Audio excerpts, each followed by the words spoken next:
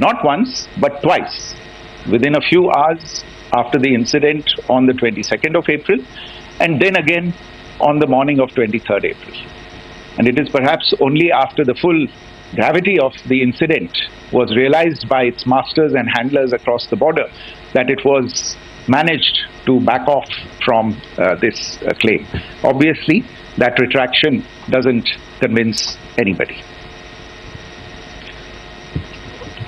तीसरी चीज जो मैं आपसे कहना चाह रहा था, और कर्नल कुरैशी और विंग कमांडर सिंह ने कल भी बड़े स्पष्ट शब्दों में और आज भी आपसे ये बात साझा की है।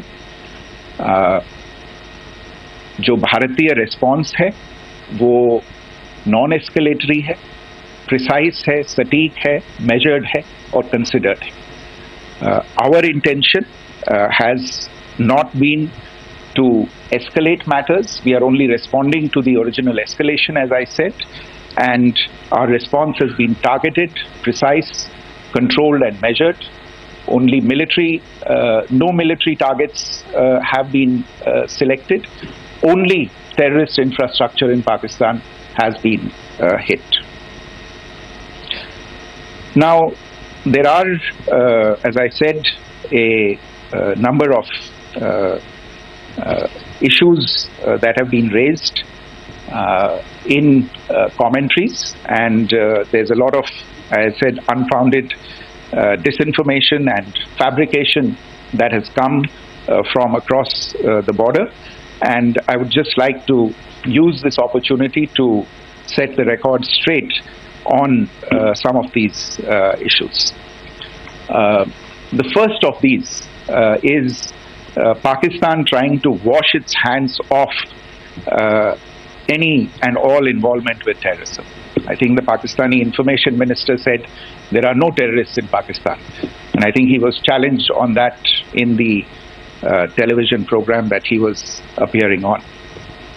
But even if I partially repeat myself from yesterday, I think Pakistan's reputation as the epicenter of global terrorism is rooted in a number of instances where concrete evidence is available, not just to India, but to governments and authorities and agencies around the world. There are several terrorist attacks around the world where Pakistani fingerprints have been found. I don't need to belabor the point with regard to this audience about where Osama bin Laden was found and who called him a martyr. Pakistan has also for decades pursued cross-border terrorism into India with impunity, and as I said yesterday also, in order to deliberately mislead the international community, they claimed that the terrorist Sajid Mir was dead. They came under pressure, and Sajid Mir was then brought back to life, arrested, and is now apparently in Pakistani custody.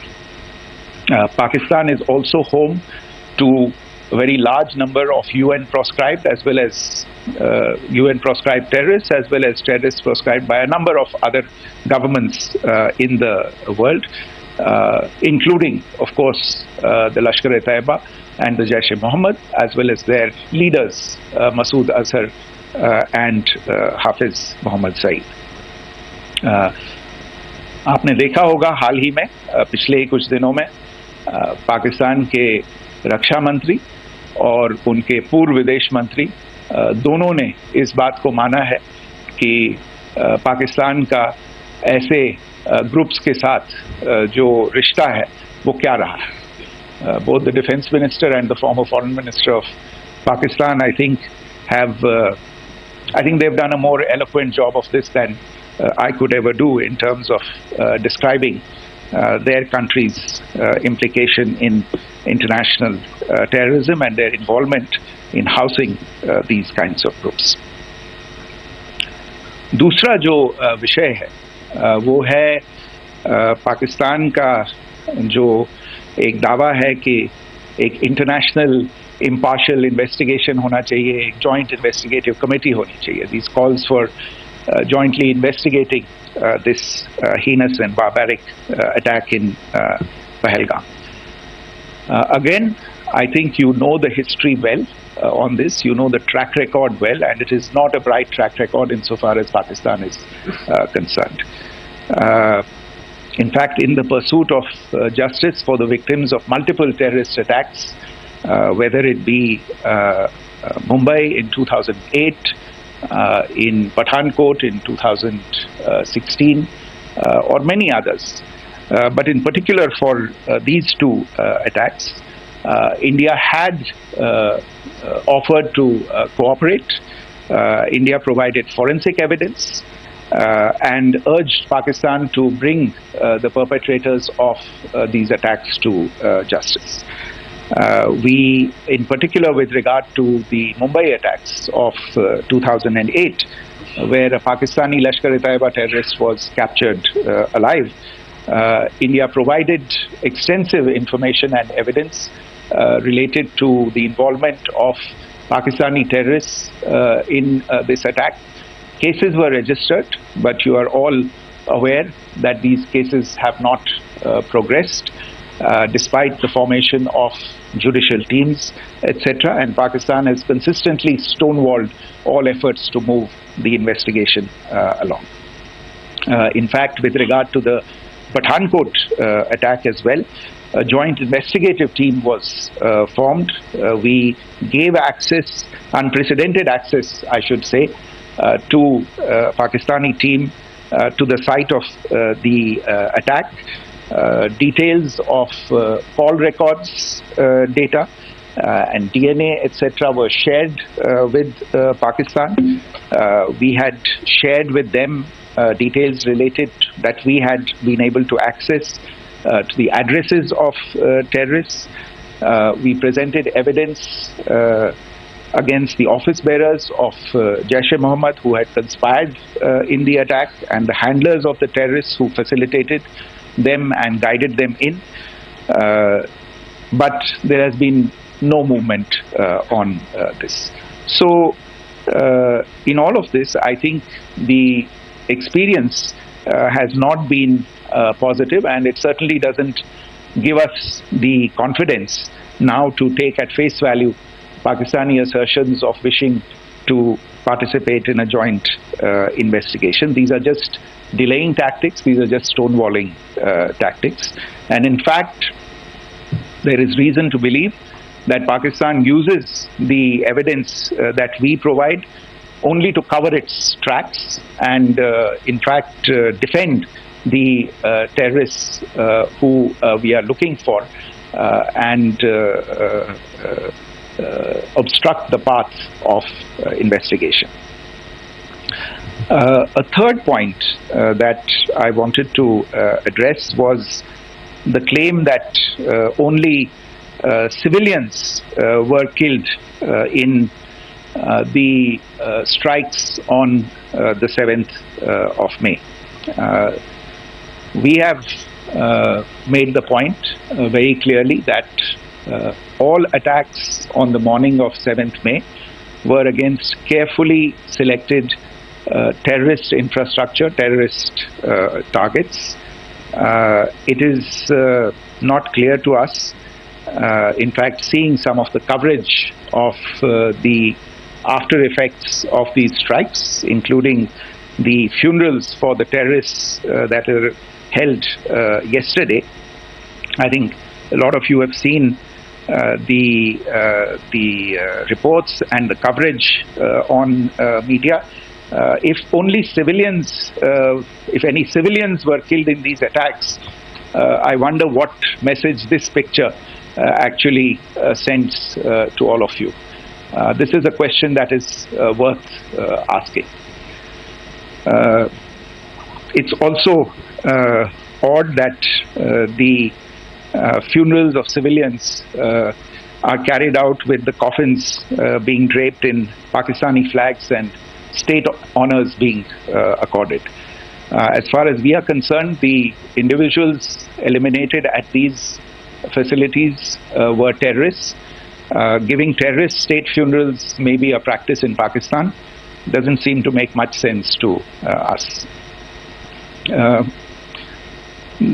Pakistan has also claimed that India deliberately attacked religious sites. This is completely false again.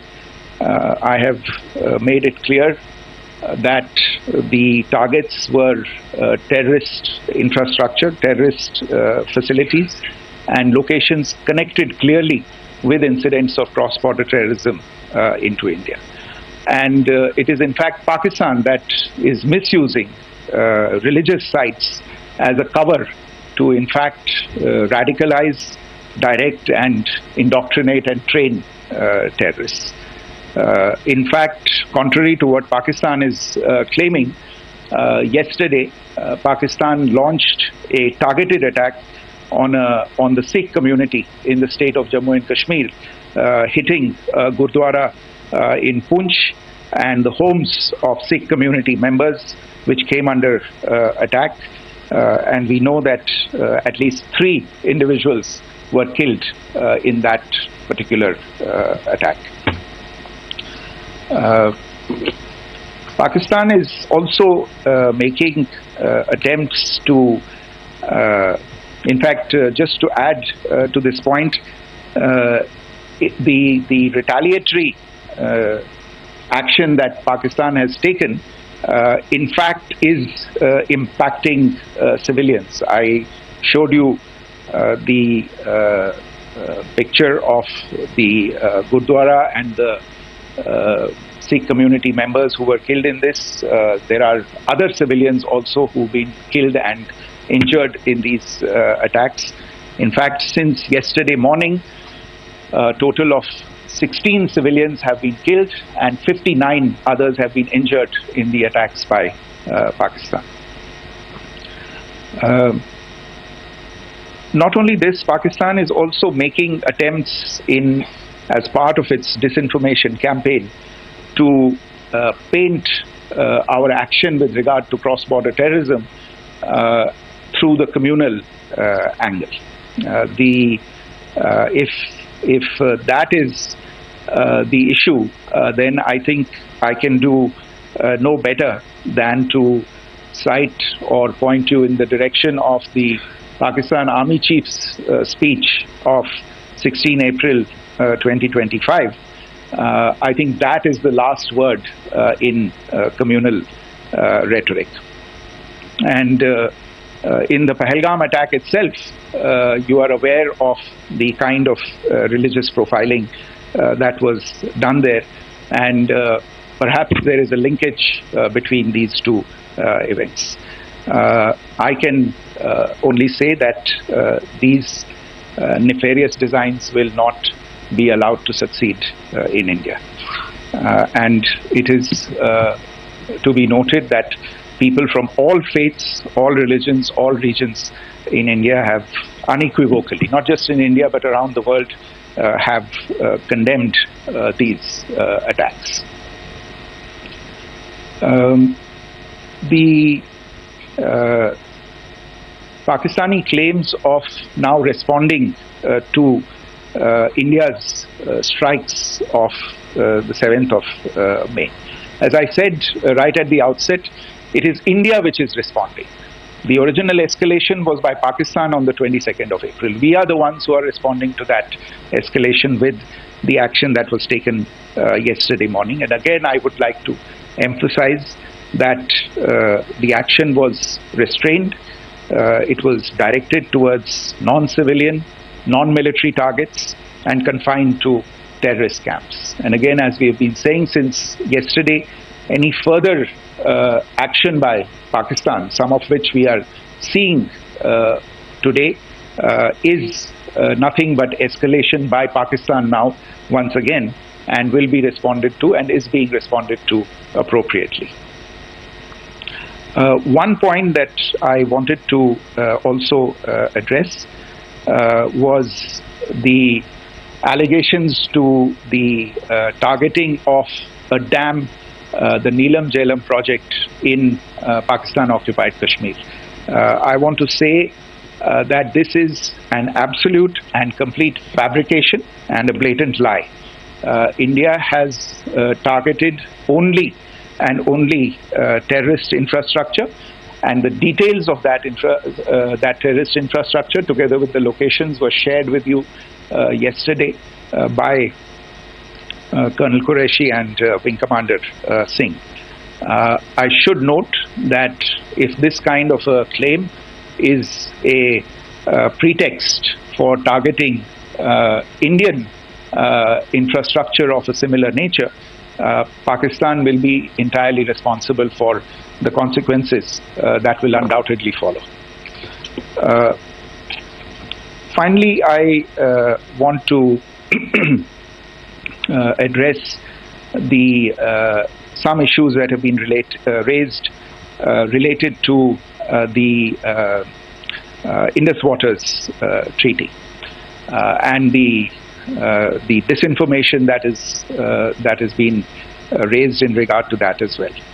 The fact is that there have been fundamental changes in the circumstances in which the Indus Waters Treaty was concluded, and they call for a reassessment of the obligations under the treaty.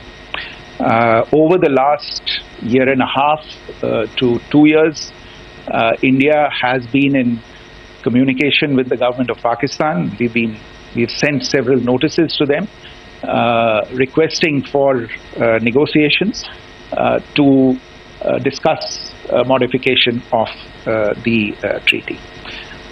India has for 6+ decades now honored the treaty, even during periods when Pakistan imposed multiple wars on us, and even when relations were adversarial. Pakistan is the one that has been acting in violation of the treaty, deliberately creating legal roadblocks in India exercising its legitimate rights on the western rivers.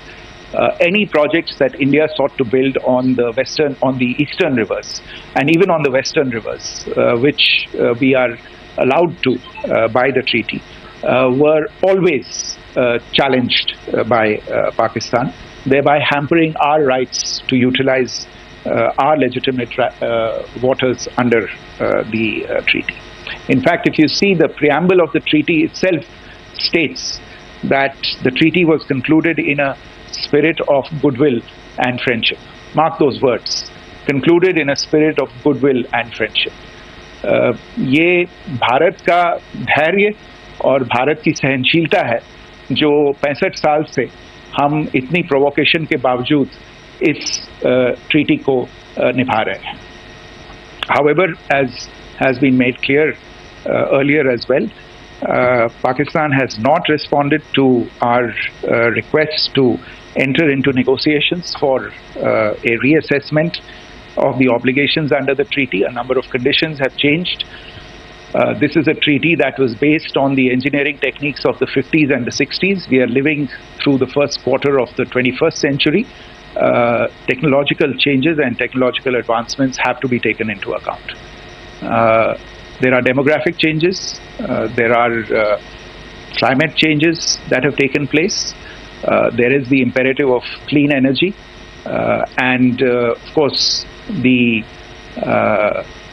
terrorism that Pakistan has wreaked in the state of Jammu and Kashmir itself has hampered India's ability to exercise its rights under the treaty.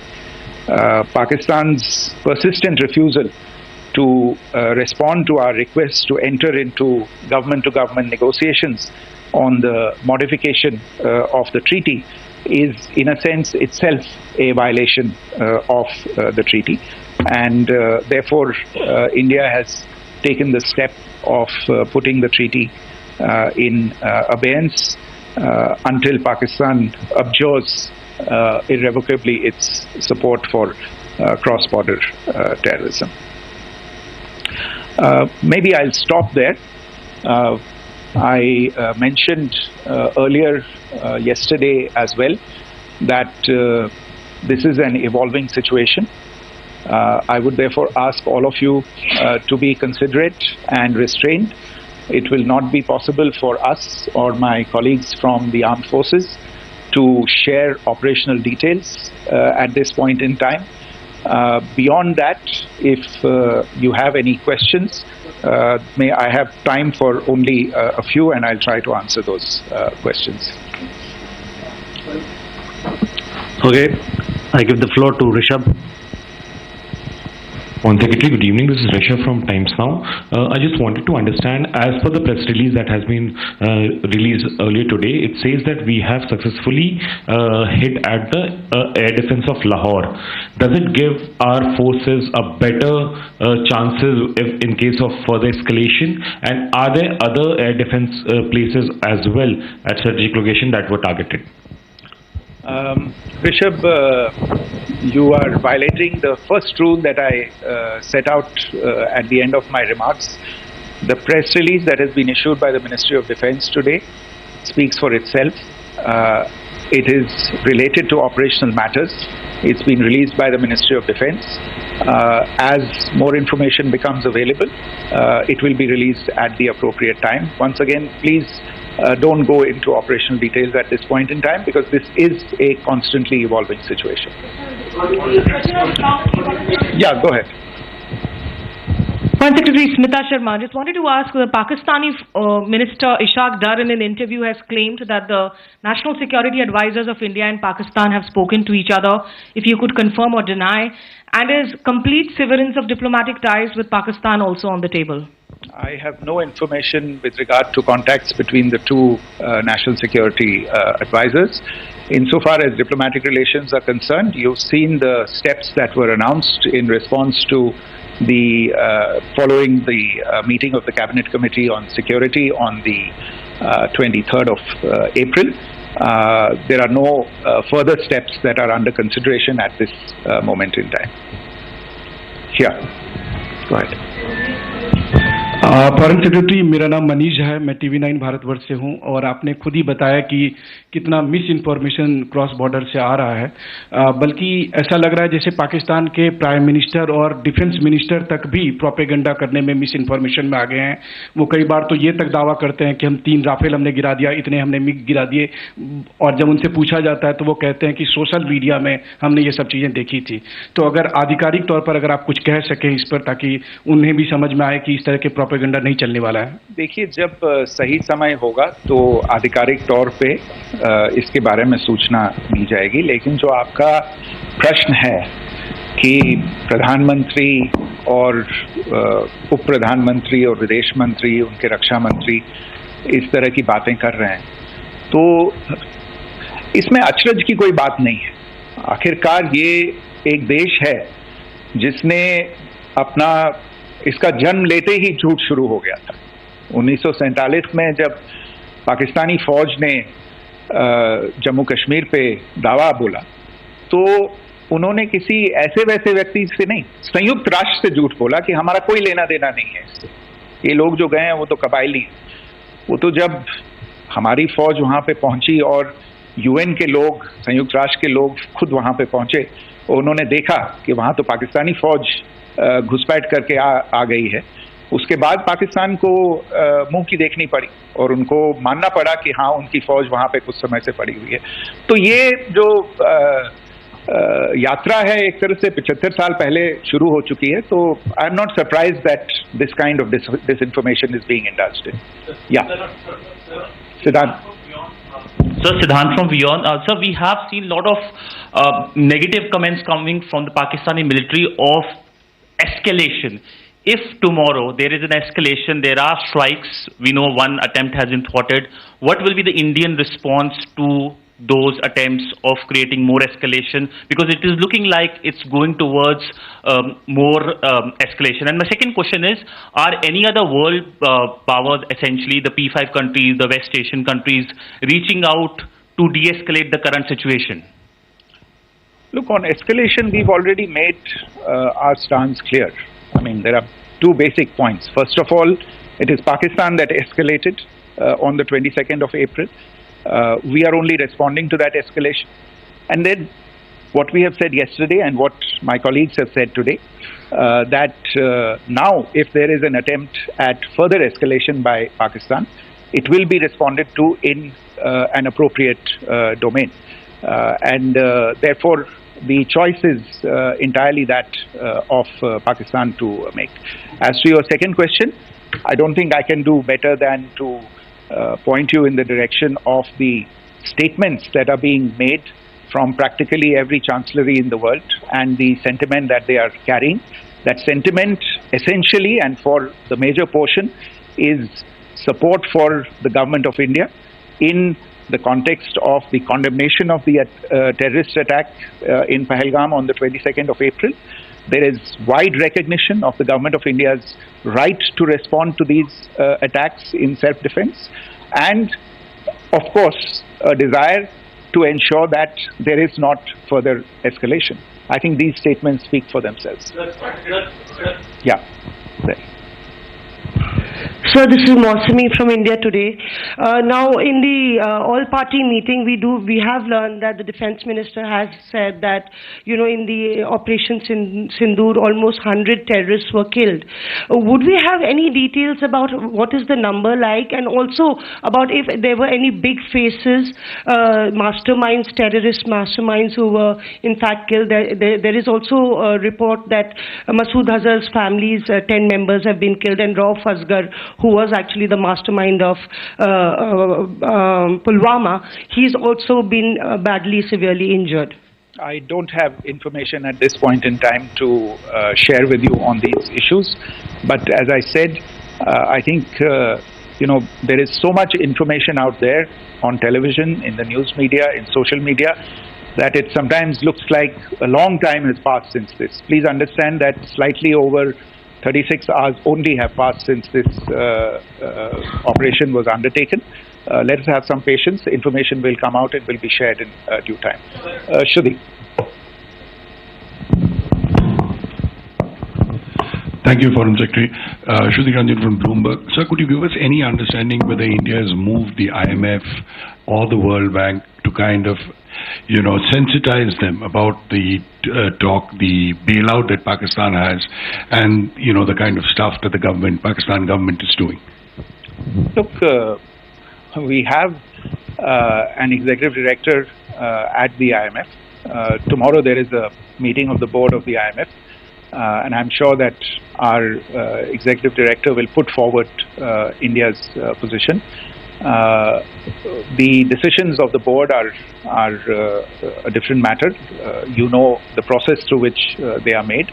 But I think the case with regard to Pakistan should be self-evident to those people who generously open their pockets to bail out this country. And since you are from Bloomberg, I think you would have the data on how many IMF bailout programs have been, very good, thank you, have been sanctioned in the space of the last 3 decades.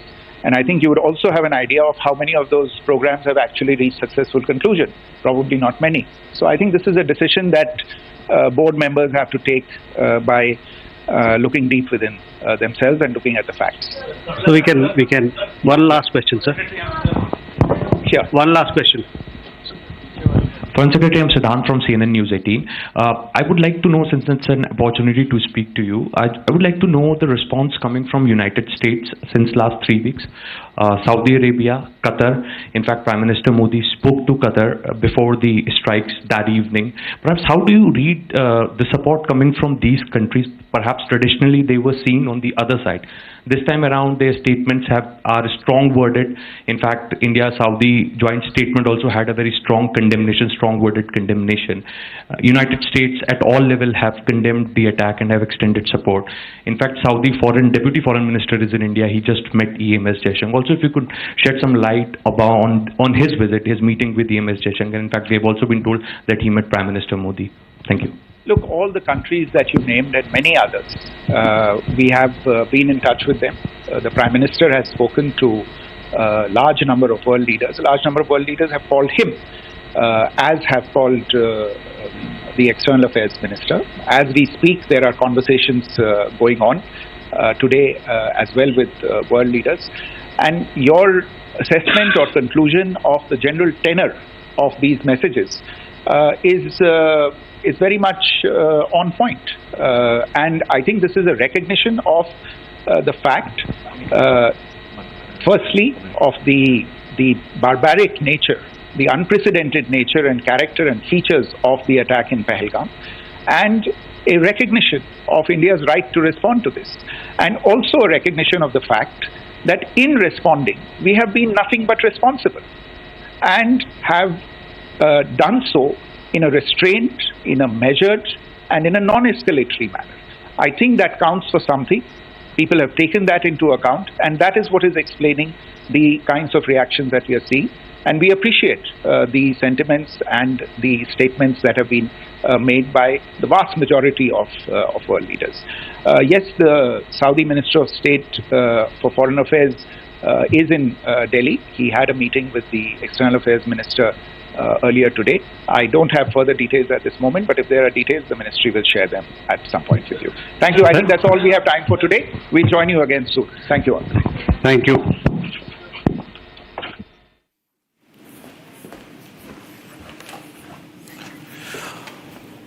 Pakistani narrative takedown now by India.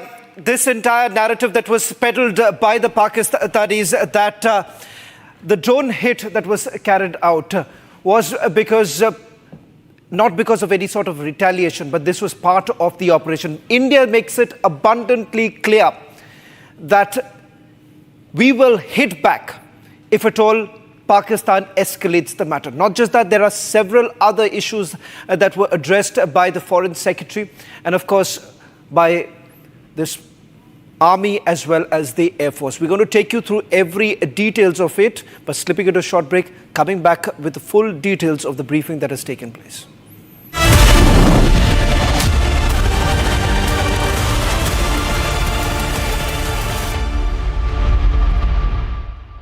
MDH की हल्दी मिर्ची धनिया करे कमाल, ये रंग दे, ये खुशबू दे, ये तीखा, ये कम पड़े, क्या निराला MDH मसाला। पाकिस्तानी और इंडिया ने जंग शुरू कर दी है। मेरे बहावलपुर सिटी के अंदर मौलाना मसूद अजहर साहब के जो है मदरसा है उसके ऊपर 4 मिसाइल दागे गए हैं। 4 मिसाइलों के साथ हमला किया गया है मौलाना मसूद अजहर साहब के मदरसे के ऊपर। हम अपनी अफवाज पाकिस्तान के साथ खड़े हैं, लेकिन मेरा सवाल है कि हमारी एजेंसीज कहाँ सोई हुई थी, हमारी अफवाज पाकिस्तान कहाँ सोई हुई थी जब हमला हुआ। मुजफ्फराबाद की भी खबर आ रही है कि मुजफ्फराबाद वाली साइड पे भी अटैक हुआ है, लेकिन सबसे पहले मेरे बहावलपुर सिटी के अंदर अटैक हुआ है ब्लास्टिक मिसाइल के साथ। उन्होंने हमला किया है मौलाना मसूद अजहर साहब के मदरसे के ऊपर। 4 मिसाइल मारे गए हैं।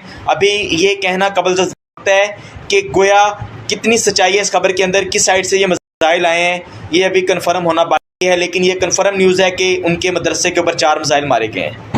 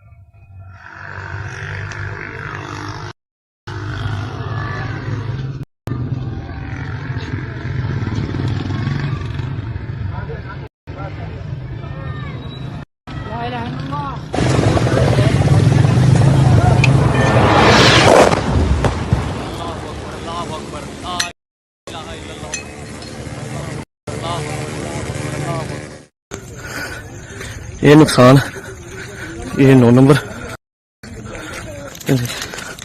ये मस्जिद तैयबा मरकज उमरकरा के अंदर ये नुकसान है।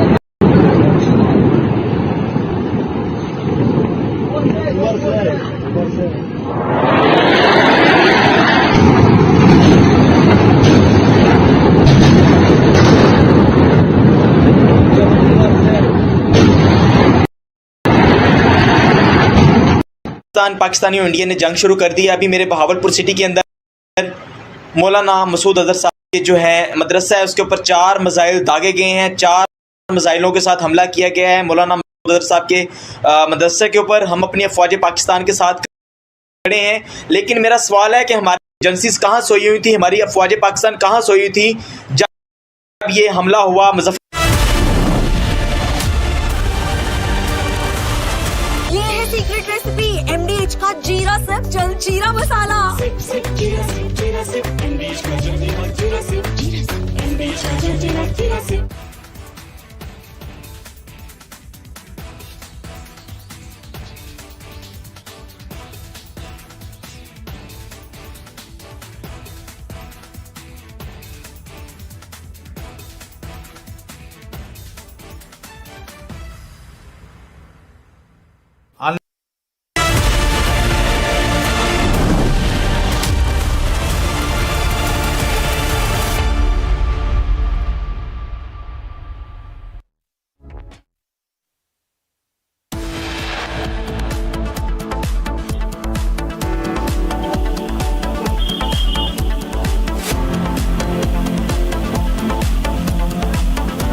It's not over yet. Operation Sindoor 2 underway as India pummels Pakistan and targets Pakistan terror headquarters in 7 places.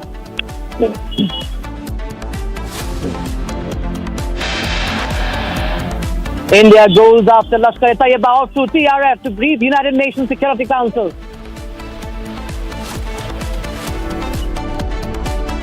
Operation Sindoor 22 अप्रैल को पहलगाम में हुए विभत्स आतंकवादी हमले के शिकार मासूम नागरिकों व उनके परिवारों को न्याय देने के लिए लॉन्च किया गया था। Indian armed forces expose Pakistan on civilian killings, reiterate the befitting response to terror state.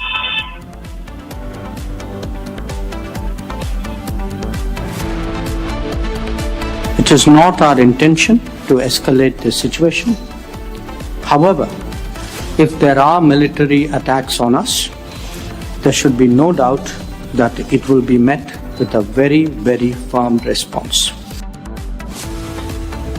External Affairs Minister Dr. S. Jaishankar's big statement says we'll hit back if Pakistan strikes.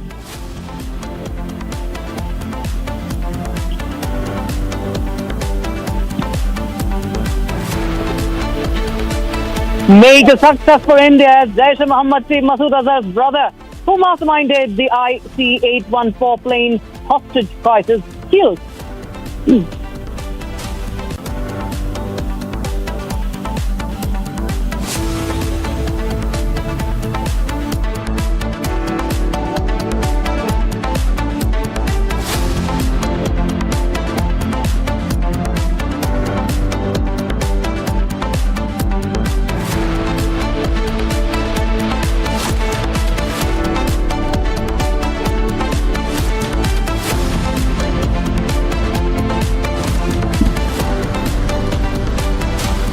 All right, viewers, there's an important meeting that is going on right now as we speak at the 7 Lok Kalyan Marg.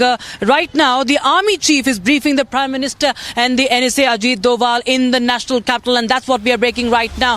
The Army Chief, General Upendra Dwivedi, is right now meeting the Prime Minister and NSA Ajit Doval. The meeting is right now underway at the 7 Lok Kalyan Marg. A big update coming in as Pakistan, its cowardice has also been exposed once again. We just had the Ministry of External Affairs and the MOD press conference a while back, and Pakistan, what it intended to do, how it has targeted the civilians in India, in Jammu and Kashmir, has all been exposed, and now the next step of action is being mulled at, is being discussed. The Army Chief, General Upendra Dwivedi, is at the 7 Lok Kalyan Marg, and we have Aishwarya Kapoor joining us on the broadcast. From Aishwarya Kapoor, what more can you tell us about this meeting? Well, this meeting is happening right now, just minutes after the MEA and the MOD joint press conference. You have the Army Chief and the National Security Advisor briefing the Prime Minister at 7 Lok Kalyan Marg. As you just stated, this meeting is on as we speak. You have the Army Chief, NSA briefing the Prime Minister. We've just heard in an official press conference that how Pakistan tried, it was a failed attempt from across the border to attack our 15 installations. It was thwarted by the Indian forces, by the combined effort of the Indian forces and our S-400 system. But no such attempt should even be tried today. So what we are being told that the Army Chief is briefing the Prime Minister and the NSA is also in presence. We are being told that 27 civilian airports have been completely shut down for any commercial or civilian mobility. They've been made as complete military airports, and that ranges from Jammu and Kashmir to Gujarat, Ghaziabad, Delhi's Hindon Airport. So all of this has been included amid high tensions. This is a very important meeting which is happening at the 7 LKM, in which the Army Chief and the NSA are briefing the Prime Minister together. Back to you. Aishwarya, it's very important to understand that, the operation is still underway. It's Operation Sindoor 2. What Pakistan saw, it was, of course, a strike back at what it did in Pahalgam. But we can understand, as the MEA was saying in this press conference, the Foreign Secretary said how it had targeted the Indian cities and how it has targeted the civilians in Jammu and Kashmir. That, of course, exposes Pakistan. And India has made it clear that it will not step back at all. India should not be taken lightly. And Pakistan has signed up for something very, very dangerous. It is very clear, and hence what we see, these important meetings are now underway. Well, absolutely, there is no question of stepping back even an inch. In fact, we made it clear that you dare this time. You dare. India responded with Operation Sindoor 1 because that was only a retaliation or a badla, as it is called, of what they did in Pahalgam.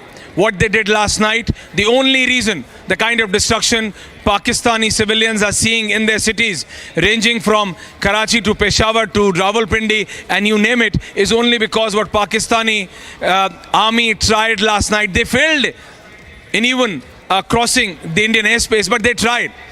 So they dare not. There is no question of taking half a step back. If they dare today, then it's no holds barred. And we are very clear. And the Army Chief and the NSA are briefing the Prime Minister on our preparedness. Let there be no doubt about it. We are ready. Yes. Right. Aishwarya, thanks so much for joining us with those important details coming in from the 7 local landmark viewers. So all those who are tuning in right now, the Army Chief, General Upen Dwivedi, is right now at the 7 local landmark. He is briefing the Prime Minister and the National Security Advisor, Ajit Doval, as India, of course, is right now continuing to plan over the strategy. Remember, India says, and it has announced, it has made it clear that the operation is still underway. It's not over because Pakistan is not mending its way. The way it has targeted the Indian civilians, the way it has resorted to heavy shelling along the LOC in Poonch, the way it has targeted the Sikhs, the way it has targeted the Gurudwaras. It's all clear that how Pakistan continues with its cowardly ways, and it needs to be taught a lesson, viewers. Now, viewers, Pakistan has lodged, just to go into more of the details on that. There have been heavy shelling along the line of control, and especially in Jammu, if you see what happened in Poonch, viewers, there was heavy shelling, massive destruction. The Gurdwara was also targeted over there, and 3 Indian civilians were killed in this shelling. And this happened right after India's Operation Sindoor. And this is, of course, after India, of course, had it succeeded in its operation, hitting the terror targets. But hitting the terror targets, dismantling the terror headquarters, hurt Terroristan so much. So now we will give you this report, viewers. In fact, we have our network reporters right now lined up for you. Gursimran Singh joins us live on the broadcast from Akhnur in LOC. Harsha is live from Poonch, and we have Rawat live from the border district of Baramulla. We'll just go across to Harsha, who has been tracking all the developments from Poonch. Well, the Foreign Secretary also made it very clear that how the Indian side has been targeted. The Indian civilians have been targeted by the cowardly Pakistani army, and the shelling that continued yesterday. And we saw that how the Sikhs, the Gurudwaras, have been targeted by the Pakistani army. What is the latest update that you are, and what have you witnessed in Poonch, Harsha? What you can share with us? So Rakshita, as rightly you are pointing out the cowardly behavior of Pakistan, where again it has attacked civilians. In Pahalgam also we saw the civilians, the tourists were attacked, and here also in Pooch, when the frustrated Pakistan saw that how Operation Sindoor was successful, it resorted and guided its artillery, its mortar shelling towards Pooch city, main city. There are several districts of Pooch which has been heavily impacted, but if we talk about Pooch city, the artillery exercise of Pakistan was guided at religious places. Not only Gurdwara but also temple, Gita Bhavan, mosque and madrasas all have the mark of the mortar shelling caused by Pakistan. Also 6 from the Gurdwara died in the mortar shelling. Also in total 11 civilians in the Pooch district have lost their lives. We spoke to the families who are still grieving. Tears of the mothers have not soaked yet, and they are stating that Pakistan should continuously, this befitting reply should be given from the side of India to Pakistan. Not only Operation Sindoor 2.0, but more such action should be given from the side of India to Pakistan, because now what we see in the Pooch city is the devastated and destroyed houses, collapsed walls. What we saw, the visuals in the Gurudwara, how only Guru Granth Sahib was protected, while the walls, the windows, everything was was reduced to debris in the Gurudwara. Same were the scenes from the temple as well. And while many localities in the Pooch, we saw the similar scenes, the debris everywhere, and also how the clutter, there was completely clutter with rubbles in the locality and the lane. The busiest lane, the destruction could clearly be seen. And right now what we are seeing in the Pooch is the deserted lanes, because most of the civilians have now shifted to a safer location. The authorities have clearly stated that the relief and the medical assistance is being provided to the civilians here. They have been shifted either to the bunkers or either to the safer location, because Pakistan can again resort to the mortar shelling as it's completely frustrated. And the cowardice of Pakistan is clearly that now it is attacking the civilians rather than doing something else. So right now the visuals of Pooch is clearly like the desertness we can see in the lanes, in the roads. Most of the civilians have moved to the Jammu or the nearby district where the mortar shelling impact will not be there, because Pooch, if we talk, it's an embattled hill city which is surrounded by the disputed Indo-Pak border. So right now what we see is that the impact of devastation. Back to you. Well, all right. Thanks. We will just go across to my colleague Gursimran Singh, who's also in Jammu. He is along the LOC in Akhnur, and of course there has been a lot of damage over there as well. What's the latest update that you're picking up? And you also have information about what has been happening. Gursimran, you've been in touch with your defense sources as well, because there has been, how India has also struck back. India's air defense system have proved what they really are, meant for, and how strong they stand in face of Pakistan's cowardly ways and its weak ammunition. Tell us more about what you have witnessed and what you're learning latest. Rakshita, if we speak of first of the situation along the line of control, the situation continues to be tense, because the people in the border areas, they have been asked to vacate their houses due to the Pakistani provocation that we have seen late last night, early yesterday morning, when they resorted to targeting the civilian areas in the Poonch. So nothing can be left at chance, and that's why the district administration, the divisional administration, they decided that all the bordering villages will be asked to vacate. Right now we are at the Akhnur line of control, and I'll request Sarjivan to show you this ridge that you see. That this is actually going to be point of friction between India and Pakistan, because if you speak of the 2019 the airstrikes that India carried out and the Operation Swift Retort, everything was visible from this very stretch, because from the international border to the line of control till Sundarbani, this area has always been the place from where Pakistan has attempted to intrude into the Indian territory, though their attempts have been foiled. And today, since the India has done the retaliation, and the retaliation was on the Pakistani army headquarters, it is very likely and the forces are prepared for any kind of retaliation from the Pakistani side, because Pakistan will once again, they will not sit back. That's very sure for the security establishment, because they know the habit of the Pakistan, that even after getting defeated, the Pakistan tries to overcome the same, and in the same spirit that they try to win this, but every time they have faced the defeat. Now when it comes to the preparedness, there have been the the anti-drone systems, the air defense systems of India along the line of control. They have been activated at least more than 24 locations in a single sector. So the deployment is very thin. There lies almost no possibility that there will be any breach of that system, that the Pakistani air systems, the UAVs, the Pakistani helicopters or the fighters, they can enter into the Indian territory. That is a foolproof system that the India has kept in place. Apart from this, what we are also getting to know that everything is being kept on stand by every option. Indian Army's local formation commander, they are directly speaking to the Northern Army commander almost on real-time basis, and they are briefing on the prevailing situation, so that if there is a change in the situation that needs a response from the Indian Army, that can be given without any delay. Rakshita.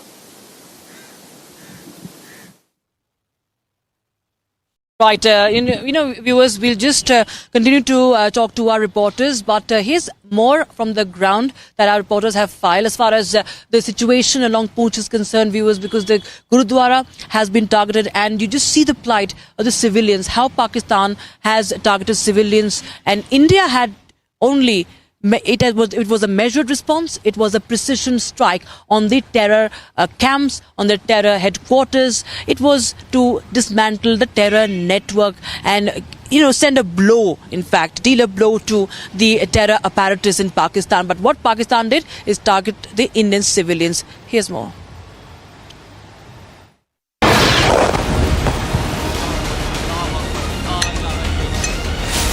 Hit like it seldom had before, the rattled and clueless Pakistani troops opened small arms fire on civilian areas along the line of control.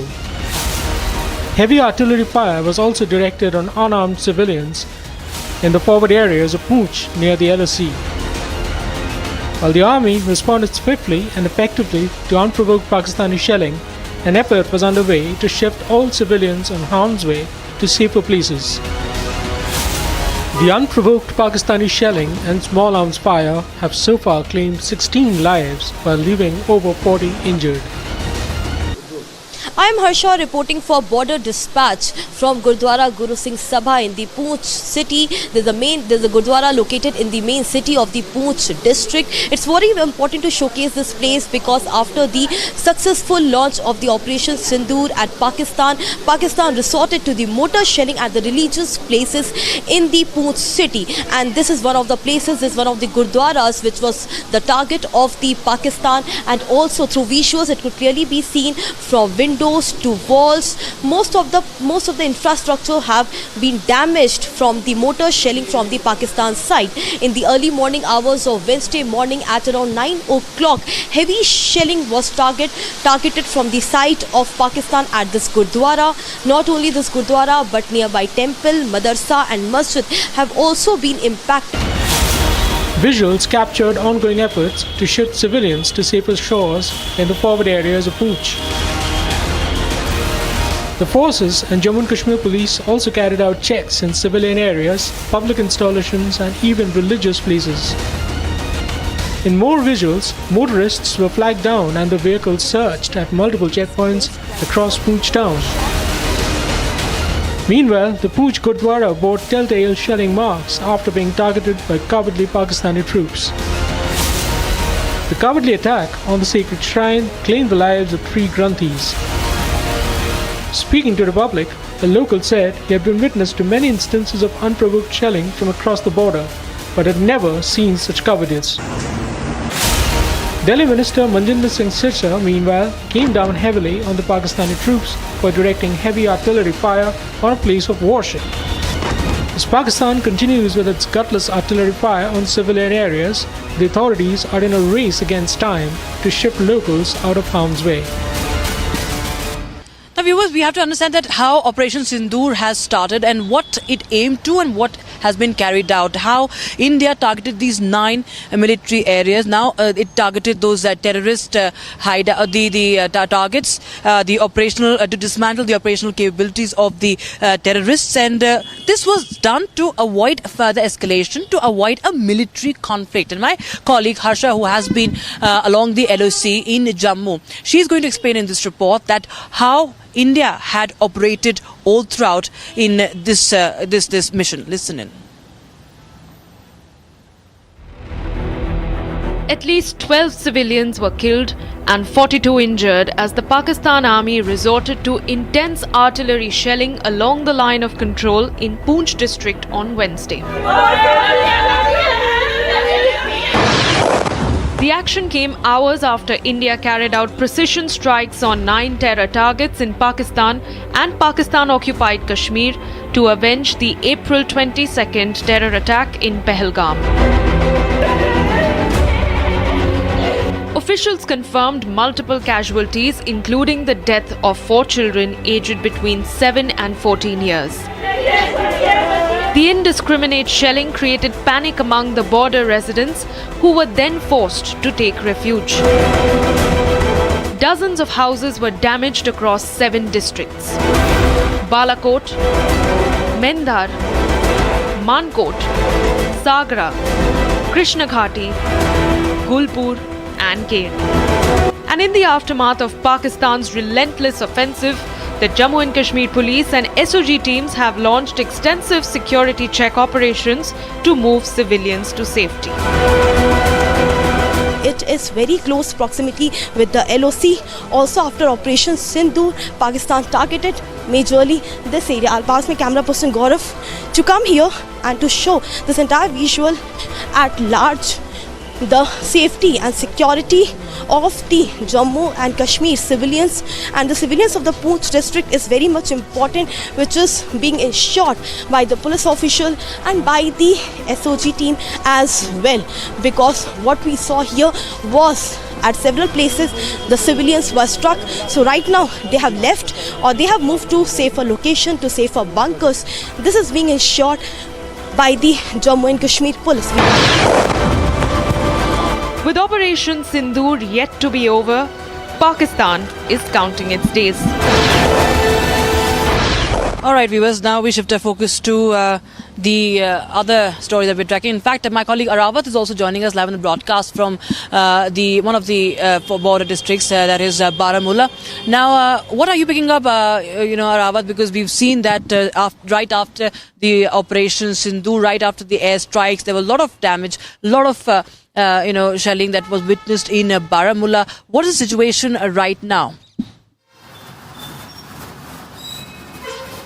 Absolutely, Rakshita, as we have seen that the strike on the terror groups of the and Lashkar in the Pakistan and other places there. And then after we have seen that the Pakistani troopers have tried to create the disturbance in the Kashmir Valley's Uri sector in the Baramulla district. We have seen that the properties were damaged in the various parts of the Uri sector. But we have seen that the senior officers from the Jammu and Kashmir police and other paramilitary security forces are there on the ground, and they have access to all the situation and everything is controlled there. And also we have seen that the health department is there active, and we have also seen that all the entry and exit points in the border areas of across the Jammu and Kashmir is on the high alert after we have seen that there was an attempt from the troopers of the Pakistan to target the civilian population of the Kashmir Valley. We have also the reports from the line of control area in the Kupwara sector, where we have seen that the mosque was also damaged by that in that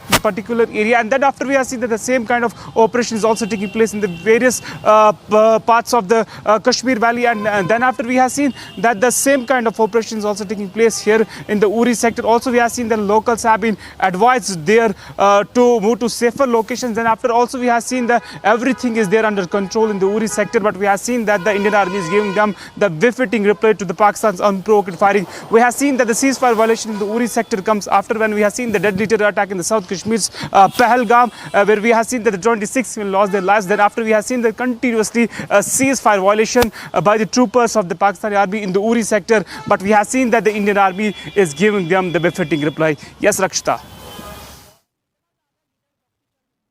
Right, Arawat. In fact, viewers, we also have to understand it's not just in Poonch, not just in Baramulla, but also in several other areas like Gulmarg. That is one of the most popular tourist destinations as far as the Jammu and Kashmir is concerned. Now, that also was targeted. Unprovoked shelling was done. We saw that happening in Gulmarg as well, and as a result, the authorities took a decision of even suspending the famous gondola rides, the trolley cars that go in towards the Afarvat peaks as well. And this, of course, is a direct attack on the tourism. We've seen that how tourists have been targeted, and Gulmarg also now came under shelling. Here's more. Amid heightened tensions between India and Pakistan, authorities have suspended the gondola cable car services in Jammu and Kashmir's Gulmarg. This decision comes after unprovoked mortar shelling by Pakistani forces near the line of control. According to authorities, there has been no damage to the gondola infrastructure. However, the proximity of shelling has raised concerns. Gulmarg is one of the popular destinations in Kashmir that is close to the line of control. However, after Pakistan's unprovoked mortar shelling, the authorities have cordoned off the area for tourists. Officials said the security forces have fortified security of the tourist spot to safeguard from any untoward incident. And with that, it's a wrap on this edition from the front, viewers. We continue to report from several locations across Jammu and Kashmir. With that, I'd like to thank my colleagues, Harsha from Poonch and my colleague Rawat from Baramulla, and of course Gursimran from Akhnur. And this is Dr. Mishra signing off from Srinagar. We'll be right back with This Is Exclusive on 7 p.m. Don't go anywhere.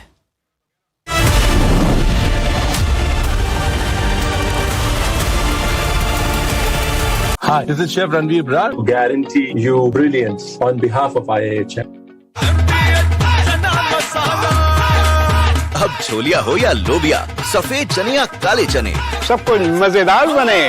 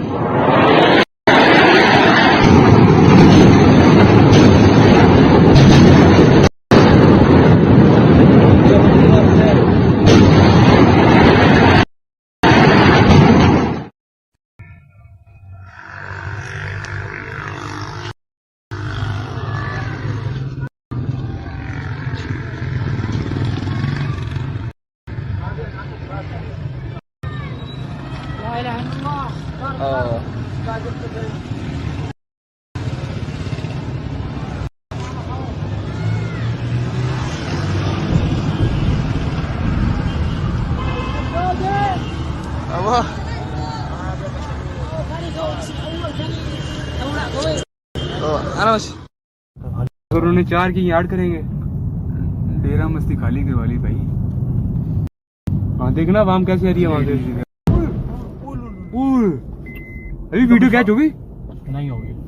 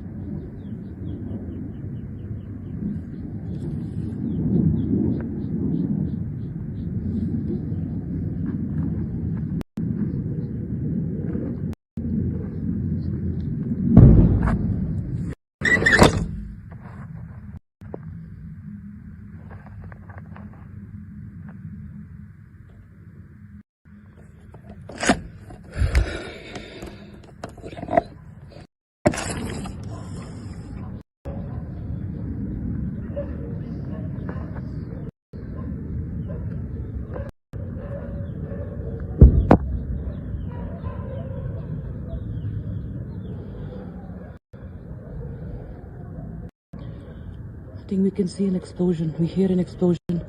Jets hovering. We're right now in Srinagar, and we can actually smell some smoke, and the sky at one part became red. There was an explosion sound, very much visible. Seems panic across the border. As we report from Srinagar right now.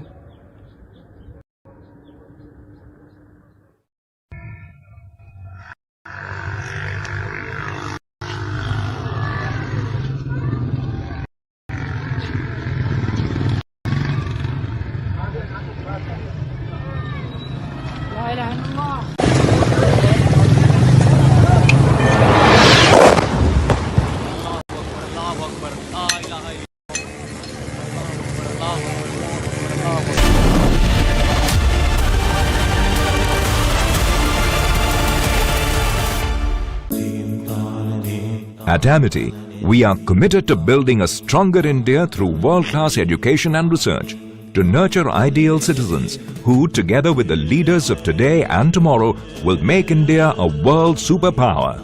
Amity University, India's leading not-for-profit private university. MDH की हल्दी मिर्ची धनिया करे कमाल, ये रंग दे, ये खुशबू दे, ये तीखा, ये कम पड़े, क्या निराला MDH masala. Mahi sir, how much do you love your fans? Honestly, I love my new fans.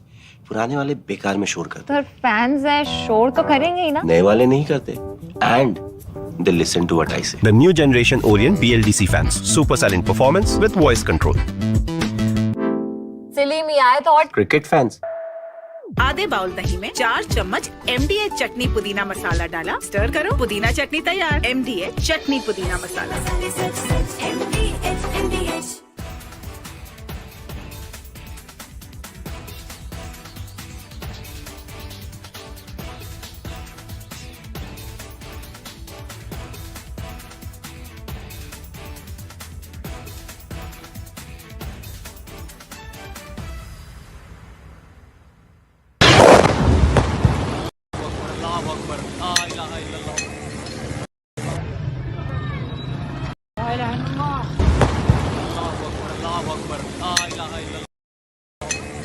Of different weapon systems, because you cannot risk putting all eggs in one basket. ये मस्जिद मरकज उमर करा के अंदर ये नुकसान है.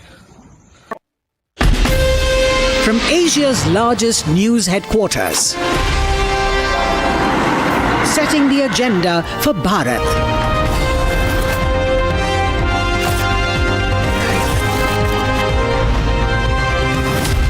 You're watching Republic.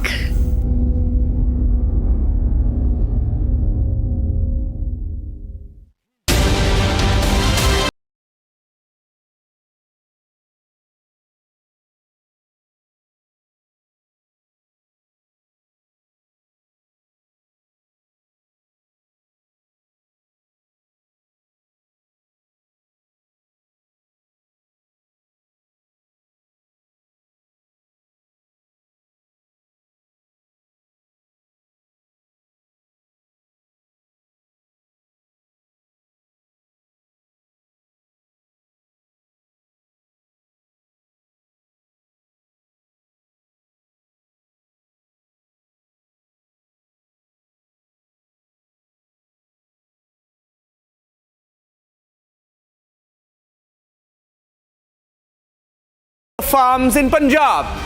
Darren Moore coming up. Here are the headlines.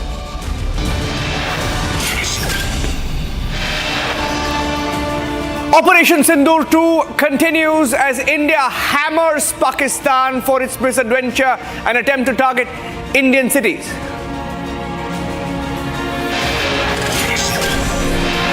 India strikes Pakistani defense radars. Lahore, Karachi, Rawalpindi hit.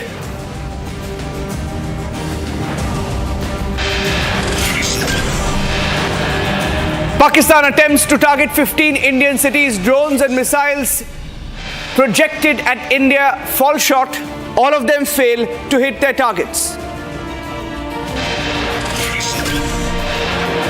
Pakistani duds landing in farms across the border. Chinese missiles suspected to have been used.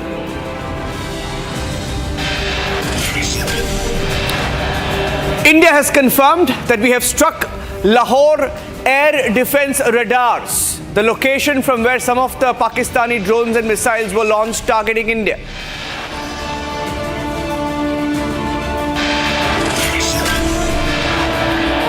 S-400 Sudarshan Chakra used in the Operation Sindoor 2 as every Pakistani drone and missile are intercepted in the skies.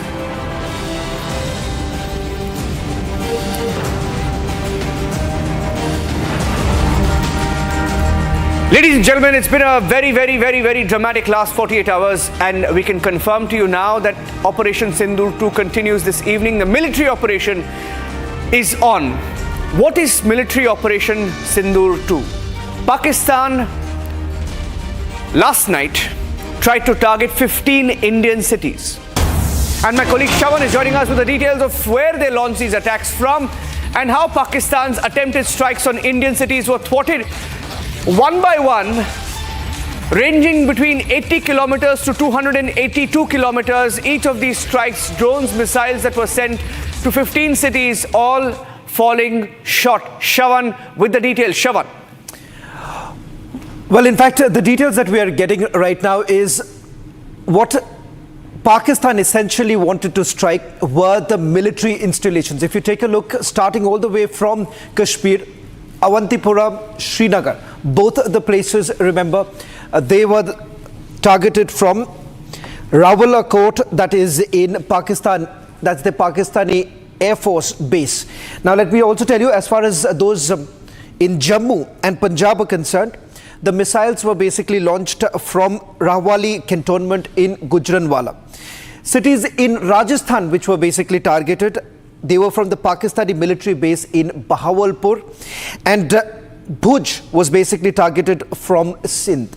Now, in fact, Niranjan, the details that we're getting is that roughly around 1 o'clock in the morning, that was when our gun loading radars, these radars actually identified the location from where these missiles were being launched. That's when our air defense system was activated and these missiles were prevented from carrying out the targeted approach. Thereafter, we are being told that immediately you've had the drones that were basically used by India to target the same very places from where the missiles were launched, and this operation continued till about 7 o'clock this morning. Interestingly, this piece of information that we had got was roughly around 2 o'clock in the afternoon, or little after 2 o'clock. And when we spoke to our sources at that point in time, also remember, the source basically indicated that the operation was still undergoing, something that was once again cleared by the Ministry of External Affairs as well as the Defence Ministry. So which is a clear indication of the fact that the operation is nowhere to a closure right now. In fact, it is still going on. The other important aspect that we've been able to figure out is with regards to the missiles that were basically used by the Pakistanis. In fact, these are essentially the PL-15 or the BVR range missiles that were used by the Pakistanis. This was delivered to the Pakistanis by China, and this was just about 3 months ago when these missiles were actually given by China to Pakistan, which was basically used. In fact, it turns out that some of those missiles that were fired by the Pakistanis did not even continue in the same very trajectory that it was basically locked for. It did not have enough fuel. Now, that was what we have also picked up, and that is the reason why some of these missiles landed up in their own territory. And the others which basically crossed over were brought down by our air defense system. And in fact, the debris of these missiles have been found in places like Amritsar, and in some other places also we are given to understand, like for instance in Bhatinda and a few other places, the debris have been found. So there is ample proof of the fact that they basically wanted to carry out this attack. Shawan, why don't you walk up here, because I have 5 walls. Let's do the walls together, because the walls tell the full story of what Pakistan tried to do. So I'm going to get Shawan also in the frame. Let's fire those walls one after the next, and then we'll go from one story to the next. Ladies and gentlemen, this is what Pakistan tried to do last evening. Let's go across straight to the wall. Shawan, the 15 cities that Pakistan tried to target in the intervening night of 8th of May. Pakistan attempted to target 15 cities.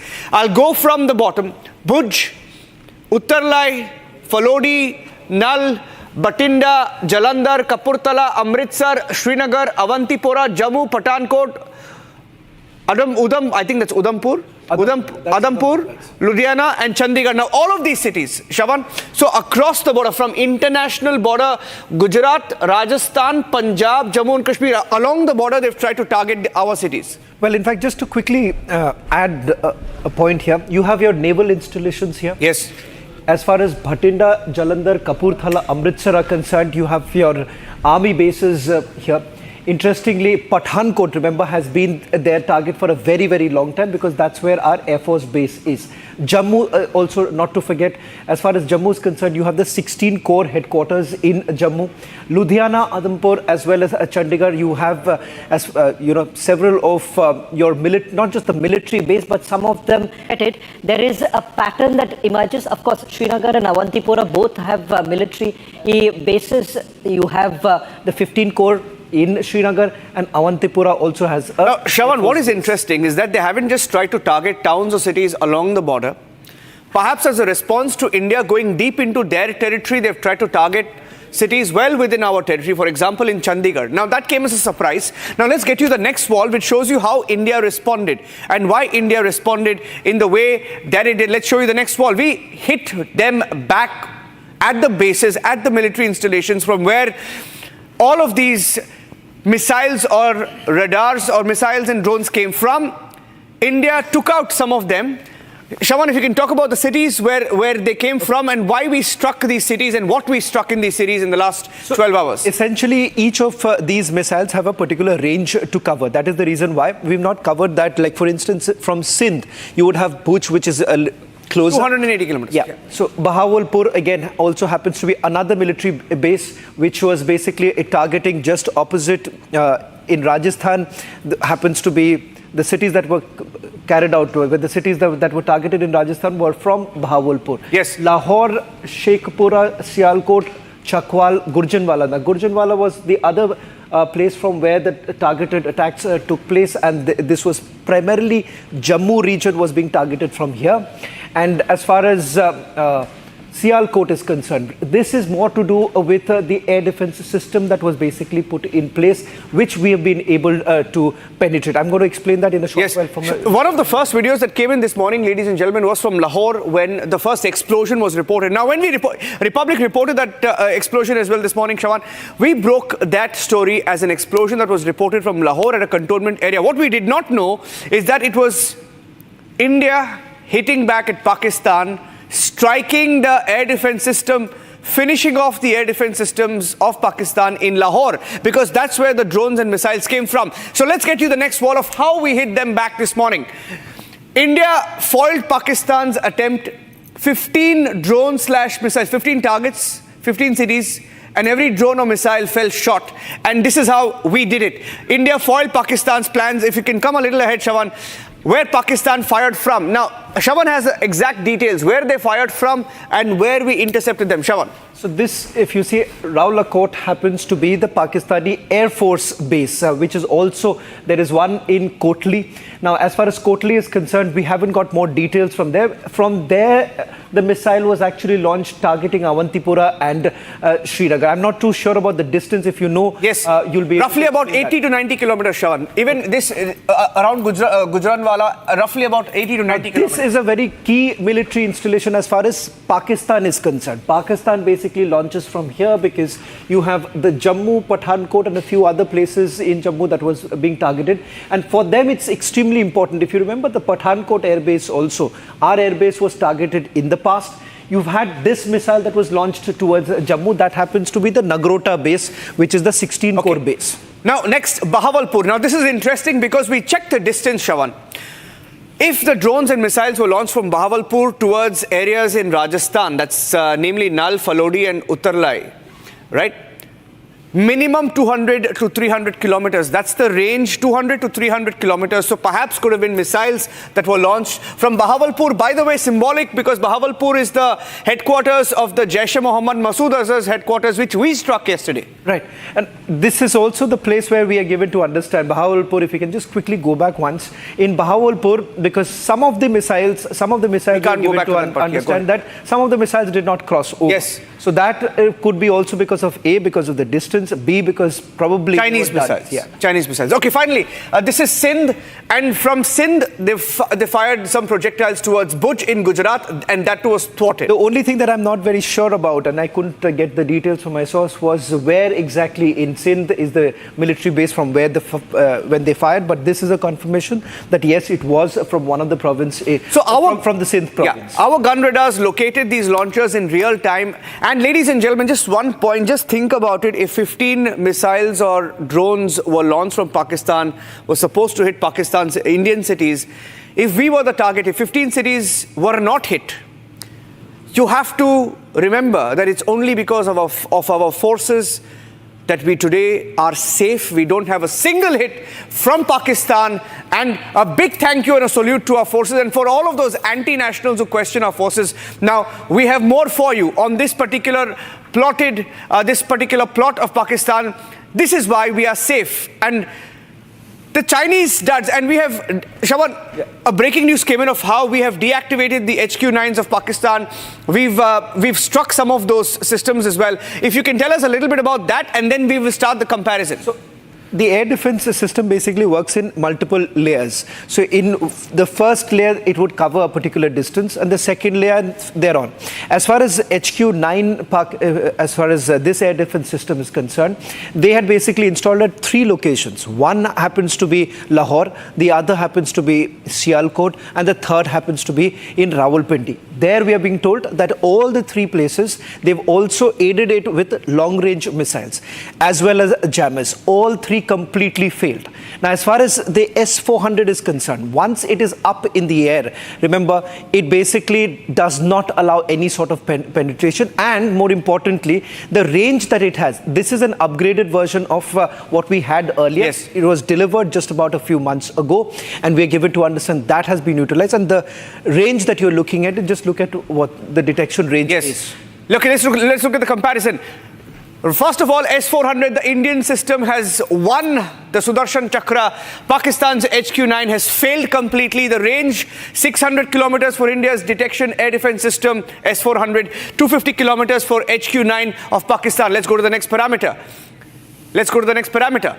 Destruction range, 400 kilometers for the S-400. This is India's system, while it's just about 200 kilometers for Pakistan's HQ-9. But by the way, air defense system of Pakistan, lesser said the better, because all our missiles have struck our targets. Next, maximum target speed, Mach 14, not much more change there. There's a bit of a difference yes. here. The difference being is that this basically intercepts even hypersonic missiles. Yes. So which basically means that even if you have used an advanced missile, there's a high possibility that your S-400 air defense systems would be able to detect, unlike what would have happened in the case of HQ-9, because it's not equipped. Yes.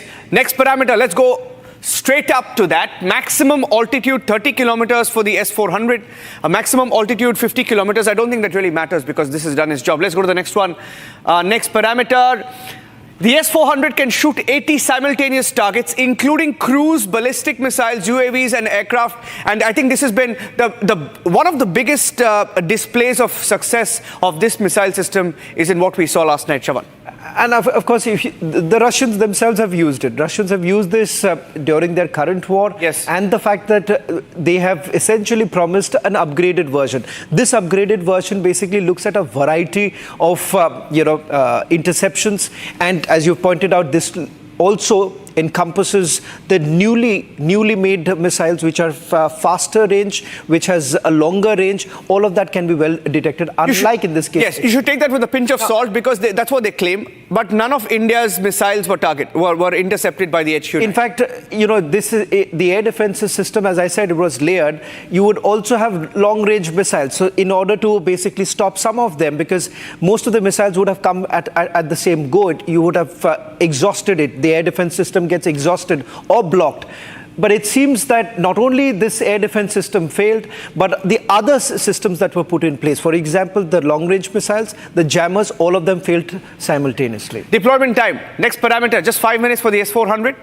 If we have a parameter of the HQ-9, it doesn't really matter how long it can be deployed, because how soon it's a little bit of a stationary issue, so that's much of a case. Okay, and finally, this has been the game changer for India today. India hit several targets. Sialkot, we showed you the 7 cities that we hit. Now, this is believed to have been one of the key drone systems that were used to target and disable the Pakistani radars. The Harpy drone, Shawan, you want to talk about it? on how it was used and how effective it's been. See, the loitering munitions, basically, it by the word itself moves around, and the fact that this can go at a very low level without much of a detection. Subsurface is what these drones would have moved around. As far as the warheads are concerned, it can be expanded. Now, what we are given to understand that there were two types. One, of course, was Harpy, and the original, that is the first phase of the operation, was also using something that was designed in Bengaluru, that is the Sky Trainer, and that has another warhead about 5 kilogram that was taken. In this, if you see, the payload is way higher. It's about 32 kilogram. So you are taking a larger quantity, and the fact that the destruction would have been much more. So this is an example of the India story, right, Shravan? Harpy jointly made between Israel and India, and this is available in plenty with us, and this is a success story. And every aspect of Operation Sindoor that you've seen, the missiles that were used to target the nine areas chosen yesterday when we hit the terror camps, beautiful precision strikes that we had. If I can just quickly pull up one picture that we had where the headquarters of Masood Azhar before and after tells you how precise the strikes were. And while we do that, let's also get you some breaking news. There is a breaking news update that we have from Bangladesh. I want Shravan to give us that breaking news update. Let's break that next. That was the next breaking news update we had. Bangladesh falling in line. Shravan, this is very unprecedented. Bangladesh seems to have got a message as India pummels Pakistan. Pakistan was Bangladesh's go-to friend, suddenly found friend, and after we have struck Pakistan, Unus government has fallen in line. They have issued a sudden notification asking for Hindus to be protected. It's come out of nowhere, but it's linked. Shravan. Well, in fact, there is growing pressure right now. One coming in from the radicals inside Bangladesh, because remember, there were certain measures that the Unus government essentially wanted to take, bringing in more women workforce, and that has been completely, something that has not gone down well with the radicals who have been controlling Unus. Now, it turns out that with the change in the US administration there have been certain directives that have been given to the Unus government, and it turns out that a panicked, worried Bangladesh is basically responding to what India has been saying for a very long time, the protection of minorities. Now, this notification basically brings in that change, which something that they had ignored all this while, saying that this was a figment of our imagination. And there are terror groups even in Bangladesh. We know that there are elements in Bangladesh which are radical extremist elements in Bangladesh, and the precision strikes are a clear message to Bangladesh, which has lately been acting as a proxy for both Pakistan and also China. And that is why they seem to be somewhat in a shock. Well, there are a series of meetings that have actually taken place. Before the precision strikes that took place in Pakistan, you've had Pakistan basically sending members of their ISI, having a meeting that took place in Dhaka. The second thing that happened was you've had their foreign ministers actually coming together, having a meeting on what possibly could be the next steps. So that is the reason why this proximity between Bangladesh and Pakistan was only growing. But it turns out that Unus has actually realized that coming closer to Pakistan would only mean doomsday for Bangladesh. Absolutely. And Shravan, thank you for joining us on this breaking news edition of This Is Exclusive. We'll take a short break now, ladies and gentlemen, but our coverage of Operation Sindoor 2 is non-stop. We are going live immediately after this commercial break. We have headlines and the big debate with Arnab coming up. Stay tuned and thanks for watching.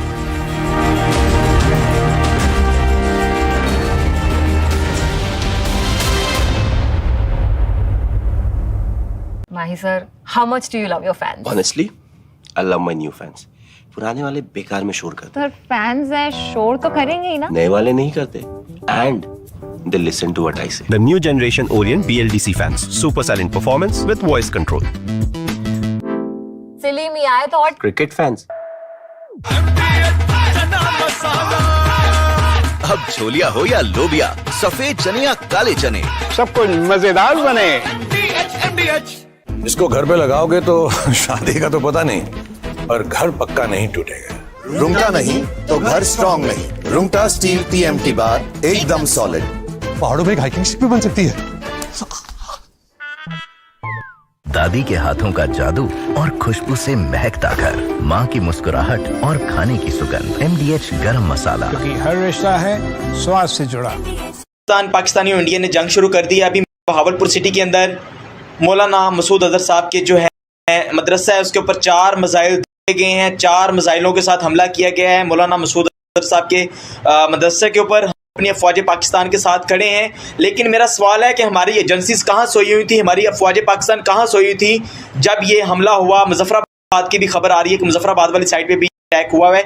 लेकिन सबसे पहले मेरे Bahawalpur city के अंदर attack हुआ है ब्लास्टिक missile के साथ। उन्होंने हमला किया मौलाना मसूद अजहर साहब के मदरसे के ऊपर 4 मिसाइल मारे गए हैं। अभी ये कहना कबल वक्त है कि गोया कितनी सच्चाई है इस खबर के अंदर, किस साइड से ये मिसाइल आए हैं, ये अभी कंफर्म होना बाकी है। लेकिन ये कंफर्म न्यूज़ है कि उनके मदरसे के ऊपर 4 मिसाइल मारे गए हैं।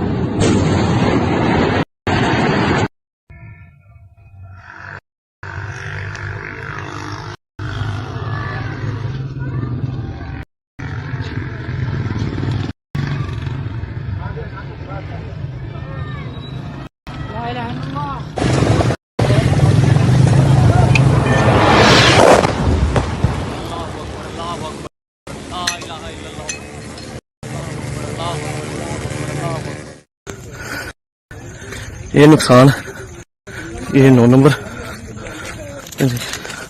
ये मस्जिद तैयबा मरकज उमर करा के अंदर नुकसान है।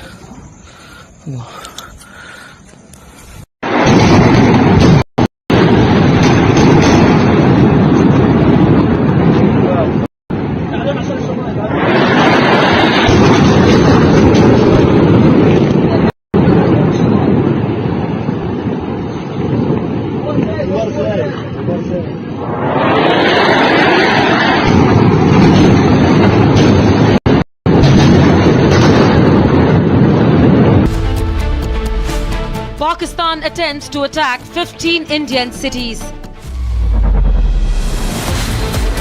India cripples Pakistan's air defense. Has Pakistan just made a fatal mistake? Debating tonight at 8 p.m. At Amity, we are committed to building a stronger India through world-class education and research, to nurture ideal citizens who, together with the leaders of today and tomorrow, will make India a world superpower. Amity University, India's leading not-for-profit private university.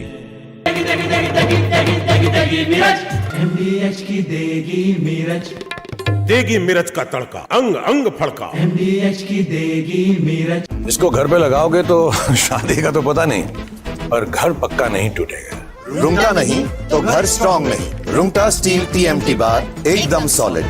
पहाड़ों में एक hiking ship भी बन सकती है। ये है secret recipe MDH का जीरा सिप जल जीरा मसाला। जीरा सिप MDH का जल जीरा सिप MDH का जल जीरा SIP.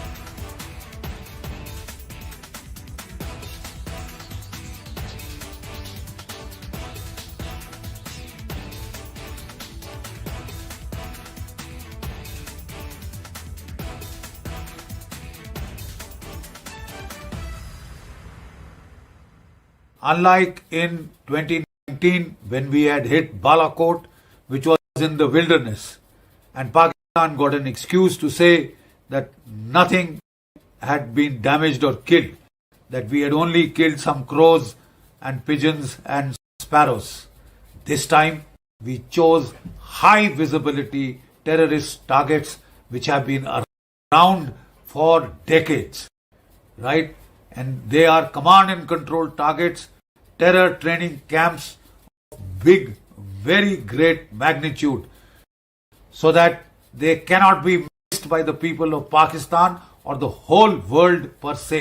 Otherwise, we had that syndrome of jungle mein mor nacha, kisi ne na dekha, etc., which Pakistan took the fullest advantage of to deny that it had been hit, and that was taken advantage of by some unscrupulous people in India.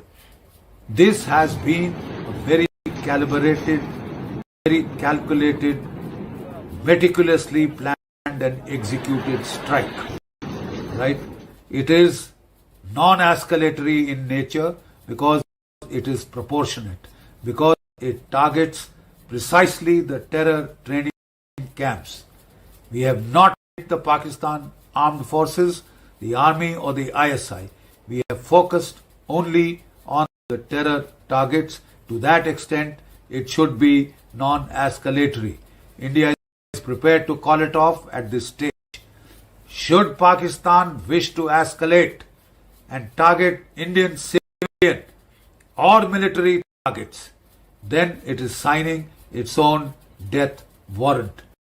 It will give the Indian Armed Forces the precise pretext, the precise justification they need to target the Pakistani army, ISI, and the command and control network that dominates the terror ecosystem in Pakistan. The Pakistani ISPR has claimed that India has hit 24 attacks on 6 target clusters. So far, they are saying that they have retaliated by artillery firing on an Indian brigade headquarters and another point.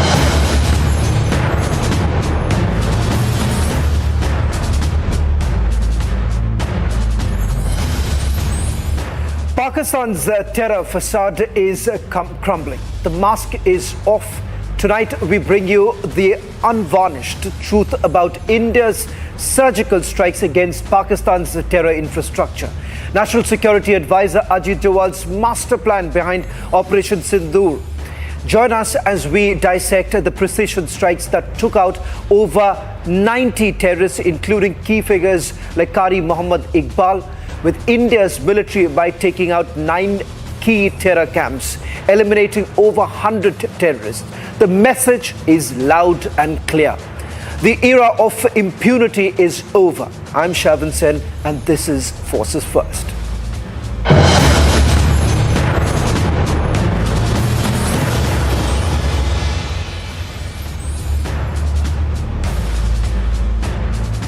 National Security Advisor Ajit Doval emerged as the chief architect, the man behind India's swift and strategic retaliation, Operation Sindoor. Working behind the scenes under the leadership of Prime Minister Modi, National Security Advisor Doval led high intelligence coordination and mission planning. The 9 targeted terror dens across Pakistan and Pakistan-occupied Kashmir. The precision strikes were given a go-ahead after his plan received a final nod from the Prime Minister.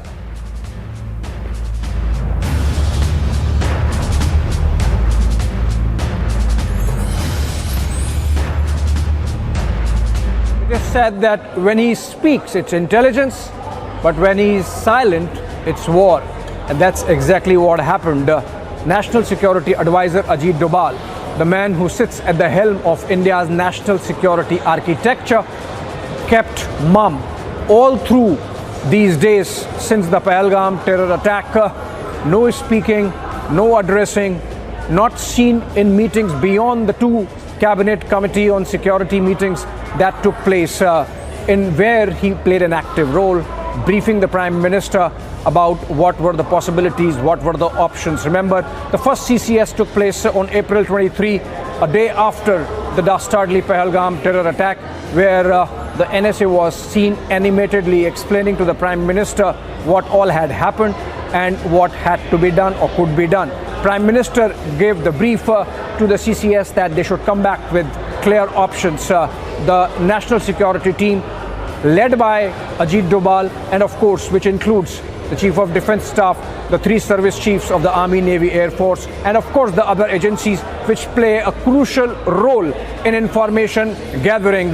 the Research and Analysis Wing, RAW as it is called, India's external intelligence agency, the IB, which takes care of intelligence within, the NTRO, which is a crucial arm of RAW, which gathers TACINT, which is technological intelligence, and of course ISRO, which gathers satellite data. Everyone was involved, including the BSF, because they have ground intelligence along the border, because they are the active force in peacetime along India's international border. And that's where all the data gathering began, information gathering began, validation of whatever intelligence that agencies already had begun. And by the time the second CCS happened on April 29, the plan was in place, the options were in place for the Prime Minister to give a go-ahead, which he did, following which he made a address where he said that a free hand had been given to forces to avenge the Pahalgam terror attack, and that's when the contours of Operation Sindoor started taking shape. So obviously no one would speak and this never happens. But then you saw, in terms of those hints coming in of the policy of hot pursuit about which Prime Minister spoke while he was in Bihar, that India is going to chase the perpetrators of Pahalgam terror attack till the end of the earth, as also target the soil from which those attacks emanated. Message was clear that India yet again would go after Pakistan, its terror proxies, and all the infrastructure that operates from Pakistani soil. Operation Sindoor was essentially about collating all data, gathering all intelligence, connecting the dots, and then zeroing down on specific targets, the organizations, the individuals, the places, the locations, everything intelligence based and not in any manner indiscriminate. And that really lends value and a moral cover to the operation that India has carried out by way of Operation Sindoor. It was carried out in a manner that Pakistan was clearly foxed. So be it India's mobilization of its naval force and carrying out of live fire exercises in the Arabian Sea with great numbers of warships mobilized, be it India's air exercises that were carried out in the central sector, giving Pakistan some confusion about what all India was up to while the borders remained silent. And the reason why the borders were silent were because the army was carrying out a plan. The targets were to be hit with kamikaze drones and with the beyond visual range missiles of the Indian Air Force, and no passing off, crossing of the border or the LOC. Those targets were hit, and how? Look at the pictures that have come in that give you an idea of the kind of precision with which the Operation Sindoor has been executed. Those pictures that were shared by India with the rest of the world in that press briefing by the Ministry of Defense and Ministry of External Affairs. Behind all this was the man and the mind of that man, National Security Advisor Ajit Doval, who was up all night. And the moment the operation was executed, he was working the phones to give a diplomatic edge to India, speaking to as many as dozen odd national security advisors of these nations, his respective counterparts from the United States, from the United Kingdom, from Japan to South Korea, France, and of course, crucially, Saudi Arabia and the United Arab Emirates in West Asia. NSA Doval then, of course, readied for a briefing of the Cabinet Committee on Security, the third one, in which success was announced, following which, of course, Prime Minister in the Cabinet congratulated our armed forces. That's how Operation Sindoor was executed, in complete silence, with great resolve, and of course, the wherewithal and the superior competence of India's armed forces, and more crucially, our security intelligence apparatus held by National Security Advisor Ajit Doval. India strikes back with Operation Sindoor, targeting 9 terror camps in Pakistan-occupied Kashmir in response to the Pahalgam terror attack. Over 100 terrorists killed, including Qari Muhammad Iqbal, a key figure in the Pulwama attack. precision missile strikes from Indian airspace hit camps like Kotli, exposing Pakistan's backing of terror. Take a look.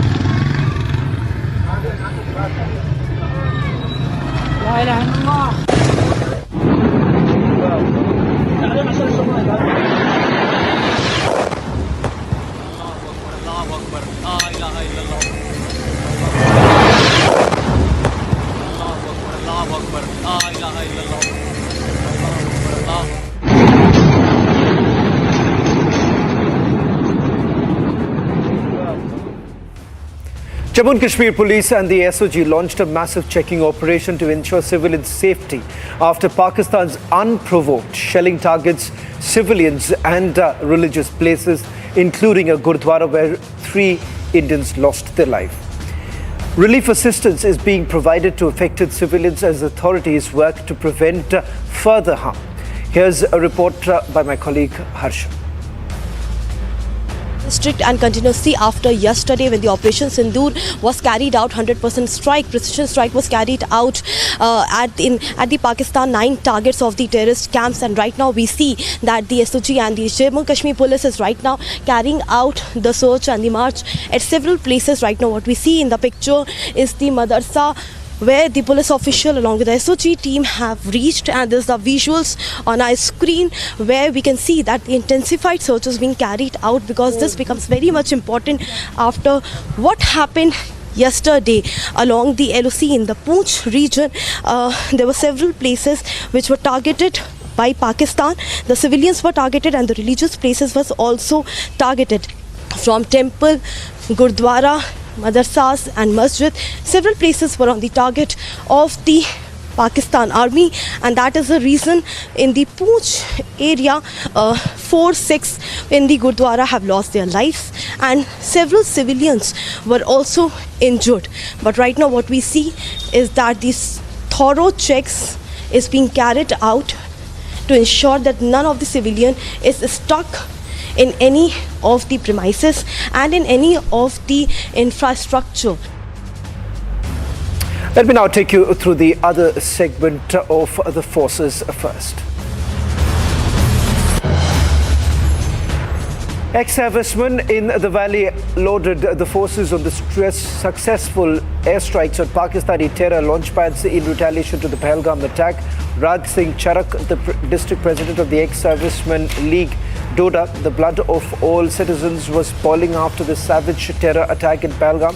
He also lauded the centre for its stern resolve in striking back at Pakistan 14 days after the dastardly Pahalgam killings.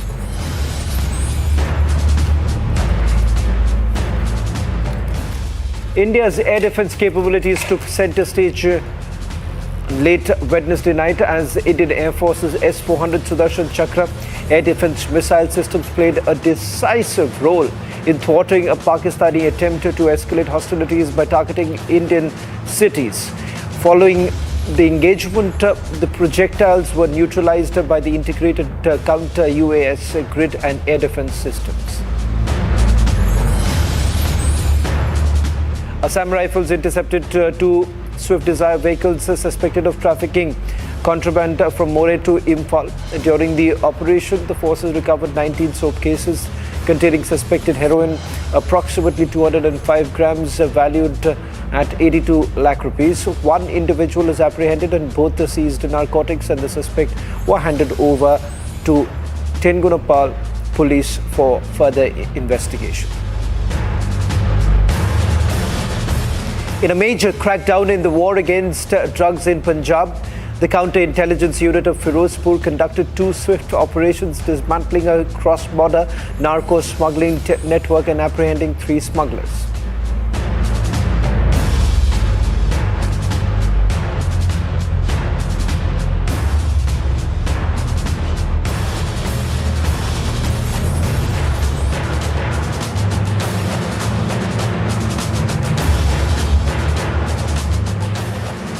A massive blow to Pakistan's security forces. A deadly IED blast in Baluchistan's Bolan region has left 14 soldiers neutralized, with the Baloch Liberation Army claiming responsibility.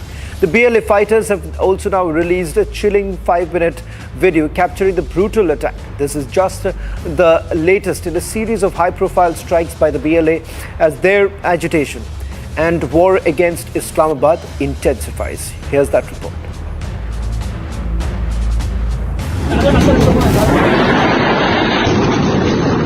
It's caught on camera how Pakistani soldiers were blown to bits.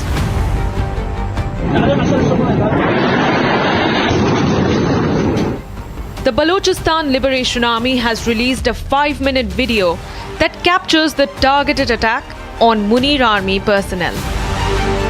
The clip first captures 12 Pakistani army officials conducting drills for route clearance. And minutes later, a white van carrying the soldiers are blown apart in a massive IED explosion in the Machkund area of Bolan. The Bolan blast is the latest in a spate of targeted attacks carried out by the BLA against Pakistan's forces. Pakistan is grappling with rising internal turmoil, with the Baloch Liberation Army seeking freedom.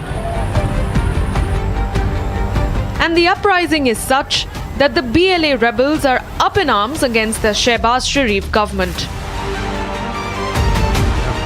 22 Pakistani soldiers were killed in Turbat after a face-off with the BLA.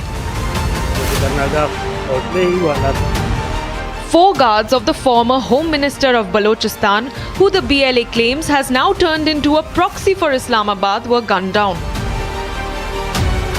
And back in March, the BLA hijacked the Jafar Express passenger train, killing 60+ Pakistani soldiers and taking 300 others into hostage. The BLA-Pakistan tensions escalate at a time when Islamabad is attempting to come to terms with India's payback for the Pahalgam terror attack. And with a rising crisis at its western border, Pakistan has completely lost the plot. Well, let me also once again take you through another segment on Forces First.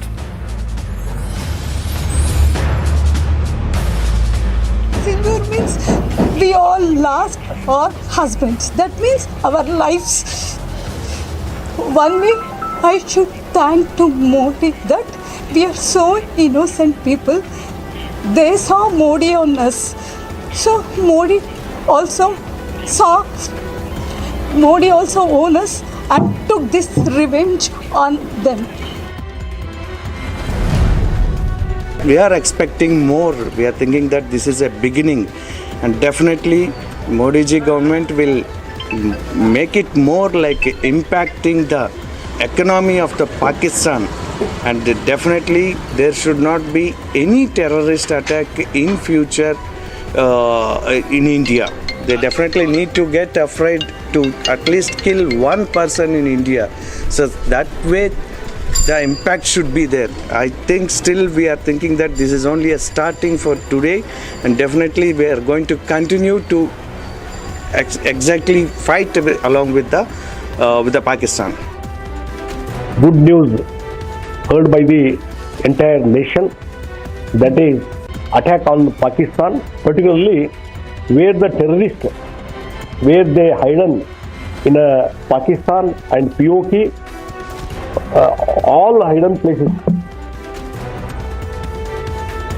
मर जाता तो बेहतर होता। जब तू वहां मार रहा था तब क्या था, लोगों को बेगुनाह लोगों का कत्ल कर रहा था, लोगों को उकसा करके यहाँ भेज करके आतंकवादी घटनाएं करा रहा था, तब क्या था जब किसी के बच्चे नहीं मर रहे थे। उनके दिल का दर्द का एहसास आज होगा ना, जब अपने गए हैं तब एहसास हो रहा है कि मौत का दर्द क्या होता है, या सिर्फ दूसरों को मौत परोसना जानते हैं। हम पूरे हिंदुस्तान को गर्व है अपनी आर्मी में, अपने डिफेंस सिस्टम में, पर साथ ही साथ पाकिस्तान जो है अपनी हरकतों से बाज नहीं आ रहा है। ऐसा समझ आ रहा है कि लगातार जो कायराना हरकतें हैं, कभी नहीं थे जो हमारे नागरिक हैं उनको पहलगाम में उनको शहीद किया, और अब और कुछ नहीं बच रहा। पाकिस्तान की इतनी हालत नहीं, इतनी हिम्मत नहीं कि इंडियन आर्मी से डायरेक्ट फाइट करे। They are all terrorists. The aim of the terrorist to eliminate the terrorist. The terrorist problem is not only the problem of India, it is a problem of the world. Wherever terrorism is there, all the countries must unite and see to it terrorism must be eliminated. Pakistan's terror empire is in ruins. India's Operation Sindoor delivered a crushing blow to the terrorist infrastructure. The visuals are a testament to India's resolve to take on terrorism head-on. Pakistan's ability to harbour, nurture terror has been severely compromised. The era of impunity is completely over. Watch this on your screens. On the other side, we'll be back with the debate with Arnab.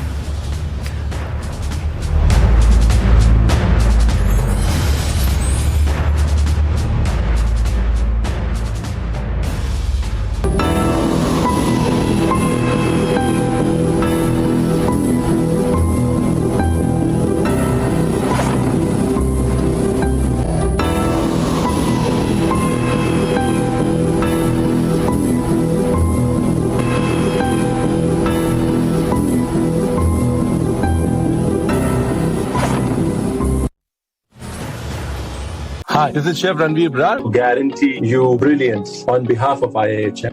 Mahi sir, how much do you love your fans? Honestly, I love my new fans.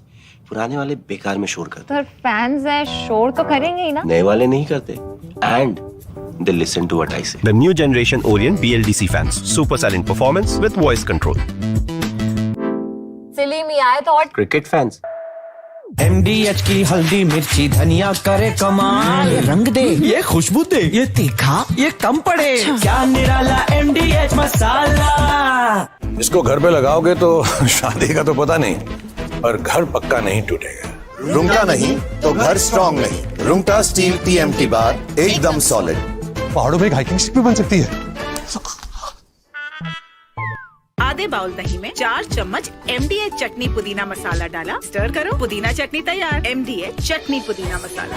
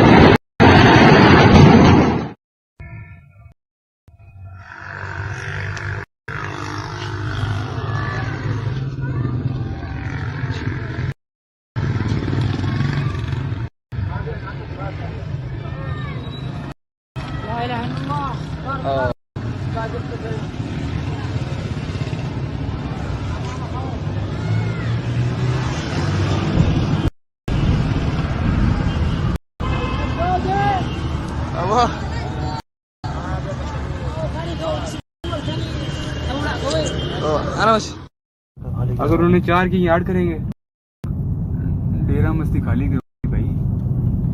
हाँ देखना वाम कैसी आ रही है वहां से। Catch होगी? नहीं होगी।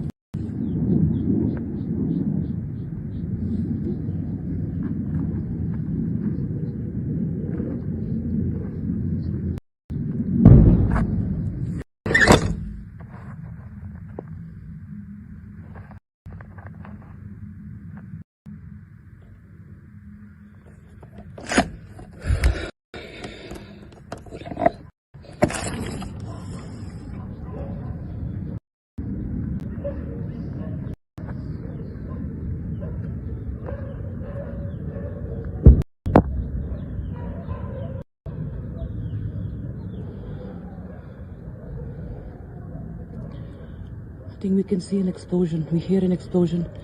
Jets here, jets hovering here right in Srinagar, and we can actually smell some smoke, and the sky at one part became red. There was an explosion sound, very much visible. Seems there is panic across the border. As we report from Srinagar right now.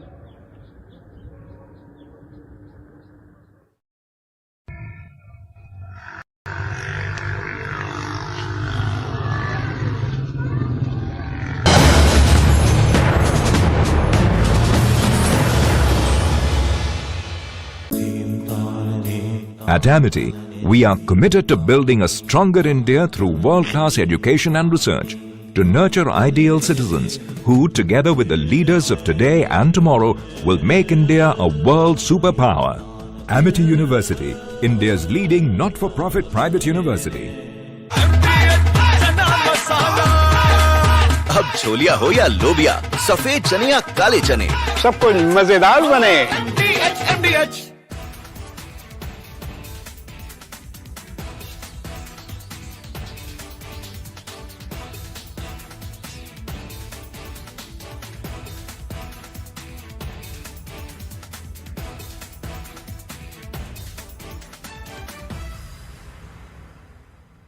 दादी के हाथों का जादू और खुशबू से महकता घर, माँ की मुस्कुराहट और खाने की सुगंध। MDH गरम मसाला, क्योंकि हर रिश्ता है स्वाद से जुड़ा।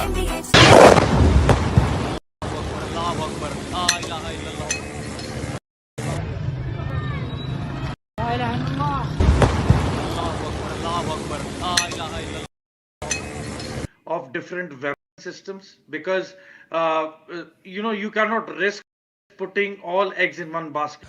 ये मस्जिद तैयबा मरकज उमरकरा के अंदर ये नुकसान है। Not risk putting all eggs in one basket.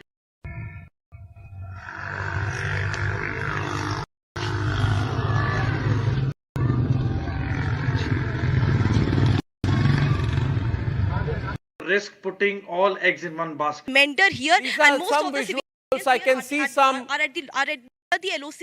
No. This is a long shot. I can see in the sky there's somebody who shot something to light.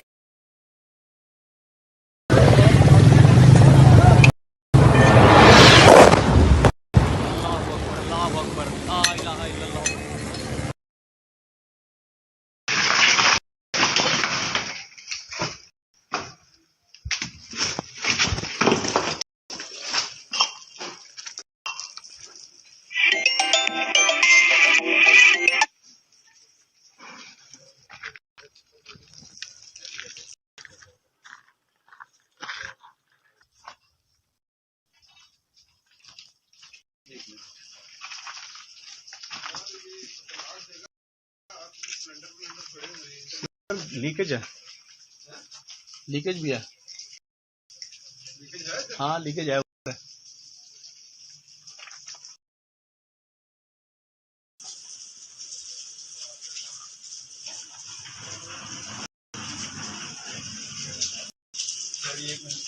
आ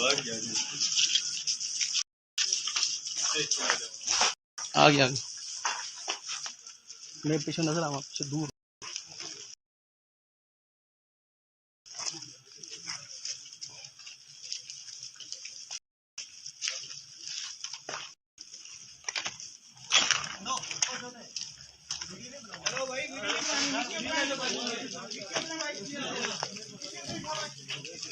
पीछे ये नुकसान ये 9 number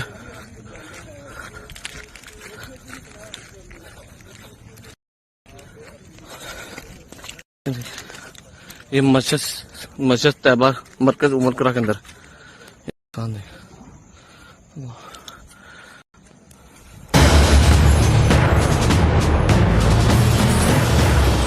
Mahi sir, how much do you love your fans? Honestly, I love my new fans.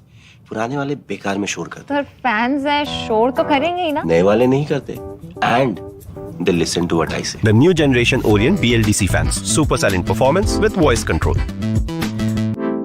Silly MEA thought Cricket fans. Hi, this is Chef Ranveer Brar. Guarantee you brilliance on behalf of IAHM. MDH की हल्दी मिर्ची धनिया करे कमाल ये रंग दे ये खुशबू दे ये तीखा ये कम पड़े क्या निराला MDH मसाला। क्या हो गया भाई?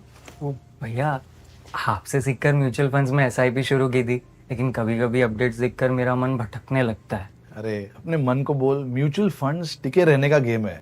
मतलब SIP चालू रखूं? सुन, ये लिफ्ट जब ऊपर नीचे जाती है तो तू निकल जाता है। नहीं भैया यही तो सही मंजिल तक ले जाती है। तो बस म्यूचुअल फंड्स का भी यही है, दूर की सोचेगा और डटे रहेगा तो तू भी अपने सपनों के पास पहुंच सकता है। हाँ बिल्कुल आपकी तरह। सही है। म्यूचुअल फंड निवेश बाजार जोखिमों के अधीन है। योजना से जुड़े सभी दस्तावेजों को ध्यान से पढ़ें। ये है सीक्रेट रेसिपी MDH का जीरा सिर्फ जल जीरा मसाला।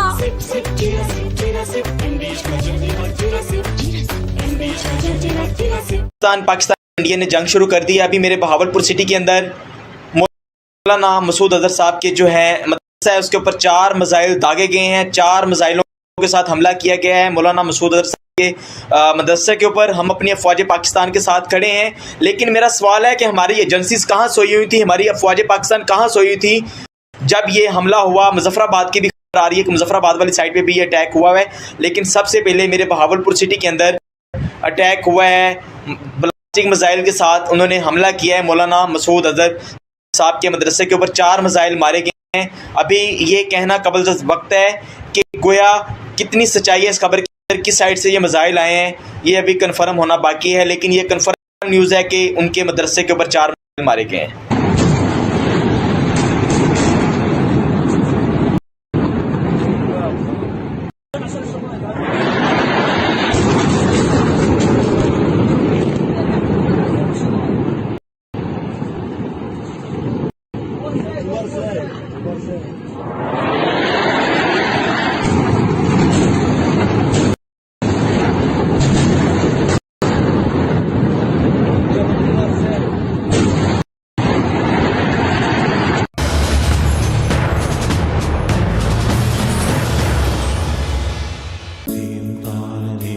At Amity, we are committed to building a stronger India through world-class education and research to nurture ideal citizens who, together with the leaders of today and tomorrow, will make India a world superpower.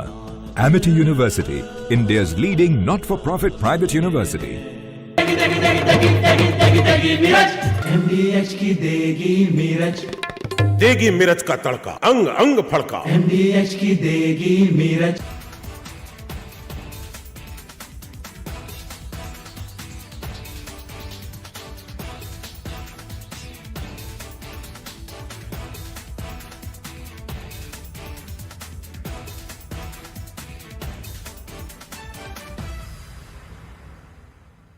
Unlike in 2019 when we had hit Balakot, which was in the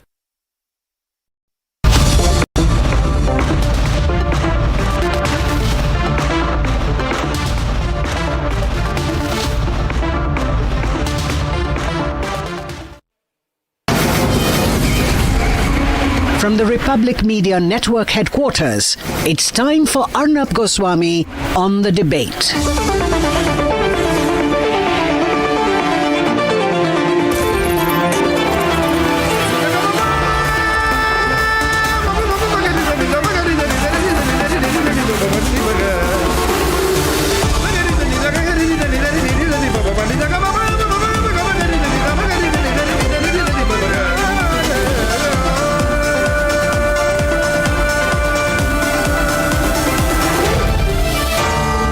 Arnab Goswami on the debate.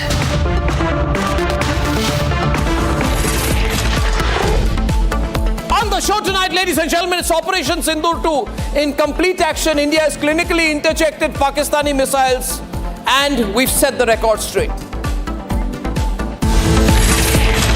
At 9 p.m. tonight, why I feel Pakistan has made a huge mistake by escalating the attack. The response now is on our terms.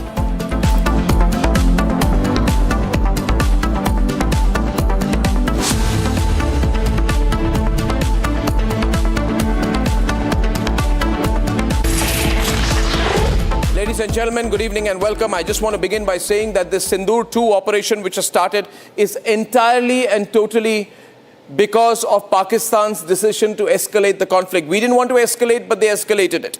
And they escalated it by, in the stealth of darkness, early this morning, they tried to carry out an attack on 15 Indian towns and cities. They wanted to attack civilians. They wanted to kill millions of Indians. And therefore, we have to set the record straight. Viewers, the places where they tried to target, and these are the visuals of the interceptions. The Pakistani missiles were intercepted in various areas. That particular visual is over Amritsar, where they tried to attack Amritsar, and they wanted to attack Avantipura, Srinagar, Jammu, Pathankot, Amritsar, Kapurthala, Jalandhar, Ludhiana, Adampur, Bhatinda, Chandigarh, Nal, Falodi, Uttarlai and Bhuj in Gujarat. They were trying to attack all these Indian locations using drones and missiles, and these are the visuals of the debris which has been collected in various parts. These are missile debris, projectile debris, and found in open fields. Some of these visuals are from Punjab's Amritsar. This is not social media news. This is factual ground-based reporting. Our reporter Vivek was reporting from Ground Zero and sent us these visuals. All of these interceptions that we have done is because of a very effective system called the S-400 missile system. Not a single projectile from Pakistan landed on target, thankfully, and they were all intercepted by the system which is called the Sudarshan Chakra defense system, which is the S-400 Sudarshan Chakra defense system. This is like Israel's Iron Dome in a way. It can track missiles from about 600 kilometers away and intercept these missiles within a 400-kilometer range. This is a Russian-based system, and it's a fantastic system and a beautiful system. Now, we were compelled to target and attack Pakistan back. The visuals from Pakistan from very early this morning show visuals from different cities in Pakistan getting attacked by India.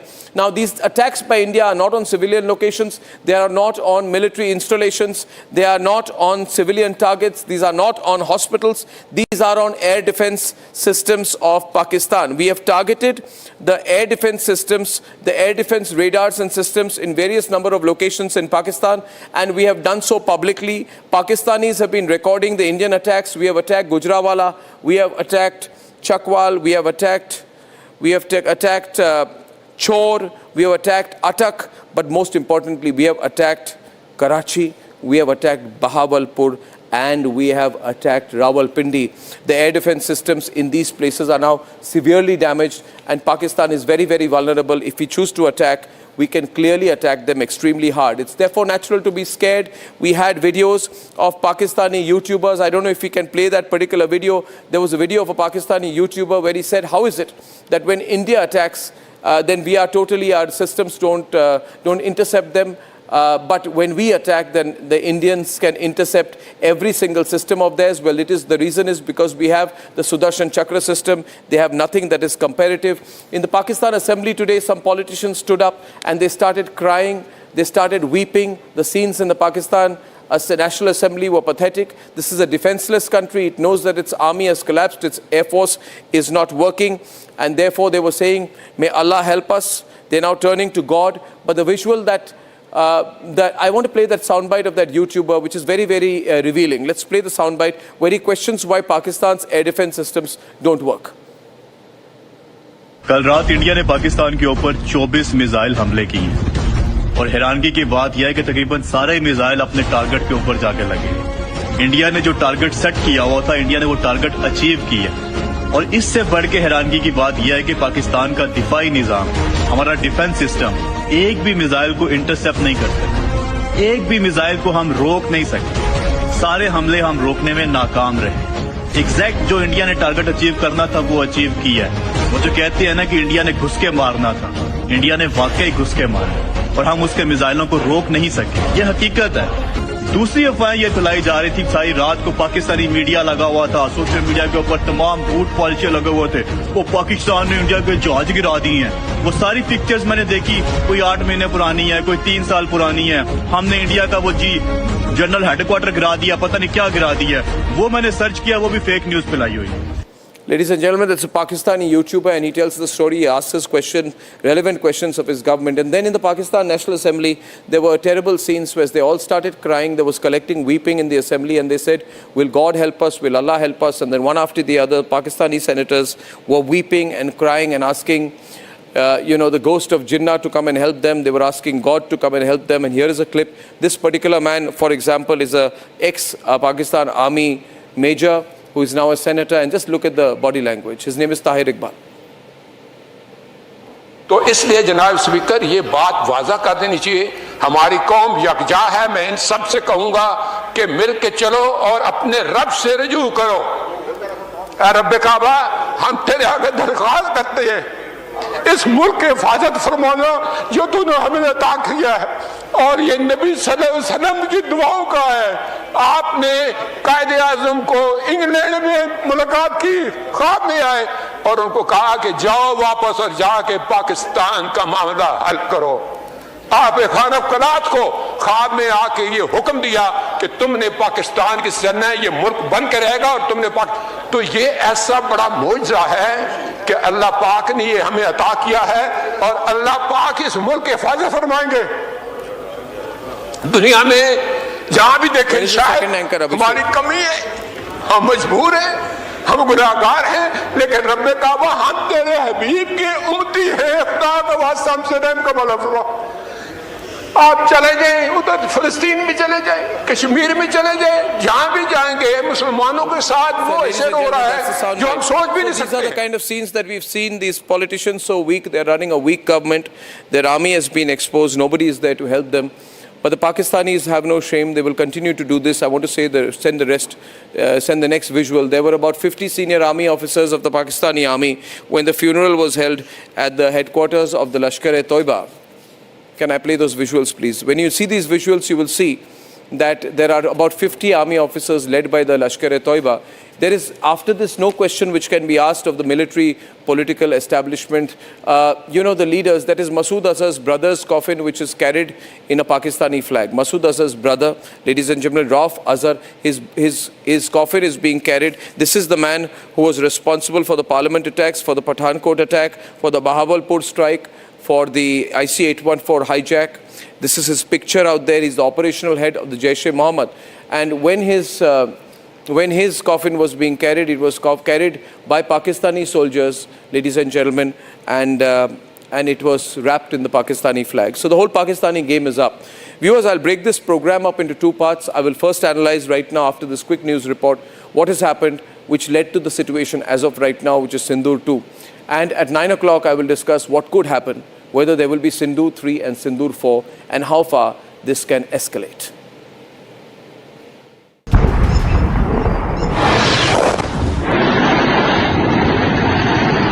India struck Abbas terrorist camp, a Lashkar center, and in the next half an hour, India eliminated 100 terrorists at 9 locations in planned and precise strikes.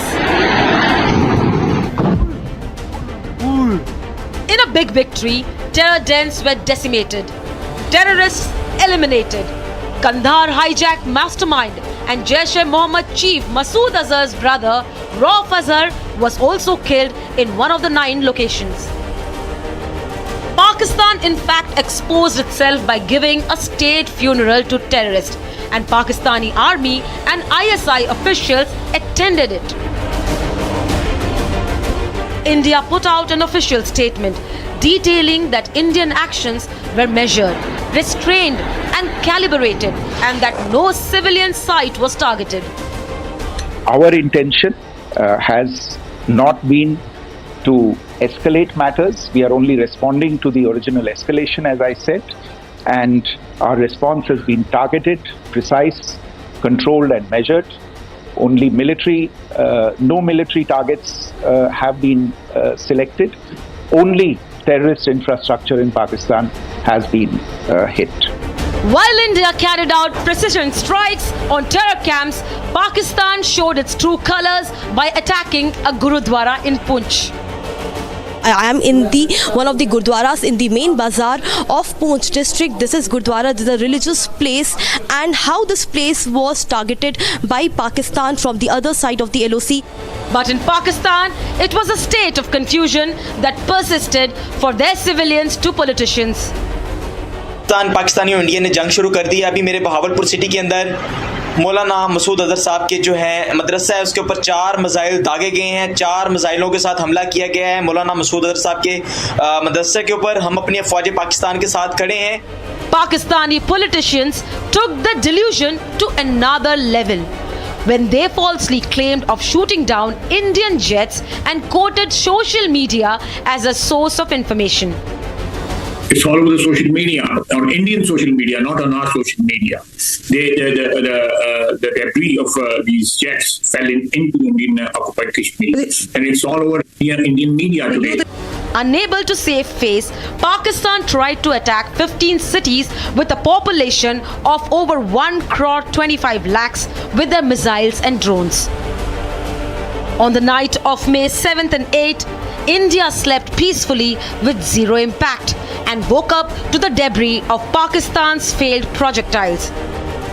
3 feet की इसकी लंबाई है और ये रात के 1:10 के आसपास ही गिरा हुआ है जब लगातार आवाज सुनाई गई थी धमाके की। उसके बाद पूरे शहर में, ग्रामीण इलाकों में, उसके अलावा पूरे शहर में ब्लैकआउट कर दिया गया था। रॉकेट लॉन्चर के जो पीस है वो मेरे घर के छत के ऊपर, वो जो आसपास के गांव के छत के ऊपर वो उसके टुकड़े मिले। पुलिस को कॉल की और पुलिस आई और वो जो जितने पुर्जे थे वो सारी रिकवर करके लेगी। तो सुबह से ही हमारे गाँव में, अमृतसर में वो दहशत का माहौल बना हुआ है। On your screen is the evidence of Pakistan's failed attempt.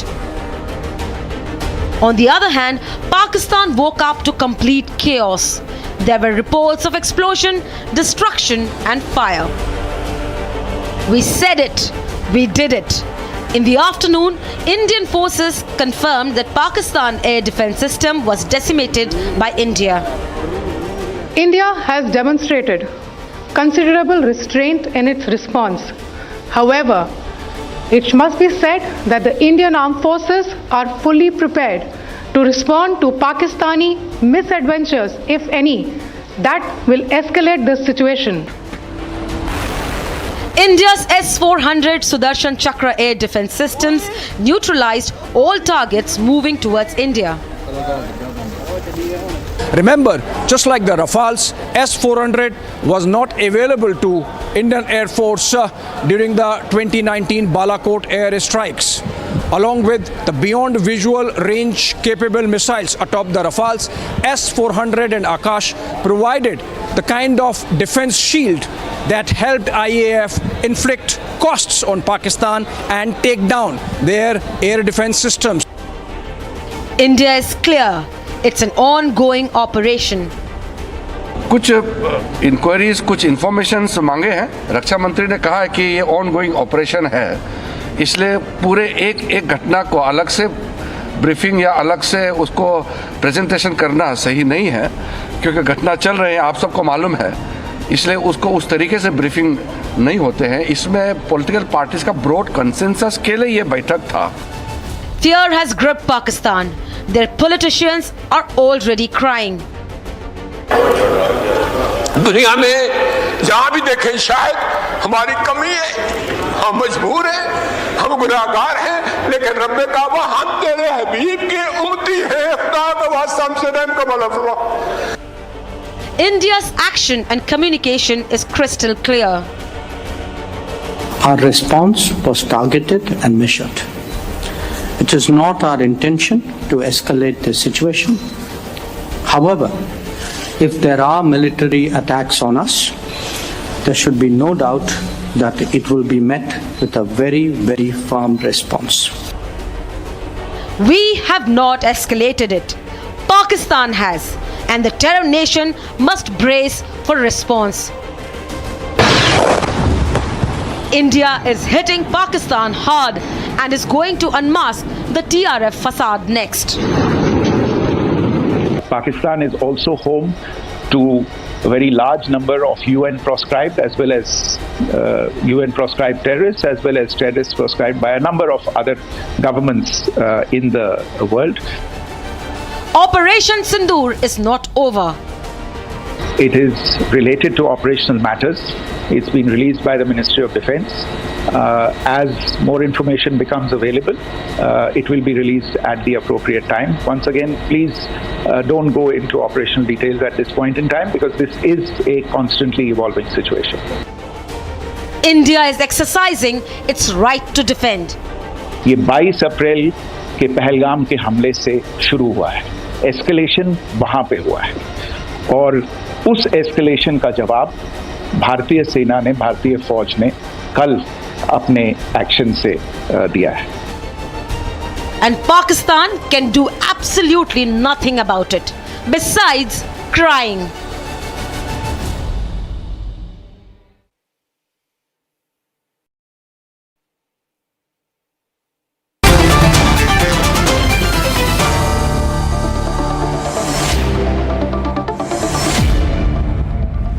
A few questions in our mind this evening. The first question I will address is, who has escalated the tensions so far? And joining me on this part is Shravan Sen, who's our senior editor. Thank you, Shravan, for joining me. Quick introductions now. Abhishek is with us on the program this evening, and we have with us General KK Sinha. On a remote location, we have General GD Bakshi, I think, who's also with us this evening. And I think, who are the other guests? I think we have Deepak Vora with us. Ladies and gentlemen, very astute diplomat. And the first question is, who has escalated tensions so far, and what has happened in the last 24 hours? I'll ask with a quick summary. Maybe Shravan and Abhishek can in 1 minute tell us the 6 headlines of the last 1 hour. So between Shravan and Abhishek, off your phone, please. Thank you so much. And Shravan and Abhishek, please. Thank you. Shravan, over to you. So the escalation basically started from the Pakistani side. Around 1 o'clock this morning is when they started targeting military installations in India. And there's a pattern. 15 cities is what they had selected. All of it essentially had military installations, starting from Kashmir to Jammu. Then you have in Rajasthan, and we are given to understand even in Gujarat. All of it was being targeted by the Pakistanis. The air defense system immediately thereafter picked it up, and we're given to understand. And by 7 o'clock this morning, we started neutralizing the same very places from where the missiles were launched. Yeah, Shravan, also, in fact, I would say, Arnab, that the escalation obviously first turn came from Pakistan when they carried out this Pahalgam terror attack. Then, of course, the escalation came last night when they have launched this massive strike. And look at the broad sweep along which they have, the axis along which the Pakistanis have launched this attack. Of course, successfully repulsed by the Indian Air Force from Jammu and Kashmir, where they have targeted Srinagar and Avantipura, to Bhuj and Nalia in Kutch. That's almost about 2,000 kilometers of distance. And 15 cities targeted. Indian Air Force, of course, repulsing all of them. In fact, escalating in a manner that the Pakistanis have really paid and have a bloody nose with their air defense systems taken down in at least 5 or 6 locations, 7 locations actually. So escalation came from Pakistani side. India responded with further escalation, essentially inflicting costs, and that's going to be the metrics from here on. You escalate, there would be double that going forward. I would still say, why do we still say after this, and the question goes to General Bakshi, why do we still say that our response is measured and calibrated? What are we trying to convey by saying it's measured and calibrated? Are we deliberately using understatement? What are we trying to convey? General Bakshi. You know, Arnab, what we are trying to convey is speak softly but carry a big stick. Yeah. You know, the simple fact is, Arnab, that in the first escalation was by Pakistan at Pahalgam. Yeah. We retaliated by Operation Sindoor 1. right? We hit 9 terror camps, 5 PoK, 4 in Punjab, right? Pakistan has retaliated to that. You know, this is exactly what we were discussing in our little war game yesterday. Yeah. What will Pakistan do? The matrix of response options, the leading options was hit with missiles and rockets. Hit with missiles and rockets are military targets, right? He has hit 15 targets starting from Kashmir down to almost Bhuj. It is a serious escalation, Arnab. The only thing is, just because we were able to shoot it down doesn't mitigate the gravity of Pakistan's ill intent. He has escalated to military targets, so we have hit back at the radars of Lahore, which are military targets. Why have we not hit it? Why have we not drones, hit? We have knocked if out they were hitting our military targets, General Bakshi, why have we also not hit their military targets? Why have we only targeted their radars? No, radar is a very serious military target, Arnab. And before a major air offensive, the first step that you do is take out military radars. You open radar gaps so that your planes and your fighters can go in. You destroy the radar. You know, you blind him so that you can take step 2, step 3. It is very, very graduated but calculated escalation on our part. Radars are military targets. All that I am suggesting is coming to you. that now that the military Rubicon has been crossed by Pakistan, not by us. You know, it is a question of just response. Can I just balanced response? Just coming to right after. It is a proportionate response. I completely. So what we are saying is, we are saying is, we will take you up the escalation ladder to the level that you want. And it is to our interests if we do that. Because the terrorists, Arnab, are expendable to Pakistan. Expendable commodity. So by killing terrorists, we impose a very certain amount of caution. But if we go in now for military targets of the ISI, you know, we send a loud and clear message that you better turn off the terror tap. The head of the terror ecosystem is not the civilians, the terrorists. It is the Pakistani military and ISI. The final orders came from General Asim Munir. So, you know, I think we are making them pay, no doubt about that. Abhishek wanted to add a point, and then Abhishek and Shravan, I want you to take it to General KK Sinha after you complete your comment out there. Because the one point I'm trying to always understand out here is what was their intent? What did they want to do? But you were sharing some very interesting details about the ease with which we carried out the attack. So it's not just about a radar that has been hit or not, it's the air defense system of Pakistan. And that has been immobilized in a manner that they had to physically move the location because its location was detected. Air defense shield, by its very nature, should be not seen by the enemy, but our drones were spy drones, and they went in. And because the Pakistanis in their smartness thought that let's engage with them, they opened their missile defense system to engage with the drones, and so ended up exposing the location of their missile defense system, and that's how it was neutralized. So it's the air defense system of Lahore that has been neutralized, not just one radar, and that's a big one. Well, what could they do next is a question. You know, we've been hearing here. There were some reports about, our air defense systems in India have been completely activated right now. What can we expect from Pakistan is the question, next 24 hours. Because they know their air defenses are weak. Either they stop now or they escalate now. We're in that very critical moment of Operation Sindoor 2, where it can go either way. What do you expect from their side, and what should we do now in response? Should we go all out? Our air defense system, I have been just told, is very much on. Our air defense systems have been activated along the entire Jammu area. Is that for a specific reason, the Jammu area particularly? I'm getting some reports that are unconfirmed. When I have them confirmed, I'll put it out from our own sources. Yes. Arnab. See, what we are doing it. We are carrying out a review of the situation in a military parlance, we say, and then we take, actions. We are doing the military, review of the situation. The review of the situation is that, it has been told that, 22nd of April, then we have gone on 7th. After that, they have come back to you, and this time a military targets. Yeah. 7, I've got a report coming in from Gursimran where they are told that there are some visuals of explosions around Jammu airport. If I get the visual, I will put it out. Let's put Gursimran out because we appear to be getting some breaking news inputs from Gursimran. I will not go only by the visuals there. I will have 2 levels of authentication before I put out the report. Ladies and gentlemen, I'm awaiting news which we are hearing here that there has been electricity shut around Jammu. Parts of Jammu, there are air raid sirens surrounded that have been sounded in Jammu as we speak, as we are bringing you this broadcast. There are air raid sirens which are sounding in Jammu. We have some visual optics out here. I will get the video. Do I have the video right now? Gursimran gave us one video of what appears to be an interception. We have an interception near Jammu. I want to play it out, ladies and gentlemen, and immediately after that, Abhishek, please look closely at the visual out there. This is around Jammu. This is around Jammu. There are some visuals which are coming in around Jammu. These were sent by our reporter Gursimran. These seems to be air defense systems because they are surface to air from our side. Can you, by looking at this, we are playing the video. Can I get the audio up and let's get Gursimran in fast, please, ladies and gentlemen. Gursimran in fast.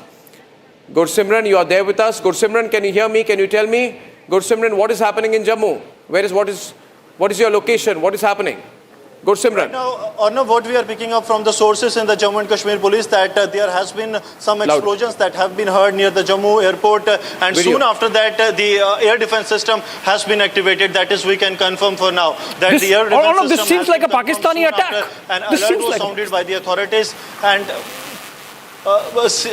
see, it cannot be said primarily, but yes, air defense system has been activated for now. That is what we can confirm. And also, if the air defense system has been activated, if the air defense system has been activated around Jammu, that means this could be an attempt by the Pakistanis to target the Jammu airport area. I'm hearing we have intercepted some missiles. We have been told there have been missile interceptions. General, there are missile interceptions in Jammu as we speak. Your first response to this, the visuals seem quite clear. Let's get out the 5 window and get to the visuals, please. General Dayal, please. Thank you. Visuals. Jammu, Amritsar and Firozpur have... More windows, not 5 windows. Thank you. Jammu, Amritsar and Firozpur has always... Visuals full frame. Including Pathankot. And Pakistan has always targeted... These are latest visuals from Jammu airport. Near Jammu airport. This looks like... Mark it to the video. Please, producers and desk, do that immediately. I think what are we looking at here, sir? These are latest visuals from Jammu. Air raid sirens have been sounded. Air raid sirens have been sounded. We have the audio there and Shawan will be joining us with fresh breaking news inputs on the story to tell you exactly what's happening in Jammu. Okay, Shawan, you have details. Shawan. Just not Jammu. I just got a confirmation from the council of Jammu. They say that multiple locations. Multiple locations. Swarm of drones. That's the exact line that we have been told. Swarm of drones have been launched by the Pakistanis. The air defense system is on right now. Not to create any panic, but it seems that they have been able to control certain areas. All the phone lines are perhaps right now. All the agencies then this is a call for war by the Pakistanis. They have, what we are telling here, sources telling us, a swarm of drones is, put Shawan on air, put the small windows. Come on, Aditi. A swarm of drones.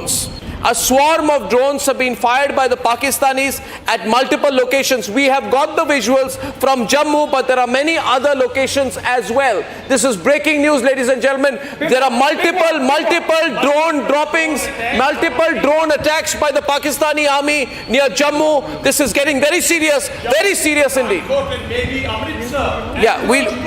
The places where, he'll come with drone. This is open escalation now. There's no looking back. General KK.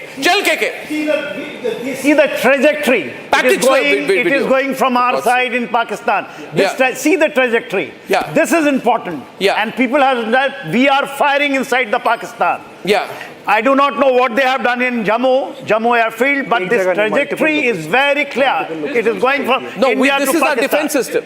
This is L-70 oblique Pichora firing onto the aerial target. These are the ground to air. ground-to-air air defense system. Either it is L-70 or Pichora. They fire. I mean, their fire is visible like this. But this is because the Pakistani projectile because Pakistanis have come, and now what you are saying is now they should start the. See. Okay, there has been, ladies and gentlemen, 1 second, let me just tell you, Shawan, if you're back, Shawan is going to take another phone call. Ladies and gentlemen, Pakistan has escalated. I want to tell you the breaking news as of this minute. As if you're watching this broadcast, there's one more breaking news visual, one more breaking news story coming in. We got the latest visuals. Ladies and gentlemen, this is a swarm of drones which has been fired by Pakistan, which has tried to break into the Indian side, and we are, as of this minute, as of this second, we are responding with our air defense systems. Our air defense systems have been completely opened. I have one more set of visuals, ladies and gentlemen. I want to walk towards the visuals. No. Can someone help me with this? 1 second. Thank you very much. No, please remain seated. I have the visual with me. Viewers, I'll try and package the visuals. You're seeing it here. I'll show it on the big screen, viewers. Let me go up to the big screen and show you. These are the latest visuals that we have received on our breaking news inputs. These visuals came in first from Republic, and then Shawan told us that these are, if we can go closer, please. Can we bring camera 2 closer so I have the right frame? Thank you. Thank you. Closer, please. Zoom in. Zoom in, producers, so that the screen can be seen. Thank you very much. Some quick work by camera 2, please. Viewers, if you can see here, these visuals, and I'll slow-mo the visuals, are the latest visuals that are coming in of our response. These are our air defense systems which are hitting back as India is getting attacked by a swarm of armed drones from Pakistan. Now, this is not testing out. There are air raid sirens all over Jammu. We must be clear. We must be strong. The country must be together. We have the country together right now, ladies and gentlemen. The Pakistanis are trying to target Jammu airport, and we have heard that around this there has also been a lot of artillery shelling. You see the visual. This is our response. This is our ADA system which is on. As of now, major artillery shelling which is going on in the Jammu region. I don't know whether this is artillery shelling on our side or whether these are air defense systems which have been operated. Loud explosions being heard in Jammu. Loud explosions. Jal Bakshi, Jal KK. What are you seeing here? Jal KK. It is the AD system. Yeah, I think we are explain it to the viewers. We are hitting Sakargaj Bulge. Yes, sir. We are Sialkot. We are hitting Sialkot. We are hitting Sialkot. So this is Sakargaj Bulge. This is the area. You know this area, sir. Explain it to me. You know the area. You know the area well. See, Jammu. Yeah, Jammu. 1 minute. Shawan has more breaking news input. Shawan, over to you, Shawan. We have a confirmation now coming out. Chani Himmat is the one more place where we have been told that there has been a drone strike. And Arispura, these are the 2 other locations have been just got the information where there have been drone strikes that have taken place. General, I think so. This is what they're basically targeting is the military installation because there's a CRPF. Take all visuals for God's sake. Don't ask me. I cannot be directing right now, production team. Put the visuals on air without asking me. This is a war situation, viewers. The production team must understand that. Take it full frame. Full frame. Different sets of visuals coming in right now. As of now, I'm breaking the news inputs as I'm getting them. You are seeing on your screen in this dark images, this is the night sky around Jammu. Pakistan has tried to target the Jammu airport. There is heavy shelling which has been on. And India, latest input coming in, India is intercepted. We are hitting back hard. Ladies and gentlemen, a Pakistani F-16 that took off from Sargodha is down. A Pakistani F-16 that took off from 09 Squadron of the Pakistan Air Force is down. We have been hitting back. This is victory for us. Pakistani drones have been intercepted at 3 locations. The 3 locations include Jammu Airport and Arispura. What is the third location? Now, what is the third location? Chani Himmat. Can he be on windows? Small windows, please. Thank you. So the visuals stay and the reporter is also on air. Thank you. Aditi. Yes. Sean. Chani Himmat is the third location that we have just got details of. This is also in Jammu region. I'm just getting another call, Arnab, I'm just getting more details. Multiple locations, 3 locations right now. Gursimran is back live with us. Shawan. Gursimran, what's happening around you? What are you seeing? Gursimran. Reporting live this evening. We have the visuals. Gursimran. See, what we can confirm that there have been multiple intercepts. Multiple intercepts is what we are getting the confirmation that there have been multiple intercepts that have been done by the air defense system that has been deployed. There has been we have been able to actually get the information that there has been a movement from the area of Bahu Plaza and the Chani Himmat. These are the 2 areas where also Samarpal Tour is with us. Is he there? That was intercepted and it has now been intercepted now. Okay, this is what you're seeing here. I can get a confirmation. This, General Bishambar Dayal and General KK and General, this is our air defense firing, which is an activation. Major air defense firing, which is in activation. So this is a suspected drone, and we are firing and hitting it back. But now, what does this mean in military terms? This is open escalation. They should be ready for a serious hit back right now. Serious act of war. It is war. They've tried to hit a civilian target. They've tried to hit an airport. They've tried. Very important thing you brought out.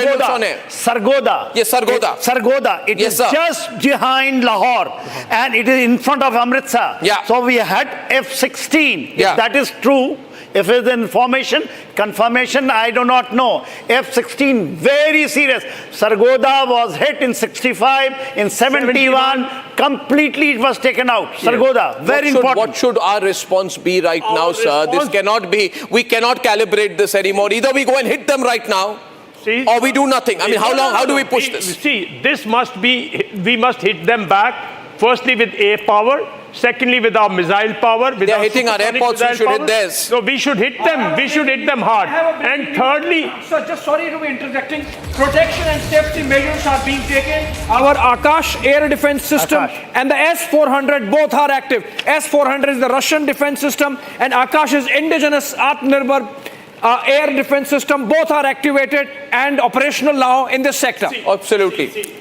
Let's not confuse people. S-400 will come into action when we have strategic targets like F-16. Like F-16, like his missiles coming into us.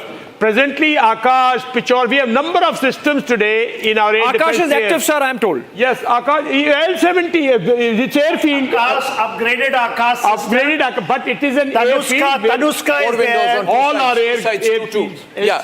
Okay, Gursimran has some more information, ladies and gentlemen. Gursimran. This is the time for us Gursimran. On the move, Gursimran in Jammu region, the call is dropped right now. General Bakshi, I'm getting more inputs. I'm going to put it all together. We have the Akash system. We have the breaking. Samarpal Tur also joining us right now. Samarpal Tur, it's open right now. We're told this is a big drone attack. How can we respond? What do we have? Samar. On date, we can open up with our artillery systems at the moment. We can bombard the hell out of their posts and also into their concentration areas where their militaries are there, where their tanks have been lined up. These are the basic targets which the artillery can actually take them out. We have the intel, we have the satellite imageries. Samar, I'm going to have to stop you right now because there's been explosions. 6 explosions reported in Jammu. Gursimran is on the move as the very latest details from all his contacts in the Jammu region. Gursimran, our Jammu Bureau Chief. Gursimran. Arnab, 6 explosions have been heard before the interception. 6 explosions, that is what we are getting the confirmation from the authorities that were very close to the airport. See, airport was already on the high alert. There was a tabletop that was done 48 hours prior to this incident. That is what we are also getting the confirmation that the exercise, the grid was completely intact. There is no, at least for now, there has been no breaches. That is what we can confirm. But they also sent the F-16. They also set an F-16 from the Sargoda air base, which is now down. So, that means our air defense system is fully active, and we will not allow them to take off with F-16 or J-17. This is the ground situation of our air defense system. But now we need to have counteroffensive also, simultaneously. We cannot.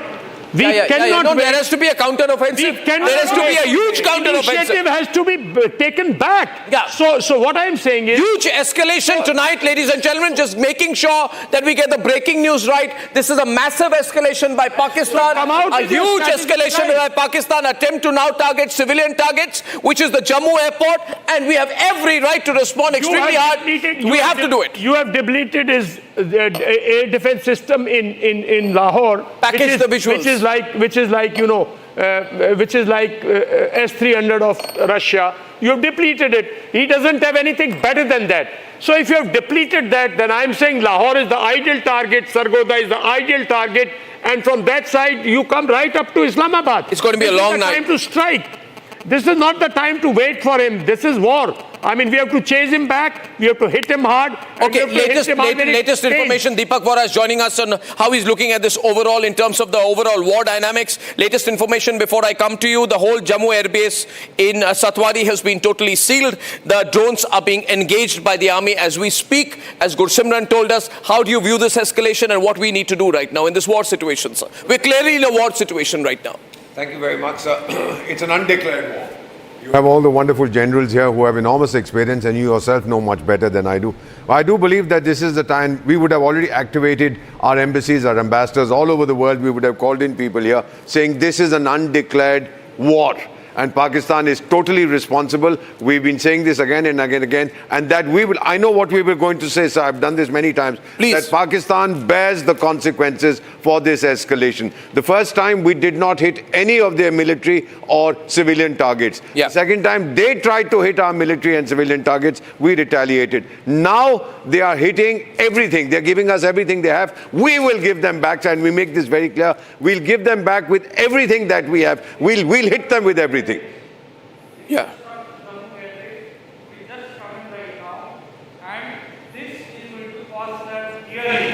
Dearly. And S-400, mind you, 400 kilometers of radius and 30 kilometers of altitude. Nothing can come in this radius, and they are going to have it real bad now. This is unwarranted. This is called escalatory strikes. Yeah, absolutely. This is called provocation. This is called attack on sovereignty of India. How dare they? They attacked the holy Gurdwara in Punch. They're showering their missiles over Punjab.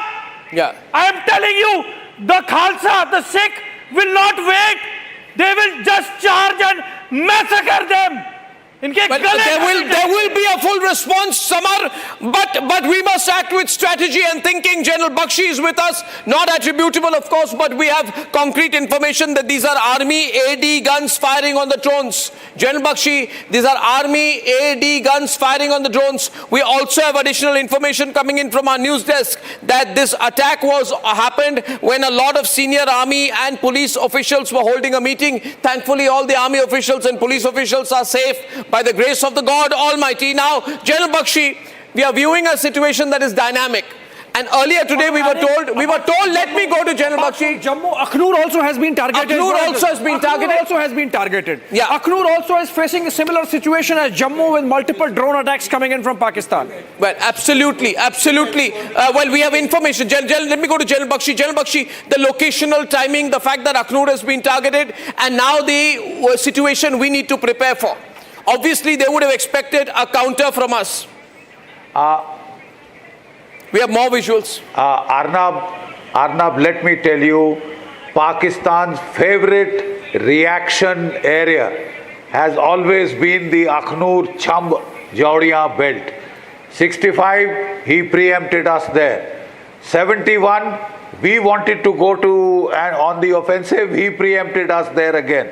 One of the favorite places for his attack, military history wise, is Chamb Jaudiya, for which he has to suppress the Jammu airfield. Okay, we have a new video coming in. General Bakshi, allow me a moment. I want to run this video full frame, please. I want to hear this video. I want to run it full frame. Can I see the latest video coming in? There are more explosions in Jammu. Let's hear this for 20 seconds. Can we play the audio?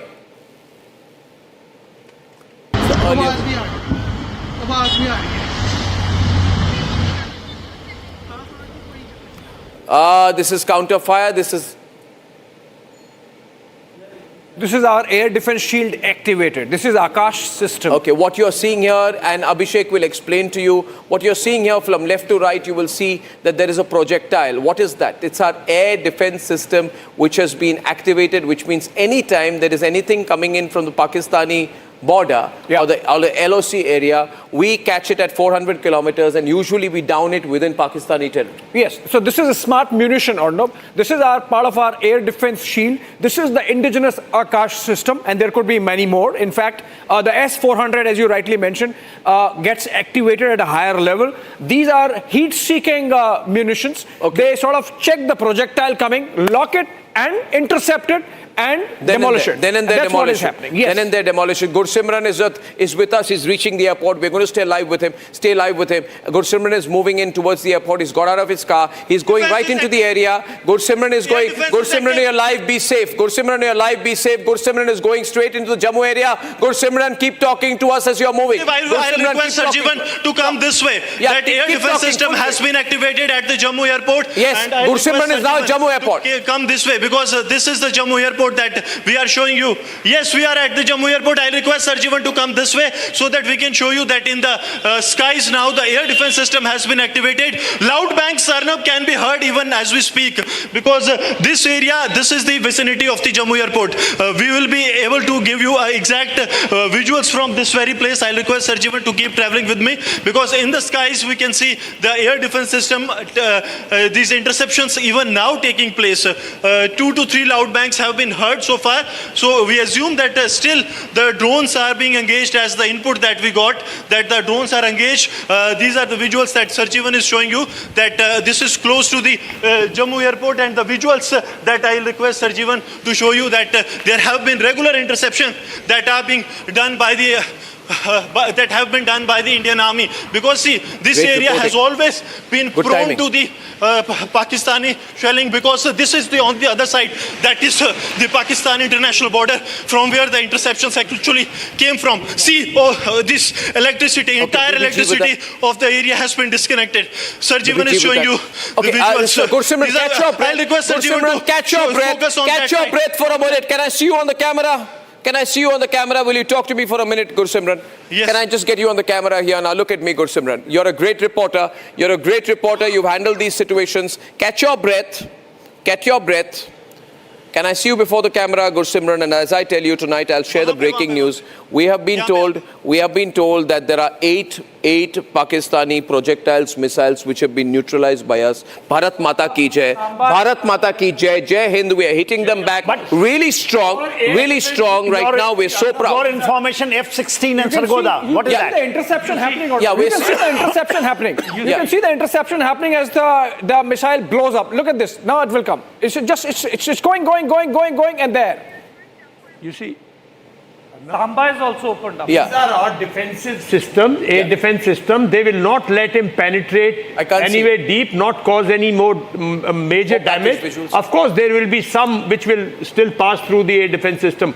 But what we require is now to press all this, some counter-offensive systems.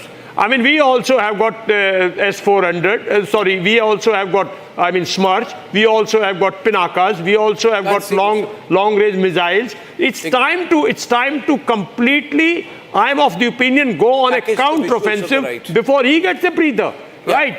And air defense will always take it up. It will not projectiles. Yeah. No, I want to stay with the breaking news. And can I run the packaged visuals? Because people who are joining in right now will want to see what happened 15 minutes back. General Bakshi, this is a very close situation. I've given you all the information here. I want to share some more information, sir. That Arespura, this is the area that you know very well. Jammu, the targets were Jammu Civil Airport, Zamba, Arespura, Arnia, and neighboring villages. And all of these were intercepted or blocked by the S-400.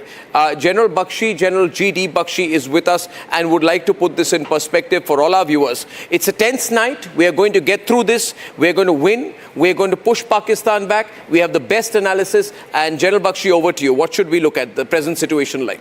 Can you give us your summary, sir? Look, Arnab, one of the most dangerous situations in the army or any of the active services is to be in a half-cock situation, neither war nor peace. Now forget about the civilian aspects of this. This is war. Please let your reactions be in that light. Yeah, General Bakshi, if you are holding yourself back in one way, I want to look good, I don't want to escalate, I want to impress Europe, I want to impress America, please impress Pakistan now. Your air defense is doing a great job. Yeah. Out of the 15 targets that he tried to hit, not one missile got through. Your interception rate of your S-400s, of your Akashes, MR SAMs was 100%. The Israelis had achieved 98, 99%. Yeah. I think our boys deserve a big pat on the back. Oh, absolutely, sir. Absolutely, absolutely, sir. Absolutely, all of us together, please. Absolutely, sir. We're doing a great job. We're going to do this more. We're going to hit them now. Absolutely, This is General. India's Iron Dome. This is India's Iron Dome, and we're arrow seeing it in system. effect. Absolutely. This is India's Akash. This Yeah. is indigenous. Yeah. And this is making a difference in You this know, war Arnab, of shall I attrition with give you Pakistan. one more input? Yes, sir, please, sir. Arnab, shall I Please. give you one Yes, more sir, all input? yours, sir. Yes, sir. Look, Arnab, your air defense shield is 30 times better than Pakistan's. Yes, sir. If they want to attack and come and commit suicide, please let them come in. Let them do that. Let your air defense Everyone. inflict heavy casualties. Yeah. Pakistan is not daring to use its air force. Yeah. Invite them to come in, incite them to come in, damn it, anyway. Yeah. Inflict heavy casualties. Yeah. And then go on the BBG counter-offensive. planes, yeah, absolutely. Viewers, right now AS-400s are activated. I also got a report, if you're watching tonight, I also got a report sometime back that in another area, I think it's the Pathankot area where the air defense systems have been activated. You've served in that area, sir, Samba area. Can you tell me why you think, sir, the Samba area has been chosen? Why has the Samba area been chosen? We have got cantonments starting from Jammu, Samba, Pathankot, right up to Amritsar. Yeah. Every town is a cantonment, every town is a military asset. Yeah. Right. So he has traditionally come into this area because what earlier General Sinha said was because his ultimate aim is north of Chenab, in that area. So he comes here. He has been coming here, he has been striking here because we have our armored locations. So I would not like to mention all that here. Yeah, absolutely. Well, you know, we have someone who has just come back here with more information into our studios today. We typically got more experts tonight. We were not expecting this, Shawan, but now here we are in this unexpected situation about 10 minutes to 9 tonight. Shawan, you have more info. They've also opened up in Punjab is what the latest information coming in, that drones were moving towards Punjab. That has been brought down is what we are being told. The other is as far as the ammunition depot, Major Tur, I was just saying that ammunition depot was also the target at Channi Himmat, which happens to be in the Jammu region. Well, this is all moving very fast. General KK wanted to add something there. General KK, take a break, I think. You spoke something about the Sakaragal Bulge. It is just in front of, your Jammu region. See, it can be cut from both the sides. This is the most vulnerable area. 65 it was captured. In 71 it was captured and had given to them. We have also hit all in Sialkot, which you call Sialkot. It is a bulge. It is intruding inside from Jammu, Pathankot, and from this Amritsar. This is the ideal target. Sargodha, you said F-16 down. Yes, sir, I did. S-400 has been, I think, before they must have taken off, S-400 can hit them on ground. If that news is correct, I think the great job done. Great job done. When takeoff, in takeoff also it can hit, I mean movement it takes off. Before they even start in the engine, it can hit them. Okay, I want to take a very short break. Things are moving very fast tonight. I'm glad that we are all here in the studio. And I think we might have a little bit of a long night because we don't want to disappoint our viewers. So I want to make an announcement that we are going to go into full breaking news mode. There's going to be no repeat of this because this is a long night. This is the big night. This is the night when we expect to hit back. Now, I said we will hit back at our time, at our choice, at a time that works for us. But Pakistan has escalated this. They're going to get it back. And how? Back in just a few minutes. Time for a quick breather. Arnab will be right back with the debate. Hi, this is Chef Ranveer Brar. Guarantee you brilliance on behalf of IIHM. Mahi sir, how much do you love your fans? Honestly, I love my new fans. पुराने वाले बेकार में शोर करते sir fans हैं शोर तो करेंगे ही ना नए वाले नहीं करते and they listen to what I say. The new generation Orient BLDC fans, super silent performance with voice control. सिली में आए तो और Cricket fans. आधे बाउल दही में 4 चम्मच MDH चटनी पुदीना मसाला डाला, स्टर करो, पुदीना चटनी तैयार। MDH चटनी पुदीना मसाला। यार मार्केट कैसा ऊपर नीचे होता है, याद रख करियर, इन्वेस्टमेंट और लाइफ में ऊपर नीचे होता रहता है यार। वो तो है। बस भाई डटे रहे, तभी तो अपने सपने पूरे कर सकता है। सही है। लाइफ और म्यूचुअल फंड्स में लॉन्ग टर्म सोचना सही है। सही है। हाँ म्यूचुअल फंड निवेश बाजार जोखिमों के अधीन है। योजना से जुड़े सभी दस्तावेजों को ध्यान से पढ़ें। अब छोलिया हो या लोबिया, सफेद चने या काले चने, सब कुछ मजेदार बने।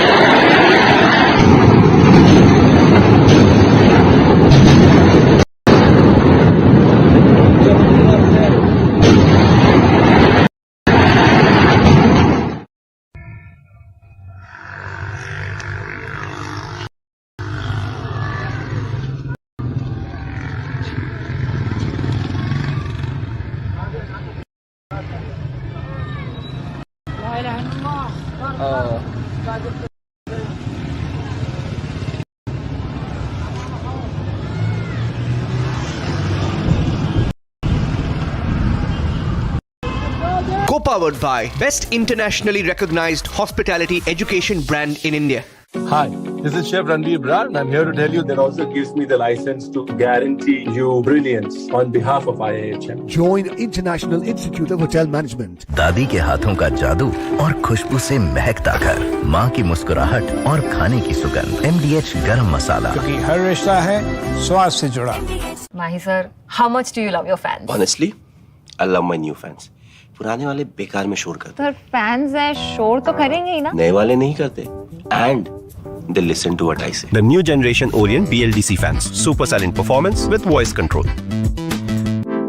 Silly me, I thought. Cricket fans. MDH की हल्दी मिर्ची धनिया करे कमाल, ये रंग दे, ये खुशबू दे, ये तीखा, ये कम पड़े, क्या निराला MDH masala.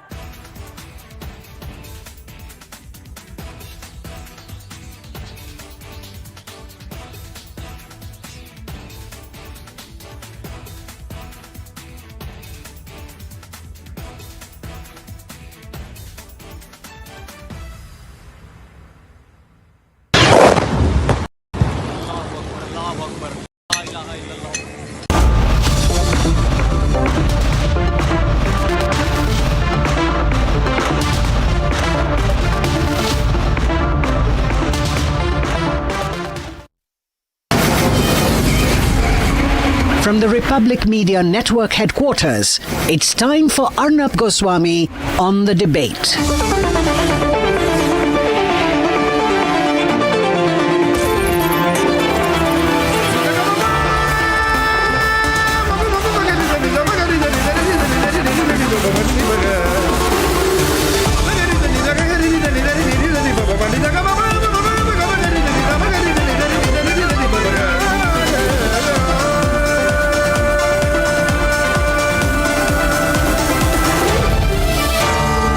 Arnab Goswami on the debate.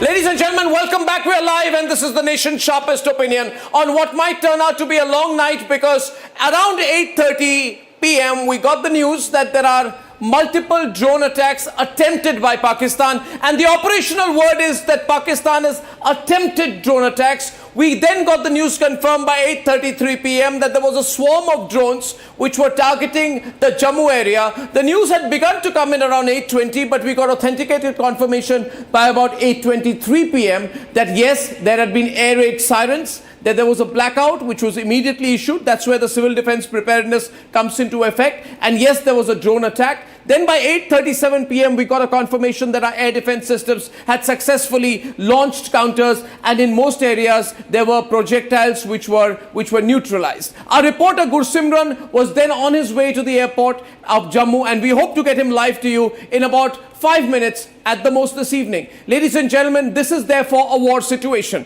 There may not be an open and formal declaration of war. What the government of India is saying is that we are in a continuously evolving situation. We are told that there is momentum to the situation, but to assume that the crisis is over would be unreal.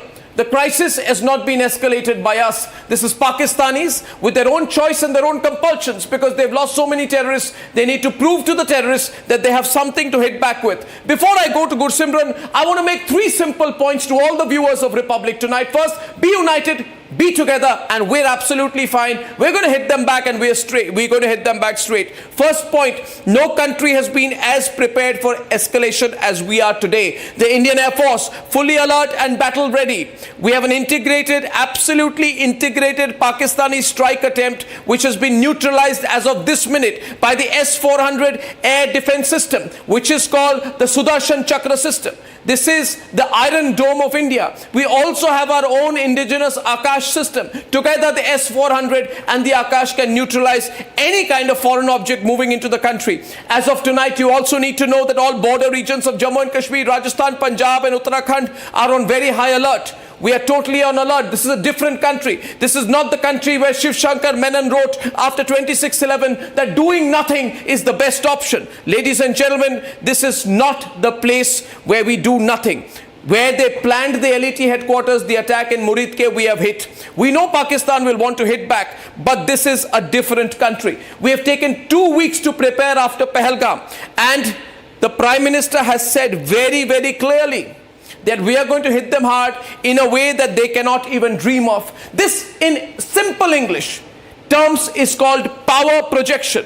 Power projection is when a state has the ability, the elements of national power, primarily military, but also diplomatic, also international, also economic, beyond its territorial borders or influence. That's when we begin to use that influence. Then we are a country that becomes a great power. This is India's movement from being a middle power to a great power. That is because Narendra Modi, as Prime Minister of India, is not afraid of projecting power. This is not the country that Zia-ul Haq wanted to bleed with 1,000 cuts. That policy has backfired.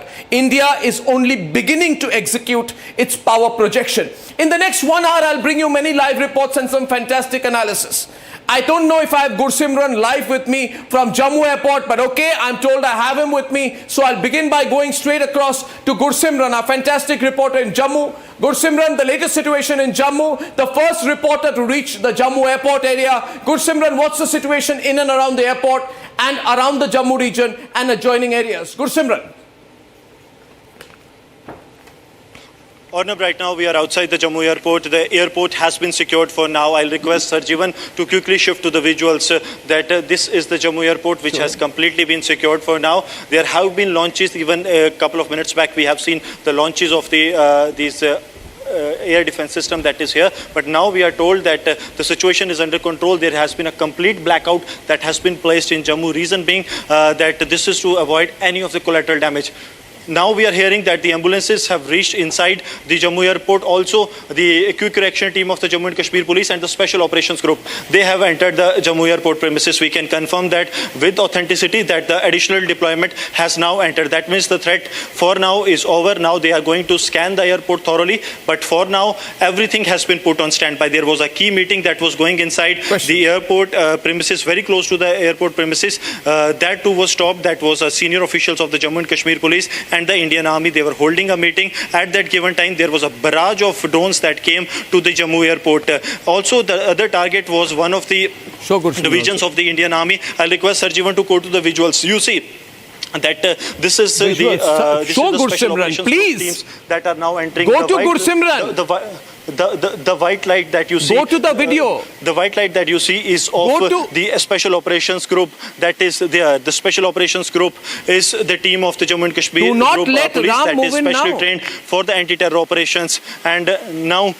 And now I will request Sarjivan to come this way because the SOG teams have gone in. The SOG teams are carrying out the security drills so that they can secure the base. For now, there has not been any launches for last 5 to 7 minutes because the SOG teams have taken over. That is, I can confirm the teams of the Jammu and Kashmir police as well as the NSG that has been deployed there. They have completely taken the control of the Jammu airport. Arnab, that is what we can confirm from on ground. What we can see, it is the base is secure for now. Yeah, I can see you there now. Yeah. That there has not been. Can I see Gursimran? Can I see Gursimran? We're repeating the visuals. Can I see Gursimran? Thank you, Pradeep. Thank you, Pradeep. Gursimran, please continue. Yes. We've been running the visuals on a loop, but I haven't seen my report, and right now naturally the I'm teams have concerned. entered the base. We are having the NSG that has secured the base. Another important thing is that within 30 minutes to 30 minutes is the odd time, 30 to 45 minutes that they have secured this base. The Jammu airport is now secure. The Jammu airport, that attempt was made from the Pakistan side to launch an attack. There were two simultaneous attacks that were launched at this very place. One was aimed at the Jammu airport. The second attack was aimed at the division of the Indian Army that is very close to the Jammu airport. So two installations were targeted. Also one other target was the Sunjwan army base of the Indian Army, but there the missile has landed, but it did not explode. That we can confirm. Also the Badi Brahmana base of the Indian Army, that was also on the target. That is in the Samba district. That was also a target. So at a couple of places there was a drone target, and at other places there has been a target of missiles. So Gursimran, what is quite clear from what you are saying, and this is a ground report, is that they have clearly tried to target multiple military locations. There's no doubt about that.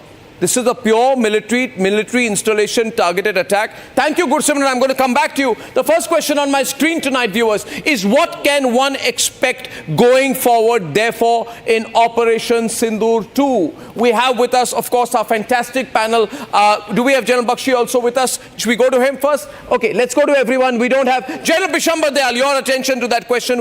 We have the situation, ground situation. We are under attack. This is pure military installations being targeted. What do we expect tonight, tomorrow? Arnab, I am absolutely clear. This is not act of war. This is war. Pakistan has declared war, like General Bakshi said. In 1971, when he did this on 3rd December, we declared war and we took actions what was suitable. Visuals. Air counteroffensive through air does not require 2 days, 3 days, 1 day. It is well rehearsed, well prepared. We suppress them by our own fire rather than just be on the defensive. And mobilize the ground forces, cold start, occupy your sensitivities, and then take his sensitivities before he realizes. Absolutely. You must go offensive. In fact, I would say we have more visuals coming in from Jammu. I think he's given us an opportunity out here. I had another set of visuals before I go to our next guest tonight. Can we play the latest set of visuals with the audio also up for just 15 seconds? Yeah, there you see, ladies and gentlemen, there we are hitting back and people are excited. Thank you, I got the audio there. Thank you very much, don't lead me on to it. And I'm now going across, we're hitting back and the people are excited out there. Thank you. And the people are extremely excited out there because they're seeing our forces hit back. Deepak Vora, declaration of war tonight. I think they've given us an excuse or an opportunity to hit them really hard now in Operation Sindoor 2. How will we calibrate it? Didn't the Prime Minister meet the army chief today? Yes, he did. And if he did, I'm sure they would have discussed the next steps. This is our normal process. If we are going in for a declaration of war, let me assure you that South Bloc, the Ministry of External Affairs, will be very active, sending out cables to ambassadors in all countries, especially the ones that matter most to us, so that we can tell them. And when there is a situation like this, sir, we all sometimes wake up the ambassadors of those countries in New Delhi, summon them and say, this is what we are doing. So I believe if we are going to go to war, this, as your colleagues in the military have said, this is war without a formal declaration. This is war. I have former Air Chief Air Marshal Bhadoria also with us. Good evening, sir. Now you're seeing the pictures. We got some latest visuals. From what you're seeing from the visual imagery, what do you think has happened in the last 45 minutes? Very clearly, they have now decided to... Yeah. And I think yesterday was a bad decision. This is even worse. Why is that? So why is it worse? Because they haven't realized what we are going to do. In response to yesterday, what they did, they targeted some of their critical assets. Although it was still a measured response. We only went through their air defense. Only air defense, and that too only some. We could have gone to 10 times the target, but it was a measured response. It was in order not to escalate beyond a point, and also give them opportunity to de-escalate. Very clearly, because government has said very clearly, we are not interested in escalation. We hit terrorist targets. You better stay off. But this is not a face saver they are looking for. I want to go across to Kamal Sibbal tonight, who's a fantastic diplomatic voice. Kamal Sibbal, good evening, sir. How are you? And can you tell us, sir, now that you're seeing this, we are evaluating it from diplomatic, political, and military views, all three. Kamal Sibbal, we've just heard in the last 45 minutes to 1 hour, a lot of drone attacks targeting military installations, almost all all unsuccessful in Jammu, in the Akhnur area. We're in a state of preparedness with our air defense targets in Pathankot, all adjoining areas. We're very alert.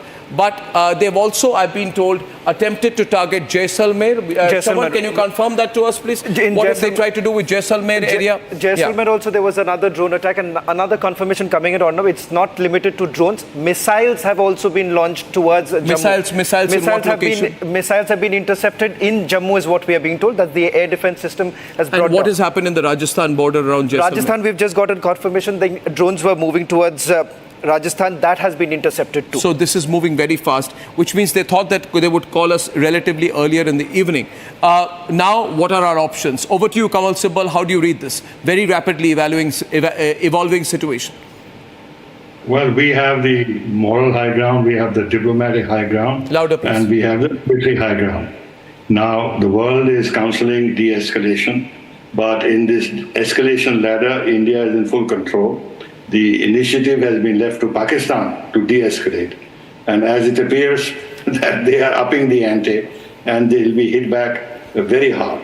So, but I suppose they have no choice because they have to prove that Pakistan is powerful enough to take on India. They've always looked for some kind of parity, but far more important than that, it is the Chief of Army Staff of Pakistan who actually governs Pakistan and is in charge of policy. And he seems to be a die-hard, bigoted Islamist who harks back to the division of India and wants to, focus on the religious differences between the two countries. Kashmir is the jugular vein. He's been inciting these terrorists who have then staged this attack in Pahalgam. So he will overplay his hand, and then he will be punished for it. Yes, in the process, there will be some damage probably done to India, but Pakistan will suffer far more damage. And more importantly, once it is clear that Pakistan has not achieved its goal and has suffered punishment, there will be further internal turmoil within Pakistan, because large parts of Pakistan already are rested, whether it's Baluchistan or Khyber Pakhtunkhwa or even Sindh. Yeah.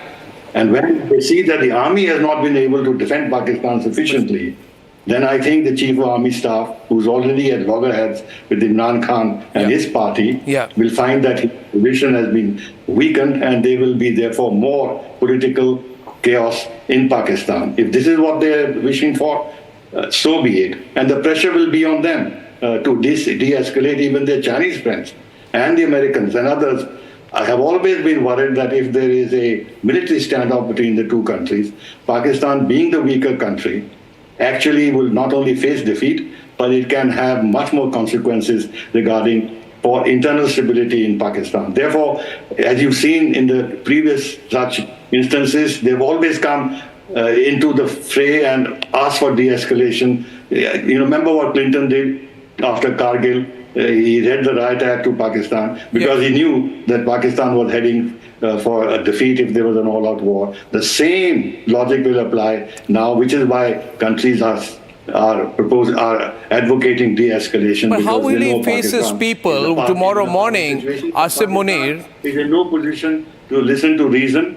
Since its creation, it has been an irrational entity governed by irrational people following irrational policies, and they'll come to an irrational end. So, this is a very fine analysis there. I would request you to stay on for a while right now. Abhishek C, I believe the next question which is on my mind, viewers, and I want to explain all the frequently asked question in a situation like this. First, again, to the people of the country, or what do you need to do? You need to stay united. You need to believe in your government, in your Prime Minister, in your National Security Advisor. You need to believe in the government of India, our armed forces, and our ability to hit back, which we will. That is the first thing which we need to do. However, I'm told right now there's heavy artillery firing which is underway in Samba and Akhnur. This is not a time to at all be perturbed. This is time to be strong. We can be amused at what the Pakistanis are doing. Remember, we are the world's 4th largest economy, with the 4th largest military and the world's largest population.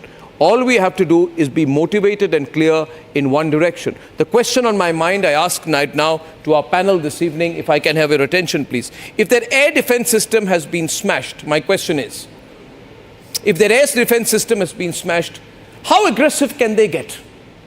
How aggressive can they get? And how much of their air defense system has been smashed by us last evening? Briefly to you, General Doval, please. Right. Arnab, to be very precise, we have degraded one of the air defense system which was located around Lahore. Not all. Right. So that's their main system. That's the system which is the latest induction into their army. Yes. And which has got a range about 100 plus kilometers. It's a poor copy of S-300 of Russia. Now, air defense being weak, Arnab, I mean, that's a defensive measure. Pakistan will try and be aggressive. Yeah. These are all aggressive. These are all aggressions. These are offensive actions. I also just telling a producer, I want that one clip where the Pakistani defense minister asked, I think on a channel, foreign channel, we can use it with right reason for news, says, who told you that Indian jets have been brought down? And he said, I heard it on social media. I want that clip brought out. Yes, please, General Doval, sorry for interrupting. What I'm saying is that he will continue to be aggressive with his rockets, with his drones, with his with his missiles.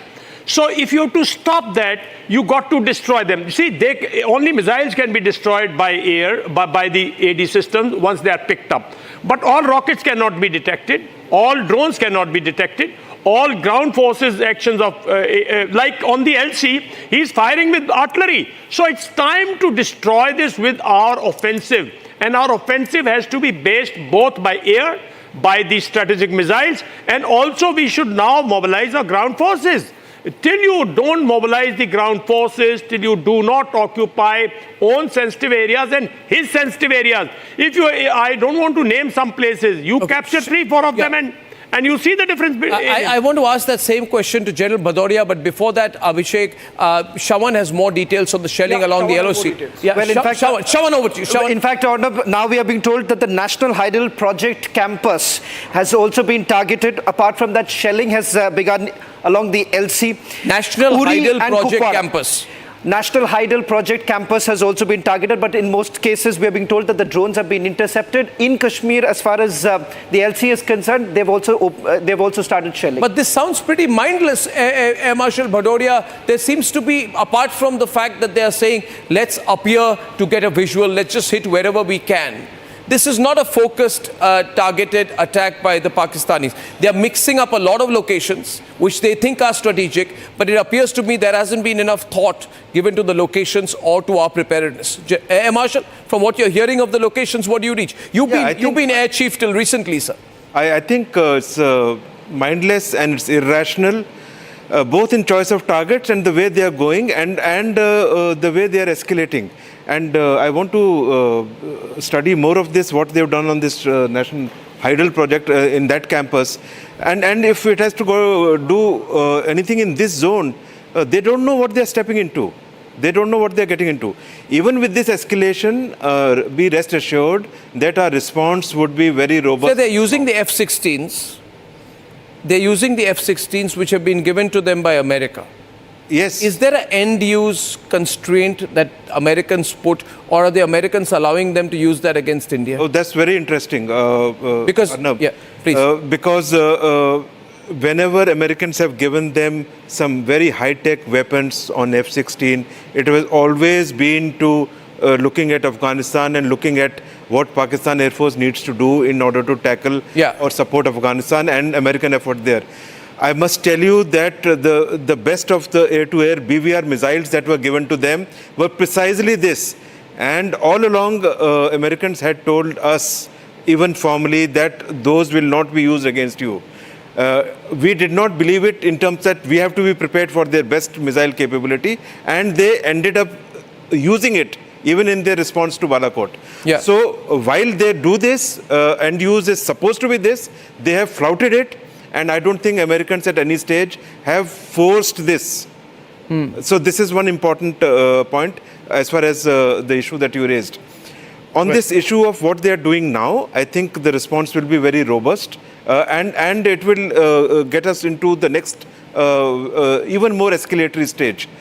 And they must realize that it is on them to de-escalate. The ball is in their court to de-escalate. We are not going to de-escalate. De-escalating at all. We are not going to de-escalate. I don't think they are de-escalating at all, and I think this is a golden opportunity. Abhishek, how are you reading? What's the latest news? If we go beyond a certain inputs point from you, Abhishek. No, basically the Pakistanis are looking at a ramp-off which India is not providing. And since the ramp-off is not coming, General Munir is in a cul-de-sac.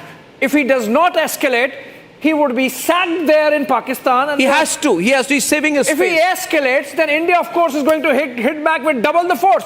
So obviously, damned if you do, damned if you don't, and the Pakistani general is effectively being suicidal because he's escalating and he's going to get it back. Absolutely. Now the question in everybody's mind is,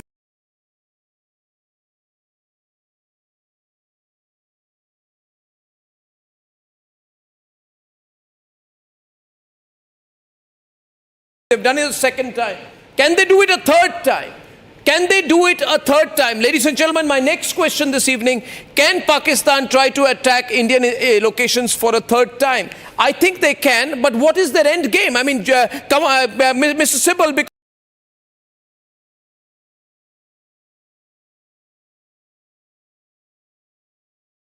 you have to go, I want to put that question to you. How do you read their game?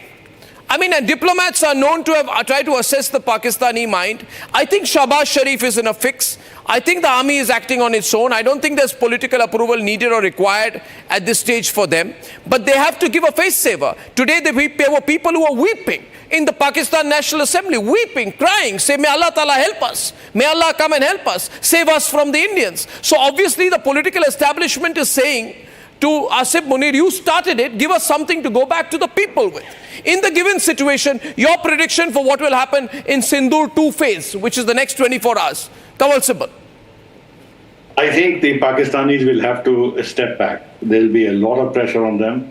This doesn't look like they're stepping back, sir. United States, China, and others to step back because they'll be worried about Pakistan's future and its internal fractures, which will get even deepened because of the pain that Pakistan will suffer militarily and otherwise. So, but then point is that these fellows have a larger-than-life image of themselves, historically. Okay. And therefore they will commit more and more mistakes and land their country into trouble. You see, the point is that India doesn't want really escalation. We've made our point very strongly that the days of impunity with regard to... We don't need the escalation. Good point. Breaking good puts. And we will take whatever steps are necessary. And it was extremely bold, I must say, to target these 9 sites, or the terrorist sites in Pakistan, including Bahawalpur and others. The message is very strong.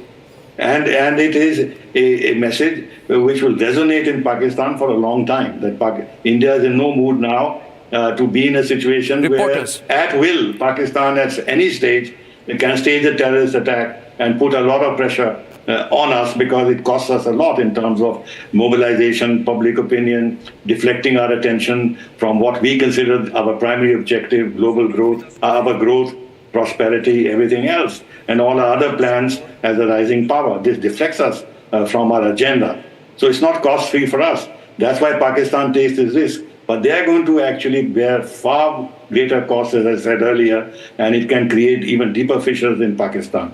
We should not relent, and if they up the ante, we should hit them hard. This is an opportunity that we've had after a long time with a very strong-willed leadership to pay back Pakistan the way that we should have paid them back long ago, but with a clear view that there will be costs imposed on us. Not be costly, but we should be able to bear the cost. News right now, Abhishek. We are breaking news. Breaking news coming in Pakistan. Pakistan military has admitted, you want to add that, has admitted losing 2 F-16s. JF-17s. They've said 2 planes, JF-17 has been lost. Breaking news plates right now, ladies and gentlemen, in Chinese JF-17 Thunder jets have been destroyed by India. Abhishek, when did this news come in? This is during the dogfight that happened during Operation Sindoor, or now while Pakistan was claiming that they have downed Indian jets. No admission there, obviously, because that has not happened. Now Pakistan DG ISPR himself admitting that 2 of their JF-17 fighter jets have been downed by the Indian Air Force in the counter that was carried out following those actions there day before yesterday. overnight. That's a big admission coming in from the Pakistani side. Remember, they were trying to fool around with their own people by claiming that they have downed Indian jets, but ultimately ending up admitting that 2 of their fighter jets provided to them by the Chinese were downed by Indian Air Force. Yeah, that's a big one. That's a big one. Deepak Vora, now things are moving fast. Lahore air defense has been neutralized. Let me quickly summarize. This is a huge hit for both China and Pakistan. Pakistan going and embarrassingly having to say, yes, our fighter jets are down. The Indian air defense has worked extremely well. They have not been able to hit a single target. Gursimran is live from the Jammu air base where nothing significant has happened. One shell, I think, landed but did not explode. So this is expendable artillery. This is useless for the Pakistanis. Asim Munir is not going to be able to go back with anything more than saying that I tried but I failed a second time. Go ahead. He's saying, what I'm saying is, even last night, one of the shells which they were showing, which had but a second night of failure, for the Pakistanis next to Amritsar in a field that had also not exploded. That was another unexploded warhead. I mean, so that was looking like a 122 mm, warhead, which was rocket, which was lying unexploded. Arnab, the basic thing. I have a video of the interception right now. I think we have a live interception. You're seeing their visuals. Ladies and gentlemen, look at that. Just look at the number. I want to play this up. This is beautiful. The sky is ablaze. And what are you seeing tonight? These are the interceptions. These are the number of drones. We are smashing it in the sky. Look at the number of drones that are coming in, and look at the way in which we are smashing through their interception of drones. Now, Samar, take a look at these visuals. Explain it to us. What's going on here? Some are military terms. Come on, explain it to us. You're the drone man. This is a beautiful shot of an interception. This is an Israeli kind of defense, but this is beautiful because I can see about 11. This is the Iron Dome of India. If you are watching this tonight from your homes, the reason for you to feel safe is because this is our firepower. They sent all these drones with several kilograms of explosives, and we destroyed them in the sky. This is Diwali night for us. We're going to eat up the Pakistani Air Force and the Pakistani machinery, and we're going to chew them and spit them out, which is what we are doing tonight. Someone explain this to us. This is a beautiful visual. Explain to people what they're watching. As the audience are watching on the screen live, yes, these are drone swarms. These are drone swarms with different payloads and different ranges. The further it goes, probably the lesser the payload it has, shorter the distance, maybe the larger the payload of ammunition it carries. Then these can be stopped either by radio jamming. Second, we have the air defense system, which is automated, and it automatically acquires the heat signatures from these drones, and they are now being terminated out from the sky. So this is basically जिसे कहते हैं हम Chinese माल, जो Chinese फर्जी duplicate माल है. This has been procured by Pakistan, and it is the amount of money that is being just poofed off. And the Pakistanis can see these visuals. Don't buy it from the Chinese. See what has happened. They've made a hole in your pocket again. Fantastic. I want. This is. Instead of air defense, the Chinese have passed on the FASTag, toll system to the Pakistanis. Anyway, we like playing Diwali. We don't mind crackers as long as they're so high up in the sky. They won't even increase the pollution. They just give us some entertainment. These poor Pakis are going to feel stupid tonight. This visual should be given across to the Pakistanis so that they know what they are dealing with. Samar. There has also been a terrorist attack at a location where 2 terrorists have been terminated. We'll give you the details. We'll get details of that. Deepak Vora, your thoughts exactly at this moment.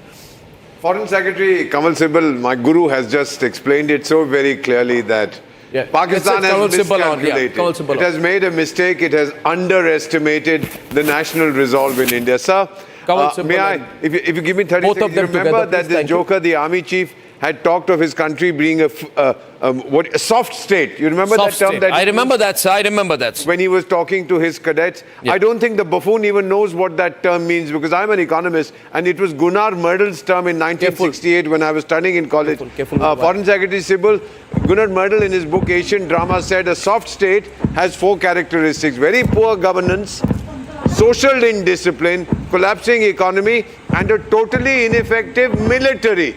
Pakistan has all for... It's an ineffective military. He's admitting himself that they don't have an effective military. I don't think he understands. He's so involved in quoting the Quran, misquoting the Quran, I beg your pardon. I speak Arabic, I couldn't understand a word of what he was saying. This fellow obviously doesn't, somebody puts it in his ear, he shoots it off. I think he's regretting very deeply the mess he has got himself into. And sir, since if the civilian government... This is such a beautiful visual. I'm looking at this every moment. Sorry to interrupt you when you're in full flow. But ladies and gentlemen, I get goosebumps when I see this. I feel so proud. I feel we are vindicated. And I can tell you, sir, from your college years to mine, to Kanwal Sibbal's, all of us have always wanted this Bharat. This is the Bharat. We hit back. Even our defense is offensive. We've been restrained. And you know what, Deepak Saab? This is our restraint. This is not even our full action. Sir, this is automated military response. You're so right, sir. I call this the Foreign Secretary Sibbal, forgive me, I call this the Jamwan effect, how India has become Bharat. Sibbal. Just as Jamwan, the king of the bears, reminded Bhagwan Shri Hanuman of his strength, gave him back his self-confidence. India has rediscovered its strength and self-confidence. That buffoon sitting there across the border will now realize you don't mess around with Bharat. You don't dare to, sir. You don't dare to. I want a thought from Kanwal Sibbal. The thing with Kanwal Sibbal is he is so restrained in his words. Oh, he's brilliant, sir. But he's brilliant. He can be very effective. When he came on, we agreed to come on tonight. I said, great. I've got a great combination tonight. If Kanwal Sibbal, if this could be a video you could send to Shahbaz Sharif. This is, I'll cut and paste your video as a message from Kanwal Sibbal to Shahbaz Sharif. What would you tell him, sir? I mean, today we have this interception. I'm not overplaying any of this, sir. What would you say to him, sir, if you were to meet him today?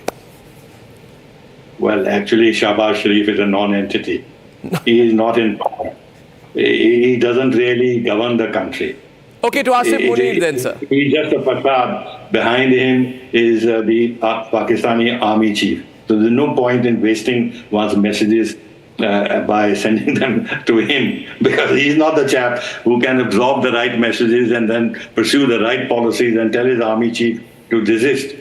Actually, these kind of visuals should be sent to the army chief of Pakistan. That you have bitten more than you can chew. You've bitten more. And therefore, we step back, save your country, de-escalate, and you can save your own skin as well as the future of your country.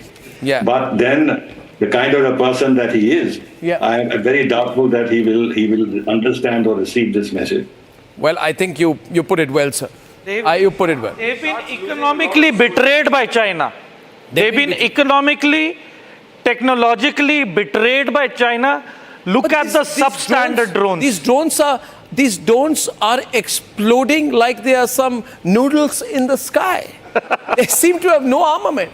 This is, we're chewing them up. We're chewing them like we would chew something in a tom yum soup. We're finishing them, ladies and gentlemen. And with us this evening is the graphic which shows you where we've been hitting. Please take a look at this, viewers. The headline for this graphic is, Pakistan fails again. You failure state, you failed again. You're taking on a country which is one of the world's largest economies and militaries. The different locations on your screen: Akhnur, Arispura, Samba fail. Talwara, Pathankot, Jammu, and of course in Channihimat, there has been a targeting, but it has failed. Now, I have Saurabh Shukla with us. What we've done here on Republic, Saurabh Shukla of News Mobile. I really love the guy. He doesn't love me back as much, but he's a great guy from News Mobile. And from Washington, D.C., he is following the... I love you as much, my friend, and we love the country. Yeah, we love the country, absolutely. The messaging that New Delhi is today, sending out to all major capitals, including the US here in Washington, D.C., is very clear that Pakistan has escalated this, turned into a full-blown war. India will retaliate. They've also given complicity of China now, how China has been ramping up support to Pakistan, and it's time for India's friends all over the world to now stand up with India. So this is the message. The third thing I want to tell you, which is a message which is being sent to all the citizens, that there is so much of disinformation and cyber war that Pakistan is unleashing. So every citizen watching this broadcast, wherever you are, beware. Pakistan is trying to spread a lot of misinformation to, make sure that they hit the morale of our armed forces, but we have to stay strong. So these are the messages which is going, and also Pakistan's complicity in how they are, hand in glove with the terror groups.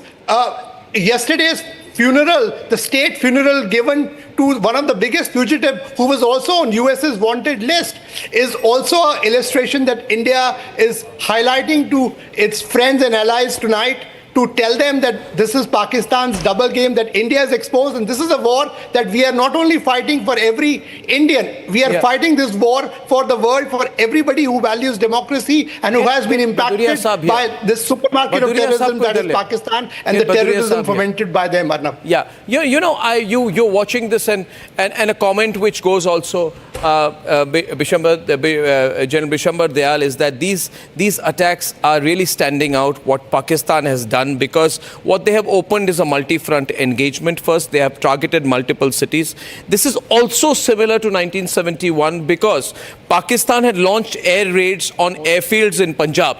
This is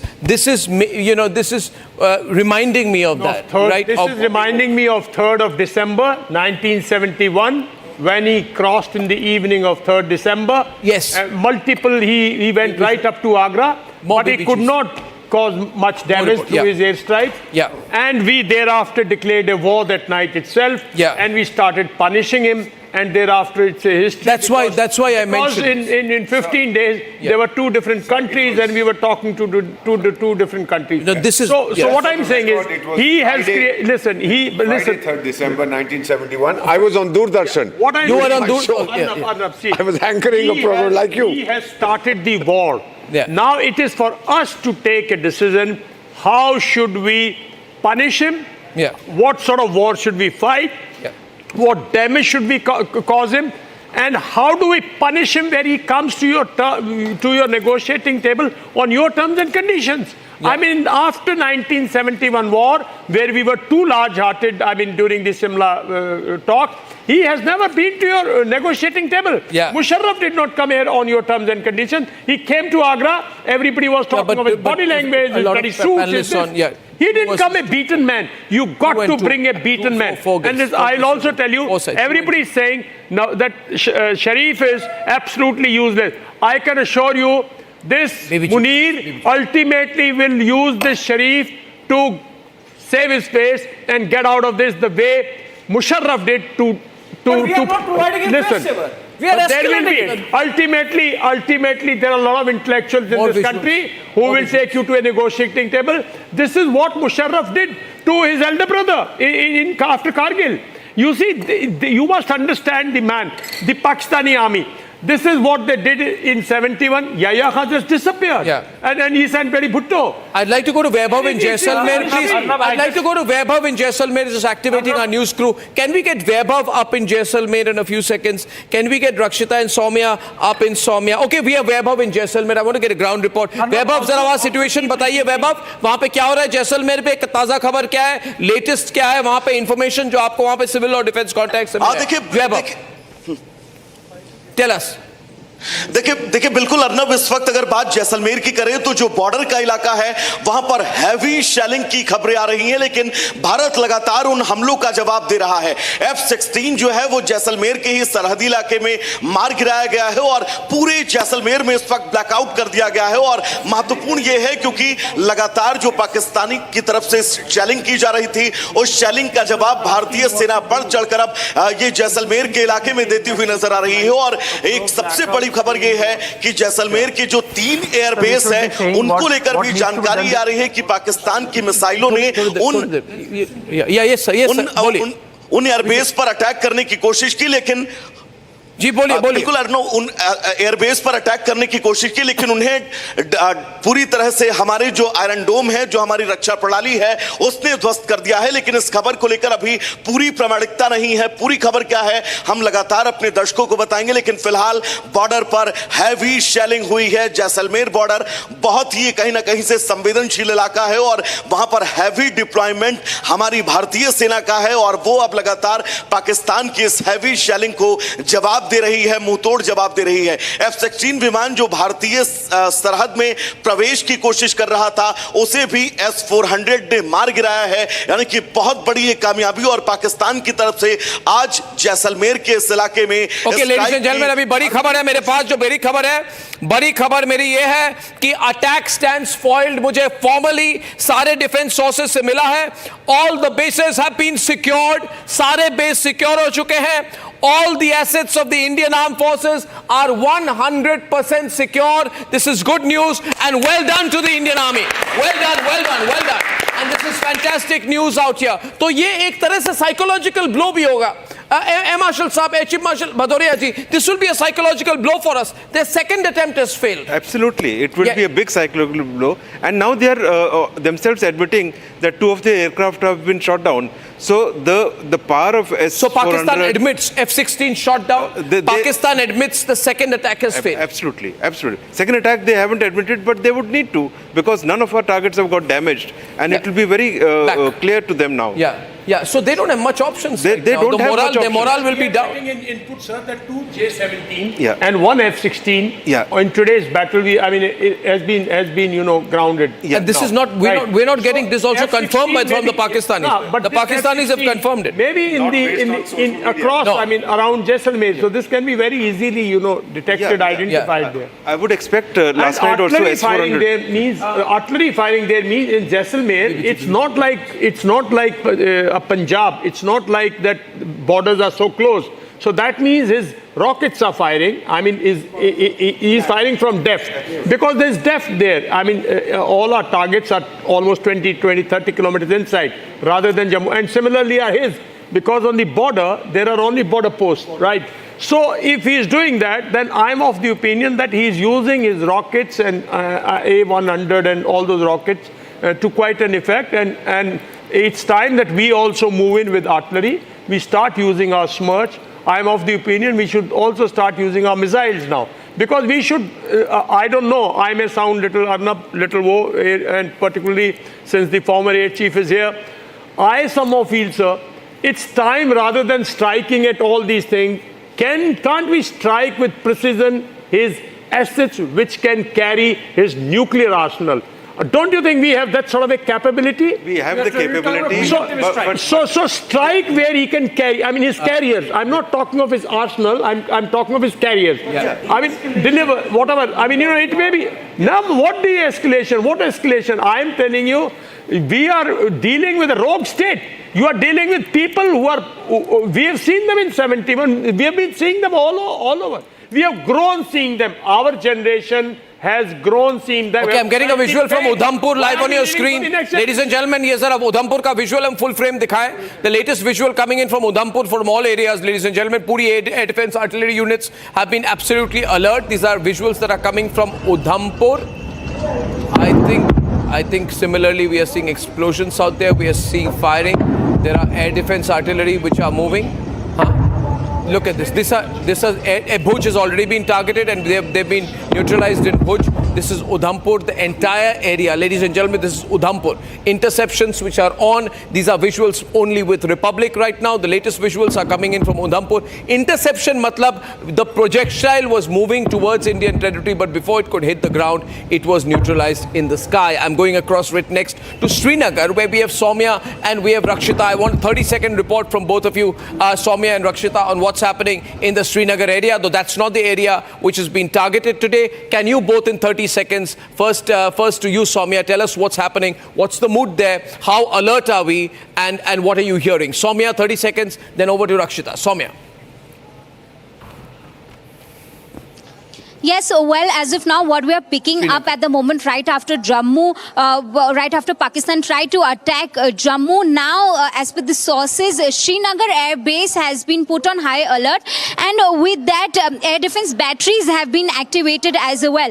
So this is the developments that have been taking place here. Okay, and what are you hearing from your defense sources, Rakshita? Jammu, back to you.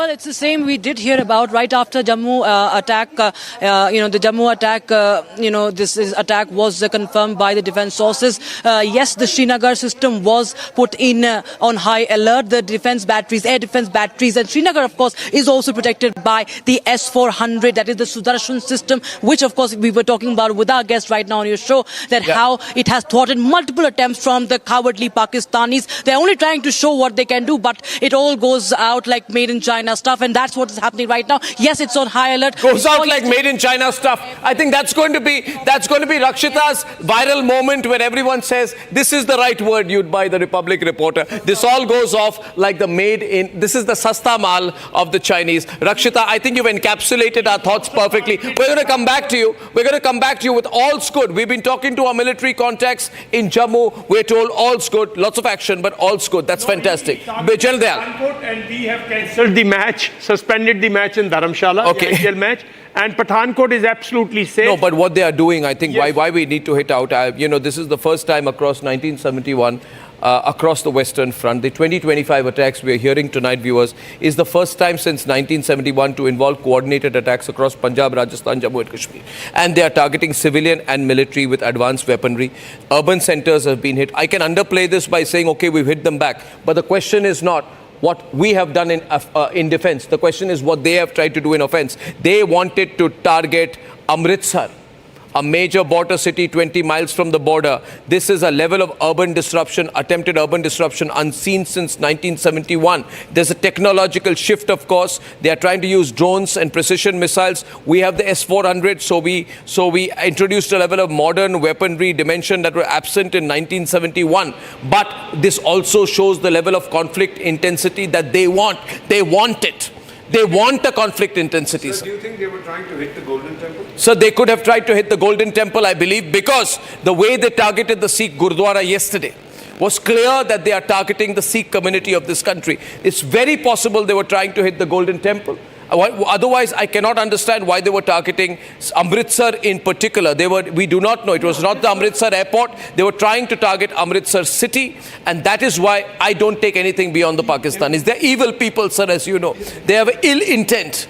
And they also want to target army. They want to target everything else. What do you think, I know what happened in 1984. Air Marshal is here. He knows. No, you don't touch the Golden Temple, sir. No. I'm half Sikh. I know it, sir. Sikhs around the world will break the spine of every Pakistani they come across anywhere in the world and have him for breakfast. But they targeted a temple. They targeted a Gurdwara in Poonch. They targeted that. This is exactly what they tried to do in 1971. This is what they tried to do in 1971, sir. And Gursid, this is what they tried to do in 1971. They wanted a societal impact. This is terrible. They're going to pay through the nose. They're going to pay through the nose. You never know. We take back Kartarpur. We might just go ahead. I mean, the Sikhs. They have tried to open up the entire Western front, Samar. And Sikhs are fuming. Sikhs are fuming, especially after what they've done in Poonch. There have been visuals of a young child who's been martyred. There are 3 Gursikhs who've been martyred. They are going to pay a heavy price. India, if anything is stuck in India, it is a pain to India, not to any of our single communities. Gurdwara, all of the nation. The Golden Temple is as dear to me as to the Sikhs. Every property in this country, every civilian, every asset of this country, every military asset is as dear to me as to a Sikh, as to anybody. We are Indians. This country tonight is facing a full-on military escalation by Pakistan. Gursimran is back live from Jammu. Gursimran, what's your location and what do you know now, sir? Gursimran. Arnab, right now we are outside the Jammu airport and the airport has been secured. We are getting to know it is somewhere 500 meters that have been declared as a no-man's area because the CISF has taken the internal grid along with the NSG and the Special Operations Group of the Jammu and Kashmir Police. Now what we are learning that the IGP Jammu zone along with the senior commanders of the Indian Army and the Indian Air Force, they are inside the airport. They are assessing the situation, but all the vitals and the assets of the Indian Army and the Indian Armed Forces inside the Jammu airport, since this is a defense airport, all the assets are secure. There has not been any damage to any of our assets that have been deployed inside. And now a strict vigil is being kept at any of the launches that is coming from across the border. So for now, we can confirm that the Jammu base of the Indian Defence Forces, that is the Jammu airport, has been secure. Also, there was an attempt that was made at the Sunjwan base. That stands foil. Badi Brahmana base, that stands foil. From Jammu to Washington, and in Washington, we have breaking news inputs just coming in from Saurabh. Saurabh, back to you. Saurabh, we have News Mobile breaking inputs.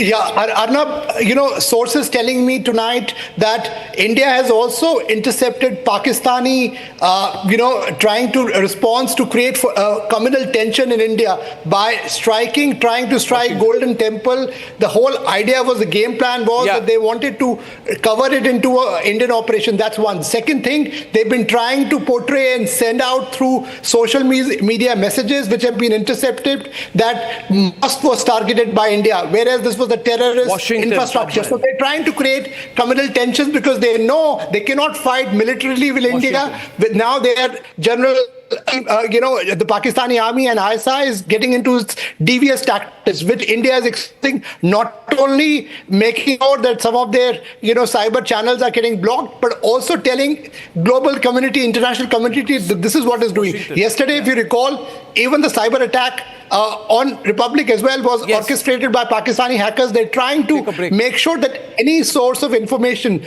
to Indian citizens that is blocked, and they're trying to create this devious game because they know they cannot fight us militarily, and that's the reason this whole disinformation campaign is being unleashed from Pakistan, Arnab. And this is what we are exposing, and this is what we are telling our international friends and allies tonight, that beware, Pakistan will try to do it, and they were trying to do it on international channels. Then we should formally declare war. I mean, this is, and if they are trying to attack the Golden Temple, and that is what we're hearing from Washington, that there is enough information. They tried to target the Golden Temple. They're trying to target our civilian facilities. They're trying to target it. They're trying to target. Then why should we not? Yeah, why should we not just declare war? Their main intent to attack the Golden Temple is to put a rift in between us and today are the technologically we are updated. Just see, his aim is to hurt you, not, individual community-wise. It aims to hurt India, destroy your assets. He's declared a war. I am of the opinion, Arnab, when we are spending the night in the studio, I will request, we have a very stable, very strong government. We have a very clear-headed Prime Minister.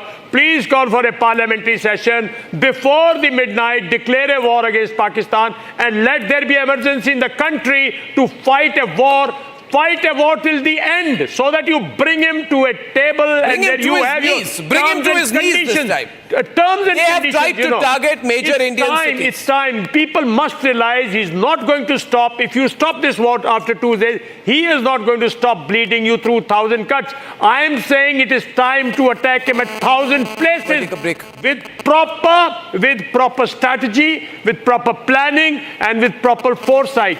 We should look through the thing. What do we? Our end game should be very clear in our mind. Our political leadership must give clear-cut directions of the end game. And if the end game is that never hereafter will be terrorism in J&K and PoK will be handed over to India, if that is the end game, then let's not wait.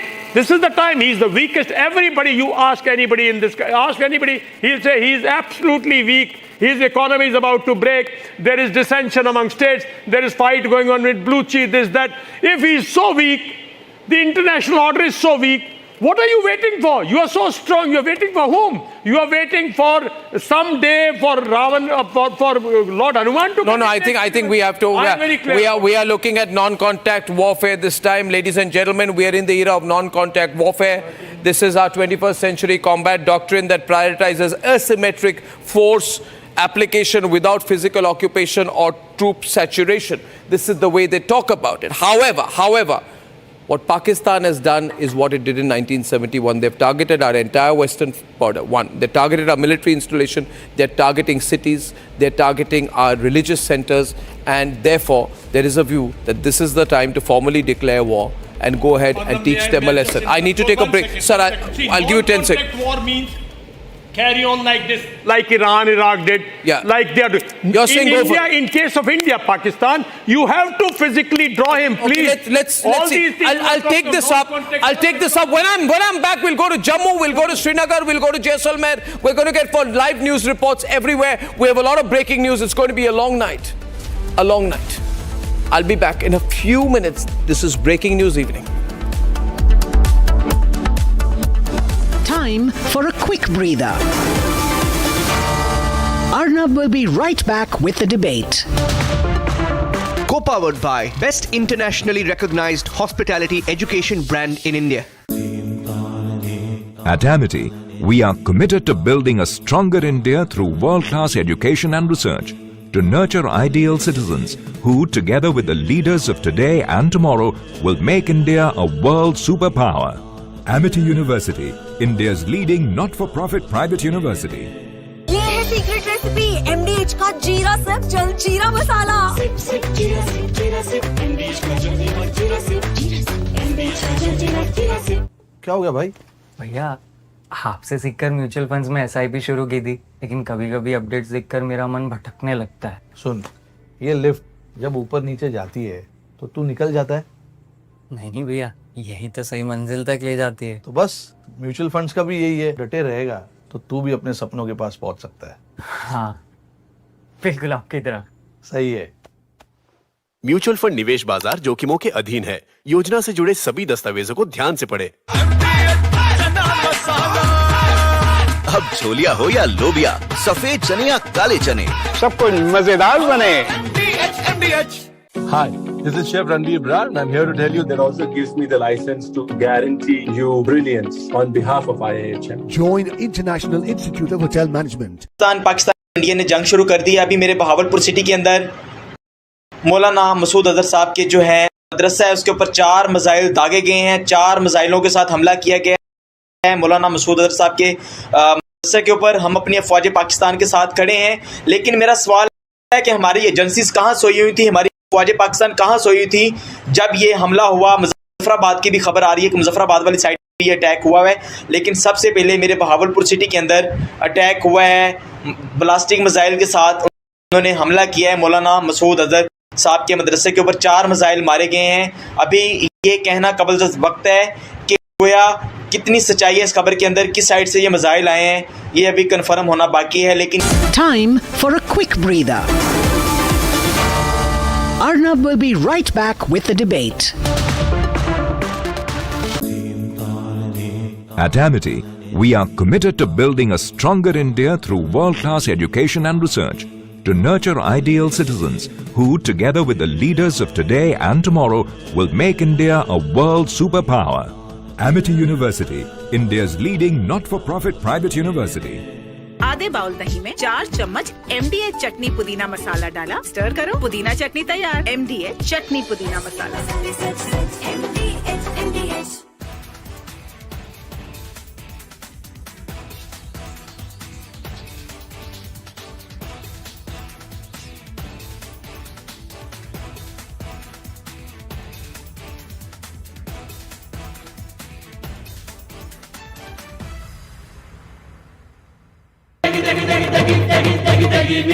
MDH की देगी मिर्च, देगी मिर्च का तड़का, अंग अंग फड़का। MDH की देगी मिर्च। Unlike in 2019 when we had hit Balakot, which was in the wilderness, Pakistan got an excuse to say that nothing had been damaged or killed, that we had only killed some crows and pigeons and sparrows.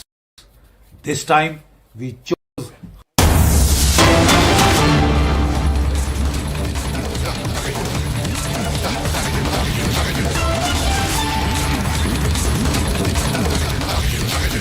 Okay, we're getting in some breaking news right now. There's a meeting that's now underway, getting in details of Rajnath Singh, Raksha Mantri, chairing a meeting with all 3 chiefs and the Chief of Defence Staff.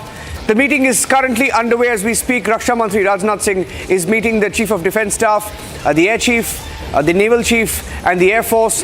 That meeting is underway as we have been live for the last 2 hours reporting of what has happened in Jammu.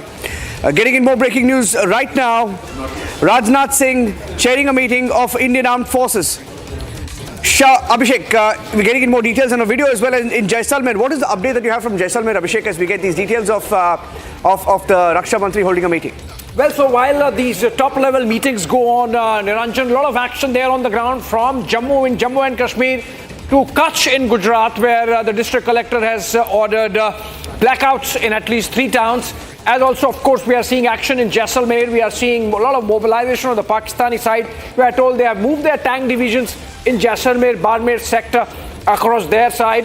And of course, some action there in terms of our CAPs, which is combat air patrols up in the air there to counter any Pakistani move. There are reports, of course, that an F-16 has been down.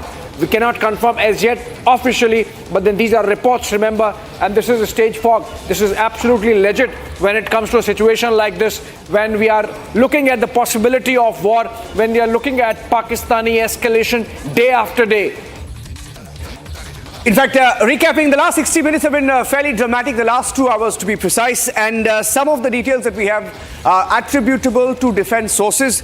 8 missiles from Pakistan were directed at Satwari, Samba, Arispura, Arnia, all of which have been intercepted or blocked by our air defense units. And we've seen the pictures that came in. The assessment is that Pakistan army is operating and behaving like a terror organization, Hamas.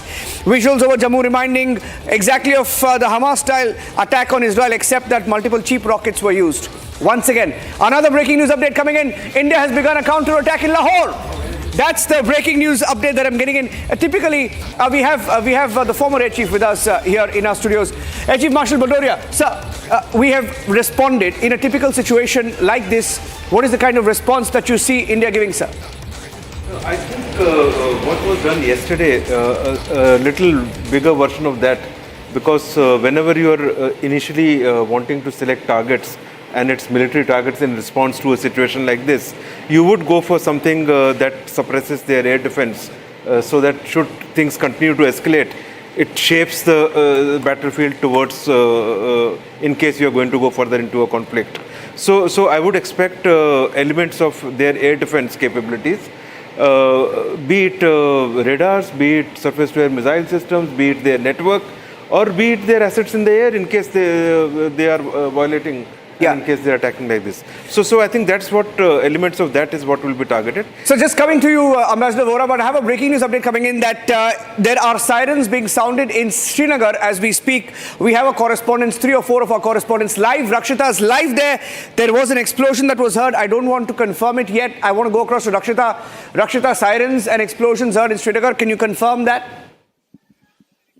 No, Niranjan, no, it's not confirmed. It's not confirmed right now, but yes, I can confirm that it's a complete blackout. It's an all-out, all blackout, complete blackout. Just a few minutes ago, right before when we were live last time with Arnab, right after that, there was a complete blackout. There was a partial blackout earlier, but night now we've just moved inside our hotels, and it's a complete blackout. Electricity has been cut off. Even in South Kashmir, we're learning that many areas the electricity has been cut off. So yes, the situation right now, the airport is on a high alert. The air defense batteries have been up there, and of course it's the Sudarshan system that is on high alert right now. Srinagar, of course, has an air base as well. That's towards the Avantipora, and that has been on alert since yesterday. It has been completely sealed, and right now where we are standing, we're reporting from in Srinagar, and the entire area, everything around us is completely black. It's not visible. So yes, the important cities also have been on alert. Okay, just correcting myself there. Just sirens in Srinagar, blackout in Srinagar, nothing more than that. Abhishek, breaking news now coming in that S. Jaishankar has just spoken to the American National Security Advisor, Marco Rubio. Marco Rubio, he has dialed Jaishankar a short while back. Abhishek, this is the second or third time that he's speaking with him in the last 1 week, 2 weeks. Abhishek. Absolutely, that's a big one, and that really gives you an idea of the kind of intense diplomacy that's going on behind the scenes. Given the fact that we have seen escalation from the Pakistanis, so obviously phones are being worked, the lines are hot, and India working the phones to make sure that everyone understands why we are doing what we are doing, because the Pakistanis are just not going off the ramp. They are escalating and we are hitting back. We are not going to let them go off so easily, and that is why this intense diplomatic offensive parallelly happening. There's a readout, Abhishek. There's a readout that's just come in from the American U.S. State Department spokesman saying Marco Rubio spoke to External Affairs Minister Jaishankar. The secretary emphasizing the need for immediate de-escalation, expressing U.S. support for direct dialogue between India and Pakistan, encouraging continued efforts to improve communications.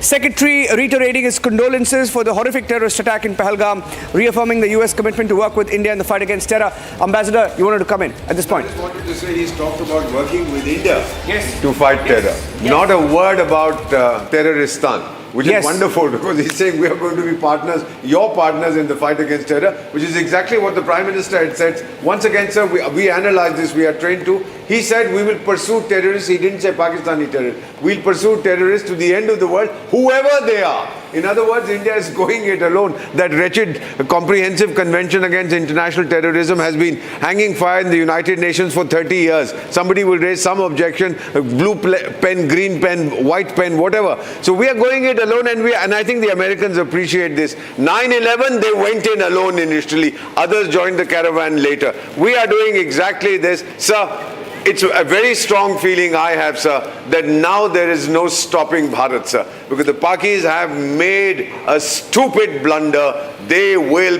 pay for a long time for this, sir. Absolutely. Srinagar live now, where Zeenat is also joining me right now. Zeenat, the update. Zeenat, are you there? See, Niranjan, there have been the blast-like sound that were... Niranjan, there has been a blast-like sound that was heard in and around the area of the ammunition depot in Kundru of South Kashmir. Meanwhile, the ceasefire violation has been reported from Kupwara's Tangdar sector and also from Baramulla sector. Two of the sectors have been hit by the unprovoked ceasefire violations being done by the Pak army, and the Indian army is giving a befitting reply. Meanwhile, we are seeing the electricity cut in the entire breaking news update, Zeenat, rapid developments. Zeenat, I have to interrupt you. The rapid developments. The NSA National Security Advisor Ajit Doval has just reached 7 LKM, the official residence of the Prime Minister. That's the breaking news update coming in. Rajnath Singh meeting the Chief of Defence Staff and the three chiefs. And you have NSA Ajit Doval, who has also reached the Prime Minister's residence as we speak. Abhishek, you'll be perhaps able to give us more details on this ongoing meeting at the Prime Minister's residence. Well, yes, sir. These are top-level meetings going on as things are escalating. Niranjan, remember, this is theatre of war, effectively, India's western front, and these meetings have to happen because this is real time. This is situation room kind of, I mean, we are actually looking at situation room being active, Niranjan, with these meetings taking place. Prime Minister there, monitoring everything real time, NSA there, the chiefs there, then obviously things are looking in terms of moving in the direction of war, perhaps. We might not be declaring it officially, but the kind of escalation that has come from the Pakistani side, the kind of response that we are seeing with our entire air defense activated across the long 2,000-kilometer front, western front, from Jammu and Kashmir to Gujarat, the things are happening, Niranjan, and that's why these meetings, very important meetings, real-time situation room meetings happening at 7 LKM. Okay, another breaking news update now coming in. We have Shavan, through his defense sources, has confirmed as we speak, situation is still active in some areas. Situation is still active in some areas. We have a confirmation that in Jammu, everything has gone silent. We have foiled every attempt of Pakistan in Jammu, but the situation active in some other areas. We have engaged all necessary options. Assessment of damage is being done. 16 Corps headquarters was also targeted. They tried to target the 16 Corps headquarters. Major Samar Paltur, what do you make of this? These are exactly the same areas which were the areas of intrusion during 71. And there is no change in pattern. Wherever the most likely approaches were, they are the same approaches that they are bombing. So maybe that they are trying to tactically make a move to either occupy some of the key areas so that when India moves in, we are going to occupy a few of our tactical areas to us. So I think they are moving in tactically, which has to be thwarted at the earliest, and our forces are prepared and we know the logical tactical plan of the enemy. So basically there is no hiding of anything. And see, today's times, it's NCW, non-contact warfare. You are under scanner live by satellites, by spy satellites, you know, by recce satellites. Another breaking news update now coming in, sir. Major Tur, Pakistan drones have been intercepted over Jalandhar. That's another breaking news update that I have. Over Punjab, Jalandhar, Pakistan drones have also been intercepted. The moment I mentioned 16 Corps headquarters, I just saw Air Marshal Bhadoria there say something. Sir, you wanted to say something on that? Yeah, I think this pattern they're trying to repeat like yesterday. I think they're also looking that since we targeted 9 targets, they last night they went in for 15 of these places and tried to target. We were well prepared, so every attack was foiled. Probably they were looking for some successful ones, and they can say, okay, you attacked 9, we did 15, now we call it off. They're not going to get such a face saver from our side. So what happens next? When do the missiles come in, sir? So no, now if they are attacking what they're doing now, so the relevant counter against drones, that will be used. And I think there is some misunderstanding saying that S-400s and drones are being targeted. No, there are totally other missiles, means to attend to drones. S-400 is coming in for targets like missiles and target like fighter jets, aircraft, etc. Or if they were to launch some missiles against ground targets.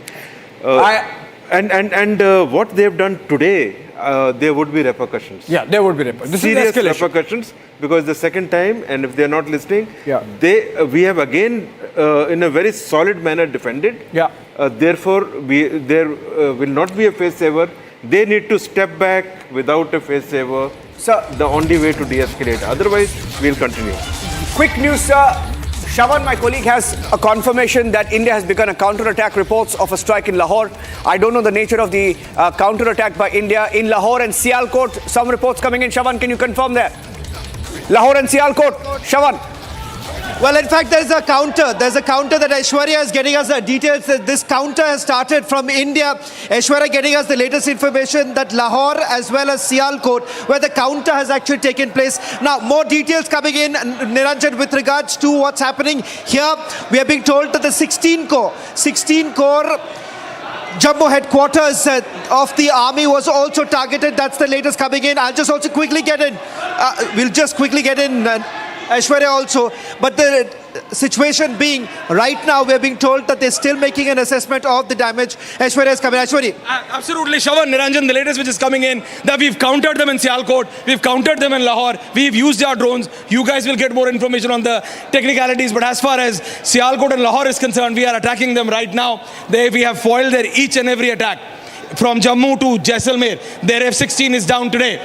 Absolutely, and now we are retaliating in Sialkot and Lahore. That's the latest coming in. Well, that's the big news coming in. Aishwarya reporting that there has been a counter attack by India and Lahore, Sialkot. These are the places. Now, there's a possibility, Niranjan. What we saw this morning is that the moment you have had the Pakistanis launching, we have had immediately thereafter India countering by ensuring that from the very places from where the missiles were launched, you've had a counter attack, and that was basically carried out by using drones. Now, that was part of the operation. In fact, this afternoon too, Niranjan, they were saying that the operation is still underway. Sir, there's no pulling back, question of pulling back now. Ambassador Vora, the response of India, the tone in which India is speaking right now and giving it back to them. No, it doesn't matter if the Secretary of State is dialing India. It doesn't matter who says what, does it? We are determined to go it alone if we have to. We'll do whatever is required. 65, we had almost taken Lahore, but then we stopped for various reasons. This time, we are not going to stop anywhere. I wouldn't be surprised if the military is ready to cross the Ichogil Canal and go into Anarkali Bazaar or whatever that place is called in Lahore. I believe we are now ready, sir. All the indicators I am getting, and which I'm talking to friends across the world, is go for it now. Finish the task that you have begun. Absolutely. This is the time to really take it to the next level and make sure that the migraine of the world is, just banished. And it is reduced to a level where it does not, is not left in a position to be carrying out terror attacks in India or anywhere in the world. And I think it's really building up to that. We don't know as yet, whether we have really militarily gone into Pakistan in any manner which is escalation beyond what Pakistan has done. Because remember, while we have maintained that we are not looking at escalation, remember what Foreign Secretary Vikram Misri said in the afternoon press briefing. He said that if Pakistan escalates beyond this, it is going to have to face consequences. And so obviously consequences mean that if Pakistan has hit at Jammu airport and Pakistan has hit at Jaisalmer and tried to get to Pokhran, then obviously it's going to have to face music at double the strength. I have another breaking news update now coming in, Abhishek. And a first video also come in. First video of our drones, our air defense systems intercepting drones in Jalandhar, Punjab. We broke that story. I have the first video now. Our correspondent in Chandigarh has accessed that video. Just playing out that video as Arnab also joins us live in the studio. Two breaking updates now coming in. One, our air defense systems have intercepted drones over Jalandhar. We have that video. We're breaking that next. And secondly, yes, just playing that, Arnab. And secondly, drone heading towards Srinagar airport.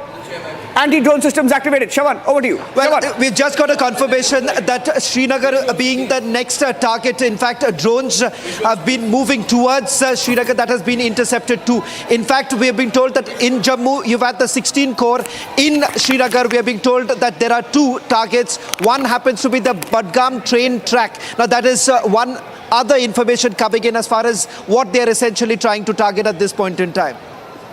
Continue and recap the situation right now. Recap the situation right now. We have complete air superiority. We need to remind ourselves one again. We have complete air superiority over the region. We have former Air Chief Marshal Bhadoria, who's with us tonight. And as a former Air Chief, we are delighted and proud that we have your live coverage of the situation tonight. Ladies and gentlemen, I would like to tell you we have hit Lahore. We're going to hit them hard. The reports that we hit Sialkot again. The Prime Minister has been meeting the Chief of, the Chief of Defence Staff has been meeting Rajnath Singh. The Prime Minister is meeting Doval. This is an emergency. It is obviously a national emergency that we are in. Sir, may I ask you, sir, if you put on your hat tonight, we have the ability to hit back harder than we have so far. I have visuals from Jalandhar, of the interception from Jalandhar, which is on your screen. Viewers, you see the swarm of drones and you see the interception which is happening there in Jalandhar. We're intercepting in Jalandhar. We've also intercepted in near Jaisalmer. I have visuals of that as well. Mission depot. And this is the audio. We have intercepted near Jammu. Yeah. No, there is an attempt to target the ammunition depot which has failed. This is what I have been told in that area which you were speaking about. Now, what are we heading towards? Gursimran, before I go back to you. Yes, General Saab, what are we heading towards, sir? Marshal Saab. I think very clearly from what they are attempting today, there would be repercussions. No, they are in a similar manner trying to get success in some areas to successfully target. For example, ammo depot, if they are able to blow up, all their targets, all their attacks are getting foiled. Yeah. This is for them a big, letdown. They are looking for some successes so that they can say, okay, we attacked 9 targets, terror targets. Is the attempt to lengthen it or just say that, okay, this is the last chapter, let's try and hit randomly and achieve something? So they are hitting randomly. No, I'm not talking about us, I'm talking about them. Yeah. So them. But there would be repercussions. Whatever happened yesterday and what action they are taking today, our action, I think, tonight would be stronger than yesterday. So both in terms of what kind of weapons and what kind of targets that we choose. If they have gone in for ammo dump and that is correct. Yeah. If they have gone in for core headquarters. They have. Then they've gone in for 16 core headquarters, sir. We've shot down a drone in Gujarat as well. That's confirmed right now. They are going for 16 core, sir. How much more direct can it get, sir? If they're targeting our army corps, there would be a response. There has to be a solid response. We have a right to blow off Rawalpindi if required. I mean, this kind of officially that our missions are moving in that direction. Our missions are moving in what direction, sir? India has moved some missions on the Pakistani side, which means we are really active now. Will we use the BrahMos now? So is this time to use the BrahMos? We're just 19 minutes away away from our targets then? If situation continues to escalate like this, they would be. Okay, I have with me Zeenat. Zeenat is live. Zeenat, your location tonight, our Jammu and Kashmir Bureau Chief. We have all our reporters live right now. Let's put them on air. Zeenat, first to you with the visuals as well of the drone attacks and the big plates of the breaking news both tonight. Okay, Zeenat, what's happening where you are? You have deep defense contacts. You know every cantonment region, the corps headquarters all speak to you. This news about 16 corps being targeted and everything else. Can we have your inputs, please? Zeenat. See, as far as the 15 Corps in Kashmir Valley is concerned, it is the headquarters of the Indian Army that take care of the entire Kashmir Valley. And we have been seeing that it has been alerted and they are prepared for everything on ground. In fact, the line of control has also been on alert. For the last 3 days, we have been seeing the more reinforcement and the artillery is being moved to the line of control to the forward post. As Indian Army, we've been seeing the army, Pakistan Army is trying to target the Indian posts along the Tangdar sector as well as the Boniar in Uri. These are the two important sectors in the North Kashmir where the ceasefire violation has been reported, and we are picking that they are also replying back to the Pakistan fire. Meanwhile, the border residents have been shifted to the nearby bunkers and some of them have been shifted in the Uri main town. As far as the Srinagar is concerned, because Srinagar along with the other districts of the valley, they are witnessing a complete shutdown. The electricity has been snapped in the entire Kashmir Valley. Meanwhile, there has been alertness on the Srinagar International Airport. Nobody is allowed to venture around the airport. As far as the Avantipora base is concerned, this is again an Indian Air Force area which again has been put on alert. There has been some loud sounds were heard near the base, but as of now they are verifying the reports. As far as the Srinagar city is concerned, most of the places we are seeing the CASO being launched by the South Zone Police of Srinagar. In the interiors of the Srinagar South Zone, we are seeing the CASOs after receiving an input about the Fidain attack. We are hearing the CASOs being launched in Majur Nagar and also in Padshai Bagh. As far as the North Kashmir, as far as the Central Kashmir, Gandarbal area is concerned. We're also, 1 minute, we got an input right now that there has been an attempt by these sort of jihadis to target. These are suicide attacks that have been attempted in a couple of locations. Samar, what's your information on that, Samar? In Rajouri, there has been a Fidain attack of 2 foreign terrorists. The encounter is on in the Rajouri brigade. Okay, it shows the nexus between terrorists. It's just the coordination in their military. Okay, we have issued a statement. We have a statement. A military statement has been put out, ladies and gentlemen, and I'm going to read it out right now. Okay, the military statement which goes Headquarters Integrated Defence Staff. Military stations of Jammu, Pathankot and Udhampur, we put this in Udhampur, in proximity to the international boundary in Jammu and Kashmir have been targeted by Pakistan using missiles and drones. No losses. No losses. Threat neutralized by the Indian Armed Forces as per the SOP with kinetic and non-kinetic means. Kinetic and non-kinetic means. General Doval, can you explain that in layman terms? Kinetic means that we have got air defense system which can fire and which can neutralize the drone, which can destroy the drone, which can destroy a coming missile. And non-kinetic means we have got the electronic system in place where we can just press, where we can destroy it, where we can make it defunct, and where it can drop. These are also called. There are reports coming in that a Pakistani pilot has been apprehended in Akhnur. Okay, Pakistani pilot apprehended in Akhnur is what we are hearing. What we are hearing tonight. Yeah. Unconfirmed report. What we talk is in terms of soft kill, Arnab, and hard kill in terms of, drones. I mean, a soft kill in terms of drones means that without firing, you are brought in. Okay, Gursimran has an input. Gursimran is live right now. Gursimran, from his moving location, going from place to place. Gursimran, back to you, Gursimran. Back to you. Yes, Arnab. Right now, what we are getting to know that there was threats to the headquarters of the Indian Army's Northern Command in Udhampur. That threat has been neutralized for now, and also the 16th Corps of the Indian Army, that is White Knight Corps, that looks after the counterinsurgency operation and the line of control in the Jammu region. Their headquarters was also targeted by the drones that came from across the border, but both the threats have been neutralized. Apart from this, we are told that a total of 8 threats that were there at the Rajouri base, that has also been neutralized. All the bases have been secured. There was no security breach at any given time at any airport, except for the drones that were attempting. There was no security breach, as there were some reports of the hostile threats entering the bases of the Indian Army. No terrorist or any of the intruder has entered any base of the Indian Army. All the bases are secure of the Indian Army and the Indian Air Base. Now, apart from this, we are told that the Northern Army Commander, Lieutenant General Prateek Sharma, has spoken to the Army Chief, Lieutenant General Upendra Dwivedi, with regards to the situation prevailing and also the situation on the line of control, because the line of control is opening up. We are told that the forward locations of the Indian Army, they are being targeted by the Pakistan now. Yeah, okay. We're also hearing word, we have been heard that Pakistan, one AWACS of Pakistan has been brought down. Big breaking news, which means AWACS, ladies and gentlemen, for journalists, is the Airborne Warning and Control System. We are hearing that an AWACS has been destroyed. Pakistan has only 2 AWACS, sir? No, they have more. Okay. But this is big.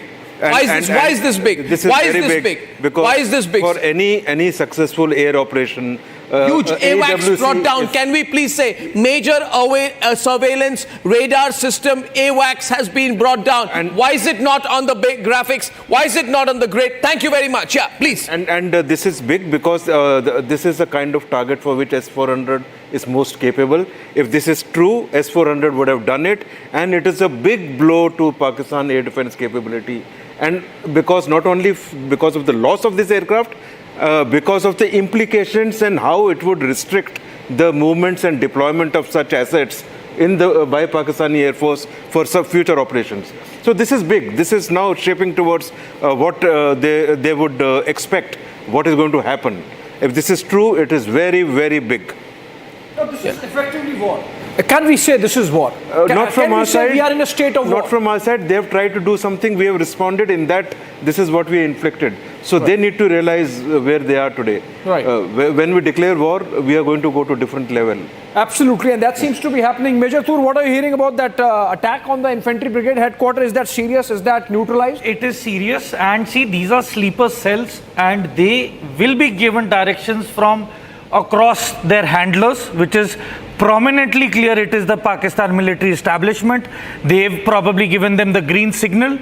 So, one has to be very alert, careful, and should be knowing around the okay, we can confirm that inputs with respect to suicide attack by terrorists at Pathankot and Rajouri are completely false, we've been told. So we clarify that. That's completely false news. That's great. So we have got this. The ministry, the Bureau of Civil Aviation Security, I have latest news coming in, ladies and gentlemen. Tonight we're hitting the Pakistanis hard tonight, and they have targeted gurdwaras. They've shelled a sacred site. They've killed innocents during prayer. That is because we targeted their Jaish-e-Mohammed headquarters in Bahawalpur, that 50-acre terror hub, training journalists and sheltering Masood Azhar, and that is why they are trying to hit us back. But as of now, remember, viewers, we are winning. We are winning this. I have got reporters all over. We've got about 100 reporters around the ground, and there they are. They've been trying to attack the entire western border. This is 1971 kind of situation where they first put their western border all up. And ladies and gentlemen, the Bureau of Civil Aviation Security has instructed all airlines and airports across the country to enhance security measures. All passengers at all airports will undergo a security ladder point check, SLPC. Visitor entry to terminal buildings has been banned. Air Marshal will be deployed accordingly, Ministry of Civil Aviation sources. We are going close to a war situation. There's no formal declaration of war, but this is going close to a war situation. This is the kind of build-up that we've seen and extremely necessary. This is an emergency. The government may not have declared an emergency, but this is a time for all of us to be united and all of us to be together. And our reporters are also active tonight at various locations, doing a great job.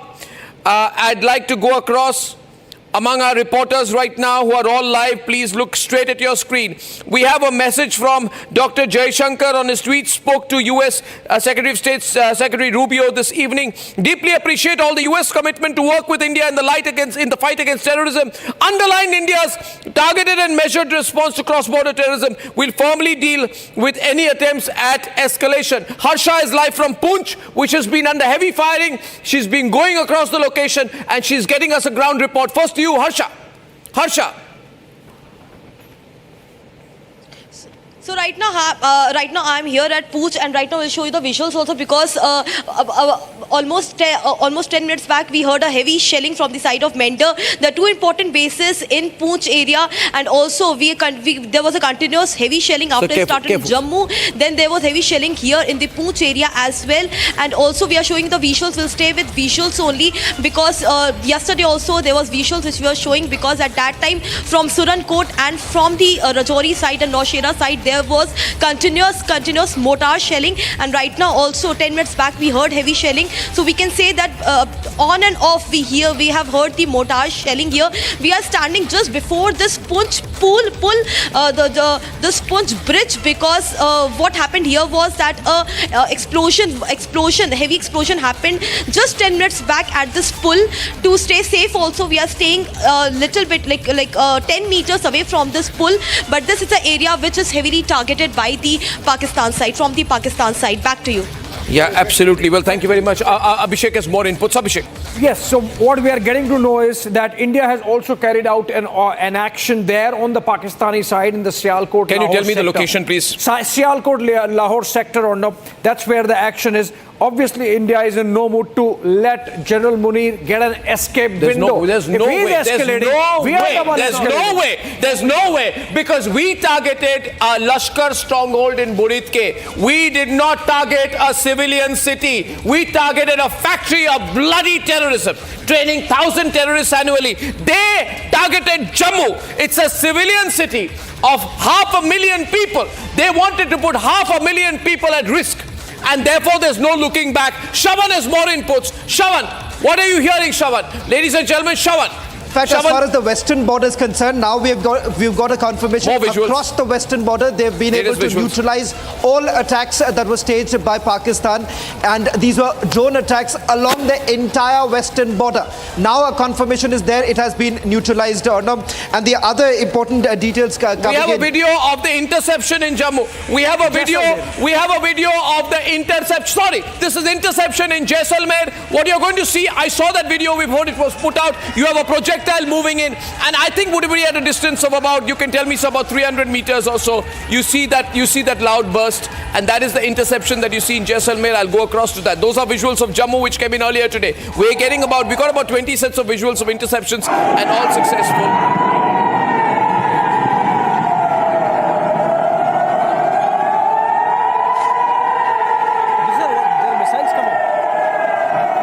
You can hear the air sirens, and you can see the drones, one by one, the drones being eliminated. 1 minute, please, Abhishek. What is happening here is, there's audio layer, Abhishek, you're on air. So, you know what you're seeing here, viewers, is that you are seeing here, I'm sharing the raw video. I do not believe in holding back anything. Nothing is being edited right now unless we feel the need to. Watch this.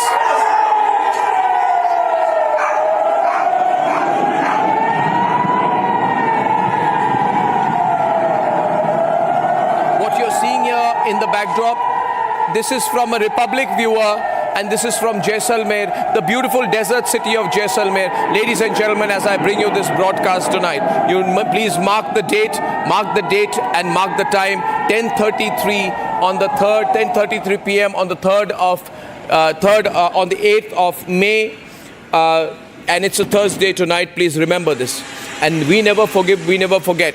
Our brave reporters are our people tonight.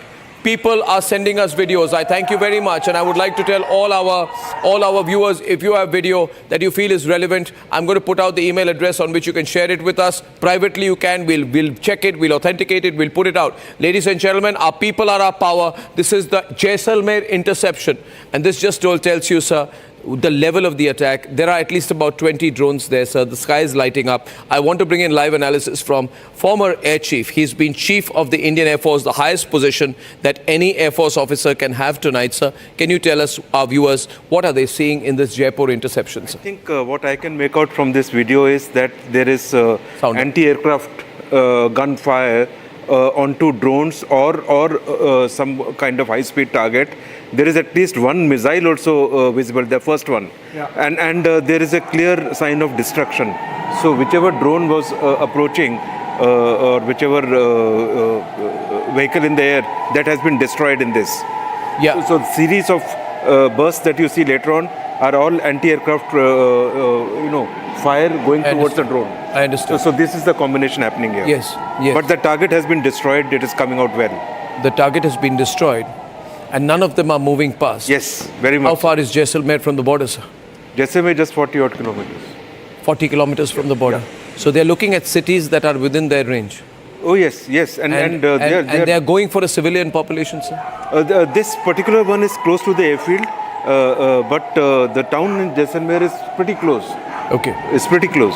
Okay, so they're clearly wanting to. They don't mind. I mean, they're here to target the civilian population. Ladies and gentlemen, this is the terrible thing right now, and I need to constantly make this point to you, sir, that we have targeted their terrorist camps. We have targeted their terrorist camps. We have targeted the Sarja launch pad in Naval, used for tunneling, for drone ops and infiltrating terrorists. These Pakistani cowards have targeted Akhnur and Channi Himmat. These are peaceful towns. These are people with 20,000 population, 45,000 population, residents respectively. They want to inflict attack on civilians and wait for our response. Islamabad is also being struck tonight, ladies and gentlemen. India is in touch with the United States and with the European Union. We are repeatedly saying, and we're saying tonight, Bharat Mata ki Jai, Jai Hind, and our brave reporters are on the ground. Ladies and gentlemen, the Republic crew is moving forward. We are moving forward. That's what I like about our reporters. We are not backing off. You saw Gursimran there. He's a fantastic reporter. I would say on the ground, one of the best trained defense reporters. He's done a defense correspondence course. He knows reporting there. We've got Zeenat there, who's got over 20 years of ground reporting. We've got Rakshita there. We've got Soumya there. None of my reporters, I feel so proud of our reporters tonight. They are moving forward. And some of them, like we saw earlier in Mendhar. Who did we have in Mendhar? Where there were casualties also earlier in Mendhar. Yes. In Mendhar. Yes. Yeah. And our reporters move forward, and they're doing a great job. I'm told right now power's back up in Jammu. I'd like to go to Jammu first. 30 seconds, ladies and gentlemen. This is the Jaisalmer interception that you're seeing on air. I'm going to show you some more visuals of interception, ladies and gentlemen, tonight. And I'd like to go across to Gursimran for a ground report. Gursimran, over to you. 30 seconds. Gursimran, let's go fast between all our reporters. Stay with the visuals, don't take the visuals off. Thank you. Gursimran.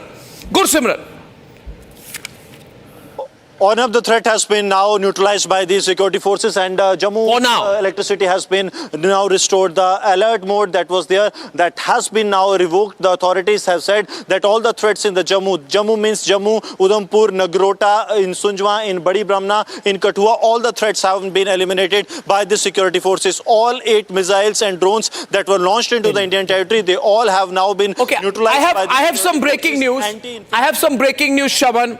I have been told not one, ladies and gentlemen, not one, not 2, but 3 AWACS-equipped surveillance planes have been brought down by the Indian Air Force. I even have the locations: Sargodha, Faisalabad, Multan, sorry, I got that wrong. Multan, all AWACS, 3 AWACS destroyed. Of their EW system. Say AWACS destroyed. I have some more visuals of interceptions that are just coming in. Eyewitness videos are coming in from Pakistan, from Karachi, Islamabad, Lahore and Sialkot of noticeable destruction. We can perhaps take them after checking, of course. But 3 Pakistani AWACS systems which have been struck down by India. The Indian Armed Forces, as of tonight, be sure, is unleashing military might. We are seeing different visuals. The Jammu interception on the left-hand side and the Jaisalmer interception on the right. An interception is simple. You have multiple drones, multiple projectiles moving, and they are being struck in the ground. Now, what you're seeing firing here are Indian counter-firing. Please be clear. Be clear and be confident. This is Indian armor. This is Indian power. This is Indian military strength. This is Indian air defense. And these are Indian counters tonight. Look at the speed and look at the precision of the Indian counter strike. And look at them all exploding there once they catch the projectile. And we have a very cool Air Chief Marshal Badoria, who's with us tonight. I'm not letting him go for a long time because you know what's going on, sir. This latest visual, can you explain it to us, sir? This latest visual. Same. What is the kind of what is this equipment we are using? It's very precise, very direct. The latest one. See the trajectory. They are targeting from wherever that fire is coming. Yeah. It's a nearly horizontal trajectory. So this is this must be some visuals close to LOC. Yeah. Where they are targeting some systems which are close to LOC. Yeah. The previous one was very much against a drone. Yeah. So this is another interception and which the, is coming the point you made about 3 evacs. 3 evacs, sir, 3 are evacs. down. It is a serious damage. Very, very major. Viewers, I would like to share with you the breaking news. We have hit Lahore, and Samar, we have now hit Islamabad. Excellent. We have just hit Islamabad. It's I a can message. confirm it. We've hit Islamabad. I don't know the details of the nature of the target, but this is not. We are not doing a random strike on Islamabad. We have struck. As of tonight, we've struck Karachi, struck Sialkot, struck Lahore. I can confirm to you viewers that we have struck Islamabad. Shawan, can you give us more details? Shawan, this news about Islamabad, what can you confirm? Okay, Shawan is on the phone. He's speaking to his sources. This is an important moment. I'm going to hold it back for a bit, but I want you to see the visuals. I've got Zeenath with me also tonight. Zeenath is deep with the defense. And Zeenath, what are you hearing? Zeenath, I've just heard that we've struck Islamabad. Yes, we have heard that we have struck Islamabad. Again, the India is giving a befitting reply and showing the mighty of the India's power on ground. Pakistan has been challenging India with its system, but we are giving the befitting reply. Earlier, we have seen in Lahore that yesterday at the 9 places, the India struck deep inside, telling them India is not silent. And what has happened in Kashmir on 22nd of April, for which Prime Minister has already made a statement in Bihar during his visit, said this time the blow will be much harder and beyond the imagination. Pakistan tried to invoke once again the Jammu, but again they failed in Tangdar and Kupwara, in Tangdar's Kupwara or okay, we've been told there's been massive devastation in Jammu as a result, massive devastation in Lahore. I correct myself once, twice and 3 times. Massive devastation in Lahore. The visuals are coming in, not authenticated, so I'm not putting them out right now. The moment I get an authentication, so I'm not showing it yet, but I'm told all over Lahore it's complete panic tonight. I'm getting visuals and information from Islamabad as well. And Shawan, we are going to get him back in just a moment. This is moving fast. Abhishek, can you give us your inputs also equally fast? Stay with the visuals right now. Both sets of visuals which are on your screen. Ladies and gentlemen, we targeted the Shawai Nala camp of the Lashkar-e-Toiba in Muzaffarabad that was links to 2611. They are targeting Jaisalmer. And we are hitting them very hard where it hurts in a targeted semi-precision complete strike there, which is in Lahore.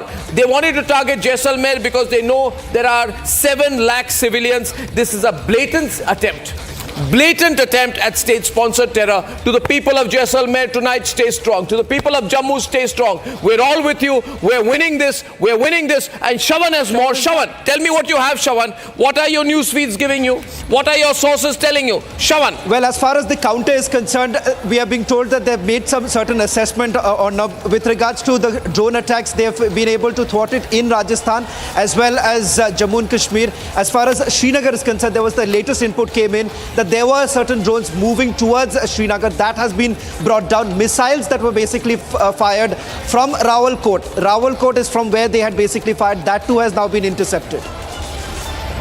Okay, ladies and gentlemen, Rajasthan, more visuals of interceptions that are coming in. Describe the interceptions. Abhishek, while our production team quickly puts on the visuals. Breaking news, full frame visuals coming in right now from Jaisalmer. Ladies and gentlemen, this is a moment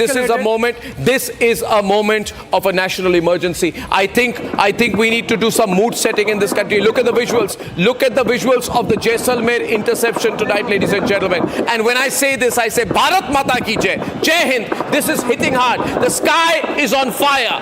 The Pakistani drones are on fire. The Pakistani attempt to infiltrate our skies has been destroyed even before they could touch the clouds. These are huge visuals, ladies and gentlemen. An interception, which means they are not being able to hit back, We are getting them far before they enter anywhere close to our civilian territory. But Pakistan, remember this, we have the visual proof. The world is seeing this tonight. What is the world seeing? What is the world seeing, Samar? The world is seeing them try to attack and their failure. The skies are, each time the skies, latest video from Jaisalmer, each time the skies are alight with fire, remember they have expended their artillery without it touching us. The Pakistani incompetence, latest visual, go to the latest visual. The Pakistani incompetence is on air. Samar Tur, please analyze this, because you're a drone expert, you know this technology very well. The scale at which they have carried out this attack is approximately a stretch of 3,000 kilometers along the IB and the LC. Yeah. They are going to get it back in the same proportion, same magnitude from the direction they are going to expect it least. And they will not have any means to protect themselves from, which means I cannot tell, but you will see the visuals tomorrow. We are told a Pakistani pilot has been caught. A Pakistani pilot has been caught. He was running an F-16 and there's in panic. I'm told a Pakistani pilot has been caught. And ladies and gentlemen, this is very important news. We're also told there is complete devastation at Lahore. I'm just waiting to authenticate the visuals. I think that's the responsible thing to do as of this minute. We authenticate the visuals. We look at the visuals. We have 4 levels of authentication here at Republic. We're not like the Hindu. We're not like the Hindu, that rag of a paper that put out all the pro-Pakistan thing and merely apologized. You know, I don't know what the Hindu does. It's terrible, terrible. They keep repeatedly doing this. Anyway, they're not worth my time. We're seeing pictures of interceptions now. I want you to tell me about the armory that we have here. We can also hit them hard, Samar. See, they have not seen our hell's fury yet. Of artillery. Yeah. We've not opened up. We've not opened up. I am repeating again. We've not. We are here for de-escalation. The public of Pakistan is not the enemy. It is the terrorists. Yeah. I have been repeating it from day one that a war on terrorism has been declared, not on a particular country, but the way it seems, it means that the backers of terrorism have, their bluff has been called off. Blood of British soldiers on their hands. It is time to hit back the actual backer of terrorism, that is Pakistan, Americans and the British. It is your call. Time is now. Now is the time. Yeah, now is the time, and I'm sure we are doing it, but I think we are also equally able to hit them hard on our own. Yes. This is our war. This is our war. This is our war, yes. As long as the others stay out of it. If the Chinese get into it, they're also going to regret. If the Turkish get into it, their failing economy is going to go into a tailspin. This is our war, and we need to be allowed to deal with it on our own. We have Zeenat with us with more information. Zeenat.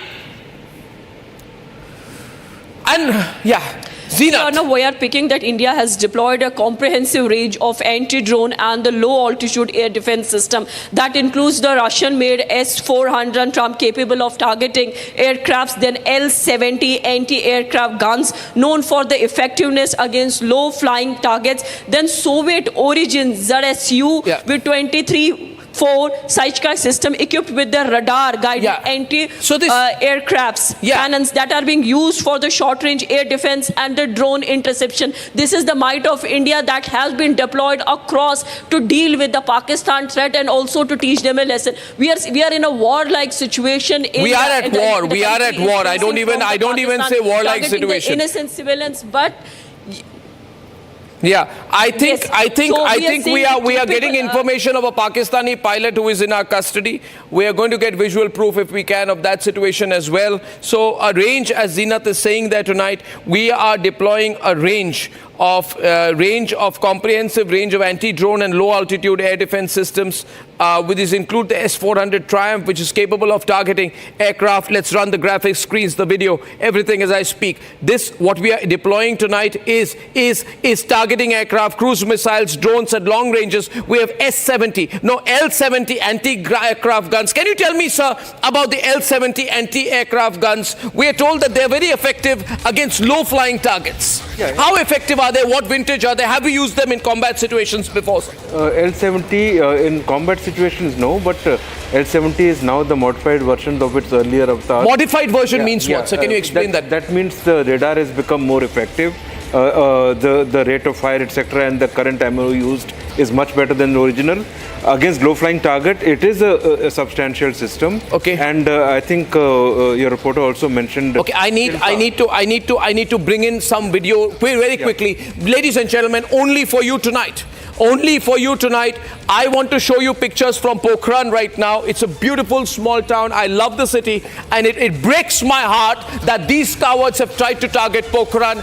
I love the city. This is a city which has symbolic significance. It's the city which has stood with us when we did the nuclear tests there. I have visuals from Jaisalmer. Ladies and gentlemen, one set of visuals coming in from Jaisalmer. Run them full frame, production team. Let the people of the country see how we are destroying their projectiles. Full frame, please. This is live visuals. This is the latest video of a Jaisalmer interception. Audio.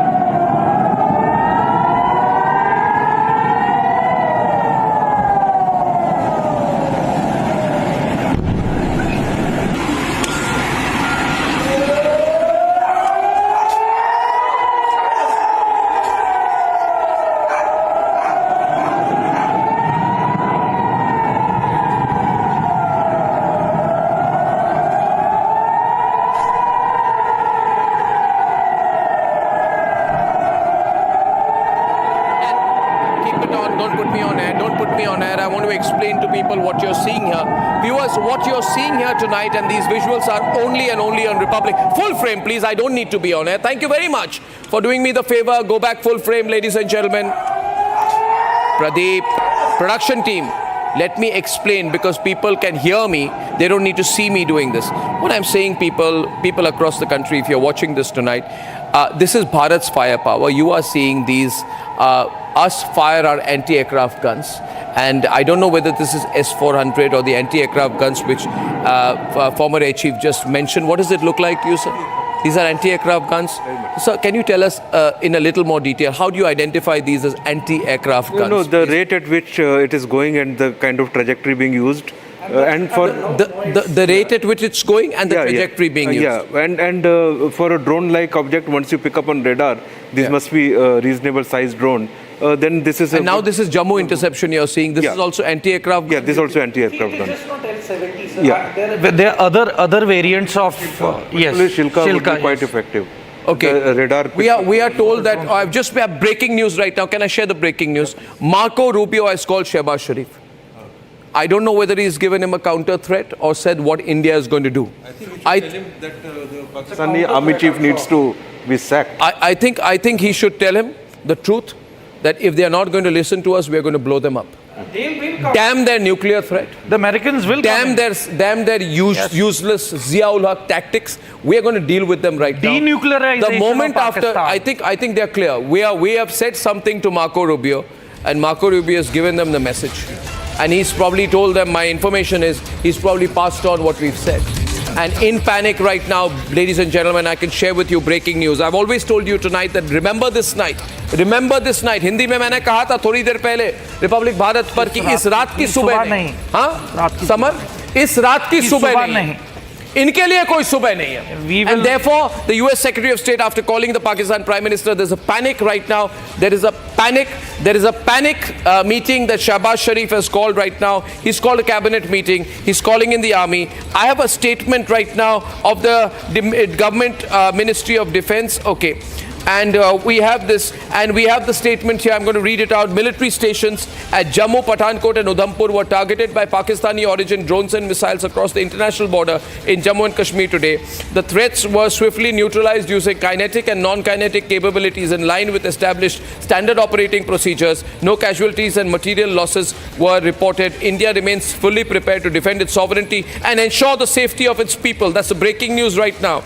Ladies and gentlemen, Shehbaz Sharif is now called emergency meeting because he knows that we are going to hit them hard, and he knows that we are not going to hold back right now, and we are going to go all out, all out, all out. They know we won't wait. There will be no tomorrow morning, and they know all night Republic Network is going to be live right now. We've also been told We have been told that by the way, right now the National Security Advisor earlier had met the Prime Minister as Pakistan began this targeting of multiple cities. So the Prime Minister knows, the Prime Minister is in constant touch with Ajit Doval and with the service chiefs. So this is moving extremely fast, ladies and gentlemen, extremely fast. You can be prepared for some further hits from India tomorrow. Or early in the morning. I think it's about 10:54. Everyone's watching tonight. They are Visuals, going to be please. sleep deprived. Yeah. They will beg for rest. Yeah. They will beg for breath. Yeah. They will beg to hide. They will keep begging till they meet their fate, till they go to their graves. Yeah. And I promise you that. Yeah. Enough is enough. Yeah. And we are ready to get sacrificed. We Indians are ready to get sacrificed, but we will ensure that the world is safe, that democracies are protected from rogue nations and terrorist backers like Pakistan. I've got no time closure. We are preparing for another wave of drone attacks from Pakistan, but we are totally ready right now. We've been told that the armed forces have put out an alert. The Jammu and Kashmir administration has put out we've got a no time closure, and we've been told that some more airports have been added to the list of airports that have been closed by no time. Shawan has more. Shawan. In fact, there are more details now coming in with regards to the Jammu and Kashmir administration has just been informed by the armed forces that there is a fresh wave of drone attacks that Pakistan is planning, and that is the reason why they've been asked to be on alert. They've been put on standby. That's the latest coming in. There was a meeting that was called by the DGP too. Carry on, hold it, Shawan, for a minute. Yeah, thank you. Yeah, in fact, I'm getting some information. In fact, the meeting was called by the Jammu and Kashmir DGP. He's been called for a briefing along with the intelligence chief right now, and they suspect that another fresh wave of drone attacks likely to take place along the western border, particularly targeting Kashmir at this point in time, because there were attempts that they have made, and that could actually intensify. NOTAM has also been issued, is what we are getting right now.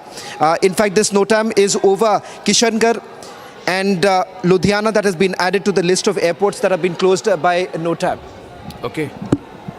Continue, Shawan, out there. We are holding it right now, ladies and gentlemen. We have some information. There are L-70 anti-aircraft guns positioned for close-range air defense. S-400 Triumph, which can target aircraft, cruise missiles, and drones. And there is something we are hearing called the ZSU-23-4 Shilka systems.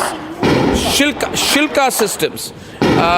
What do these systems do? We are told there are short-range interception. What do these systems do, sir? I'm told they've just been, they're all ready right now. Yeah. They will do the close-in air defense. Yeah.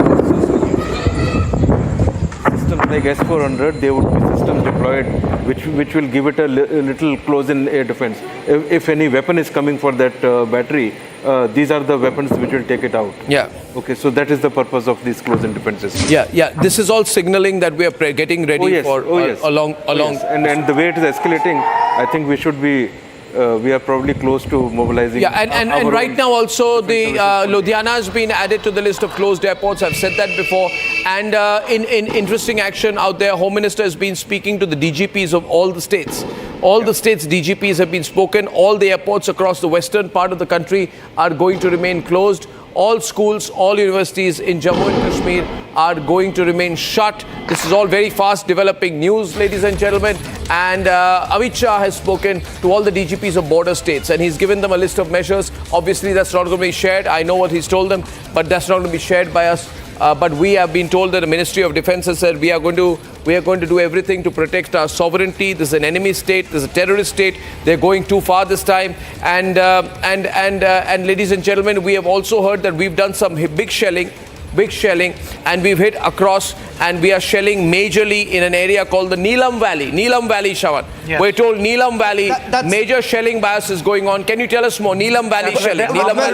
Artillery firing has actually Artillery firing, you're saying? Artillery firing, that's along the LC. Neelam Valley is in Pakistan-occupied Kashmir. Remember, this is one such area where the terror launch pads are also there, but it is now being used by the Pakistani army to carry out the cross-border firing. So this terror launch pad, in fact, there was intelligence input that the army had, was actually being used by the Pakistani army, which was earlier a terror launch pad, to carry on with the cross-border terrorism. Yeah, Saurabh Shukla is live with us. We've just been told from Washington tonight. Let's go live, full frame, to Saurabh Shukla, 50-50 with the visuals on the one side. Saurabh Shukla is telling us from Washington some fast moves have happened. We were told that Marco Rubio just called Shehbaz Sharif. You have details on that from Washington. Absolutely. Arnab, when External Affairs Minister S. Jaishankar spoke to Marco Rubio, our message was very clear that India will respond with its full might to Pakistan's escalation, which is hitting at India's civilian and military targets tonight. And India has told the US very clearly that as a friend, they expect US to send a clear message to Pakistan that if they don't scale back, India will use all its might. So that's a big message, Arnab, tonight coming from India, that this is a Naya Bharat. This is a Naya Bharat led by Prime Minister Narendra Modi. It will not tolerate any more terrorism or hit at India's civilian and military installations. Okay, I just got a statement from, one minute. I just got a statement. Marco Rubio's office issued a statement. I'm putting it out there. Ladies and gentlemen, Marco Rubio has just put out a statement. Frightened India, talking to friends and allies all over the globe, and this is the message that's going out tonight. Arnab? Yeah. I'm getting some videos also, a lot of videos from our email address, which is our contacts ID, and we should be quickly coordinating there. I'm told a lot of videos are coming in from Jaisalmer right now. There is very heavy firing that is going on in the Neelam Valley in PoK. That's a terror hotbed in the PoK, and we have been told 4 cities in Pakistan have been hit as of right now, and Marco Rubio issued a statement telling Pakistan to stop this, but we are going to hit them back. We're going to hit them back really hard. The good news is none of the Pakistani action has been successful. A failed state has shown how it's completely unsuccessful. I also have breaking news that there is a Pakistani pilot who is in our custody tonight. Break that. A Pakistani pilot is apparently in our custody tonight, and we are getting all the information from the Pakistani pilot on what they have been up to and what they were doing. I'm told the Pakistani pilot is in our custody tonight. A Pakistani pilot, ladies and gentlemen, breaking news again. A Pakistani pilot is in our custody tonight. Islamabad is badly hit. The maximum damage has so far happened in Lahore, however. I'm told the visuals from Lahore are terrible. Pakistan is totally devastated, and they are putting strict controls on their media to control the flow of information. That is what I'm told tonight. Ladies and gentlemen, they tried to target Pura, they've tried to target Jaisalmer, they've tried to target Akhnur, they've tried to target Chani Himmat, they tried to target Jammu, they've tried to target a Gurdwara in Punch, and they're continuing to do this. Ladies and gentlemen, this has been going on for the longest time. Republic is breaking live. More visuals. Full frame, please. Full frame. If I can run the visuals of the interceptions, please do it on your own, production team, without having to be told. The visuals are there.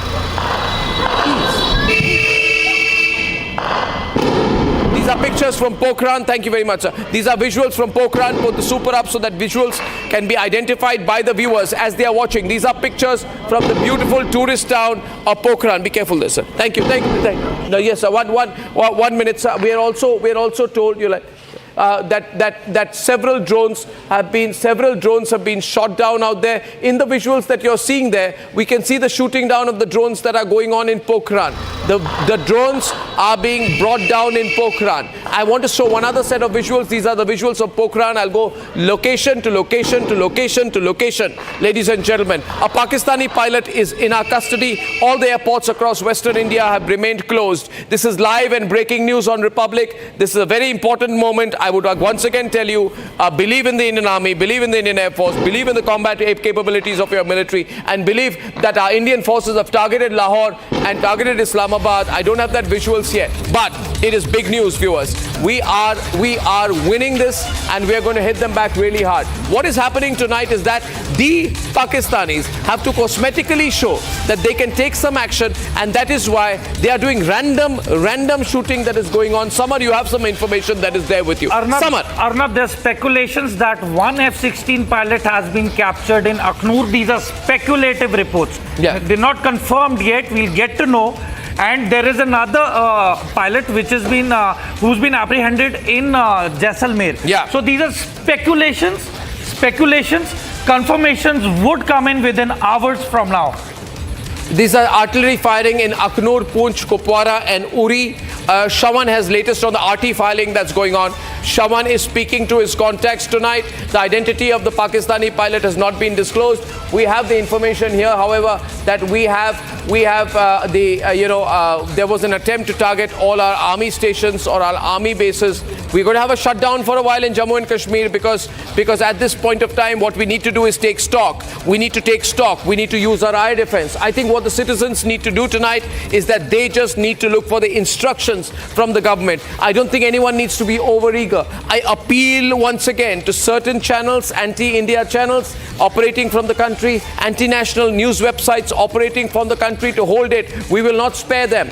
They should not make mistakes and try to put corrigendums later. This cannot happen. What you're seeing is authentic and filtered news. As of now, my newsrooms are live. We have 4 sets of authentication to every news story that we are putting out to you. What I can tell you, ladies and gentlemen, is that we have, I'll show you places where Pakistan has been hit.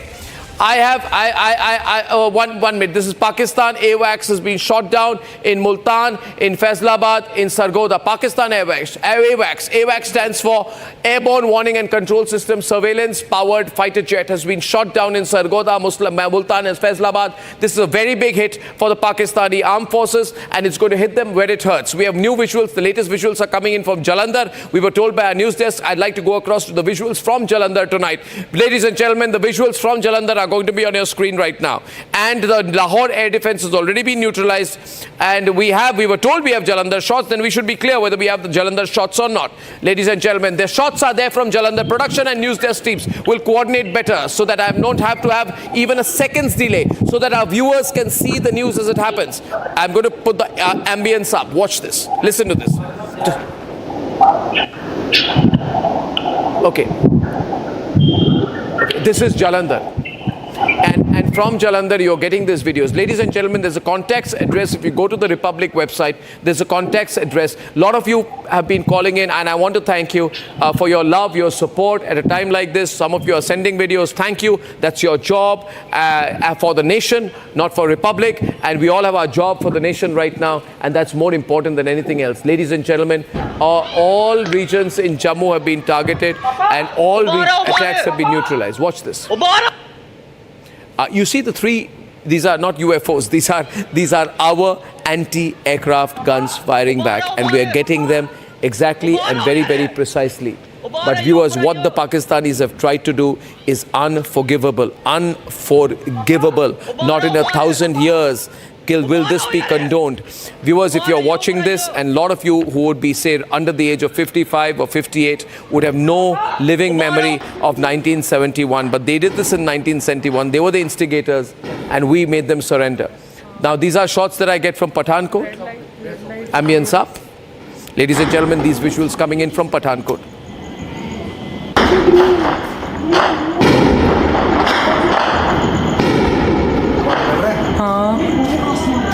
Red light दिख रही है बस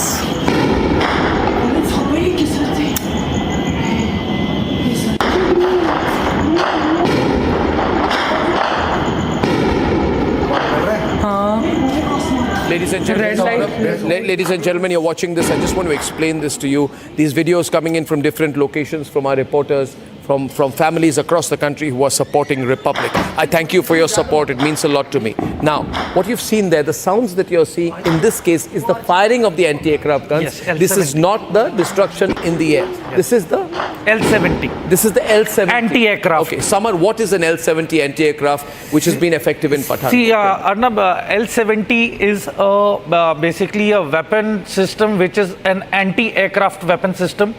And they have upgraded capabilities, which definitely I wouldn't be able to tell here. But they are very effective, they are very efficient, and they have a very high rate of fire. Sorry to interrupt, these are visuals from Udhampur, or ambience up.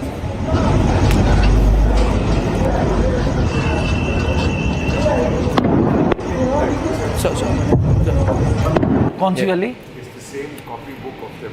Yes. Ladies and gentlemen, this is I have been holding this coverage for a while, and I will tonight.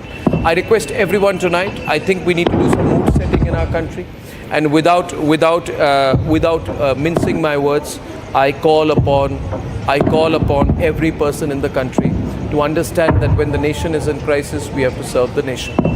And therefore, I call upon every Indian to do everything that they can to support the government and show the government their love and their support. This is not a time to be foolhardy. This is not a time for cricket. This is not a time for Bollywood. It's war. This is not a time for the IPL. We've been imposed. We've been hit. We've been imposed a war. This is a situation, ladies and gentlemen. You are seeing the number of interceptions there, and as I show the interceptions there, I'm saying unambiguously, this is a war that has been imposed on us. As I show you interceptions from multiple locations, I call upon every Indian to do everything that they can to support the Republic, to support the country, to support our armed forces. This is not a time to try and be foolish, to go and watch IPL, to go and see entertainment. Bollywood, cricket industry, money-making industry needs to understand that when there is war, and this is a war that has been imposed on our people, when our people are under attack, and when our military is responding with everything that they got, we cannot pretend to look away and say everything's all right. Everything is not all right. It doesn't matter whether you're on the western border or not. It doesn't matter whether you feel you're geographically away. Our fellow brothers and sisters have been attacked. Our children have been injured. A Gurdwara has been attacked. Our military installations are under swarms of drone attacks. Ladies and gentlemen, there has been an attempt like 1971 at targeting our civilian installations. Multiple cities have been attacked. And therefore, I'm saying this is not a time to go out there, watch a movie or watch a cricket match for IPL, for God's sake. This is a very serious situation. I call upon the BCCI, I call upon the people of this country, I call upon the Bollywood industry to take a pause tonight. Multiple cities have been targeted. Pathankot, Jammu, Amritsar, Kapurthala, Jalandhar, Ludhiana, Adampur, Bhuj, Falodi, Nal, Chandigarh, Bhatinda. All of Jammu and Kashmir has been targeted. Rajasthan has been targeted. Punjab has been targeted. And therefore, we all have been targeted. We are all under attack. But this time we are going to hit them hard. The country has been targeted deliberately by a nation which, when punished for terrorism, is gasping for breath. And therefore, I call for a very serious effort tonight to neutralize Pakistan in whichever way that we can. Ladies and gentlemen, I'm going to go back to Shawan for a moment right now, because this is, restraint is not our compulsion. Restraint is not our compulsion. If we want, we can strike their military bases deep inside Pakistan, and the world will not bat an eyelid. And I think we're going to do that. Shawan with the latest news inputs. I give you 3 minutes, Shawan, to bring all our viewers up to date while I catch my breath and I get back with more news with you tonight. This is a breaking news situation. As you can see, we're not even taking any advertising breaks. This is big. Shawan, over to you. Shawan. Well, in fact, we're starting with the latest coming in. There is heavy artillery firing that has opened up right now as we speak in Akhnur sector in Poonch. In fact, our reporters are now sending us the live feed, the feed that has just come in. We're just going to defer it a little bit and put this out of the firing that has actually taken place in Poonch and along the line of control too, where we are given to understand that in Kupwara also they have opened firing. That's the latest coming in. As far as the counter strike is concerned, we are being told that India is already assessing all possible options. The answer that we have got from a top defense source that we are exploring all possible options right now, because a warning was essentially given to the Pakistanis. What the Pakistanis have done this evening, starting around a little after 8 o'clock, is when a swarm of drones was sent towards Jammu. Targets were essentially all military installations in Jammu. I'm being told that apart from Doda, almost every region of Jammu was basically targeted by the Pakistanis. The current situation, as we speak, all drone attacks along the western border has been completely eliminated and neutralized at this point in time. I'm told that there is also another breaking news now coming in, a message that has now been sent by Nepal to Pakistan. In fact, this is a statement that has been issued by Nepal's foreign ministry, and I'm just going to quickly take our viewers through the statement in which this is what they say, that the government of Nepal is deeply concerned about the escalating tension between India and Pakistan following the terrorist attack. It must be recalled that Nepal had immediately unequivocally condemned the barbaric terrorist attack. Now, Nepal hopes there will be a de-escalation. Again, a message to the Pakistanis right now, because it seems... I think this is a very, very, very, very important statement that shows the level of isolation that Pakistan is facing tonight.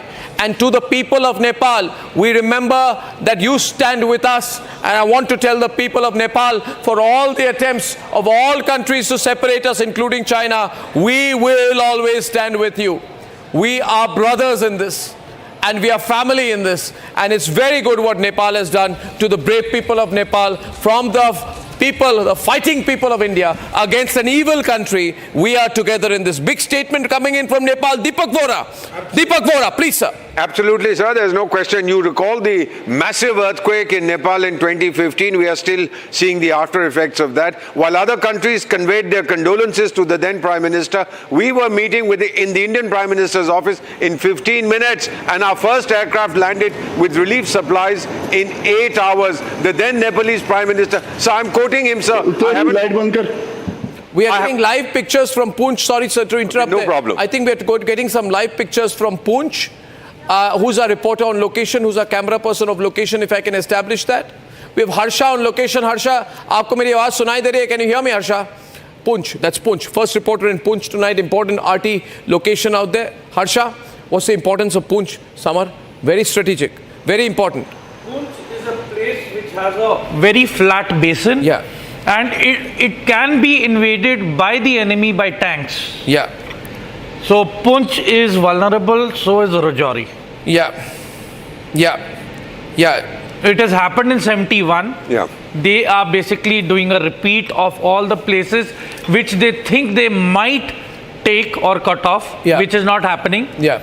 And the attrition is going to be very high for the Pakistani forces. Yeah, I want to tell one thing. When we are running all these videos, this is deferred footage. I want to say this is deferred footage. We're not putting live footage because we do not want to compromise anything. You know, we're not like those people who put out information and then apologize later for doing it.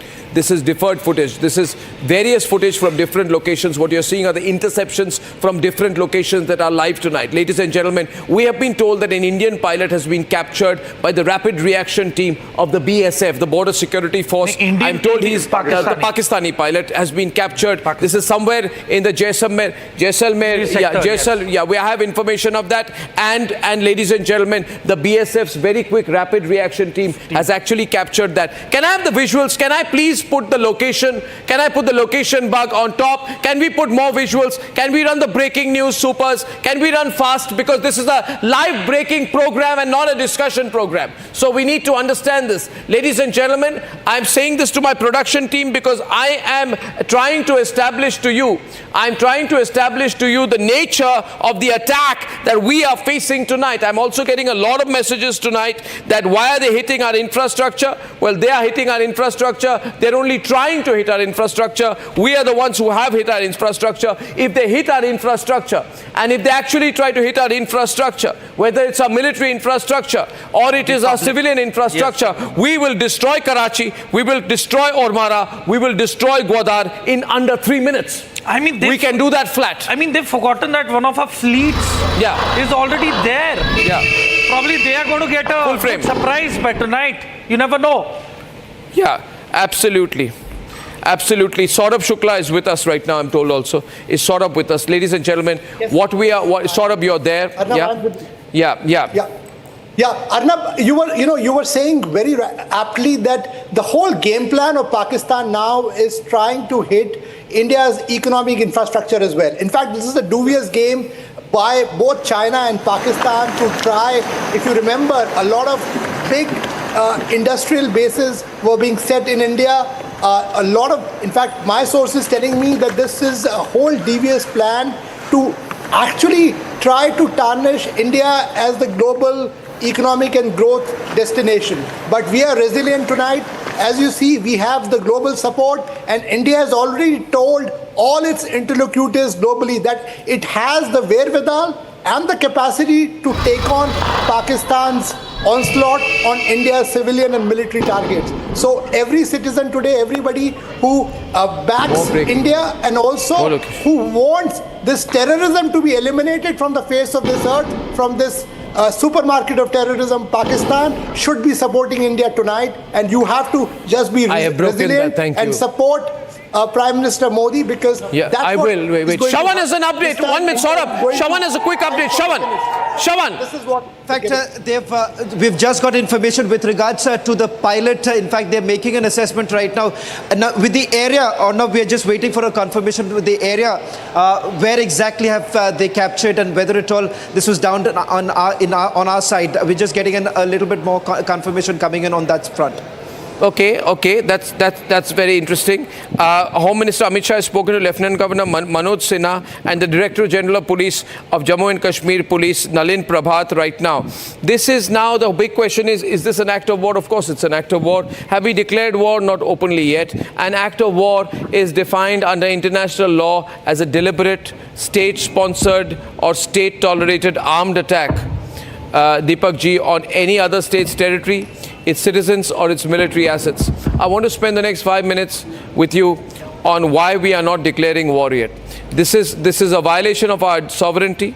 This can justify a strong defensive response. It is a state-sponsored, state-tolerated, open and armed attack on our territory, on our citizens, on our military assets.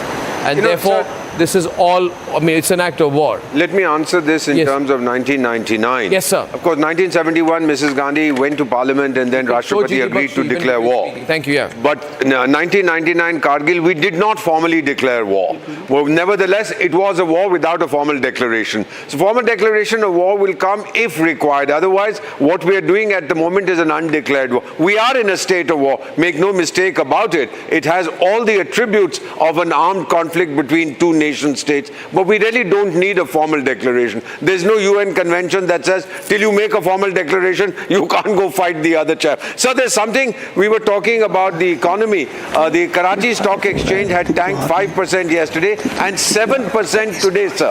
So you can understand how it's going to hit these idiots economically. I have a message from a colleague of mine, an ambassador of Pakistan now living in New York. His daughter went to withdraw money from the State Bank of Pakistan today. I hope it's correct. Says she was told she could only withdraw $50 American, no more than that. So now they are trying to save their dollars also. Pakistan has, I've also heard this, that Pakistan has restricted currency access to its people, and therefore this shows that Pakistan is short of money. Terribly short. So Pakistan, this is a very strong source-based input, that Pakistan has put restrictions on withdrawal from banks. And this is going to create panic in Pakistan, because I think a formal announcement is coming. I think they are putting a limit. I was told. Well, $50 is what I was told. $50 is what you were told. I was told it's 3,000 Pakistani rupees, which is probably less than $10. A limit of 3,000 rupees a day is being put on cash withdrawals from Pakistani banks and ATMs if they are working. General Bakshi, the situation is extremely serious since we last spoke. And when we last spoke, we had not anticipated something like this. A total violation has happened. We are under attack. We've intercepted in about 11 locations so far. And we continue to intercept. And we have hit them in Islamabad, in Karachi, and in Sialkot, sir. Now, which way is this going? Can you tell us what you expect in the next couple of hours? This is taking on the contours of a proper war, a proper limited conflict to straight away, but it's not limited, because in geographical spread, it comes from Rajasthan up till the north. So it is a conflict. It is, as of now, not very high intensity, but tending towards a full-scale conflict, And that is why I am saying, Arnab, we should never go into conflict with mental brakes on, right? That we have not to, we shouldn't escalate, we shouldn't do this, we shouldn't do that, because those mental brakes will have to be shed. Otherwise, because of these self-imposed restrictions, you would not hit as hard as you would want to. Like I said, let's please define what is our aim. The aim of this entire exercise is to impose deterrence on Pakistan by raising costs and consequences. by raising costs and consequences for Pakistan. You see, and that means you impose sufficient punishment, not just on the terrorist organization, that is long passé. You have to now hit the Pakistani military establishment.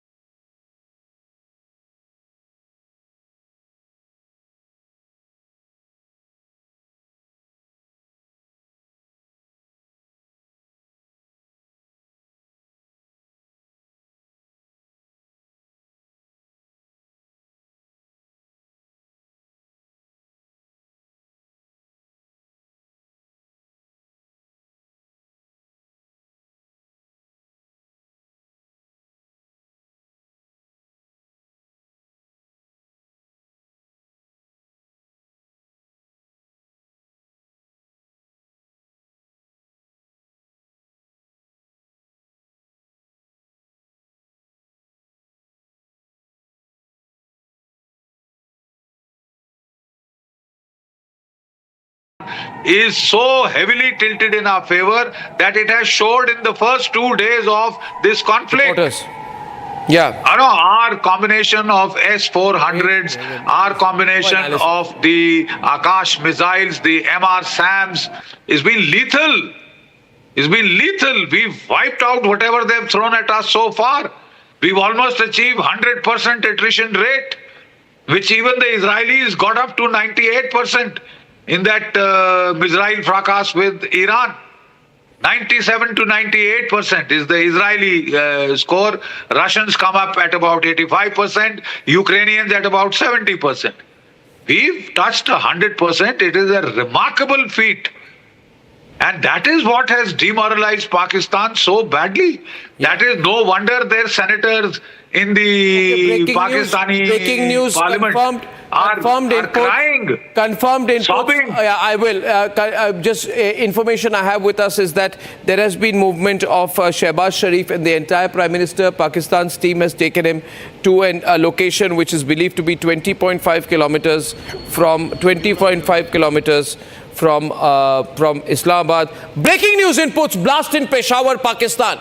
Huge. The attack seems to have extended to Peshawar, Pakistan. I don't know the location of it. Okay, Shawan, blast in Peshawar, we are told. Aishwarya is just getting us the latest details. This is just... Let Aishwarya come on live with us. He's coming in. He's saying that just about a few meters from Pakistan Prime Minister's residence, there has been an explosion that has just been reported. This, we are being told, has also been reported from other Pakistani cities. We're just trying to get Aishwarya right now. Okay, also breaking news that a Pakistani Air Force jet has just been shot down. Breaking news in the Pathankot sector by the Indian Air Defense. I don't know the make of the plane, but this is big breaking news. A Pakistan Air Force jet has been shot down 15 minutes back in the Pathankot sector by the Indian Air Force. Shaman. So this is breaking news coming in. I repeat, in latest news coming in, we have just shot down a Pakistani jet in Pathankot. In the Pathankot sector, a Pakistani jet has been shot down by the Indian Air Force. Ladies and gentlemen, we are also told there has been a huge blast in Peshawar. We cannot confirm what kind of action this is, because that is an area where the TTP is also active. We don't know what's happening there. Shawan, do you have more on that? Shawan. Well, and as far as the aircraft is concerned, that has been downed in Pathankot is what we are given to understand. They're making the assessment. There is also another report coming in from Rajasthan right now. As far as the drone attacks are concerned, they're all been intercepted. They're making an assessment of the losses. So far, they say preliminary information suggests no losses in Rajasthan too. Okay, big blast that has been reported in Peshawar. There has been a late night hot pursuit, and Indian Air Force has just shot down a Pakistan Air Force jet in the Pathankot sector. We're also getting reports of heavy damage in Karachi. I do not have authenticated visuals from Karachi, but things are moving very, very fast, ladies and gentlemen. And what we have heard is that Shehbaz Sharif has just moved out. Shehbaz Sharif has moved out of the Pakistan Prime Minister's residence. I do not know whether this is a coup or he's moved out for safety reasons, but he's been moved to an area which is 20.5 kilometers away from his own residence. Whether this is because of the blast that was just reported, I don't know, but there was a report of a blast, right? There was a report of a blast. There's a Shawan just moved away. Aishwarya will confirm that for us, and there's been a report of a blast, so things moving very fast. General Bakshi, GJ Singh also with us. Good evening, GJ Singh. Commodore GJ Singh, how are you, sir? Good evening. Things moving fast. What should our Navy do, sir? Thank you, Arnab, for having me on your show. I think the Navy is already ready for any action, and probably this will be the best option to reduce tensions or breaking attack is coming from Pakistan, because we have done it earlier. Once we open the naval front, whatever Karachi and the surrounding areas are there, whatever naval assets are there, whatever defense establishments are there, their depots are there, we always set them on fire by firing missiles, by firing our gunfire from our ships. So I think this will be in the a step in the right direction. We open up the sea front as well, because they have very little window there. Once we block their approaches to Karachi harbour with our submarines, which is an underwater weapon, which is the most feared weapon by any navy or any surface ship. If we place them there, we can stop the movement of the merchant marine as well as their warships. And we have done it earlier in 1971 because when we carried out our Operation Trident, we had a huge blast reported near the Pakistan Prime Minister's residence. Shehbaz Sharif has been moved to a safe house 20.5 kilometers away from his residence, and this has been confirmed through Pakistani media sources, ladies and gentlemen. Pakistani media sources. We also heard that the Pakistani pilot has been caught after his jet came down in Jaisalmer area. We are hearing this. We will find out. And top government sources are saying there's a total free run where the Indian Air Force, Indian Army and Indian Navy have been given complete and total freedom to act and respond as they want. There's a bit of breaking news. We're not holding back. We're holding it back right now, but we're going to get it confirmed about the Pakistani pilot, where the Pakistani pilot is, where his identity has been established. We'll get to know. We're also told right now that before the civilian flights were closed, there was a private commercial plane that was brought in, and that was flown out from Lahore. And a lot of Pakistani generals, family members and others have flown out to an undisclosed location. Can you tell us more about that? Samar has more on that. Samar. This Learjet was... a Learjet? Yeah, a Learjet and of Air Arabia. Okay. So this is moved out, and it is speculated that the family members of the top brass have just left from Lahore, and this has gone in the direction of towards Iran. So maybe it's heading towards the west. Okay, Aishwarya has a breaking with him. Aishwarya breaking with you. Aishwarya. Yeah, absolutely, Arnab. That is the information which we are getting. We are trying to get a double confirmation on it, but we are being told that the Pakistani Prime Minister has supposedly been taken into some undisclosed location, which the Pakistani media claims is a bunker. Whether they have it or not, is that also a big question. But we are being told that there has been a massive blast around 22 kilometers away from his residence. And that's the information which we are getting in. We are also getting information that the INS Vikrant is in a very aggressive mode, that the positioning by the Indian Army is being done very aggressively. That's what the confirmation we have. Whether INS Vikrant is in play or not, we do not have that confirmation. But we have this confirmation that there is a very strong formation of INS Vikrant very near to the Karachi port. We have still not crossed the international waters, but we are making it very clear that we are ready because there are news according to Pakistani media reports that yes, Karachi has been hit. Karachi port has taken a massive destruction toll, but that is yet to be confirmed. But the Islamabad blast, the Peshawar blast have been confirmed. And what we are also been waiting on is also of that picture. I'm just waiting for a double check from our sources within that do we have that first visual of the Pakistani pilot which has been captured alive in Rajasthan. In Jaisalmer. There is a visual doing the rounds, and there is information that two Pakistani pilots, not one, two have been arrested in the Jaisalmer area. I have a visual. I'm not putting it out yet, but I think you need to get a double confirmation on that pretty quick, Aishwarya. Yeah, absolutely. Yeah, you guys need to get a double confirmation on that pretty quick. Right, sir. Ladies and gentlemen, right now, okay, counteraction. We are told that huge firing by India, and there is massive damages to the Pakistani army. We have started massive and heavy artillery firing in the Nowshera sector of Jammu from Gursimran. We are getting the news. If Gursimran can join us. Gursimran.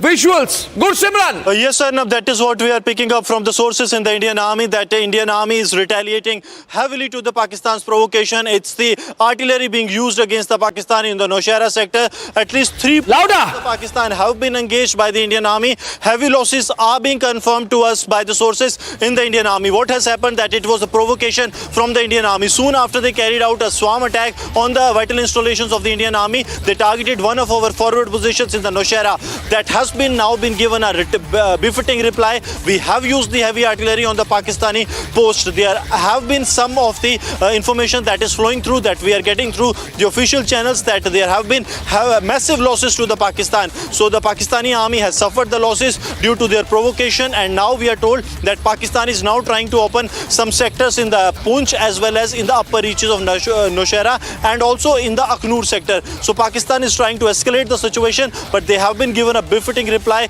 as the artillery has been used against the Pakistani posts that were taking a target at the Indian Army post in the former Ladies and gentlemen, some more visuals of interceptions are coming in as we start the hammering in Nowshera, and now it is 11:46 p.m. I think the political decisions have been taken. This is the way I look at it, Abhishek. The political decisions have been taken. Initial hit has happened. I am told Karachi has taken very heavy hits. Karachi has taken very heavy hits. What are you hearing, Abhishek? What are you hearing? A tremendous amount of counter action being put in place, or now we are told that whatever Pakistan has done, effectively double that in terms of our retaliation is being put in place, has been put in place and executed, which means, as Foreign Secretary Vikram Misri had said, that if Pakistan does not stop here, then there would be escalation and there would be consequences. And it seems Pakistan did not pay heed to that warning, and with whatever they have done from Jammu to Gujarat to Kutch, and the manner in which they have carried out those drone strikes, there has to be response. Okay. We are waiting, Arnab. I'm going to play, I've got some more visuals of the interceptions that we got some time back, and General Bakshi is also with us right now. General Bakshi, this is moving fast, and I have breaking news right now. Okay, I have a news flash that is coming in right now. A Pakistani Air Force jet has been shot down, we know that. A Pakistani Air Force jet has been shot down, and we are also told that this is by Indian Air Defence. Of course, we got the news flash some time back. Ladies and gentlemen, full frame please to the visuals for a minute. As I continue to hold the coverage, Islamabad, Rawalpindi and Lahore have been hit. Karachi has been hit. Mission Depot. Yeah, okay. The visuals first are from Jalandhar. I'll run 5 sets of visuals. Jalandhar first. No, these are visuals, latest visuals from Jalandhar. Not live visuals. These are latest visuals from Jalandhar tonight. Mission Depot. Not from Jalandhar. Vaibhav, what is your location? अपना location बताइए, आसपास क्या हो रहा है? आप बिल्कुल अंधेरे में हैं. आपका पिछला location और अभी का location जरा बताइए. Ladies and gentlemen, in pitch darkness, this is a report this evening from Vaibhav. Vaibhav, बोलिए. बिल्कुल अर्नब, हम इस वक्त जैसलमेर में ही हो और जैसलमेर में शहर में पूरी तरह से ब्लैकआउट है। हम अब से कुछ देर पहले सड़क पर मौजूद थे तो पुलिस प्रशासन की टीम आती है और वो कहती है, हमसे रिक्वेस्ट करते हैं कि फिलहाल आप अपनी फ्लैश लाइट जो है वो ऑफ कर लें, जिसके चलते आपको थोड़ा सा अंधेरा जरूर दिख रहा होगा। पीछे पूरी तरह से ब्लैकआउट है, जहां तक आपकी नजर जाएगी जैसलमेर में सिर्फ अंधेरा नजर आएगा, क्योंकि आज भारत ने जैसलमेर के अंदर होने वाले हर एक अटैक का पूरी तरह से जवाब दिया है, और न सिर्फ जवाब दिया है बल्कि पाकिस्तान को यह सख्त संदेश भी दे दिया है कि अगर हमारी सरजमीन में घुसकर आप हमले की कोशिश करेंगे तो उस हमले को नाकाम करने की क्षमता भारतीय सेना रखती है। और अब जो लगातार खबरें सामने आ रही हैं कि पाकिस्तान के 3 फाइटर जेट्स जो हैं वो भारत के अंदर मार गिराए गए हैं। एक खबर यह है कि जैसलमेर में भी पाकिस्तान का F-16 जो है वो मार गिराया गया है, और सोर्सेज ये भी बता रहे हैं कि उसके पायलट को भी भारतीय सेना ने अपने अंडर ले लिया है। उसकी तस्वीर क्या होगी सबसे पहले रिपब्लिक भारत आप तक पहुंचाएगा, लेकिन सिचुएशन फिलहाल जैसलमेर के अंदर अंडर कंट्रोल है। अब पाकिस्तान की बारी है, क्योंकि पाकिस्तान के वो तमाम इलाके सब जी बोलिए प्लीज आप लाइव हैं। बिल्कुल अन्नू, पाकिस्तान के वो तमाम इलाके जो सबसे मुख्य हैं और जिन इलाकों को लेकर पाकिस्तान के अंदर ये कहा जाता है कि वो आर्थिक मजबूती का सबसे बड़ा कारण है, उन इलाकों में भी अब भारतीय सेना लगातार स्ट्राइक कर रही है। यानी कि आज की रात पाकिस्तान के लिए बहुत भारी पड़ने वाली है। दिल्ली के अंदर मीटिंगों का दौर जारी है। दिल्ली से परे अगर बात सरहदों की करें तो पूरी सरहद के इलाके भारतीय सीमा के जितने भी हैं वो तकरीबन ब्लैकआउट की कंडीशन में है, यानी कि अपनी सुरक्षा को को ध्यान में रखते हुए, नागरिकों की सुरक्षा को ध्यान में रखते हुए अब यहां पर लगातार भारतीय सेना जो है वो हर एक हमले का पलटवार कर रही है। हमारे एयर डिफेंस सिस्टम ने जो शानदार तरीके से कार्रवाई करते हुए पाकिस्तान के कई मिसाइलों को हवा में नेस्तनाबूद कर दिया। अकेले जैसलमेर के अंदर अर्नब खबर यह है कि तकरीबन 30 से 35 मिसाइल फायर ऐसे थे जिन मिसाइलों को हवा में ही मार गिराया गया है। यानी कि ये बहुत बड़ी कामयाबी, लेकिन अब आज की रात पाकिस्तान के लिए बहुत भारी पड़ने वाली है। अर्नब जी जी जी जी जी Yeah, ladies and gentlemen, we are hearing about a Pakistani pilot. We heard that he has been caught by the BSF, that he's been handed over, but we must say this is not confirmed yet. CDS has met the Raksha Mantri. Things are moving fast. I'm putting the latest visuals out from Punch. Ladies and gentlemen, from Punch. These are the visuals from Punch. Next visual I will put out from Pokhran. These are all our air defense artillery in various locations. Air defense artillery which is being put out. Next visual we are showing you from Jaisalmer. हमने अपने reporters अलग-अलग locations पे रखे हुए हैं. That's why we are getting you the visuals fast. We have a good stringer network across the entire line of control, and a lot of people are supporting us tonight. We have been told that the Saudi foreign minister is rushing to Islamabad, and the Saudi Arabia is telling Pakistan to stop escalating. Abhishek, boliye. Abhishek has the breaking news. You want to share this with us, Abhishek? Yeah. Yes, this is the information. Go ahead, Abhishek. Go ahead. Yeah. Saudi is concerned that Pakistan can get into a misadventure which can cost dear to it. Being their friends, we are hearing that Saudi Arabia's Minister for Foreign Affairs, Abdel Al-Jubair, he's not this. Saudi Arabia's foreign minister is to travel to Islamabad tomorrow, and this comes on the wake of their Minister of State being in New Delhi, which means the Saudis are sort of trying to intervene in some manner and try to de-escalate, or with trying to prevail on the Pakistani side not to escalate or no. Okay, this is big breaking news. Saudi foreign minister rushing to Islamabad. Deepak Vora, please get Deepak Vora on air, please. Yes, sir, please go ahead. Everybody and his grandmother and the grandmother's neighbor is trying to play some kind of a role. Whether we listen is a different issue. Saudis are also concerned that Pakistan's foreign exchange reserves are so badly depleted that the 6 billion, I repeat slowly, $6 billion that the Saudis have placed in Pakistani banks to shore up their exchange, which the Pakistanis are not allowed to use. If things go very bad, Pakistan will use that. Saudis will never see their money again. I think he wants to get that money out also. You know, ultimately, sir, it's the economy stupid, as Billu Bhai Clinton said in the 1990s. Yeah, no doubt about it, sir, no doubt about it. General Bakshi is still with us right now. Ladies and gentlemen, General Bakshi, we also have with us Saurabh Shukla, of course, and General Bakshi, Samarpal Toor, Deepak Vora is with us, Commodore G.J. Singh is with us, ladies and gentlemen, and we have also with us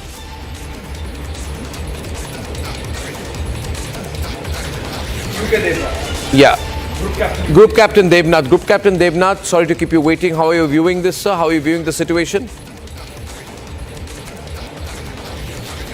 Yes, it appears that both the sides have launched counter-air offensive missions. It is quite possible that these missions are being launched to downgrade each other's enemy air base. This strike over Jaisalmer definitely means that Pakistan is trying to degrade performance of Indian Air Force assets at Jaisalmer airfield. We must remember that Longewala is just few kilometers away from Jaisalmer, and aim of Pakistan to soften up our capabilities at Jaisalmer airfield means that maybe tomorrow morning they will try and the ground forces will try and break through on the axis from Ramgarh, Shri-Mohangarh towards Jaisalmer.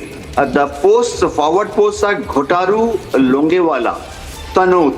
So their aim could be that if Indian Air Force is weakened in Jaisalmer, probably our runway is damaged, probably our aircraft are damaged on ground, then tomorrow morning, if in case they plan an ingress from ground route into Ghutaru, Tanot, Ramgarh, Sri Mohangarh I have breaking area. news. One more Pakistani jet has been downed in Pathankot. One more Pakistani jet. Total of? Abhishek, go ahead, please. I mean, you are telling me you are also anchoring the program. Go ahead. Abhishek Okay, Pathankot, Jaisalmer and Akhnur. That gives an idea of three Pakistani air jets. Now, I mean, you know, this is information that's really rife. This is information that's coming in from multiple sources. This is information that's really floating around.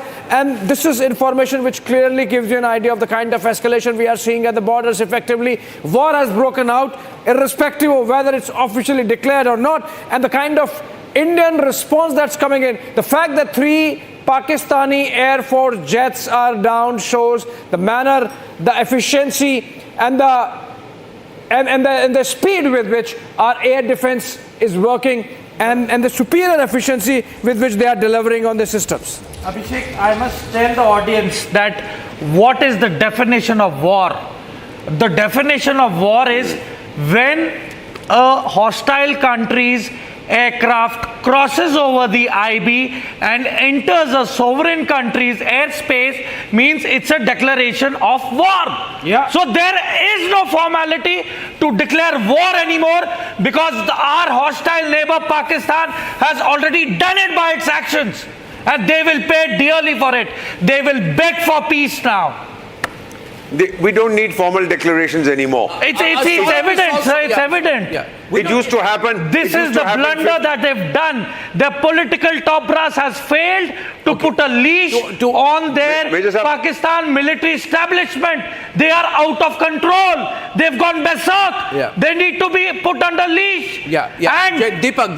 No, I was just saying that pre-formation of the United Nations, there used to be formal declarations. Exactly. But the United Nations is dedicated to the avoidance of war. So you don't declare. You know, we did in 1971. The UK didn't in the Falklands War. The American didn't in the Afghan War. They don't do it. You don't bother. You say just go. We go ahead and fight. Disrespect to UN, the United Nations. Nobody cares. No, Pakistan themselves went to the UN asking for talks and de-escalation. Is this the definition of de-escalation? One minute. I'm going back to the news, Abhishek. It's always a temptation of going into debate, but we stay into the focused nature of the program tonight. Shawan has a breaking. Okay, hold on. Shawan, over to you. Well, in fact, this is coming in from Pathankot right now. This is with regards to a Pakistani Air Force jet, we're being told, has been downed. But as far as the pilot is concerned, we still do not have any confirmation coming in.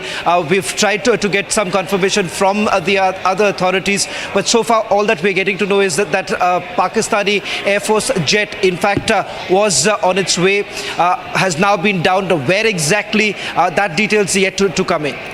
Absolutely. Saurabh, we heard about the Saudi foreign minister rushing to Islamabad. Yeah. That in the overall, okay, we have Saurabh.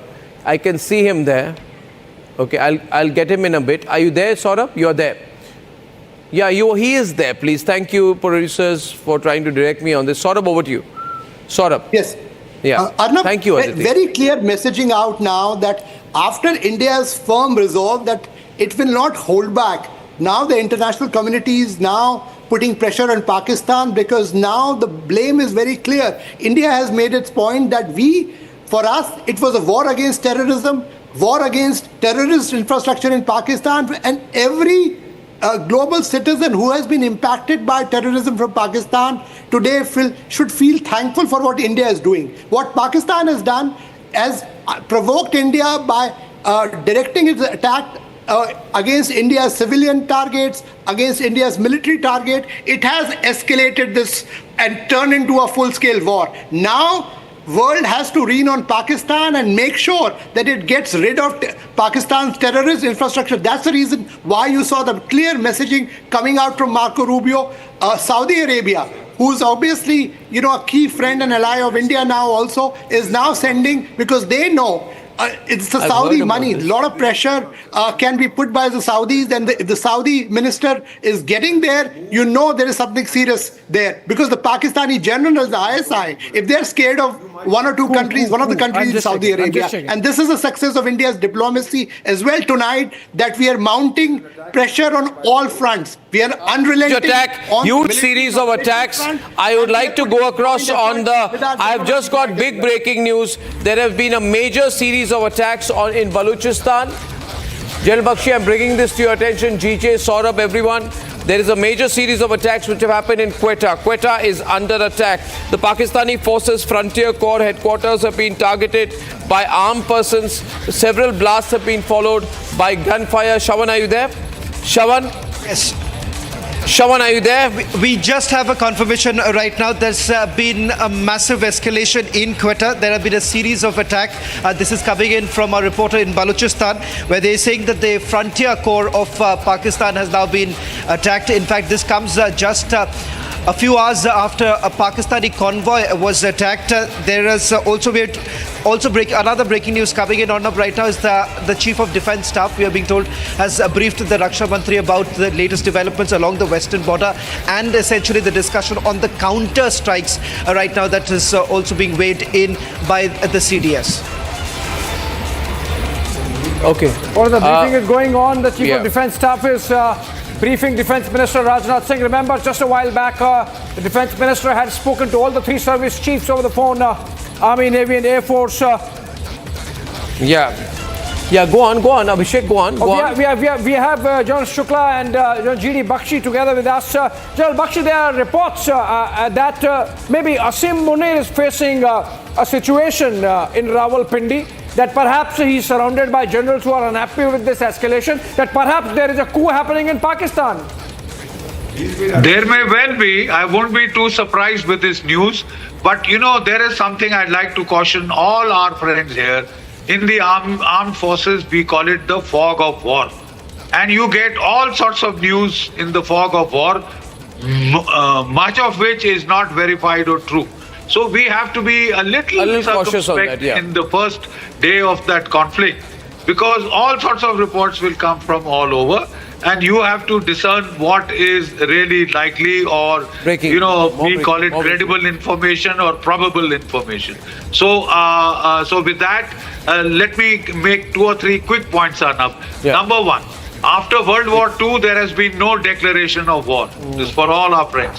There has been no formal declaration of war in any of the post-Second World War conflicts, including 1965, including 1971, including Kargil, etc. No declaration of war was made, but we went ahead and we did what we had to do. You know, yes, there is a general mobilization and there is a, orders for these general mobilization, which is called the war book, which is, put into action. We have big breaking out here. Can Shawan come on live on that, on the massive escalation which is there in Baluchistan? Shawan has latest details. He's spoken to his contacts in the BLA and among the Baloch freedom fighters. He has more. Come on, Shawan. In fact, Arnab, this is a big blow now to the Pakistanis, because this is the Frontier Corps that has been attacked by the Baloch Liberation Army. A confirmation now coming in. A senior soldier of the Pakistani Frontier Corps has been neutralized. In fact, there is also another attack that has been reported from Quetta, and there is also a report coming in from Turbat. So there are at least 2 such locations where there has been escalating hostilities between the Baloch Liberation Army and the Pakistani Army. In fact, there was a convoy of the Frontier Corps which was basically moving out from Balochistan. We were being told that this was basically heading towards outside Balochistan, moving towards the western border, moving towards the eastern border when this particular attack has taken place. So clearly this comes at a time when the Balochis have come in full support of India.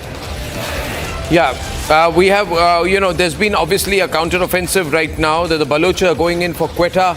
We are going in for Karachi. The Baloch are going in for Quetta. We're going in for Karachi. Shahbaz Sharif has moved away. Pak media is reporting there that there is trouble within the Pakistani army.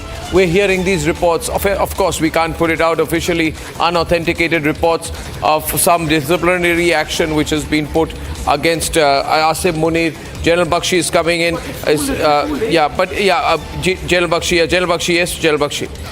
You know, Arnab, may I inform all friends here that the 30th Division and the 31st and the 40th Pakistani divisions have been moved out of the general area of Baluchistan, uncovering that entire stretch, right? And that therefore leaves it open you see for an us. upsurge in the activities of the BLA, right? 2 days back, we got the report that they have taken over the city of Kalat and another city, Makbulpur something in Baluchistan. Then we got the report. Okay, I have a Baluch Liberation Army statement. There's a Baluch Liberation Army statement, ladies and gentlemen. There's a Baluch Liberation Army statement. There has been a huge attack on Quetta. Huge attack on Quetta. Pakistani army is moving out of Quetta and they've been told to vacate their positions. This leaves a wonderful opportunity for the Baluch to actually to reverse history. This is 1947 all over again, and the Baluch are moving in. Breaking news, formal announcement by the Baluch of very strong military offensive. Those graphics are not complete. Okay, right now, more drones of the Pakistani army have been shot down in the Nowshera sector of Jammu and Kashmir. Right now, happy to inform you that there has been heavy exchange of artillery fire between both sides in that particular sector. Shaman has more. Shaman. This is a successful attempt by the Air Force right now. Nowshera is the latest coming in. Nowshera, Kupwara, Uri. 3 of these places where the drone attacks have been completely neutralized. They've resorted to heavy artillery firing, but that there too also we are being told that Pakistani posts have been decimated. Please carry on. Please carry on. Two more Pakistani drones have been shot down in the Nowshera area of Kashmir, and so essentially what we are seeing is Pakistan widening the theater, including Kashmir also. Remember, this is the same Pakistan. Okay, we are told Commodore G.J. Singh wants to come in on this. Commodore Singh, we were just hearing a while back that there is some action that has happened in Karachi. Obviously, that would have happened through our naval assets. So, do you think this is the time that we have got in our Navy also? Yeah, I have already told them, because at this point of time, when I look at the IB and the LOC also, I'll find that we have not moved into a full-scale war, because this is very important. I would like to ask General Bakshi, because we are on the escalatory ladder, we are still not below, because our armed forces have not, or their armed forces have not breached the international LOC. Unless and until army moves in, the armed forces moves in, only then we can call it a absolute total full-scale conflict. Till now, I have seen all channels, our forces, our armed forces, Pakistan, or we are fighting aerial war, missile warfare. We are fighting only aerial, missile and high technology war. Shawan is again with us. Can I see Shawan back? Okay, so Shawan put this together. The BLA has released a statement on 6 attacks within Pakistan. They've executed these remote controlled IED blasts, and they're very good at that, because they do these IED blasts. Usually what the BLA do, what the Baluch Liberation Army do, is that they take control of one area and they move out. And the reason they do that is because, they're not supported by a Navy and they're not supported by the Air Force. So the moment the BLA take control of a particular Baluch town, they move out because they know they're going to come under Pakistan Air Force fire. But this is a different situation. If 2 corps of the Pakistani army are moving out, then one third of Pakistani territory is left open.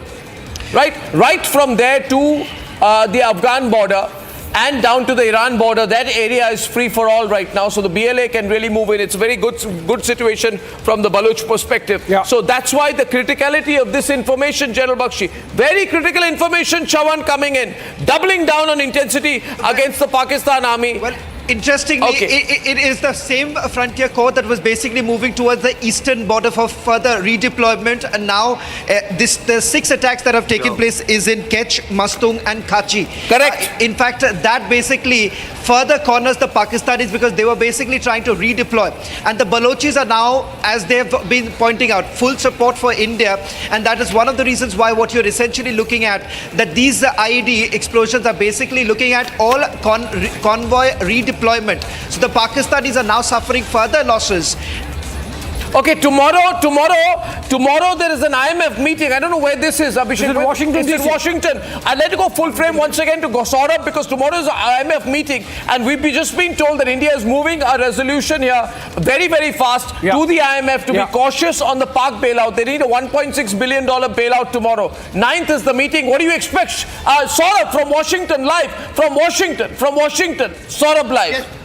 Yes. Arnab, you know, it's correct. What India is doing is that we are doubling down our efforts, telling and mobilizing all IMF member countries that Pakistan is actually using the bailout to support not only its military machine but also its terror machines, because any support to Pakistan at this juncture is also going to go against the IMF's credo. It's a country which is a terrorist state, and obviously in the run-up to what has happened now, the world has to see through Pakistan's charade, and I know that the efforts are being doubled down as we speak, Arnab, because it's a very, very critical meeting, because our idea is that we have to squeeze Pakistan from all quarters, and IMF bailout will help the army generals and the ISI to recoup their resources, and this is the clear message that is being sent not only to the IMF leadership, but also to countries like the US, and some of the European friends that we have, because they hold a lot of control over what happens in the meeting. But we are clearly sending a message that this is all tied up. Don't see this as in isolation. This is not about economic aid to Pakistan, but a lot of this aid is also surreptitiously diverted to run Pakistan's terror machine, which poses threat to every democracy and every member of the IMF, and they should not be signing off on these checks to Pakistan. The idea is to bankrupt Pakistan to make sure that it goes away. The idea is to make sure that we double down on our efforts diplomatically, economically, and militarily to squeeze I want Pakistan. to say this, that I do not have official confirmation tonight of the news which is doing the rounds of us having hammered Karachi port. I cannot say that.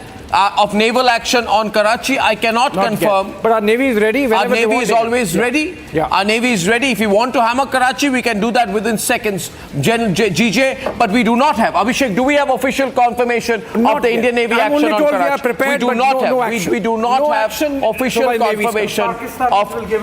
The Pakistanis will give it tomorrow maybe, but we do not have official confirmation of the Navy having attacked Karachi. But do you want to comment, GJ? We have the full arsenal. Only 2 of their submarines are active. I don't know. There are 2 classes of submarines. Of those 2 are active. One is not operational, and 5 need repairs. The total 5, 3 are under repairs, 2 are operational, as per my knowledge goes. Which one? And I just want to comment on what just a short while ago, I think Abhishek was mentioning about INS Vikrant being ready in the international waters. That, as I see it, interpret is that means our battle group, not only aircraft carrier, but with him at least about 10 to 15 other ships, which screen them along with a submarine, which sanitize the underwater, are very close to their territorial water at a distance of about 25 to 30 kilometers, which is very close to Karachi. So I understand that Navy has probably moved into a position from where they can probably carry out any missile attack or aerial attack or BERs, beyond visual range kind of operations. And this is something which is required, because if you want to put Pakistan Army on the knees, we must go in for naval action, because that will, shake them up. Because their army, which is their ready, or air force, they will their focus from the border will be completely diverted, and this will enable us to put the army of Pakistan on the knees in a very short while. In a matter of 24 hours to 48 hours, you can bring them down. I think it's a very good opportunity, and we shouldn't care for being a good boy internationally by telling everybody, does Washington wait for anything? Does Moscow care for international order? Does Beijing wait for or abide by the international order? What about Israel? What about Iran? Nobody cares for the international order. Why should we be so law-abiding? Why should we be so restrained? I think this is what requires that General Bakshi was mentioning that now we have moved up the escalator ladder. We might as well open all fronts. And let me tell you, we will call a victory when our infantry, our army goes and takes over PoK. It's a good opportunity. Ancient wisdom tells us everything, there's a season, a time for every matter under the heaven. A time for war, time for peace. Time to break, time to make. It's a time to break and it's a time to, time for war. You can't fight time. Time has come.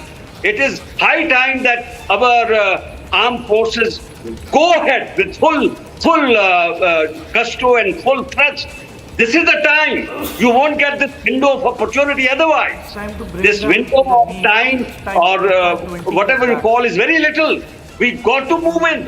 And Baluchistan is helping you out. The Liberation Army. We've been told that there is by sources a major attack by the Indian Navy.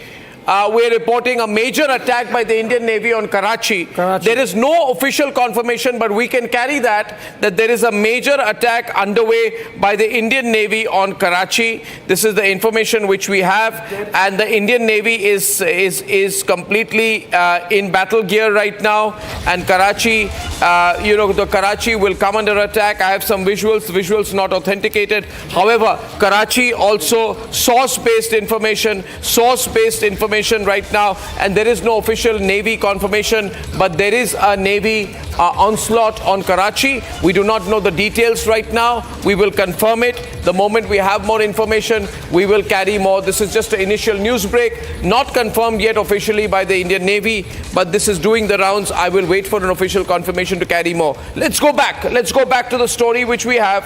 And we have our graphics coming your way, ladies and gentlemen, of the places where the Pakistani jets have been downed.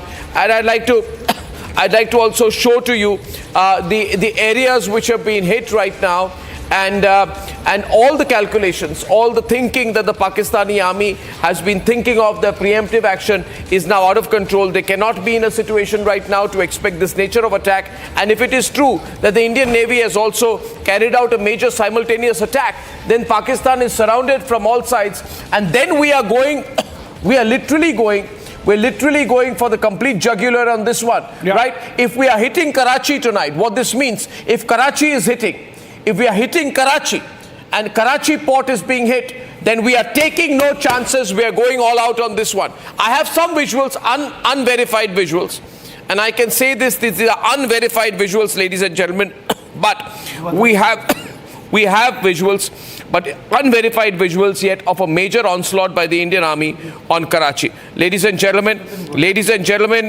we are moving in a situation which is extremely serious, and because Pakistan started this, we are hammering them. And as of now, I can proudly share with you that the Indian Navy has begun some kind of an offensive against Pakistan as well.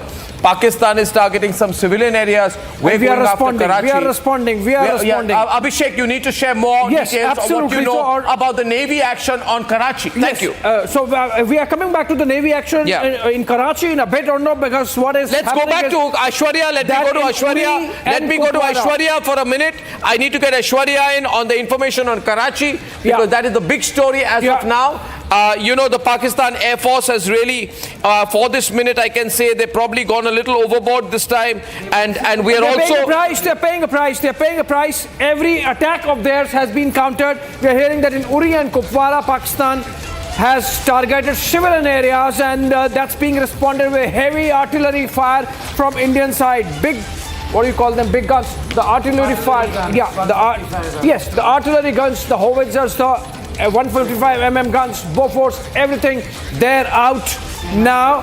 I'm told General Bakshi wants to make comment on the General Bakshi, I want to ask you about Karachi. If you are going after Karachi, General Bakshi, if you are going after Karachi, then it would be the first time since 1971. It's also their Achilles heel. It's their Achilles heel, General Bakshi. It is their Achilles heel, Arnab, and we had hit it in the 1971 war, like I said, twice.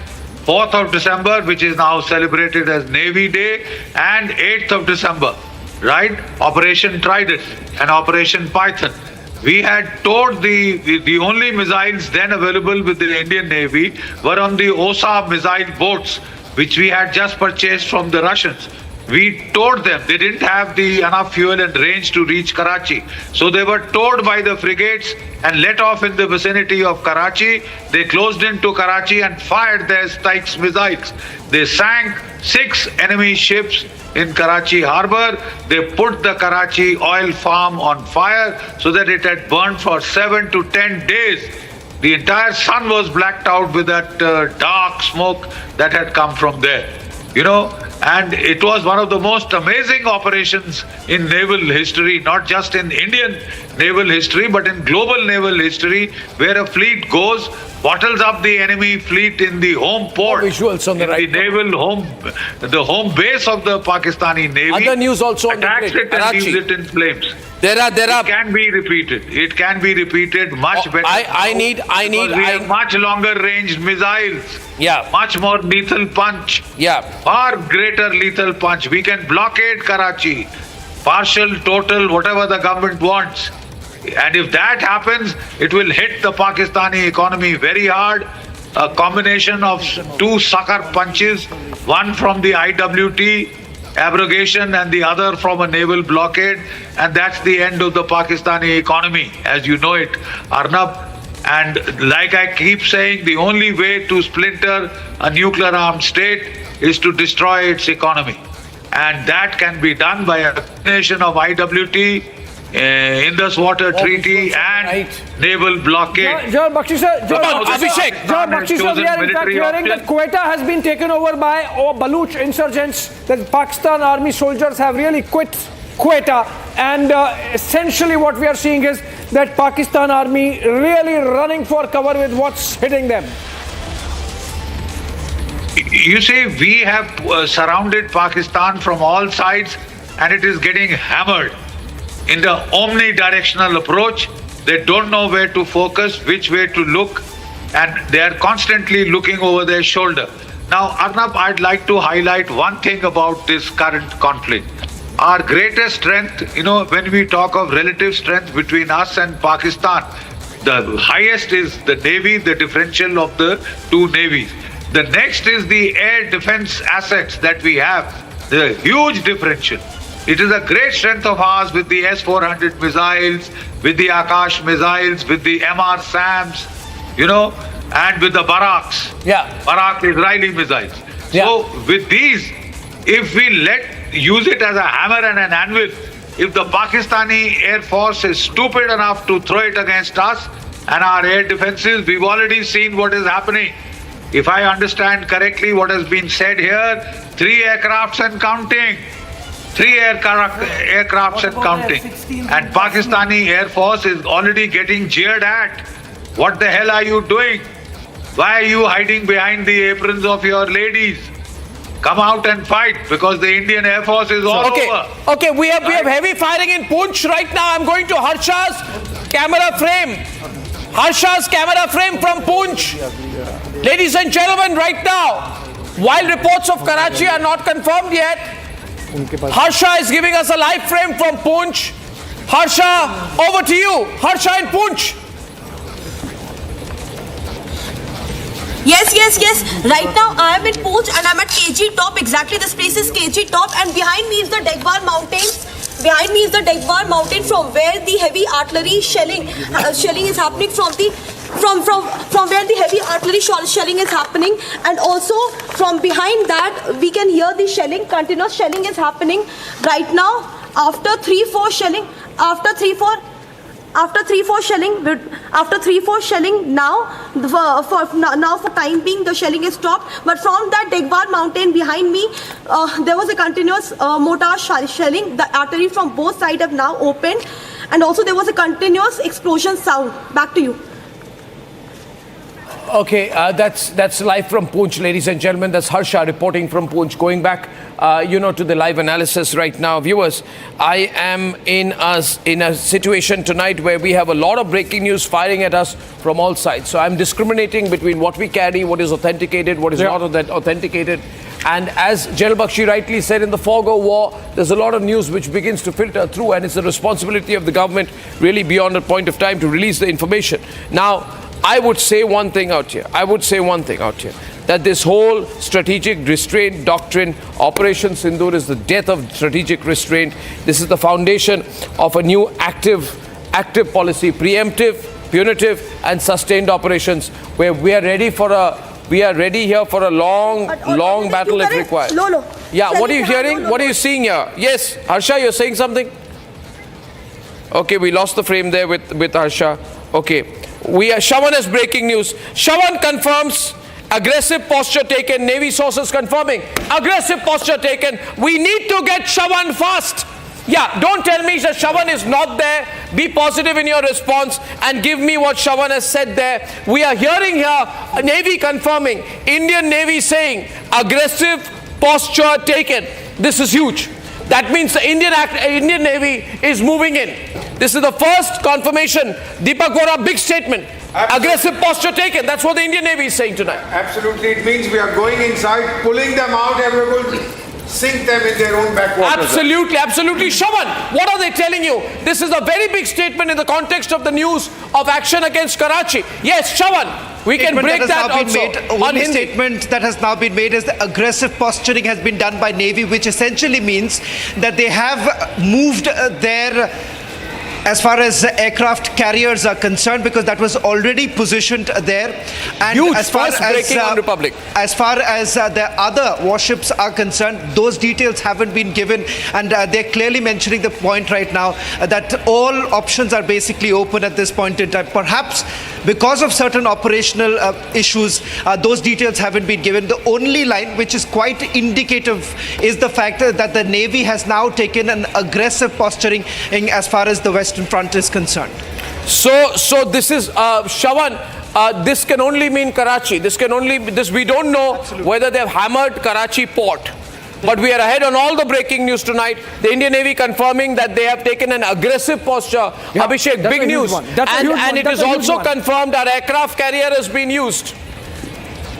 Absolutely, Arnab. In fact, I am told there are as many as 26 warships of the Indian Navy in the high seas in the Arabian Sea, and they are really taking care that we have Pakistan by the scruff of its neck. Yeah, so let's go with the news, not the editorial. So what this means? Vikrant carrying out this strike on Karachi port is something which is absolutely templated in Indian Navy. Yeah, General Raj Shukla, Shawan Sen confirming out here, Abhishek also reconfirming, the Navy sources confirming to us. General Shukla is on air that Karachi, we don't have a confirmation whether Karachi has been hammered or decimated. We have information of heavy firing though. And after 20 minutes of our breaking the news, the Navy sources confirming to us that aggressive posture has been taken by the Indian Navy. Now, can you analyze that for us? It's a very, very controlled use of words out there. We have taken an aggressive posture. What does this mean, sir? 14 plus. You know, Arnab, on your show, I think a week back, we spoke of the flank of decision. I will. Could this time the maritime flank be the flank of decision? That's the first point I want to make. And the aggressive posture may be a prelude to that. The second point is, on that same show, we spoke of the escalatory ladder. I think India this time has shown remarkable astuteness in leveraging the escalatory ladder.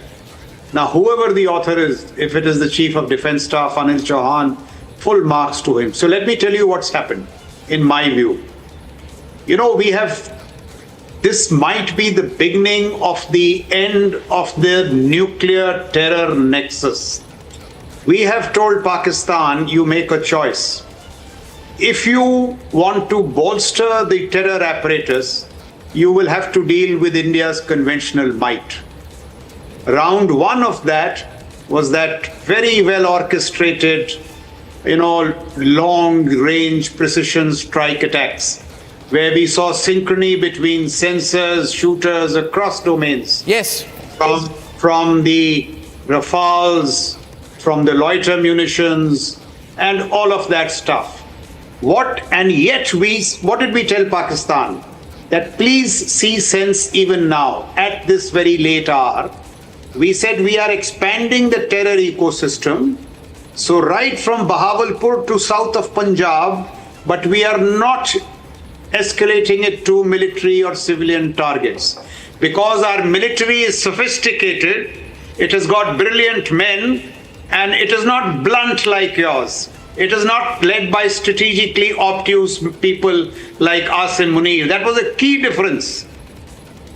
And what did we do? We hit something that was kosher so far. Punjab, from Rawalpindi to Raiwind. We hit these critical areas. And that pushed Asim Munir to commit the suicidal act, which I think General Bakshi was talking of. Look at our remarkable AD topology. The S-400s, the MR SAMs, the Akash Tirs. And Akash Tir is particularly good news because it is Atmanirbhar in defense, a product of that.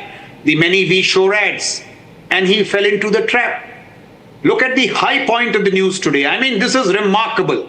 F-16s, JF-10, JF-17s. I'm told a Pakistani pilot in our custody. We have taken down the lead aircraft in its inventory. F-16s, JF-17s is what the Chinese have, their best aircraft. Virtually 5th generation. Yeah. This is remarkable. No, but the Karachi news. Just one. Yes, sir. Sorry, sir.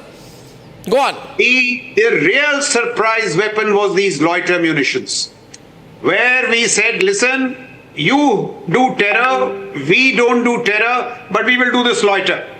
So Lahore, Sialkot, Islamabad, all the way to Karachi. Brilliant so far, very well orchestrated.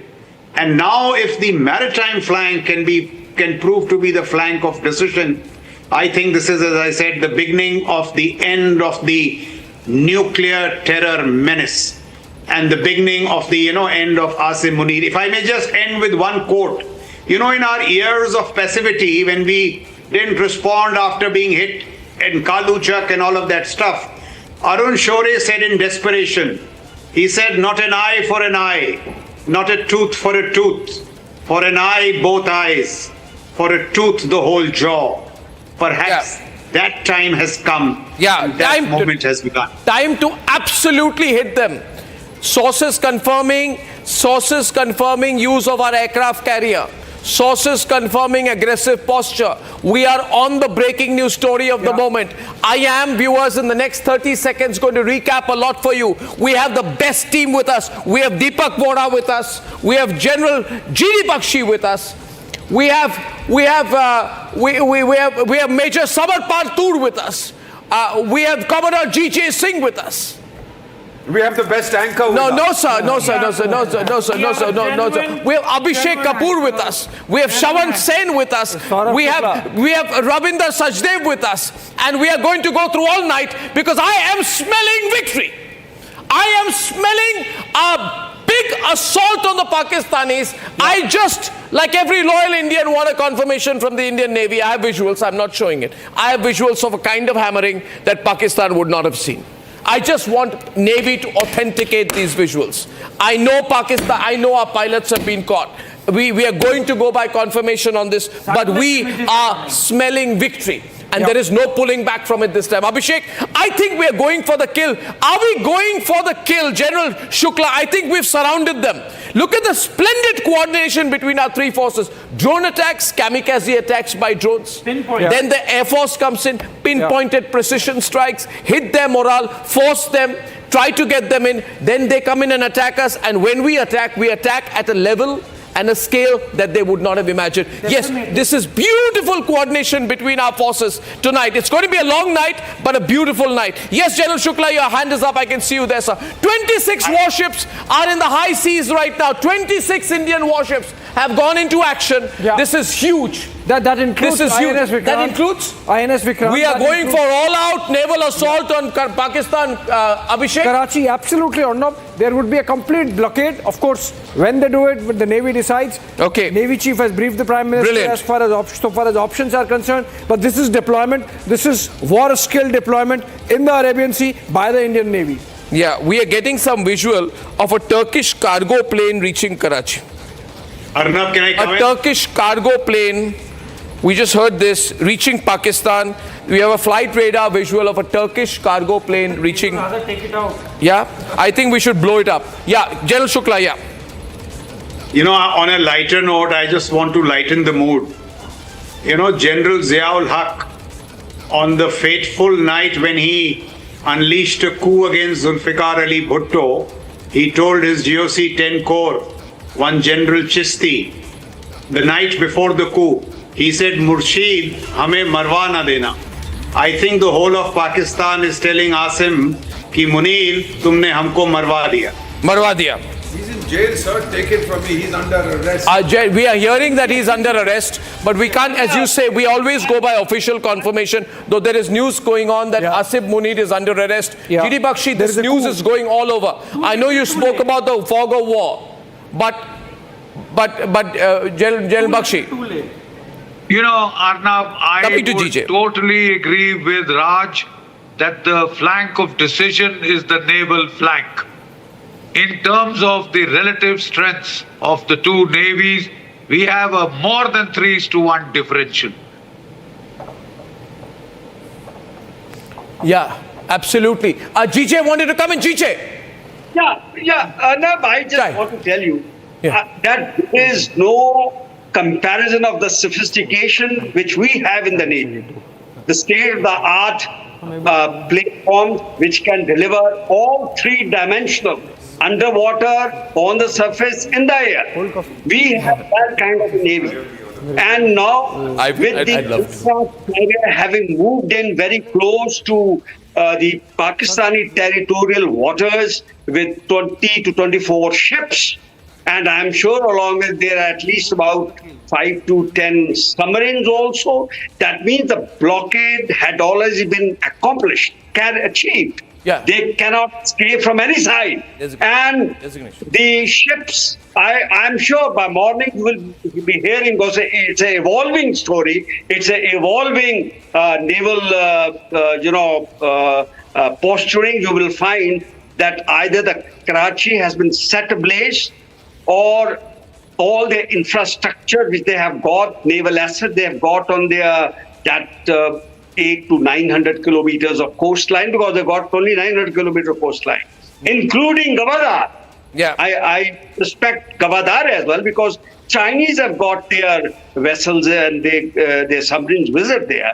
And all along that border, if Navy might move into action and destroy all naval assets and their logistics centers, logistic assets like fuel or the oil depots and ammunition depots, and all military installation, communications and navigational radars, whatever they have, they will be put down. Okay, more breaking. So, all right, that is the reason why you can't slow down. Yeah, thank you.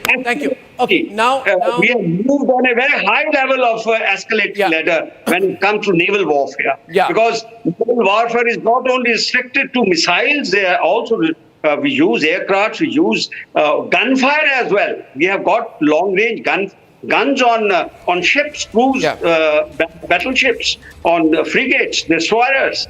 We carry a lot of armament in addition to BrahMos and those, high technologically advanced interceptors and detection systems, sonar systems. And mind you, we have got the BrahMos there. Very sharp pinpoint. They can do neutralization of targets. BrahMos. I do not know about Agni 5, Pralyas, Akash, all these kinds of vessels, the ships which are carrying these vessels, this kind of ammunition, or the platforms for firing these weapons, BERs, you never know. The big attack has been in Jaisalmer, where there were 30 missile strikes, and we have just got confirmation that 30 Pakistani missiles have been brought down in Jaisalmer, and this is incredible. 30 Pakistani missiles have been simultaneously brought down in Jaisalmer. So this is new news that is coming in. and things are moving very, very fast out here. The Indian Navy has taken the big news tonight. The big news tonight is that the Indian Navy has taken a very aggressive posture towards Karachi, which is looking like a repeat of what we did in 1971. We're going to break Pakistan. We're going to crush Pakistan. We're going to destroy Pakistan this time. There are more than 26 ships in the Arabian Sea. This deployment covered, which is coupled with a high-profile naval exercises which are involving anti-ship and anti-missile firings near Pakistan's maritime boundaries is a clear signal of our readiness to escalate. We can escalate military pressure, we can escalate maritime pressure, and what we've seen here is Navy, Army and Air Force are working in fantastic synchronization. Defense expert Mr. Sachdev, Rabindra Sachdev is with us. Robin Sachdev, can you tell us, sir, as of now, with all the information that we have, how do you see things play out? Mr. Sachdev, please. Thank you. So, I mean, in the big picture, what I think or see is that, the first night that we attacked our strikes, Operation Sindoor, it was a tit for tat, right? Yeah. The world understood that. Now, after that, the next steps were depending on, was the choice of Pakistan. Pakistan could have, seen common sense, could have seen the reality and de-escalated. Sure, it could have, launched some attacks on India, but on a downward spiral. Rather, what we're seeing is Pakistan has gone on the up spiral. And what it indicates is that essentially, they made the choice. It's a suicidal choice, essentially.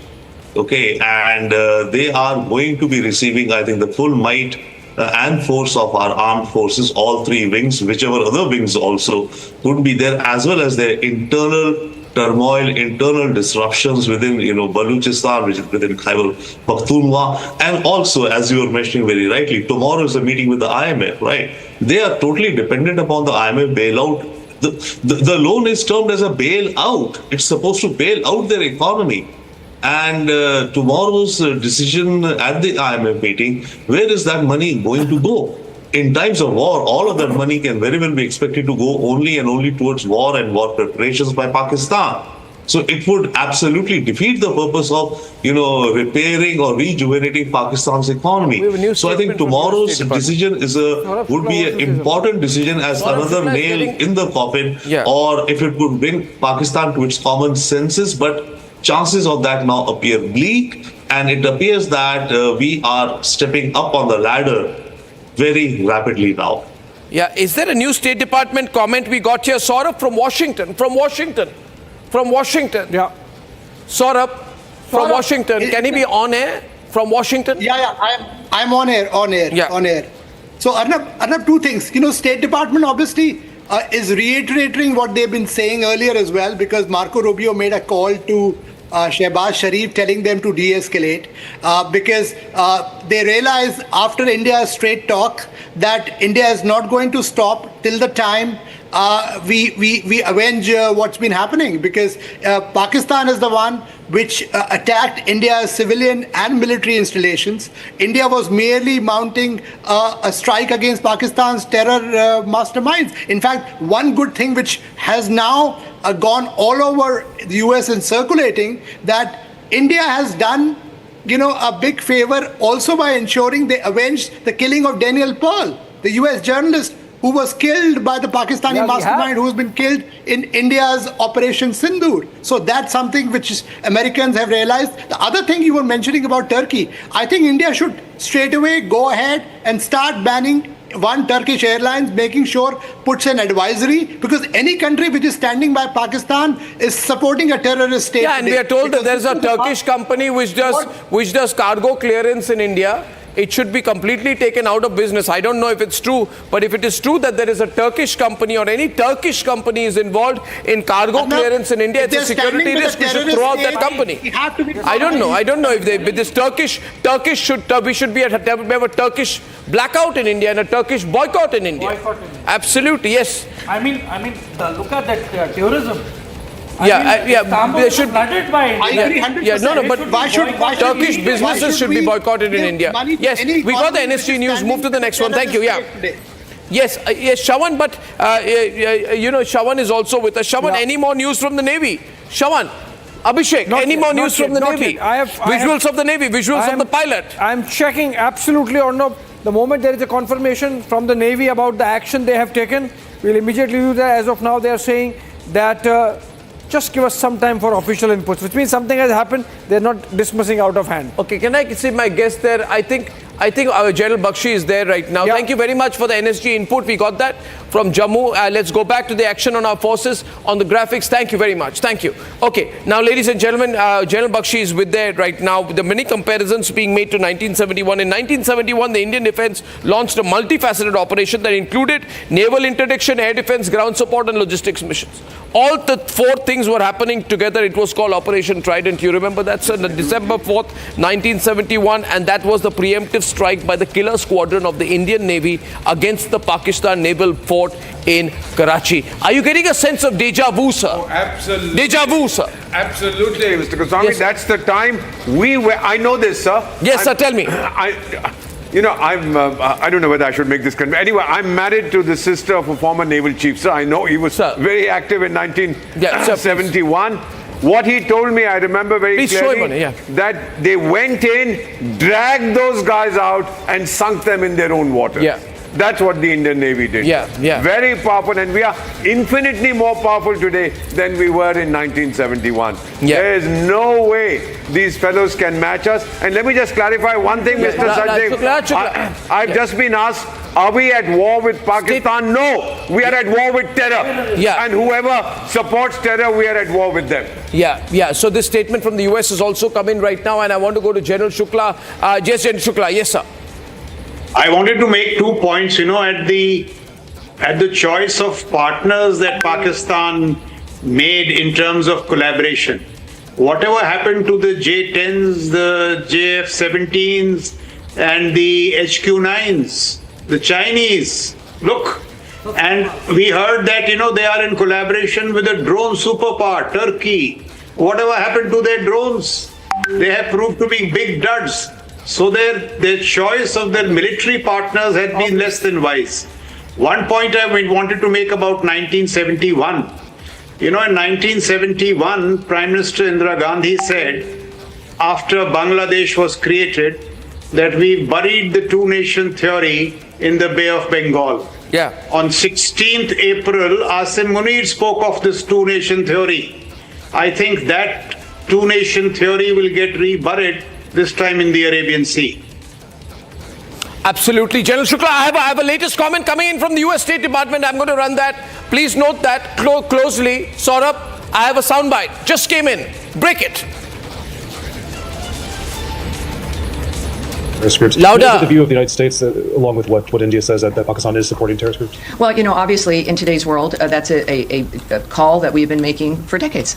It is the dynamic that we've seen in the Middle East disrupting lives, and clearly what happened in Kashmir is awful, and we've all, of course, we send our condolences. The world has rejected the nature of that kind of violence overall, of course, and certainly the President has and continues to. But at this moment in time, there's like one thing that has to stop, which is a back and forth and a continuation of this, and that is what we're focused on right now. We say stop it. Was the comment that we had out there, ladies and gentlemen. I want to play that once again if possible. The word was awful, so it's a very clear position that's been taken. The Saudi foreign minister is flying to Islamabad to tell them to show reason. We have moved in our navy, we are moving towards Karachi. There are responses that we've hit Karachi and hit them very, very badly, and which is the only way in which they can be hit. I want to play that comment from the US State Department once again. Here called for the end of any support to terrorist groups. I mean, is it the view of the United States, along with what India says, that Pakistan is supporting terrorist groups? Well, obviously, in today's world, that's a call that we've been making for decades.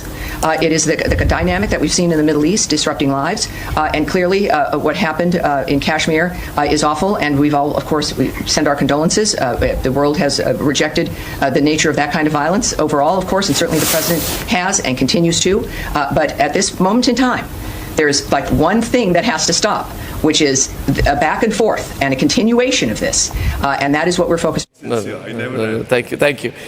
Okay, while we are saying this, we're waiting for news from Karachi. And General Bakshi, what can we do? What can we do with our navy? I know that we have our nuclear power submarines, which are the SSBNs, like the INS Arihant. We have the INS Arighat. which can be a strong strategic deterrent. We have the K4 ballistic missiles. The missiles have a 3,500 kilometer range, by the way. So this is a very cool situation. We can literally sit near Cochin, or we can go as far beyond Sri Lanka. We can go to Madagascar and hit Karachi. It's as easy as that. This is the kind of, we call these Calaveri class submarines. They have stealth, they have asymmetric warfare capabilities. They can just choke the routes. So we are very, very, very, very strong there. Why has Pakistan not factored this in, sir? General Bakshi. Arnab, they live in a surreal atmosphere. They know what's up against them, but they have been getting away with a chutzpah approach of, daring do. We have nuclear weapons. That means you can't respond conventionally. Your navy is of no use to you. All the relative strength advantage that you have means nothing because we have nukes, and therefore that means we can merrily go on escalating in the sub-conventional domain. I think this bluff had to be called, and today it has been called in a very decisive manner. Look, Arnab, we have 2 aircraft carrier battle groups. We have 18 conventional submarines, 3 nuclear-powered submarines, and then we have 13 destroyers, missile destroyers, 14 missile frigates.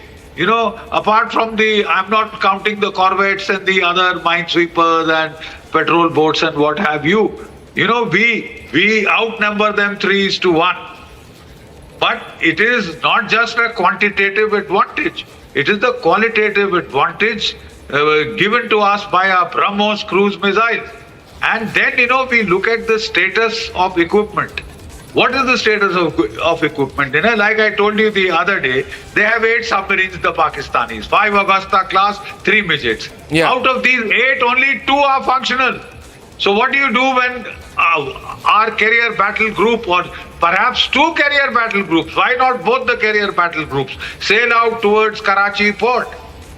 Just stay out of range of their aircraft and then start pounding with the BrahMos cruise missiles.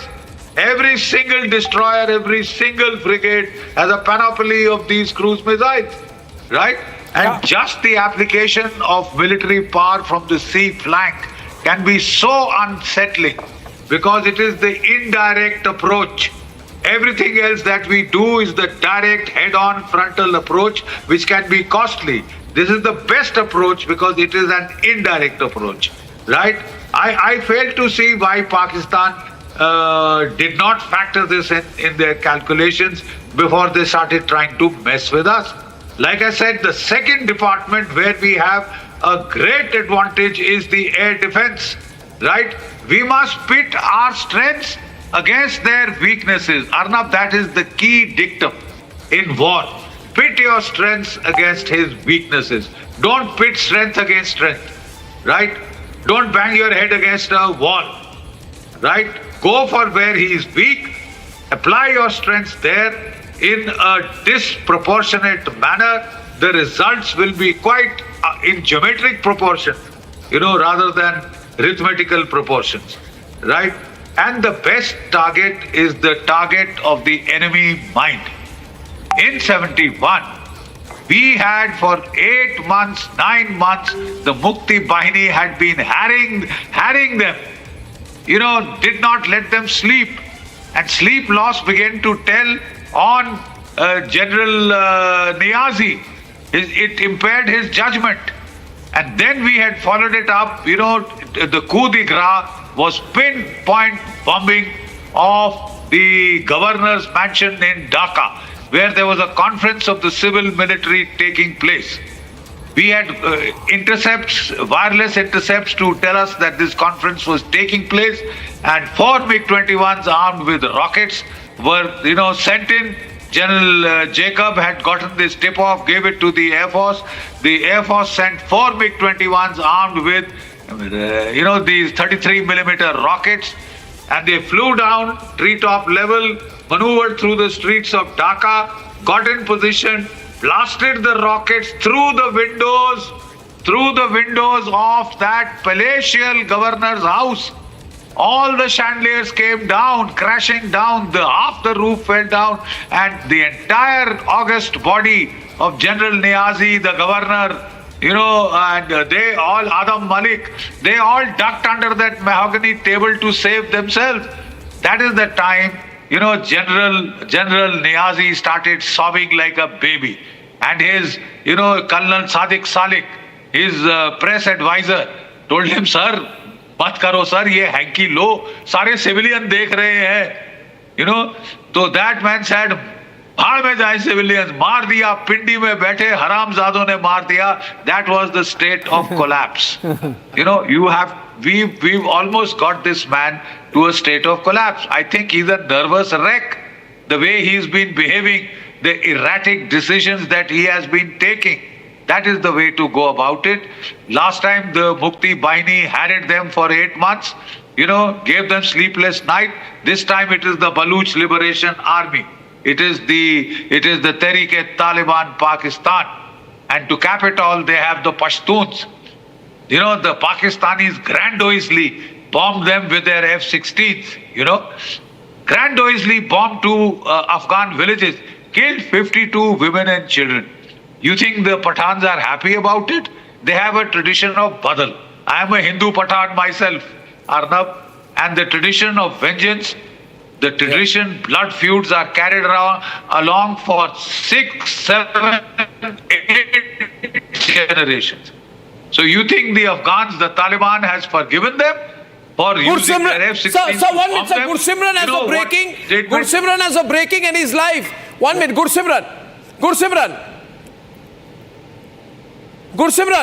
Yes, Arnab, we can confirm that the Udhampur district has been put on high alert. The sirens have been activated. The headquarters of the Northern Command of the Indian Army that looks after the Jammu, Kashmir and Ladakh, the security grid, that is put on the high alert. The confirmation we are getting from the ground, sirens have been activated once again. These sirens were last activated at around 8:10 when the attacks took place. So the second wave that the security forces expect that Pakistan could launch, they are on the high alert for that. But for now, the sirens have been activated in Udhampur. That is, we are getting the confirmation first, and second is that the headquarters of the Northern Command of the Indian Army, they have been put on the highest of the alertness to thwart any attempt. One attempt has already been foiled that was aimed to target the headquarters of the Northern Command. That was foiled this evening roughly around 9:30. That attempt was foiled, and now once again there are some suspicious movement that was seen very close to the Udhampur, after which the sirens have been activated. 2-minute long sirens have been activated, after which we are told that the situation is being assessed and the Northern Command's headquarters has been put on high alert. Absolutely, we are on breaking news mode. Abhishek and Shawan, will you hold the coverage? I need to deal with some news, and I'll be back in just a minute. Please stay on. I'm back in exactly 5 minutes, sir. You can calculate, viewers, 5 minutes, I'm back. 5 minutes, I'm back. Don't leave this channel. I have to get a bit of news. I have to get something confirmed, for which I have to go out, make a couple of calls, and I don't want to be on this mic when I'm making the call. Right now, major shelling is going on in Peshawar. Breaking news. Major shelling. Deghawar. We're now, okay, and I'll be back in just 5 minutes, please. All right, I'm taking on from here, and major shelling going on in Deghawar, and the point is that India has retaliated, and how we have really escalated it in a manner that Pakistan and the generals who are taking Pakistan on that road are going to understand what this means. Escalating tensions with India, with the drone attacks that were carried out in the evening, beginning from Jammu, going to Akhnoor, then to Araspura sector, then broadening the swathe to Kashmir, to Kutch in Gujarat.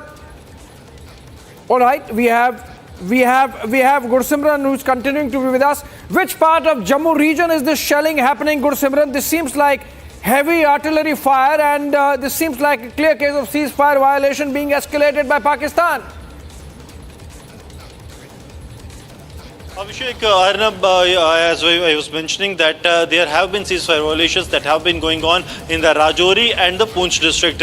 In the Rajouri, Nowshera, the heavy artillery is being used at the Pakistani post. 3 of the Pakistani posts that are just opposite to the Lam sector, they have been hit brutally by the Indian Army. And in the Poonch, there has been use of the 80 shells to target the Pakistani locations, and also the small arms firing that is going on in multiple sectors. It is in the upper KG, lower Krishna Ghati sector where the firing is going on. I'm going to Harsha first. Apart from this, there have been activities that have been noticed in, yes.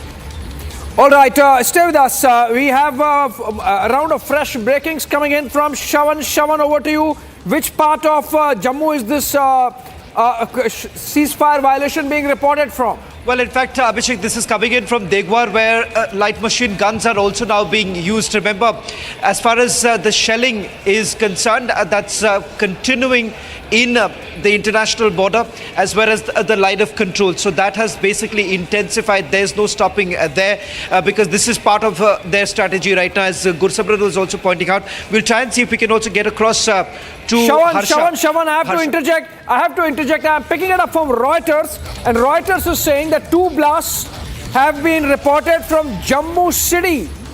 2 blasts have been reported from Jammu city. Can we go to Gursimran and check whether this is happening there, because Gursimran is in Jammu. Gursimran, Reuters is reporting that there have been 2 blasts in Jammu city. Can you confirm whether this has happened, Gursimran?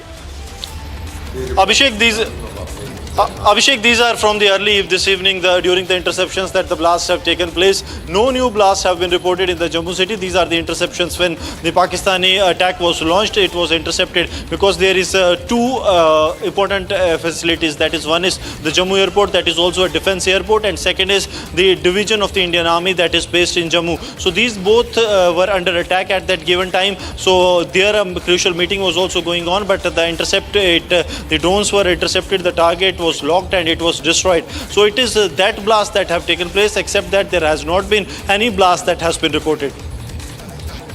Yeah, Saurabh Shukla and Ravinder Sachdeva continue to be with us, but before that I want to go to Harsha. She's reporting from Poonch, I believe, which is seeing the worst of Pakistani shelling, and we can get those guns.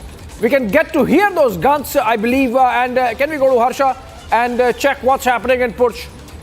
Yes, let's go to Harsha. Harsha, over to you. Please show us around. And I was told Harsha is there. I was told by Alicia that Harsha is there, but still we'll come back to her. Yes, she's there. Harsha is there. Let's go to Harsha. Harsha, over to you in Poonch. Yes, Abhishek. Yes, Abhishek, I can hear you, and I'm right now on the visuals only. As Shawan also stated that the LMG and the heavy artillery has started from the side of the Digwar mountains and also from the side of the Surankot and Mender as well. And continuous sounds could be heard of heavy shelling and artillery. And I'll keep quiet for seconds so that you can hear the sounds of the heavy shelling. Please do.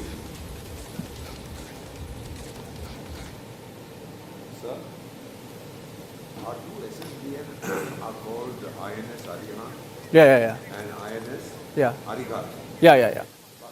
These are the nuclear submarines. So Abhishek, Degwar Mountains, we will not reveal our location exactly where we are in the Poonch right now, but from all 4 sides, the LMG and the artillery sounds and the shelling sounds could clearly be heard. And this is a place which is in the closest proximity with the LC region. And also 1 hour back, the artillery was not that heavy, but now the sounds which we hear from all the sides of the mountains is heavy. Yes. Yeah, absolutely, Harsha. And that really, thank you so much for making us hear those net sounds. And that really gives you an idea of the scale of shelling that's happening from the Pakistani side. Of course, India responding in kind. And that's going to be the story, that's going to be the picture. And by the time the fog of war is lifted, Pakistan would have known the kind of damage it has inflicted on itself by escalating tensions with India. These are pictures. Look at these interceptions that are taking place. Look at these blasts taking place because of the shelling. Shawan, what more can you share? I believe we are looking at the possibility of a briefing by MEA early in the morning tomorrow. Well, in fact, the IDS is what we are being told. IDS is now coordinating this, as certain operations are still underway. We can also put this breaking up right now. Certain operations are underway is what we are being told by the Integrated Defence Services. Now, that's a clear indication of the retaliation or the retribution that we are expecting from what we saw today of the swarm of drones that moved towards Jammu, fired by the Pakistanis. All of that has been intercepted. The last call that we have actually had with our sources in Jammu, Rajasthan, as well as Gujarat, there is a clear indication of the fact that they have been able to neutralize. That's the latest now coming in. But the IDS now confirming an ongoing operation is what the IDS has indicated just now. Yeah, absolutely, Shravan. And I think we are getting a stamp of confirmation about the events of the evening, because Ministry of External Affairs has decided that they're going to brief the media at 9 a.m. in the morning. Remember, typically MEA briefings happen in the afternoon, but this is like 9 a.m., which obviously means that something big is happening. Saurabh Shukla continues to be with us. Before I go to Gursimran, I'll go to Saurabh Shukla on this MEA briefing possibility. Saurabh, fast-paced developments, diplomacy taking shape. We have Saudi Foreign Minister of State arriving in India unannounced. We have Saudi Foreign Minister visiting Pakistan tomorrow. We have had Marco Rubio speak to both the sides. Remember, very interestingly, while he speaks to the Foreign Minister, External Affairs Minister on the Indian side, in Pakistan he only speaks to the Prime Minister. Possibly he would prefer, rather than Prime Minister, he would speak to Asim Munir, the General. But Saurabh, what this means really, MEA wanting to speak to the media at 9 a.m. in the morning? Because, they're going to brief Abhishek about a lot of diplomatic, I would say, on one hand, India is taking on Pakistan's offensive on the military front, on the diplomatic front as well. Big offensive is happening as we speak now.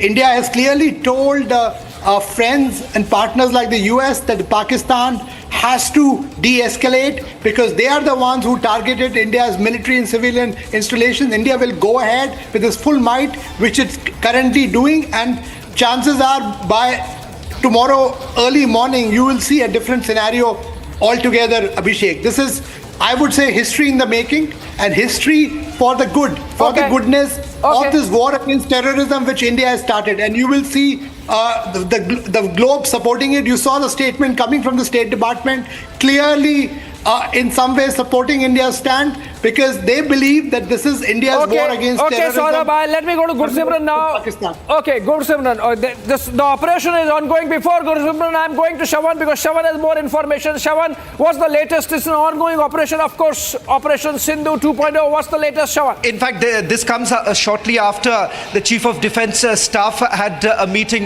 with Raksha Mantri. We are being told that the IDS is overseeing all the operations underway. Now, whether at all this is to do with the Navy, as we were told just a short while back that the Navy has taken an aggressive posturing, which only essentially indicates what they have been preparing for off the Karachi coast. But what we are also given to understand that there are certain other operations that are being carried out along the international border. Now, this is whether at all looking at certain operations or those from where the missiles were basically launched or not. That operation also coming in, because the Northern Command has now been put under high alert. All right, that's a big one, Shravan. Thank you so much with that update. You are getting it from your sources in the Defence and Defence Ministry, and India's operation is still ongoing, which means we are really at it. We are really at it. And the Ministry of External Affairs, along with the Ministry of Defence, are going to brief us in the morning as to what happened overnight. I'm staying with Shravan. Shravan, this really confirms the fact that MEA is going to brief in the morning, obviously along with the MOD, and this information coming into you from your defence sources that operation is ongoing clearly suggests that something is up in the air and something is deep in the seas. And obviously, Pakistan is the center of all action for us.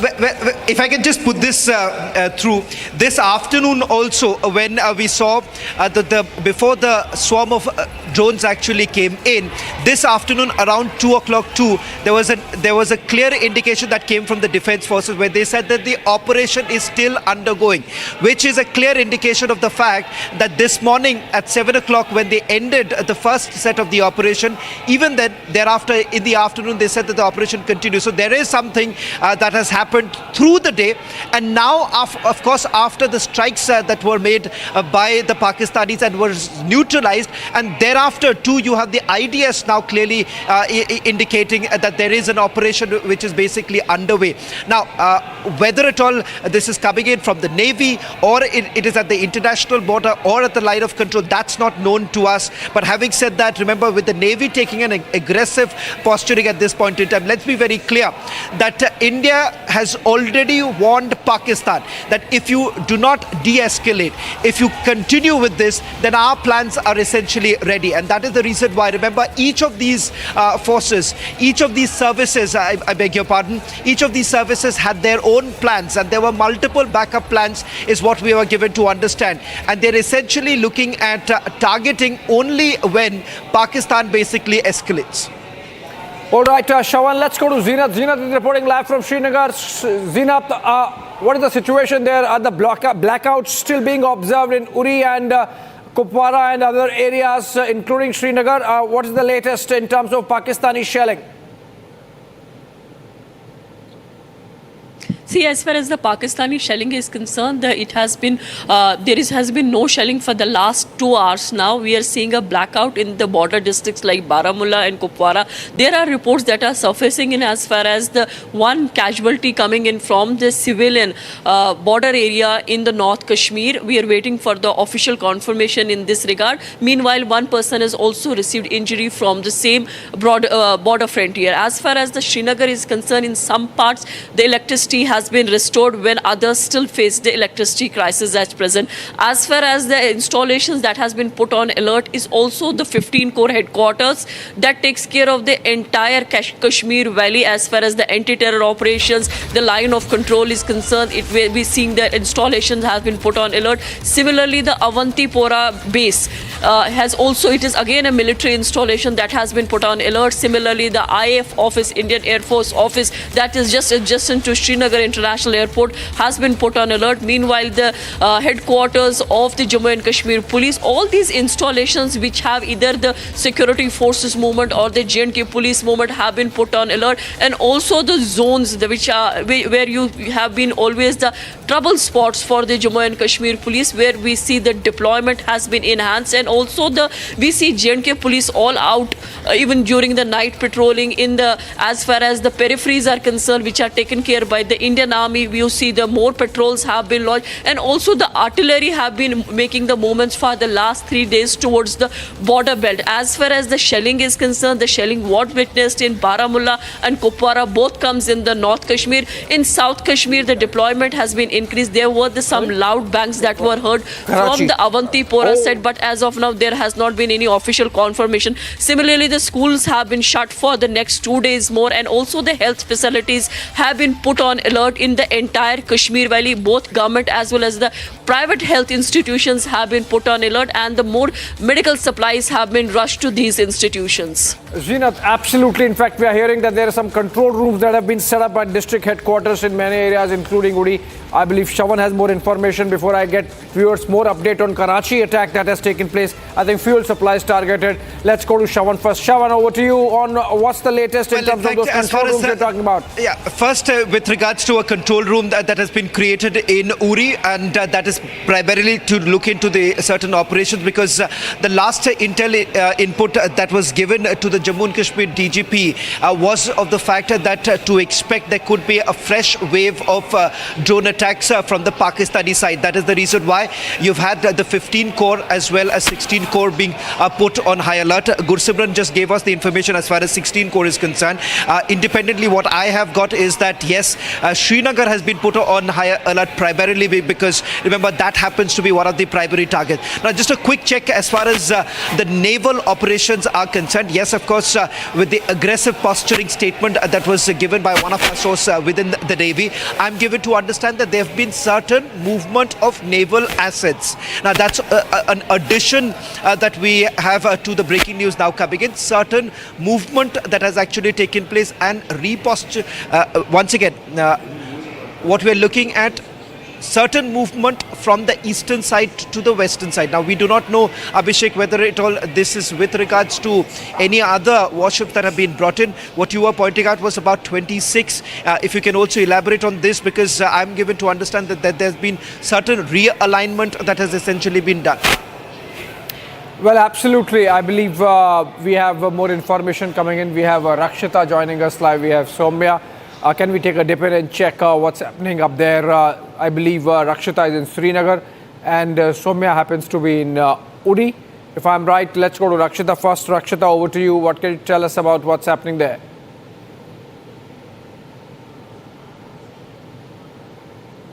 The system, of course, has been robust in Srinagar as it has been in other places. Of course, Pakistan continues with its, with its ways, as it has targeted several of the areas in Jammu and Kashmir and other parts of the country. And Srinagar, where we are reporting from live, has also been under high alert right now. Also, as Shravan was just pointing out a few seconds back, that a second wave of drones is what can be is being anticipated, and henceforth the air defense batteries, especially at the Srinagar airport, is right now active. And so is, of course, the Srinagar air base that is around Avandipora. That, of course, also is on alert. Since yesterday, in fact, the entire area around it has been sealed. Nobody is allowed to go nearby. Since yesterday, of course, the flights are not active, and yes, this is what India was planning. We know the measures that have been taken up since yesterday, and today we are seeing that why those meetings were happening, the decisions that have been put in place today. We see that all our defense systems, our defense entire apparatus has been on high alert. There has been a blackout in Srinagar. We've seen complete blackout today. Yesterday there was partial blackout. Even in the evening there was partial blackout, but right after the Jammu attack, the Jammu strike, we saw that how Srinagar airport was also put on high alert, and the entire city was completely dark. And that's the latest update we're getting in right now. No movement, of course, being reported. We understand that it's completely on the forces have taken over the entire. Latest we have as per the official information that we can get you from here in Srinagar.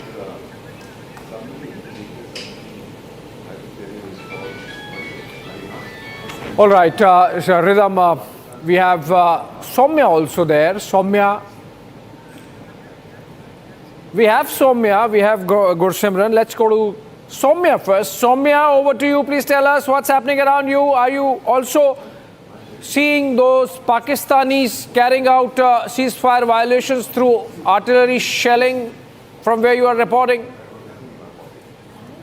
Okay. There's a BSF has now foiled a Pakistani infiltration bid in Samba. In fact, that's typical of the Pakistanis, because we were looking at an increased artillery firing that was taking place. The breaking news now coming in: a Pakistani infiltration bid has been foiled in Samba. That's the big news coming in right now. Gursimran, what more details are you picking up? The infiltration bid, all of this is happening while there's been heavy artillery firing there. Yes, we can confirm that from the top sources in the BSF that BSF has foiled a major infiltration bid along the Indo-Pakistan international border in Samba. A group of Pakistani terrorists was trying to sneak in. Soon after this, the attack of the drones and the missiles were launched from the Pakistani territory, and as the forces were busy in thwarting this attack, a group of terrorists tried to enter from the international border in the Samba. There was heavy exchange of fire between the terrorists and the security forces, and after that there is a lull prevailing. The senior officers are saying that this bid of Pakistani terrorists has been foiled for now, and the assessment of the situation is being done. The entire area from the Indian side has been cordoned in. Also, the hexacopters and the drones are being used to keep a surveillance on the situation. With the first light tomorrow morning, there will be massive searches there that will be launched in the Samba district. But for now, we can confirm that a major infiltration bid has been foiled by the Border Security Force on Indo-Pakistan international border, where Pakistan was attempting to sneak a group of terrorists. Very likely that it was a Jaish-e-Mohammed group that is being Pakistan was trying to smuggle or push into the Indian territory. We are told that the IG of the BSF Jammu frontier, Shashank Anand, has reached the Samba. He's himself at the international border, keeping in view the situation that is prevailing, and he's assessing the situation on ground from the Samba, where this infiltration bid has been foiled by the border security force. Shavan. Well, in fact, you have the BSF now putting out an official response coming in.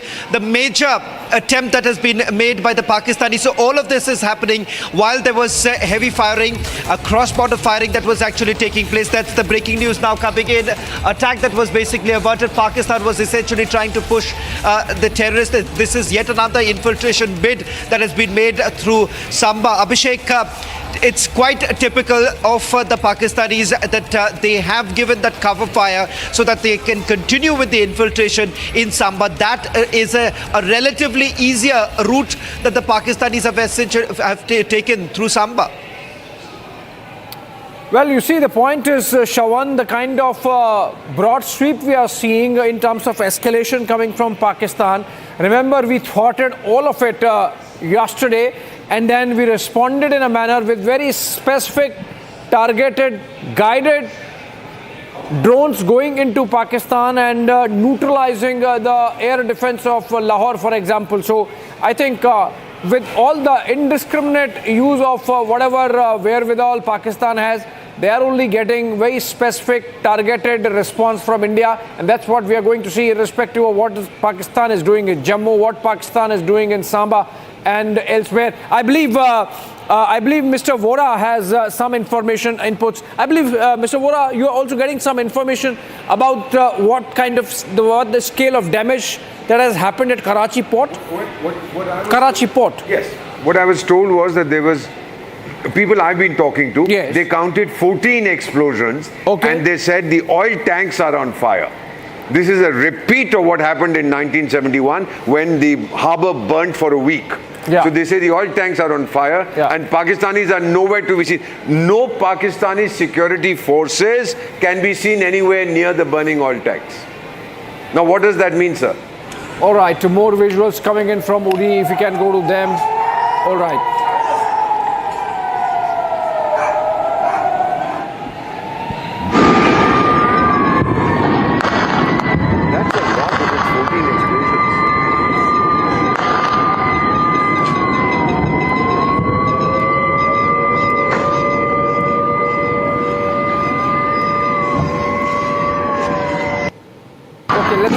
Because these pictures are coming in from Uri. Zeenat, we heard those sirens going off in Uri. Of course, you are in Srinagar.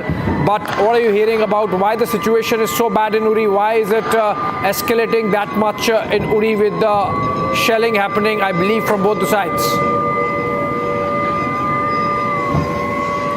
See, this is a visual coming in from the Uri sector of Baramulla in North Kashmir, where the Pakistan tried to target the civilian residences, and the sirens have been is giving an alert to the people on the ground to run for the safety. Meanwhile, the evacuation process is also going on. But this is the shell that has landed in one of the village in Uri sector, where we are picking the civilian casualty has also been reported from this very place. Pakistan has been doing the unprovoked ceasefire violation for the last 14 days now. We have been seeing all these sectors that are along the line of control. They are being hit by the Pakistan shells, mortar shells. Even the artillery was used by the Pakistan army. Now we are seeing the Indian army is also responding to the fire equally, and the artillery has also been used by the Indian army. But it's only first the Pakistan army that tried to target the Indian post and also the civilian belts. We have been seeing the damage coming in also from the Tangdar,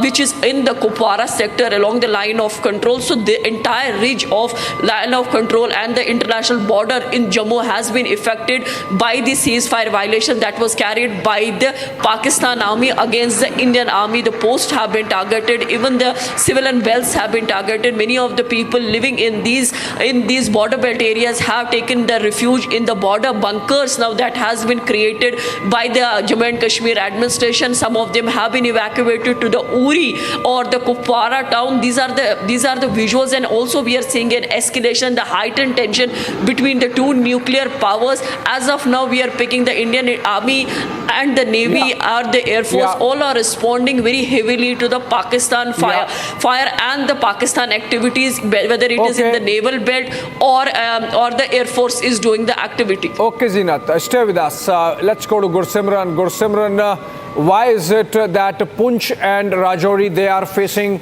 the maximum brunt of Pakistani shelling? Is it something to do with the geography there? Is it that Poonch is in an area where Pakistani forces have some advantage because they seem to be hitting in a manner that there are some civilian casualties also? We are of course responding and we will respond harder.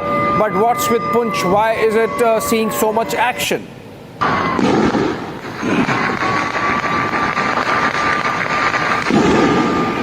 Gursimran, can we get Gursimran's audio?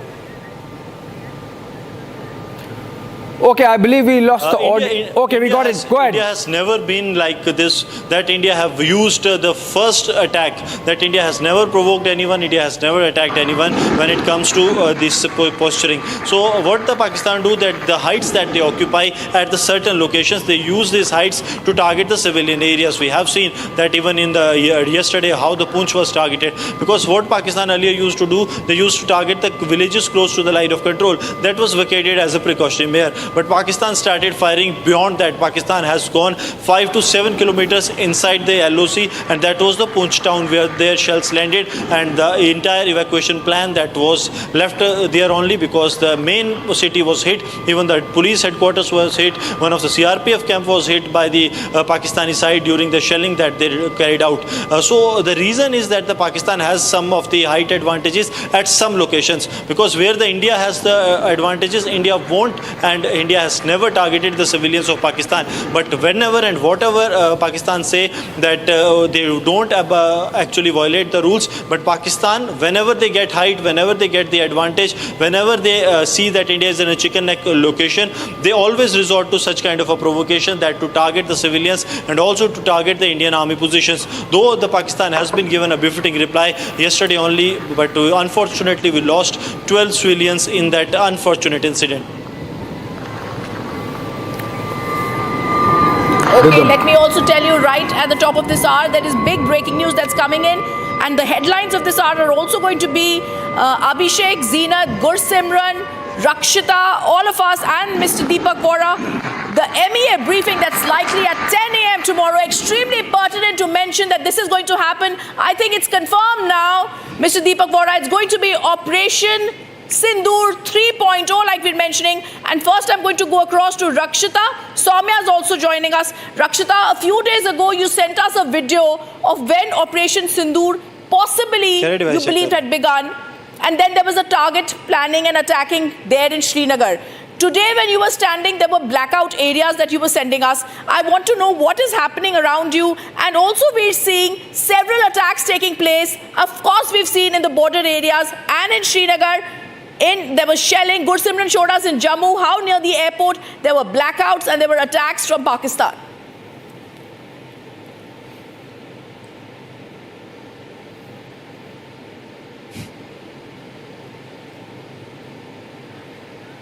Okay, possibly Rakshita is not here. I'll take that question to Zeenat.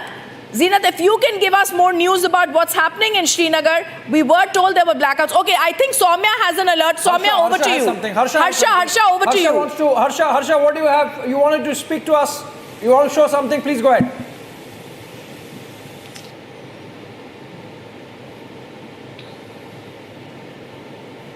Harsha, almost 15 to 20 shells from Pakistan has dropped in several areas of Poonch. Almost 15 to 20 shells have dropped from several areas of Poonch district right now. Mentioning heavy artillery has opened from both the side, but first it was opened from the side of Pakistan, the retaliation. As you can hear the sounds of the shelling. That side is the Degwar mountains, from where major heavy artillery in retaliation is opened from the side of Indian Army. Harsha, be in the frame. we've seen you reporting from there. Yes, there was heavy late night shelling. You were telling us about it, but we wanted to see your continuous frame. Be in the frame. Yes, yes. Give us details, Harsha. Speak about it.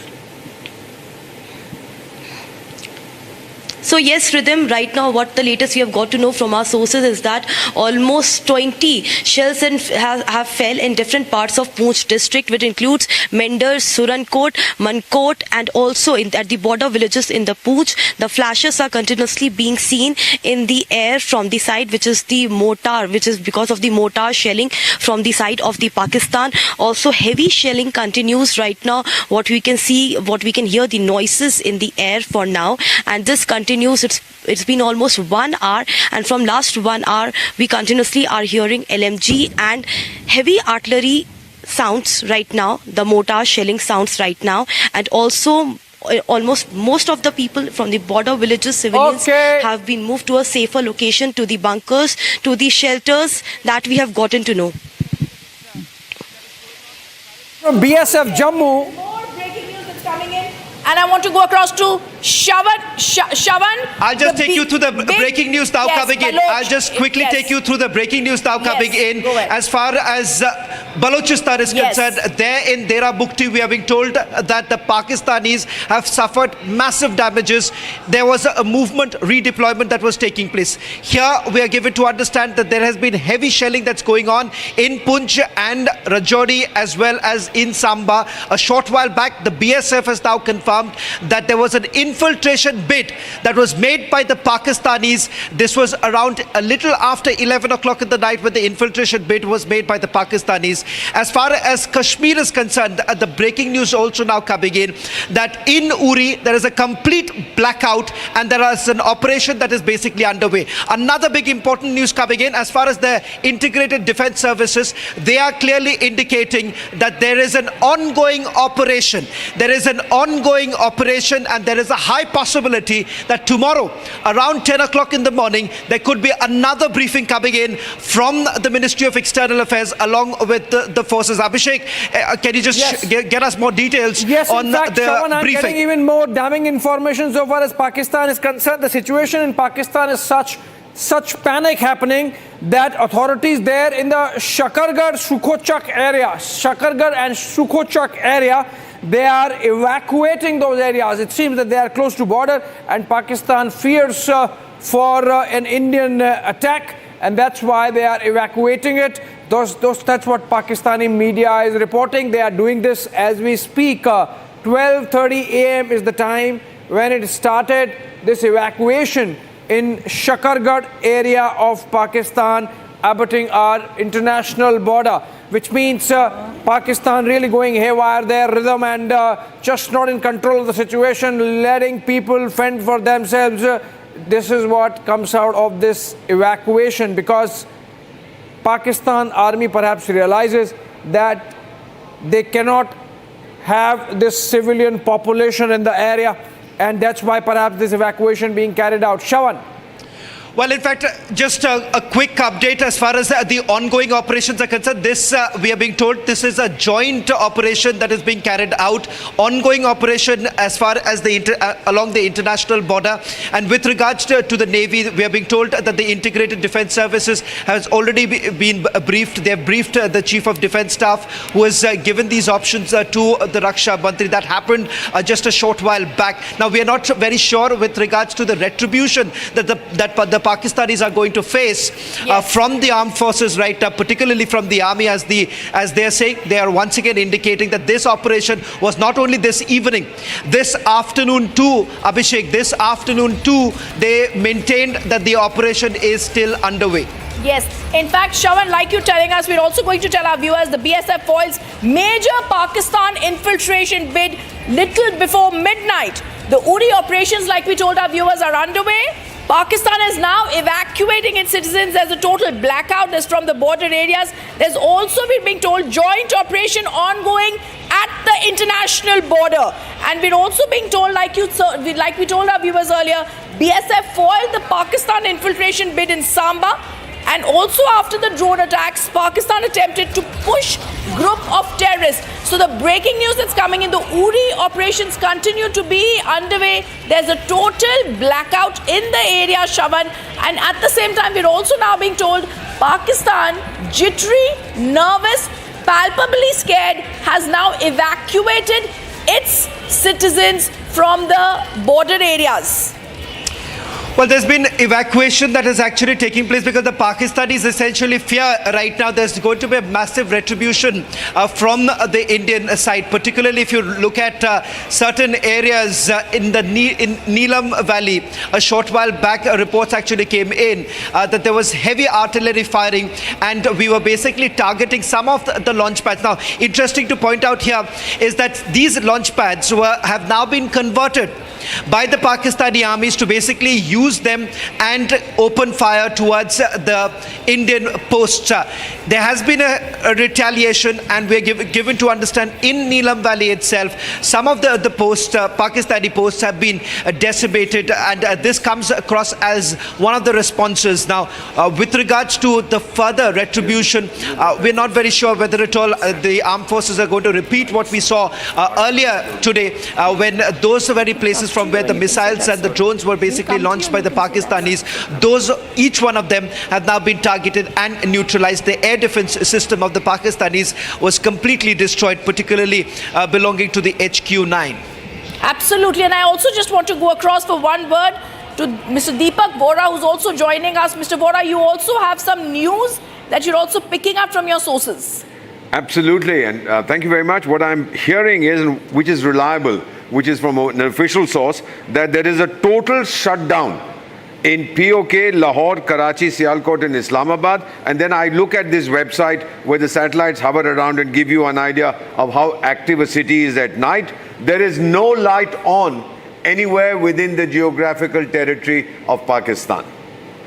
That's total big. blackout in the country. And this means a lot, Abhishek, if I was to ask you this, because this means that they've actually realized that when they attack us, even though like we said right in the morning, and the Indian Army statement continues to be with us, they said that if you don't attack our military establishments, our attack or our focus would only be non-escalatory. It only seems, Abhishek, Pakistan was not paying heed to what was said again and again by India. Oh, absolutely. Look at the way they have targeted a Gurudwara in Jammu region. Look at the way they almost targeted Amritsar yesterday. A sacred Gurudwara. Yes, and almost they targeted the Golden Temple in Amritsar yesterday. And so obviously Pakistan has to pay through its nose, and that's what the message was when Foreign Secretary Vikram Misri said that if Pakistan so chooses to escalate, then it will have to face consequences, and we are seeing those consequences really playing out, Rhythm. Absolutely, and Abhishek, I also believe the entire existence of Pakistan will be wiped out within 24 hours if they even dare to destroy a tile of the Golden Temple, which possibly, like you said, they were attempting to do. This is something that has been condemned by Indians and Sikhs across the globe, and it's something that we're not going to let happen. Let's also tell our viewers, and I want to go across, focus on Navy's posturing is also being taken on. The Navy operations have now begun, it says, in the Arabian Sea, targeted operations against Pakistan. So very, very clearly, tonight is supposed to be a day when we're moving towards now, Abhishek, an Operation Sindoor 3.0. What are you thinking is going to possibly happen today? Well, so we have to wait for the MEA briefing, and the fact that the briefing is happening with them is validation that some action has taken place on the Pakistani side by India in response to the escalatory drone attacks that were carried out in the evening by Pakistan on Jammu, on Pathankot, on other areas, civilian areas, in places like Uri, in places like Arispura, in places like Samba, in places like Kutch in Gujarat, obviously, and Jaisalmer, of course, in Rajasthan. In fact, we are hearing that in retaliatory action, India has already downed more than a couple of planes of Pakistan. So obviously, we are expecting that all those things would be out in the open after that press conference that takes place tomorrow morning with them. Yes, and we're also being told that there are several people, Abhishek, who are also talking about In fact, we're putting out a new screen here that we're talking about here, in which we're going to tell our viewers the new Operation 2.0 that's happening. First, the breaking news coming in. The Defense Minister has been briefed by the Chief of Defense Staff. Pakistan, okay, I want to tell you that, and I want to also tell you, Pakistan converts terror launch pads. Poonch situation is active with shelling. I also want to tell you, Shawan, I want to come to you right now. Like you telling us, the Defense Minister has been briefed by the CDS on the operations. While back with the Chief of Defence Staff basically briefing about the ongoing situation, which includes the action that has been taken by the Pakistanis, because this is a complete misadventure on the part of the Pakistanis, because in the talks that have actually taken place, in fact, Abhishek can also bear me out on this, that the National Security Advisor, when he had essentially dialed his counterparts, he had also made it very clear that this was, it wasn't something that would have been perceived as an escalatory move on the part of India, because this was only targeting those facilities which were terror facilities. Now, as far as this action is concerned, because we are looking at complete military installations of India being targeted, all the 15 cities that the Pakistanis today basically attacked, they were all cities where we have had our military bases. It turns out that those missiles were also being launched from Pakistani military bases, which thereafter was identified. They were basically thereafter targeted only to ensure that these are no longer threats to Indian cities. I also want to go across to Mr. Deepak Vohra now. Sir, you'd earlier said this is an end game for Pakistan. As a diplomat who's seen these things very, very closely, how are you anticipating, like I was asking Abhishek earlier, this to pan out? Because first, Indian Army had very clearly stated our response had been because of the escalation that they began with the Pahalgam attack, and we were measured and non-escalatory. It's they who retaliated. Absolutely. That's a very good question you've asked. First of all, when we had the Pahalgam massacre, there was not one country that said, well done, Pakistan. Nobody approved of that. Everybody condemned it. Then, when we hit the terror launch pads, nobody said, badly done, India, naughty boys. Everybody expressed concern. Many said, we understand. One or two said, let's de-escalate, let's not carry this forward. Then Pakistan hits our military installations and we hit back. No one has come out by saying, India, you've done badly. So the world is beginning to understand that this is it's not a war against Pakistan. It's a war against terror. It's a fight for justice. It's a fight for human dignity. It's a fight to avenge Daniel Pearl and all those like him who have become victims of rabid Islamic terror. I think the world will support India. Even the most radical Islamic countries will support India. I can feel that as a diplomat. I've served across the world, and I know that none of them will want to be seen to be openly identified with a terrorist country like Pakistan. Absolutely. I also want to go across to Gursimran. Gursimran, you spoke earlier from Jammu. India attacking Pakistan could be seen as our retaliation. Pakistan attacking the Jammu civilians, that's called terrorists. Tell us what you're seeing around you. Earlier you showed us a lot of visuals at the airport. What's happening in Jammu now? See, if you speak of the present situation in Jammu, there is a complete blackout that is prevailing. This is not that the government has imposed this blackout, but I'll request Sir Jeevan to show you a 360-degree view of the area, that the local themselves have shut their lights off. They have done it as part of the advisory that was issued by the Jammu and Kashmir government, that they need to be aware and they need to keep the lights shut, so that in case of any aerial raid that has happened today, there is no much damage to the property and the people, and that's why the people have shut down their lights there here in Jammu. And now, at a time when the Pakistan attempted to push in the terrorists into the Indian territory, at a time when a drone infiltration was foiled, that attempt of sending the terrorist has already been filed along the international border in the Samba, where the senior officers of the BSF, including the IG BSF Shashank Anand and the Deputy Inspector General SS Mand, they are already at the spot and they are monitoring the situation, because a large group of Pakistani terrorists very likely Jaish. They were trying to enter the Indian territory, but they were killed, and we are told that this group was accompanied by a guide that has been hit. Now, the number of the terrorists killed or have been pushed back will only be confirmed once the first light of the day is out. For the now, the BSF is keeping the surveillance of the area and also the aerial surveillance using the drones, so that if some terrorist is injured, they do not manage to sneak out from the cordon area, because it's ahead of the fence. It's a fence area. It's 1:42 a.m. and one of the reasons why you don't have any speculative news from Pakistan today is because the government has blocked all these Twitter handles. As you know, they blocked all these Twitter handles, Deepak Voraji.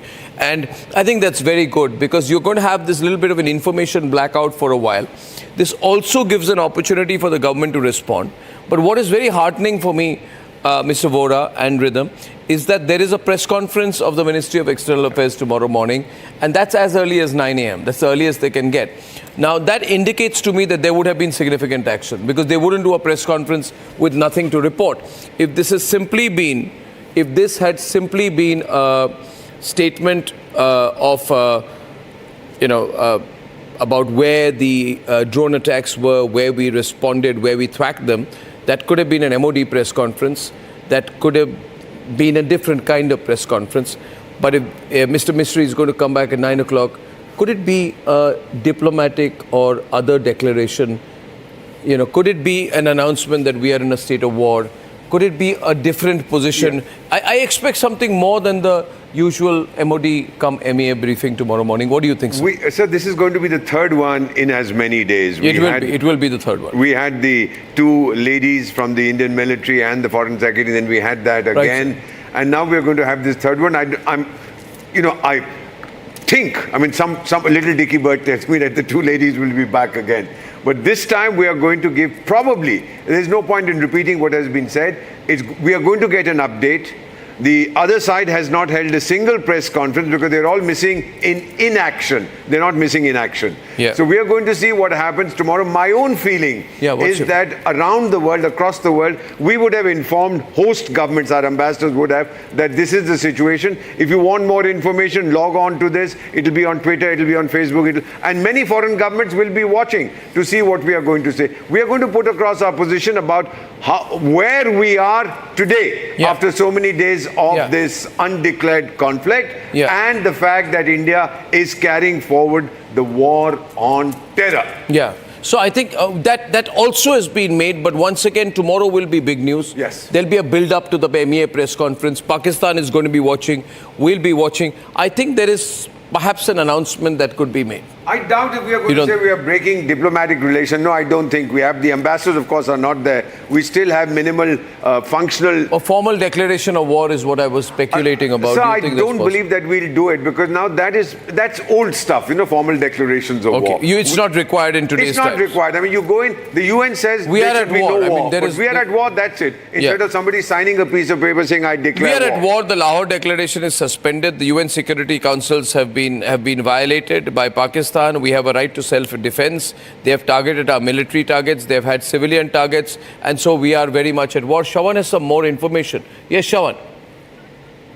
Well, in fact, as far as the IDS is concerned, we are being told that there is an ongoing operation, but not very sure whether this is to do with what has happened in the last few hours, or this is to do with something that happened late this evening, because this late this evening too, there was an indication that came in from the IDS, and thereafter you've had the Chief of Defence Staff going and meeting the Raksha Mantri. We are being told that another meeting has now been called by the Raksha Mantri along with the CDS and the three service chiefs tomorrow morning. Okay, so that meeting has been held. What is about the information flow about our actions in Pakistan? Well, in fact, the only indication that we have got so far is about an ongoing operation. Now, they haven't specified if this is to do with the Navy, because the Navy still maintains that this is some sort of a posturing that they have done. What kind of an action that they have taken, they have not specified so far. As far as the Air Force and the Army is concerned, they are saying that yes, retribution will be there. The word that was used was retribution. Retribution will be there, and that's where they left it. And the last information, Rhythm, can you update us with all the all the breaking news that you've had in the last 1 hour? Absolutely. Arnab, if we can actually begin with what we were talking about, there's a special control room that has now been put up in Uri. We're also now being told that the MEA briefing, like you were saying, is going to be happening at 9 a.m. Very crucial. Pakistan's plan has backfired. There is, of course, an escalating tension, and this only Pakistan is to blame for. They launched drone and missile attack at various locations along the western border with India. But the Indian armed forces have swiftly intercepted, and this was the news that came in, intercepted them. This came after the Indian Air Defence Services also thwarted Pakistan's attempts to strike civilians and military locations, both in the northern and the western areas, with substantial number of missiles and also loitering the munitions in the early hours. Now, what is also important here to mention is what Shravan was telling us about Baluchistan. I also want to tell us there's breaking news that's coming in. Norway has now come out and called for restraint and de-escalation. Today was one of the first times, in fact, we saw the European Union come out and say, yes, we have concerns and we empathize and condemn the Pahalgam terror attack. And now Norway comes out calling for restraint and de-escalation. Yes, I think it's very safe. Like I think the Dr. Jayashankar I think also Harsha's got some shelling going on behind her. I'll go to her in a minute. But you know, Rajnath Singh has also said that if you're testing our patience, you should be ready for more quality action, like it was seen in Operation Sindoor. So all of this, along with the US Secretary of State Shehbaz Sharif asking for concrete steps to end any support to terrorist groups, that acceptance is not going to come, right? But on a night when there have been sirens all around and we've done these interceptions all over, I think the pressure is building on Pakistan to acknowledge the presence of terrorist groups and make some kind of a commitment, but they won't do it.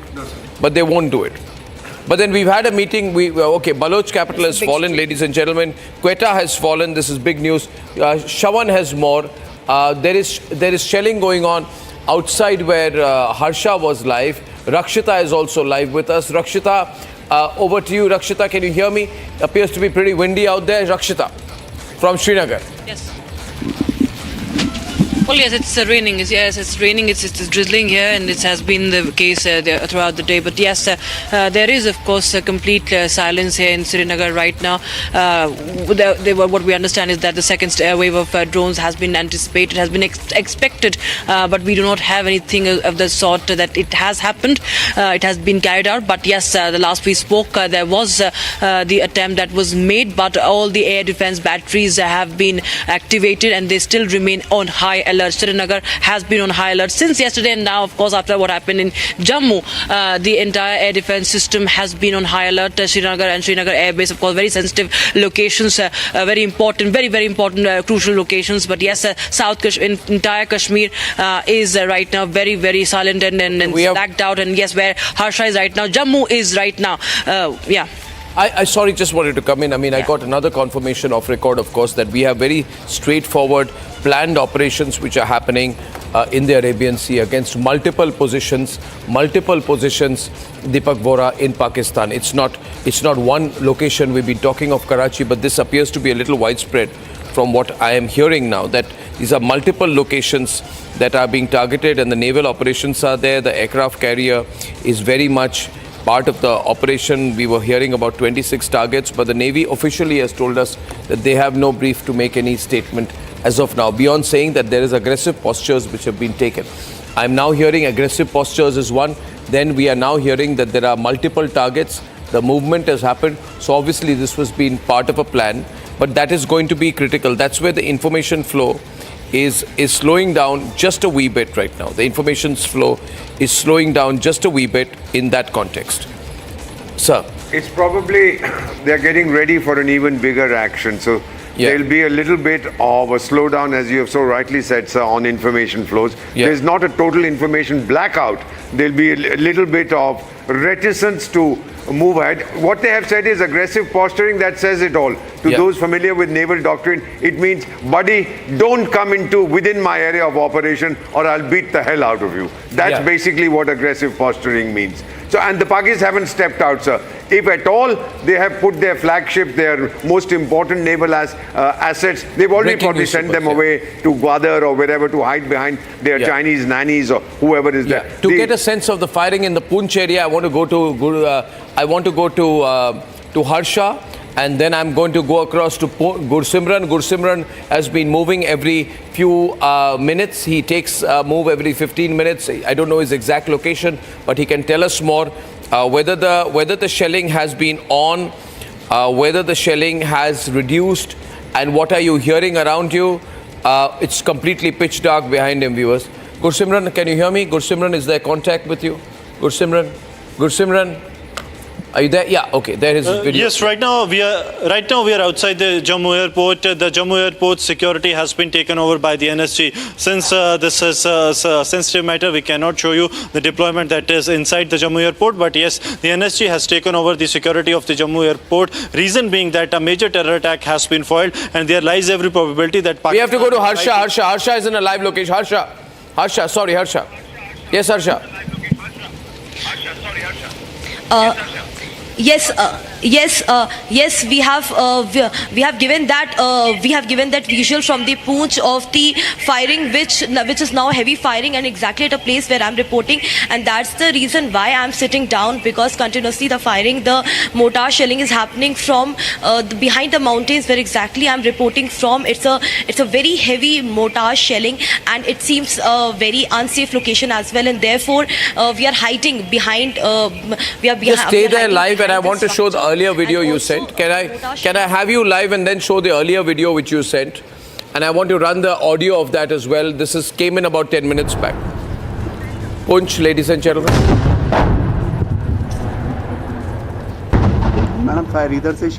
You can hear the firing. You can hear the guns from both sides. While we are reporting this, Harsha was just about 200 meters away from where the firing was happening. So, Harsha, we got your report there. And the audio speaks for itself. I hope you're safe. I hope you're moving. And I don't think you should risk it with your flashlights on. Harsha, switch off the flashlights. I'll come back to you. As a precaution, Harsha should switch off her flashlights to not invite unnecessary attention. And then we'll come back to her. Gursimran, maybe you do the same. I do not mind lower visibility right now, but the flashlight's not good for you. So, Gursimran, can you hear me? Viewers, the story right now, as I wait for Gursimran to hear me. Gursimran, just lower your visibility for a while, please, if you don't mind. And I'll come back to you. You know, like our other reporters, reporting in reduced visibility will be completely understood. Saurabh Shukla, you're with us right now. Saurabh, something big is brewing, right? If you have a MEA briefing at 9 o'clock in the morning, you've covered MEA for ages. Yeah. In this time, what do you make of a MEA briefing, 9 a.m. briefing? I get a sense that we have certain, I would say, strategic objectives in mind. Okay, what we were discussing earlier. I think, and that's the reason why I see a sense of information flow drying up a bit, which is a bit deliberate. I think, and I hope, some of these strategic objectives will be met, because we are very clear this time, given the sense that I'm getting from here in Washington, D.C., speaking to a lot of diplomatic sources, also back in India, that this time we are not going to be strategically restrained. We have Pakistan is the one which has crossed the red line. It's now for India to make sure that we fight to finish it. Make sure that Pakistan's terror infrastructure is completely dismantled, and not like the previous times. If you remember, earlier, you and me have covered a long time in foreign affairs and these subjects. Yes. They would come with dossiers and dossiers. That's not happening. No. This is real world action, both in diplomatic front, on the operational front, and also you will see how we will squeeze them economically as well. Whether it's the multilateral institution like the IMF or at the UN. You know, Pakistan is a non-permanent member of the UNSC. Yet, despite their repeated assertions, they've been rebuffed by the permanent members there. Barring China, no other country is standing with Pakistan today. This is the kind of isolation they've got. And obviously they're facing it tomorrow when the Saudi minister goes. He's going with a clear missive, I've been told, for Pakistanis to not only back down, but I'm getting to hear there is something major happening as well. Either you hand over some of these terror masterminds, otherwise you face the music. And till that, India's machine will not stop till the time we attain those strategic objectives. That's what I'm getting from my sources. Saurabh, I'll keep you on air because Deepak Voraji wanted to respond to something. He's adding a comment to what you've said here.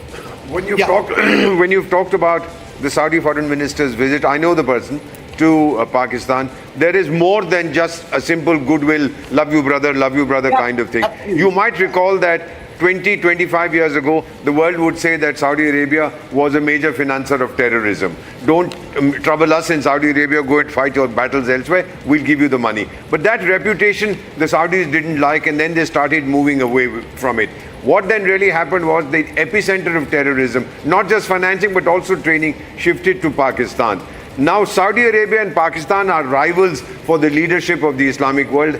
Turkey is one of the contenders, Iran is another one. There are 4 chaps who all want to be pashas. I believe at this time Saudi Arabia is coming to tell the Pakis, back off, and if you want to prove your credentials, hand over the chaps that India wants. If you don't want to hand them over to us, some of them are internationally designated terrorists by the UN Sanctions Committee. Hand them over to the International Court of Justice. I don't know if the Pakistanis will do it. They are quite capable of slaughtering these 2 or 3 fellows and saying, oh sorry, these guys are dead. But let's see what happens. The Saudis will deliver a very tough message. $8 or $6 billion of their funds are sitting in Pakistani banks to boost Do they have leverage? Oh, enormous amount of leverage. Isn't that the question, Rhythm? Do the Saudis have leverage? Money. What is the combined leverage of Saudi Arabia and the USA on Pakistan? You know, tomorrow there's a big IMF meeting. Yes. If Pakistan does not get the bailout tomorrow, then its debt servicing capability is brought down to zero. And if it doesn't service its debt, then it goes into a spiral. It is happening at a time when the inflation is 40%, when the Pakistani rupee is 320 rupees to a dollar. Right? It's going to be a sovereign default, sir. Yeah. And if you default, goodbye foreign investment, goodbye any further funding, etc. If you default, then you're in complete crisis, then there's a leadership change. Then there is no Asim Munir who's going to come back and save you.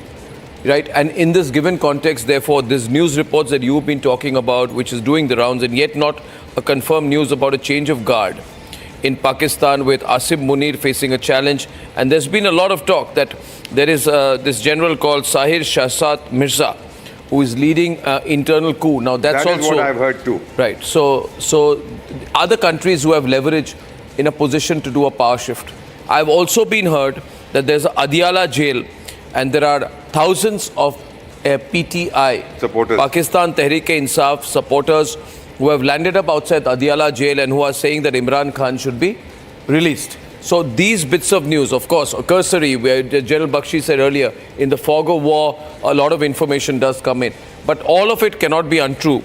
In varying degrees, some could be true, some could be slightly untrue. But a combination of all of this will have an impact, a debilitating impact. I entirely agree with you, sir. America does have some kind of influence on Pakistan, as it has on every country in the world, except possibly Iran and who else? North Korea. Yeah. But I think that the Saudis have more, basically because of their financial crowd. And then you also note that the Hajj visas, which they wanted to give, they have suspended it. They've accused Pakistan of sending beggars to their country. So their international reputation is also suffering. The Saudis are keeping money in the State Bank of Pakistan to bolster Pakistan's foreign exchange reserves. The Pakistanis cannot use that money. They can't use the money. But it shows that I have so much sitting in my banks, which is fudging, which is chicanery. You're saying I have so much foreign exchange reserves. If you can't use half of that, that doesn't mean anything. Yeah. So I believe he does have influence. Sorry. I believe he does have influence. The Saudis do have a lot of influence, and they're going to use it, sir. They want Pakistan to come clean. The Saudis are also sick of the fact that Islam is today, because of Pakistan, identified with terror. Yeah, that is the entire story. So I don't think these events are happening in isolation. No. And also, may I share this? A lot of information being shared with us by foreign contacts is all pointing in one direction. So we are connected in Republic to global think tanks, to spheres of influence. We are connected to foreign governments. We are connected to others through which we get our information. And I can tell you it's flowing in one direction. I think we will play the diplomatic game. We will pressurize them. I think MEA is going to come out very strong tomorrow. So very, very strong tomorrow. Rhythm? Yes. There is some breaking news that's coming in.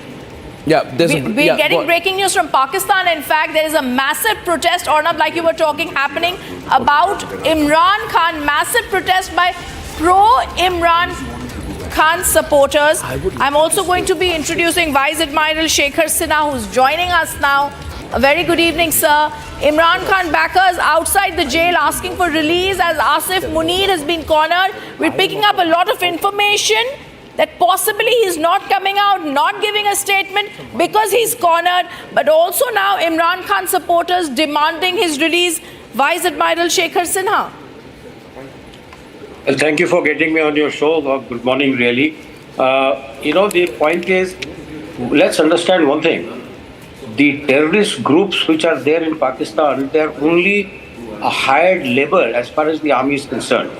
The biggest terrorist group in Pakistan is the Army ISI combined.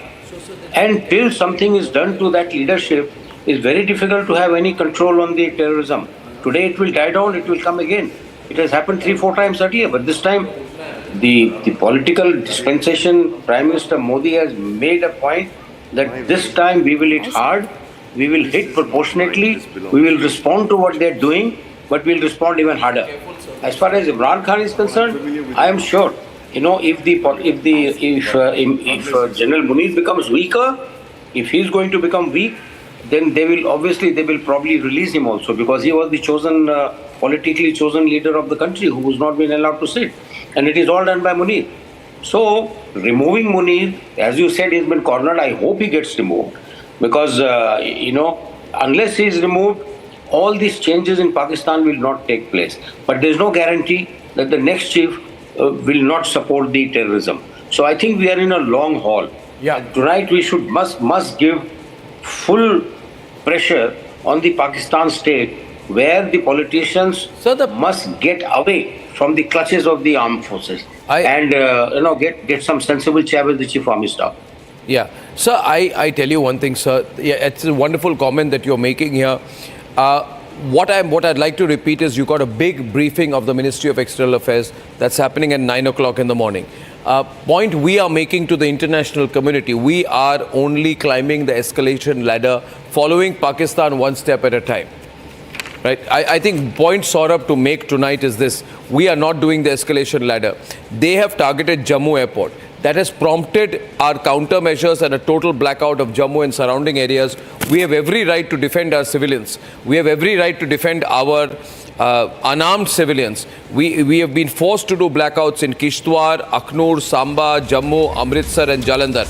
And again right now, viewers, as of this minute, there are sirens which have been sounded once again in Jammu. We've been forced to respond. We have shot down their drones. Red alert. There is a red alert in Jammu which is on. Our military installations have repeatedly come under targeting. We have shot down kamikaze drones of the Pakistanis. We have come under attack. We've had to deploy our S-400 systems, and we have intercepted 8 missiles, several drones in Jammu, Samba, Arespura, Arnia and neighboring areas. I mean, this entire situation has been created by Pakistan, Saurabh, has been created by Pakistan. We've had to black out Amritsar. Then there were repeated attempts to enter Amritsar, to target the almost 70 lakh people living in Amritsar. You have targeted our entire western front. We are not making up these visuals here on Republic. And if these horrible people at Al Jazeera and all these other biased and prejudiced channels are watching, I want to tell them you have a terrorist country which has been completely violating every known international protocol, and therefore we do not need lectures right now. The whole world is saying, what is India going to do? Are we going to go ahead and violate human rights in Pakistan? Well, we have no declaration with them. They never ask questions. When Security Council Resolution 1373 mandate says don't violate, don't support terrorism. And this is exactly what they are doing. What we are doing tonight And I don't know what that press conference is going to bring, but all we are doing tonight is that we are exercising a legitimate right to self-defense under UN Charter Article 51. Absolutely. Yeah. And if I can add here, Arnab, we are well within international law. The world knows it, and this is precisely what you were saying is precisely the line of messaging all Indian ambassadors have been told to convey to their capitals. Here, External Affairs Minister Jaishankar spoke to Marco Rubio, and that's the reason why that phone call that Rubio made to Shehbaz Sharif, I was told, was a very angry call where they're reading the riot act to the Pakistanis, because they know that the Pakistanis are the aggressors here. India was attacking terror infrastructure. In return, they are trying to attack India's civilians have been made targets. Several people have died along the LOC, you know that. And then now they're targeting military infrastructure. So they are the ones who are aggressors and are escalating the war. India is simply responding, and this is what the message has gone, that if you don't rain on Pakistan, we will continue to make sure that we will go and follow through. Yeah. Yeah, no, I mean, you're completely right. I want to use the opportunity, since Admiral Shekhar Sinha is with us tonight. You know, we have been getting a lot of calls about Karachi, sir. You know this, you know the seas best. Admiral, we are getting the news from Karachi. We were been trying to contact our sources in the Navy. Obviously, I can completely understand the communication wings which speak to us are not authorized. Right now, they do not have clearance to give us any information. When we pushed a lot, Admiral, we were told, you can say that we have taken aggressive postures. You can say that, you know, we have aircraft carriers in motion. You can say that there are 26 warships, but there's nothing on record that we have. Now, you understand the way things work. Are we only taking position in the Arabian Sea close? Or would we hammer Karachi? Because hammering Karachi would amount to what the Pakistanis call an existential threat for them. They've defined that as a nuclear threshold threat. At least that was a stated position. I don't take them seriously. But therefore, how would the Navy play it out, sir? I mean, how do you think the Navy would play it out? Sir. Arnab, firstly, thank you for getting me on your program. Sir. You see, the Navy starts, when Navy hits, the war has to be declared. Yeah. Because we are not into contact warfare, the Navy normally does a long distance missile warfare. Yeah. And those missiles have a very, very, very long ranges. Now, if you say what can be the trigger is that one drone has been shot down over Sir Creek. And that is a trigger because it could have gone inside. It may have already recorded number of events which are happening on ground. Is very close to Gujarat. So I would say that, that itself can be said is a trigger. Now, what can the Navy do? Well, Navy can do a lot. I mean, if you want, the government decides to do an economic warfare, you can close entry and exit to all the ports on Makran coast, starting from Karachi. And it will shut down the doors for their oil tankers, for the ships which are carrying, weapon, ammunition, etc., and normal trade. Now, why do the ships stop coming? Because whenever the ships are doing live firing, they have to notify to the world that live firing by Indian naval ships or submarines will be going on in this area. Please avoid this area. If you enter, it is at your own peril. So if that goes, none of the merchant ships will enter this area. It's just a matter of government taking a call, government deciding, okay, Navy, now I want you to do the blockade. And our blockade can be sustained because we have a massive, big naval force. So that is how Navy can do or not. And I'm sure that the government will be looking at all these options. He has met all the three chiefs, and I'm sure they will take the right decision. So maybe the right time hasn't come, possibly. Or maybe it has come that we don't know. We will see a little later. Yeah. So that part we will leave it. So what are the challenges in this situation, sir? Because if our Navy moves in, it's a death blow. And you know that if the Navy moves in, that's when the Pakistanis will also completely freak out. Because in 1971, when our missile ships attacked Karachi, and then we sank, I think, the PNS Mohafiz and then we destroyed Khyber, and then we destroyed the Venus Challenger. They were all carrying ammunition for their troops, and that was our provocation. They were carrying ammunition for their troops in East Pakistan, and then we acted, and then we destroyed their, famously destroyed their ship called Shah Jahan beyond repair. All the oil storage dams were bombed, and then Karachi harbour burned for days on end. But that was a preemptive strike. It was Operation Trident. We carried out the preemptive strike. And that sort of sealed it, sir. That sort of sealed it. Now, what I'm trying to ask you, sir, are we in that situation yet? Because officially there's no... Are we in that situation yet? I'll tell you why. Or are we just in a formation mode? Action like this, the Navy gets into action like this, the government has to declare that we are at war with Pakistan, which the government has not done. And only when this kind of orders are given, the Navy is all ready, they are all poised. They can do all this what you mentioned. But the government has to take a call that after this, there's no coming back. Yeah. Right? Yeah. When you gain something, you lose something. Yeah. It's quite possible there will be some counter. They will also attack your merchant ships. They will also, send we would have cleared that. We would have cleared that. Hit them. So that we have to ready for. We have to be ready for taking those shocks.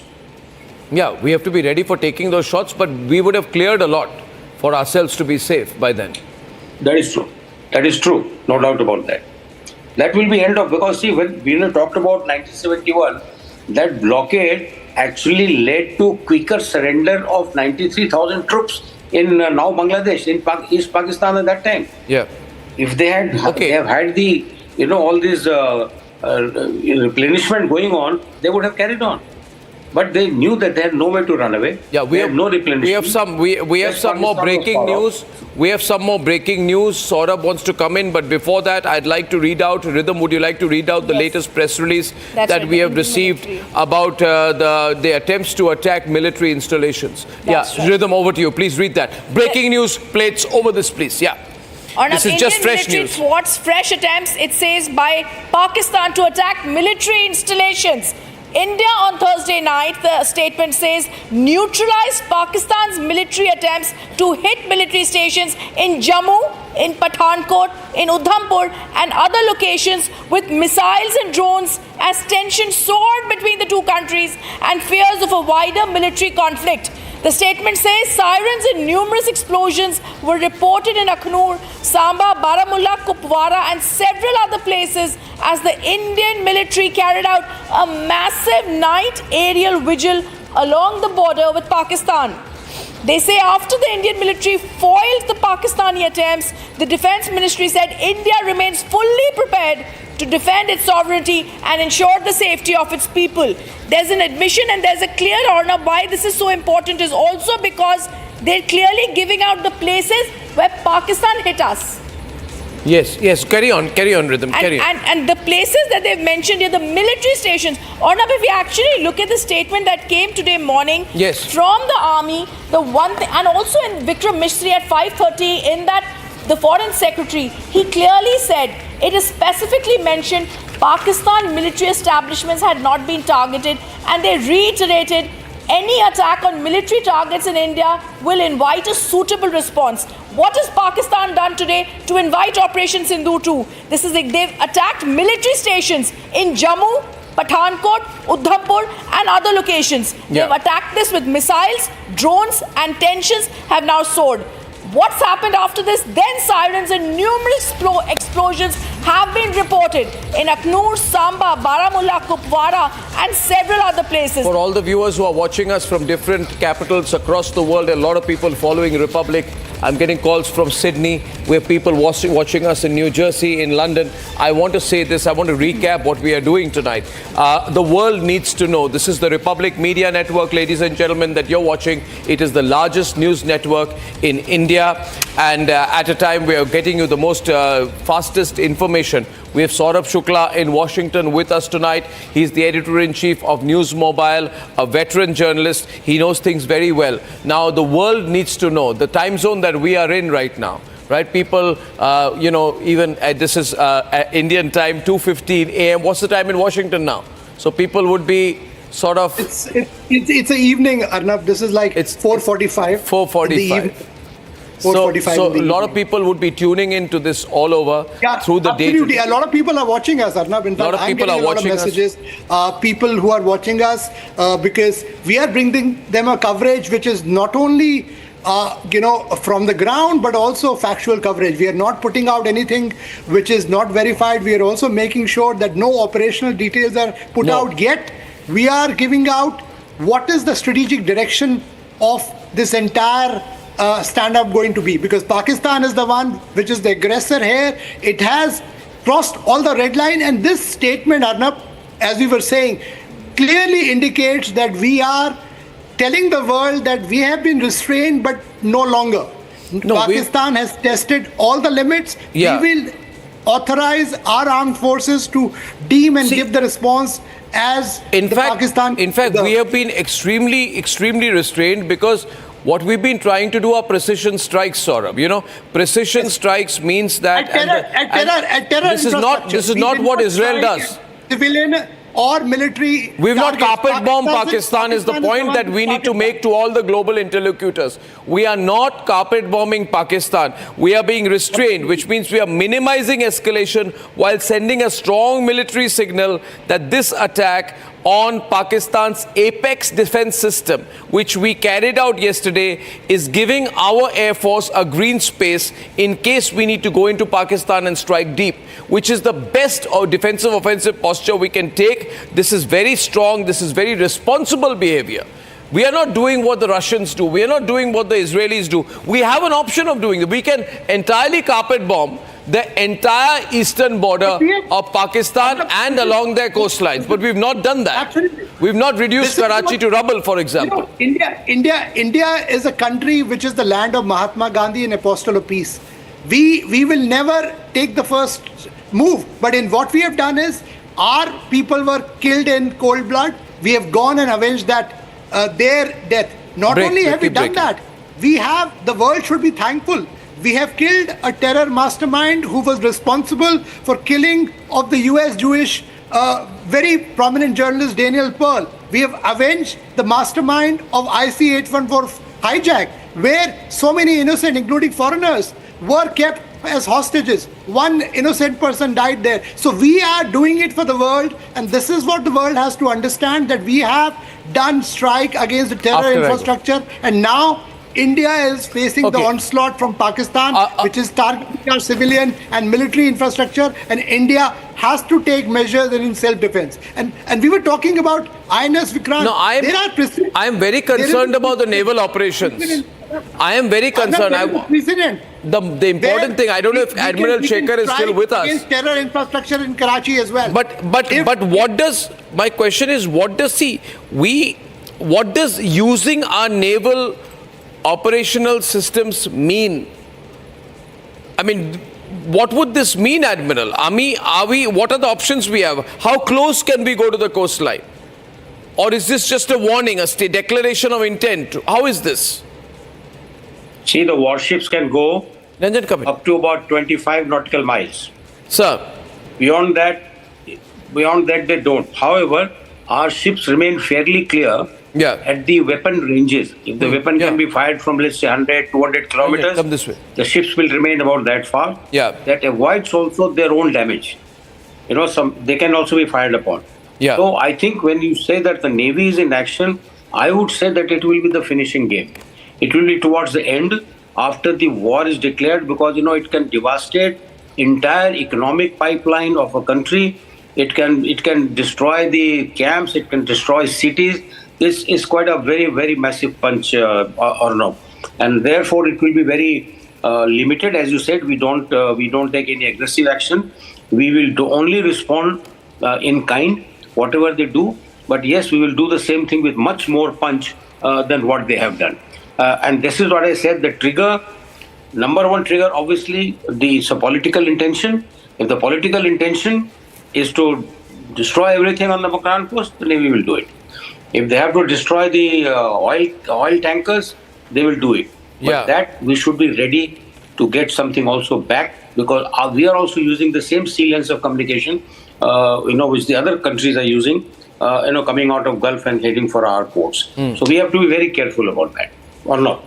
Absolutely. Niranjan joins us right now, ladies and gentlemen. I'm going to be back in a while. Niranjan, over to you. Keep it going. Thank you for that, Arnab. Getting in a breaking news update. Norway, most European countries we are seeing. In fact, when we broke the story this evening, Rhythm was also there, Rhythm. When we broke the statement of the European Union, the tone seemed to have changed completely, saying that they completely stand with India and condemn the terror attack. Norway has also now, in the latest statement that's come in, saying that they have strong condemnation of the terrorist attack in Pahalgam, Jammu and Kashmir on the 2nd of April, while calling on both parties to exercise restraint, de-escalate the situation, find a diplomatic solution. This is after the manner in which India has hit back Rhythm.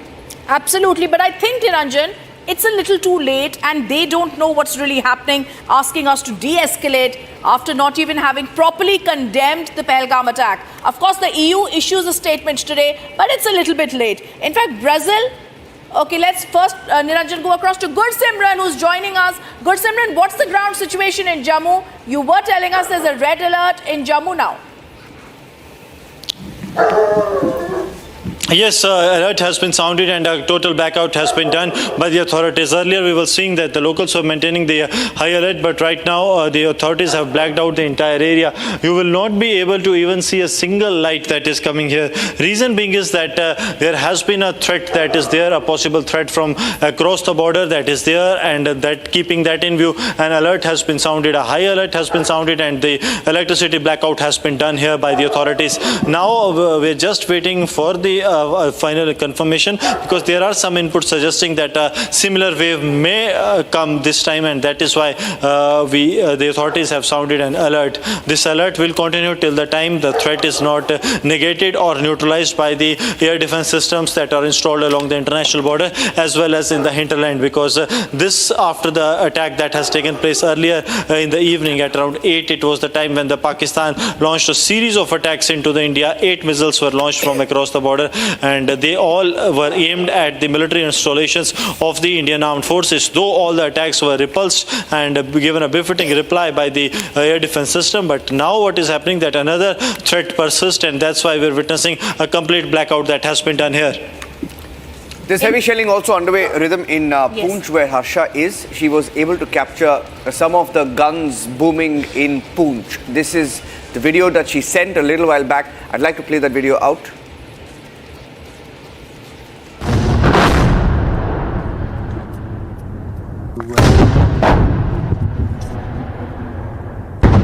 Madam fire इधर से शुरू हुआ है, ऊपर से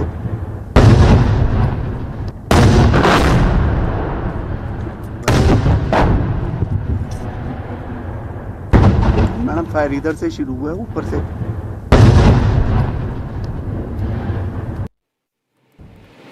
We had a detailed statement also coming of how India has thwarted Pakistan's attacks, Rhythm. This is the third attempt. The first attempt was after we struck their targets, and then there was Operation Sindoor, and the second attempt earlier today, and the third attempt a little after 8 p.m. when the first video came in from Jammu, and we have a statement now coming in.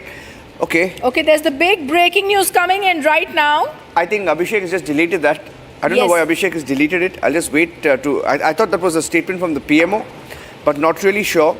But I think it's unofficial. Okay, it's an unofficial tweet, but we can definitely say this, and we'll wait for Abhishek to say that. But it's known also, Niranjan, Prime Minister is very clear. The Prime Minister is monitoring the situation. We have to see how closely, because we also know the National Security Advisor did meet him in the day. There's a breaking news update also coming in, Rhythm, where the US Vice President J.D. Vance has said, and this is being reported right now, that's the breaking news update that's coming now. J.D. Vance, the US Vice President, has said India-Pakistan conflict is fundamentally none of our business and has nothing to do with America's ability to control it. I'd like to get Saurabh Shukla on this. Saurabh Shukla, sounds like a new America that doesn't want to interfere.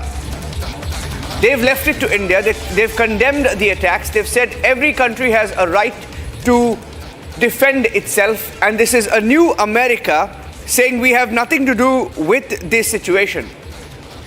Niranjan, this is not only a new America, it's the new Trump-Modi doctrine, where it's a very clear understanding that we have with the US today that India is well within our right to strike against terrorist groups which pose threat not only to India but for democracies like the US as well. In some ways, we are doing the job for the US as well, because some of these terror groups, including the one who are on proscribed list of the United States, are the ones who are roaming free as state guests in Pakistan.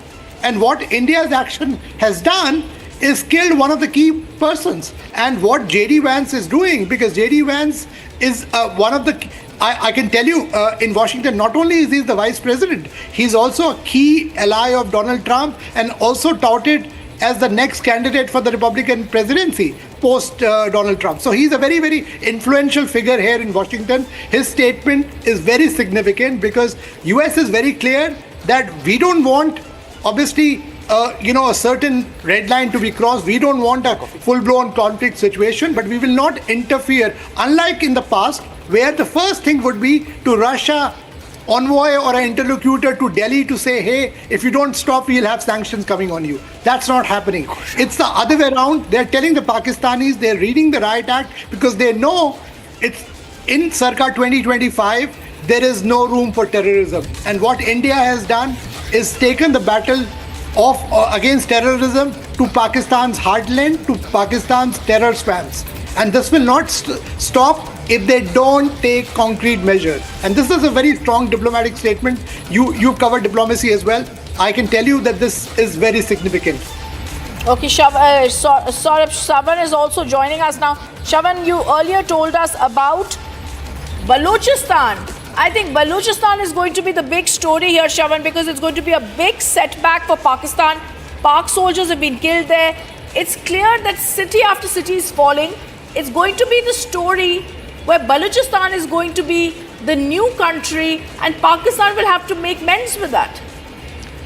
Well, the immediate ramification of what's really happening in Baluchistan is with regards to how the Pakistani army gets completely affected. That's because, remember, the Frontier Corps, which was today attacked by the Baluchistan Liberation Army, was essentially supposed to be brought towards the eastern border, and the redeployment was to happen. But even before that could happen, you've had the Baluchis actually taking them out, and we're given to understand that they have suffered heavy casualties. And this comes just 24 hours after what we saw the Baluch Liberation Army attacking a convoy. There are multiple cities which have now reported some sort of an attack that has taken place, particularly starting with Quetta, and thereafter a few other cities where we are given to understand that they've brought down the Pakistani flag too. So there is a massive rebellion that is brewing in multiple cities in Baluchistan, and which essentially would mean that the Pakistani army has been completely thinned out, and it certainly is going to affect Pakistani army's deployment along the eastern border. I think that's also the big news that we have to look at, but we also have to see, like we've been saying, and we're going to go across to Admiral Shekhar Sinha, who's also joining us here. Naval operations, like we were asking you earlier, sir, began in Arabian Sea after Pakistan tried to attack India. The key challenges that India is going to face following this major escalation, we've seen targeted operations that India has done in the early hours of Friday had begun in the Arabian Sea, and multiple targets in Pakistan have been looked at. What are the challenges we are going to face, and what is the key focus and target that India needs to pinpoint and look at here? Well, I think the target selection for an attack from the sea will be very much a political decision, because the naval attacks can paralyze that country's economy completely, which may not come back on track for a very long time. Or it can cause, as it was done in 71, oil farms were set on fire. Karachi Harbour was on fire for the next 10-15 days. So it is a devastating attack, and therefore it should not be seen as a normal crossing line of control and firing some artillery. The Navy does only non-contact warfare from a long distances, and missiles can do a very, very long distance and very precisely. So I would say that it will very much be a political decision.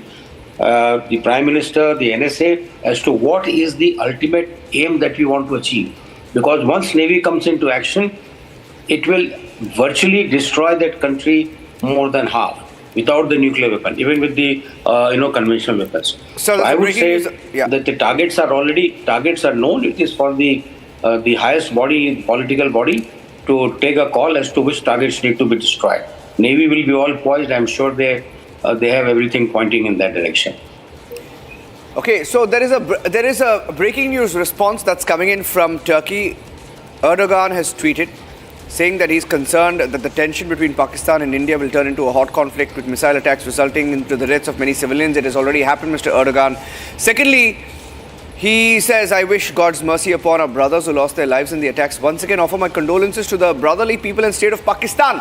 No mention of India so far in 2 paragraphs.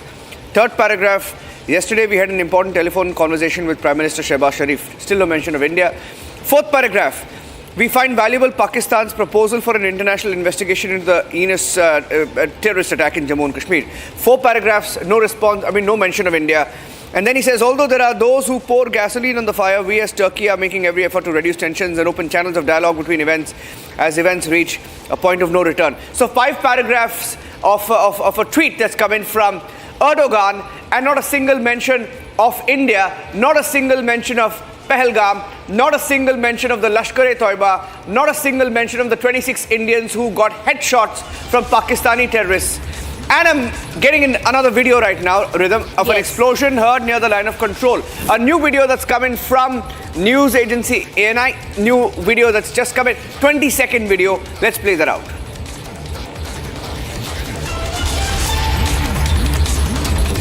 So let's actually tell our viewers that this is the video that's coming in from Rajouri, and this video, loud explosions are also heard in Rajouri, Jammu and Kashmir. It's not 1 or 2. We earlier in the day heard loud explosions from Jammu. We've then seen in Poonch, where Harsha's reporting from, and now even in Rajouri we're seeing that there are loud explosions that are there. Heavy shelling had started in various areas of Rajouri. Let's go across to Shavan to get more details on that. All right, first let's go across to that video, Rajouri.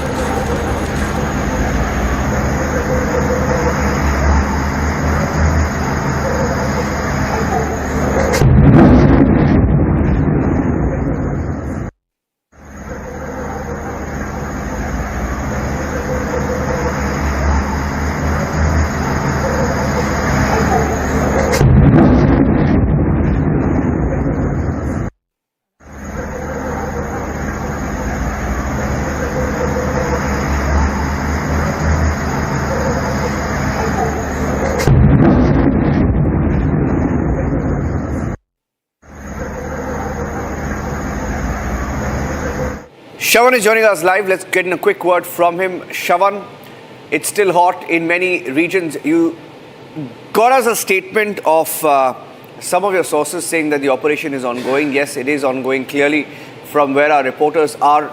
Poonch, Rajouri, it's still hot in different places. Rajasthan and Gujarat, some attacks were foiled. Jammu attacks were foiled, but there's a red alert there again. Srinagar attacks were foiled. Where is the focus right now as we speak? Where is the operation concentrating? Shavan. First, with regards to the drone attacks that have taken place, we are being told that that has been completely controlled.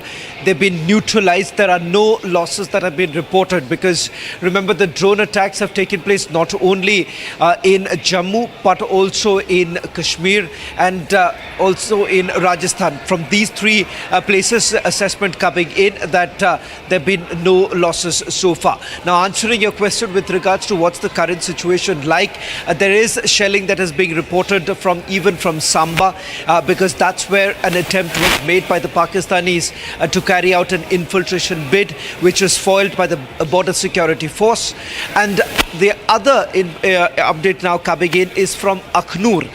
But interestingly, the posts in Pakistan-occupied Kashmir, particularly in Kotli and a few other places in Neelam Valley, we are being told have suffered serious damages.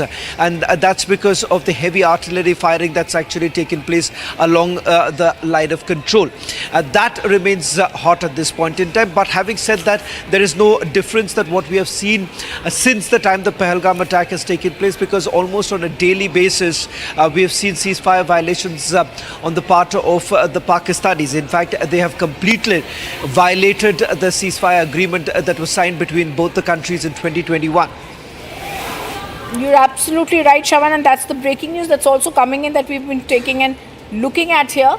And I also want to go across to more breaking news coming in, and we've seen the breaking news that's coming in from Rajouri. Gursimran is also getting us more news. Gursimran is getting us news that 2 groups of Jaish intercepted by BSF in the Samba international border. Gursimran, give us more details, as you giving us details about the Pakistan Rangers opened fire at BSF to give cover to terrorists. BSF retaliated to source of fire. Give us more details, Gursimran.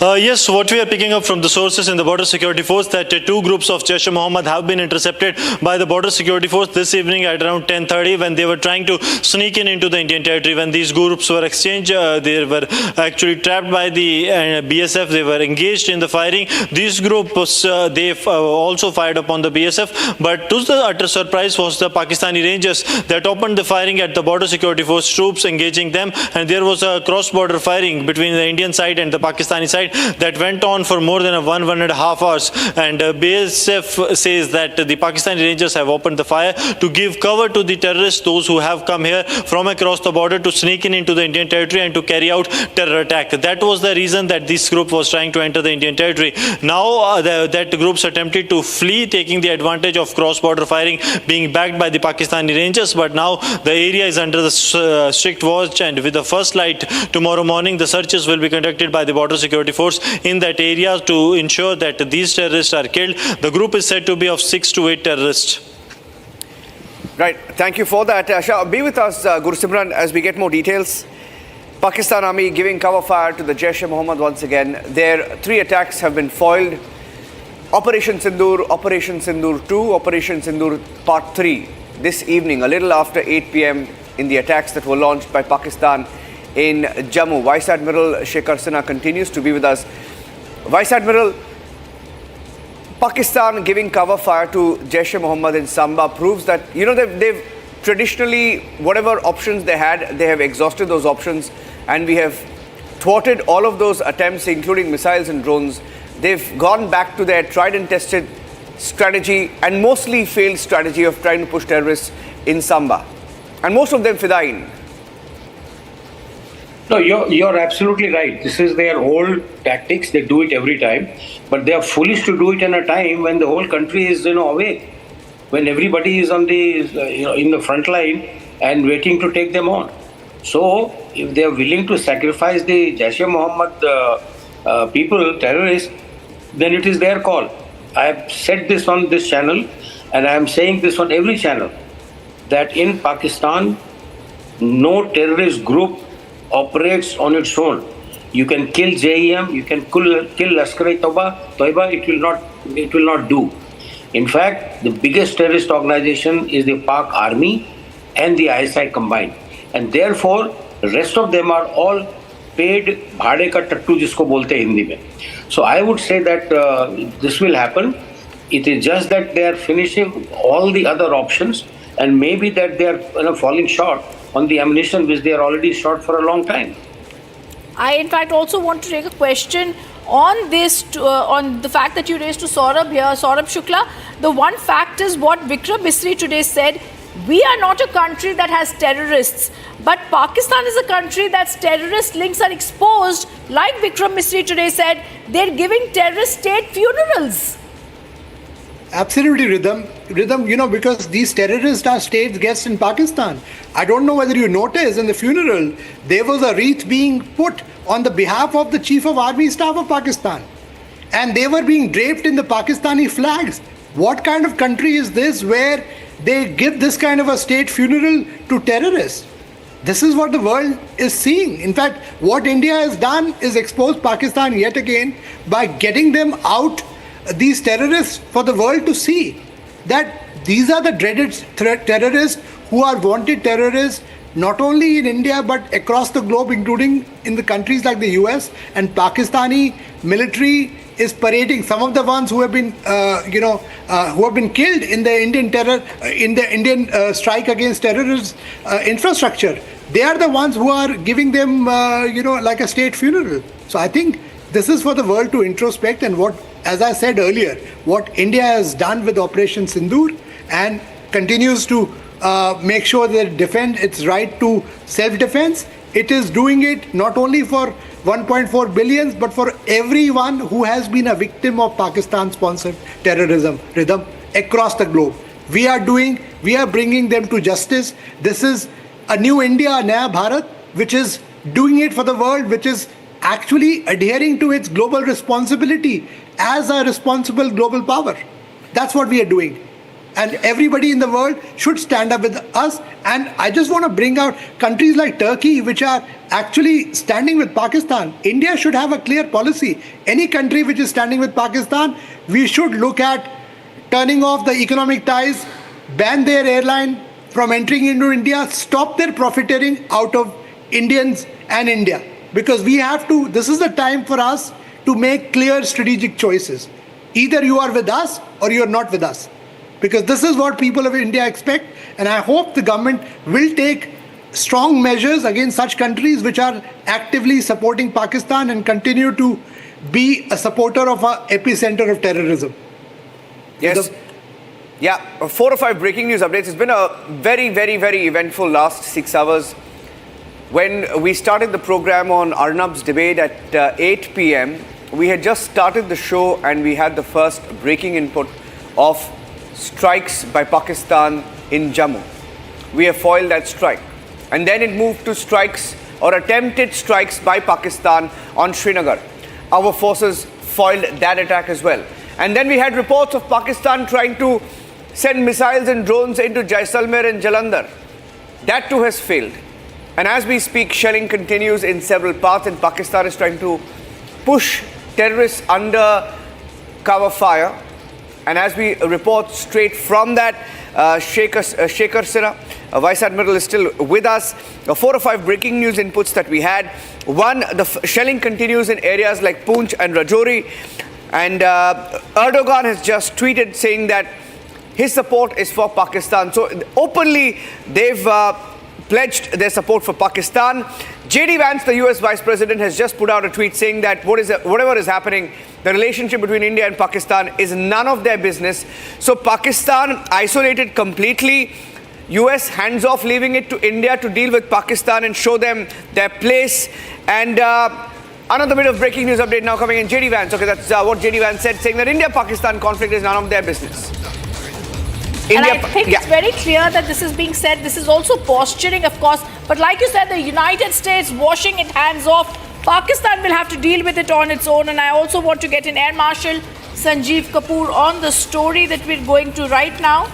We're also being joined on this story by Vice Admiral Shekhar Sinha. Vice Admiral Shekhar Sinha, it's very clear the United States is sending out great and simple hints to Pakistan. Very grave ones for Pakistan. They are rattled, they are nervous, they're now on their own. India and US together condemn the dastardly terror attacks and the terrorism that happens from their soil. Well, that's the right thing to do. A fight between the terrorist attack 9/11 which happened in America, finally the terrorists were found where? They were all in Pakistan. Pakistan is not only causing terror to India, it is the terror factory of the whole world. And therefore the US has realized this, and he's made a statement, very wise statement to make. Coming back to Turkey, I just want to say, does it matter? It doesn't matter what Turkey does. You know, if he's concerned, he should stop supplying weapons, he should stop supplying drones, he should stop supplying drones, ammunition to Pakistan. So, you know, he himself is in big trouble, and therefore he wants to divert attention of his people in the country. We don't have to take all this, preaching very seriously from countries who have no damn status. So, we can just forget about it for the time being. Yeah. Vice Admiral Shekhar Sinha is joining us live from Arizona, US. So thank you for, first of all, being with us. I know it's daytime there, and you joining us makes a lot of difference, Vice Admiral. And Saurabh Shukla also live with us. Rakshita is in Srinagar. Rakshita, getting in some more details. And Nishikant Dubey, Rhythm, BJP parliamentarian, saying, आज सुबह तक भारत सरकार के press conference का इंतजार करिए. BJP MP saying आज सुबह तक भारत सरकार के प्रेस कॉन्फ्रेंस का इंतजार करिए. I wouldn't want to hazard a guess, but we all expect that after a long night there will be some big announcement. Rhythm, breaking news update of what he's just put out, but I think Rakshita has some breaking news updates. Yes, loaded words that are coming from Nishikant Dubey, and we're just trying to get him on the story. Let's go across to Nishikant Dubey, BJP Rakshita is also with us. Rakshita, I'm going to come across to you in Srinagar. And Rakshita, very interesting words by Nishikant Dubey. It seems something is going to be stated at 10 a.m. possibly by the MEA tomorrow, because he says, "Aaj subah tak Bharat Sarkar ke press conference ka intezar kijiye."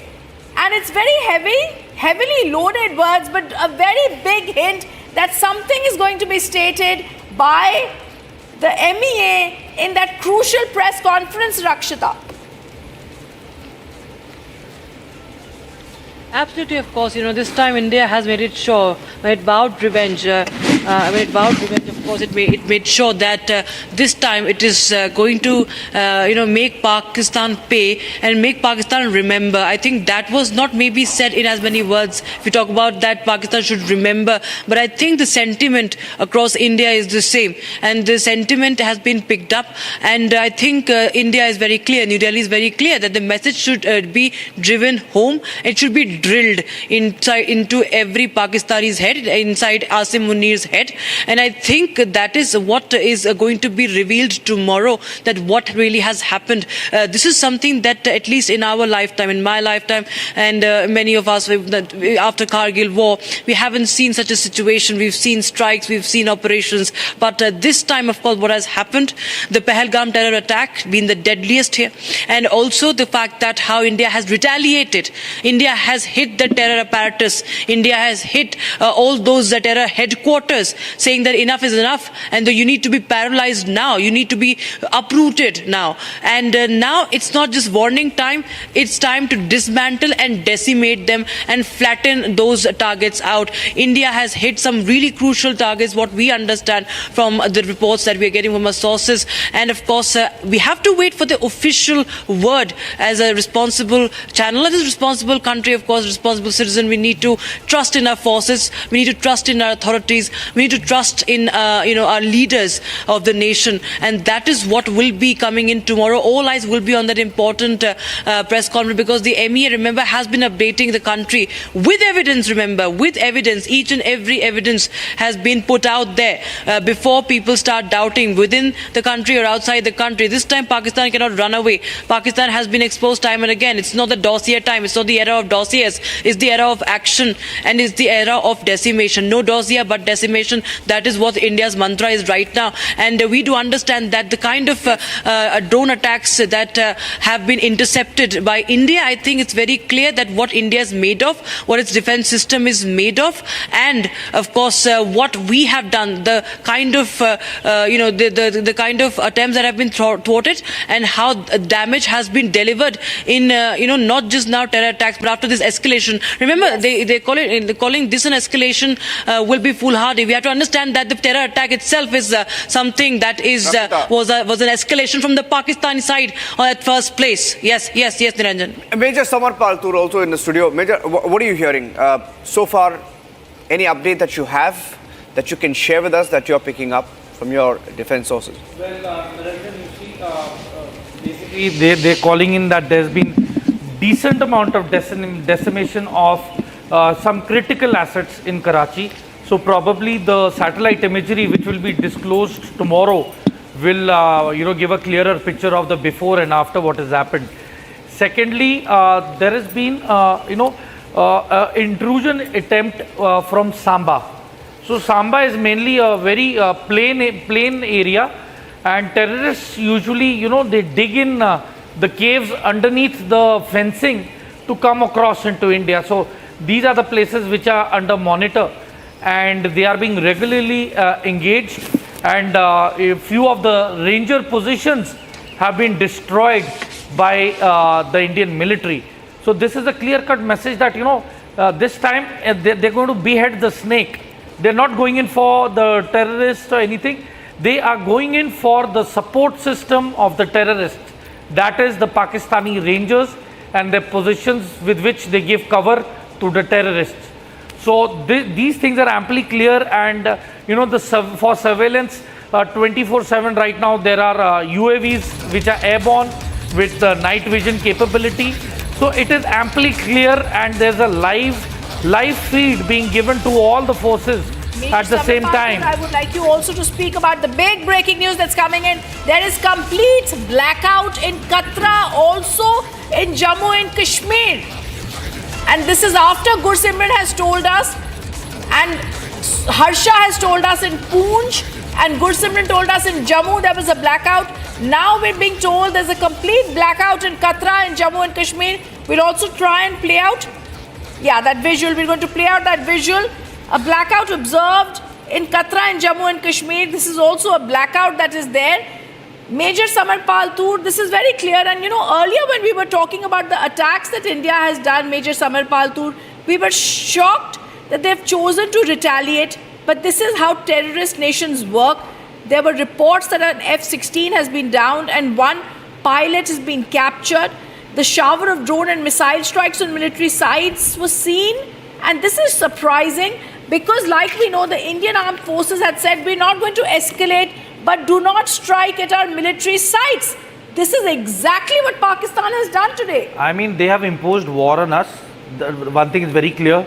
Secondly, the latest what has come in is that Pakistan has shut down the overall internet services.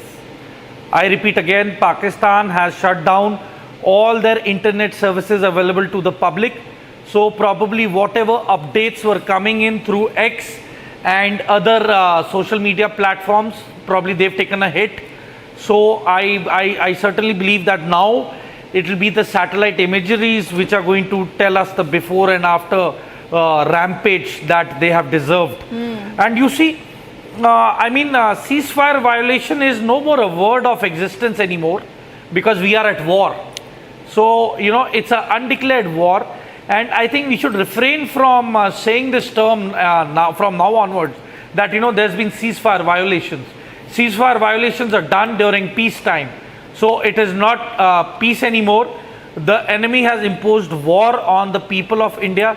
They've questioned our sovereignty and they have attacked in the worst of the times, and they have targeted most of our civilian population. And let me tell you one message to all the international audience and the Indian audience, that whether you are a Hindu, Muslim, Sikh, Christian or Baudh or Jain or whichever religion you belong to, the enemy never asked you which religion you belong to. Why? Because the only thing that the enemy knows is that if you are an Indian, you are the enemy. So it is time to come together and give the enemy a befitting reply in its face, and we are going to stand steadfast and we are going to show them that the secret ingredient of the new Bharat is the unity in strength. And we stand together at these testing and trying times, and being the largest democracy in the world, we are a responsible democracy and we will never ever occupy an inch of foreign land. And hence I request all our neighbors, right from Maldives to Sri Lanka to Nepal, to shut down the Pakistan consulates, to boycott all the trade that they have been doing with them, to cut off all links with this nation which has been supporting terror. It is high time we do it. I mean, enough is enough.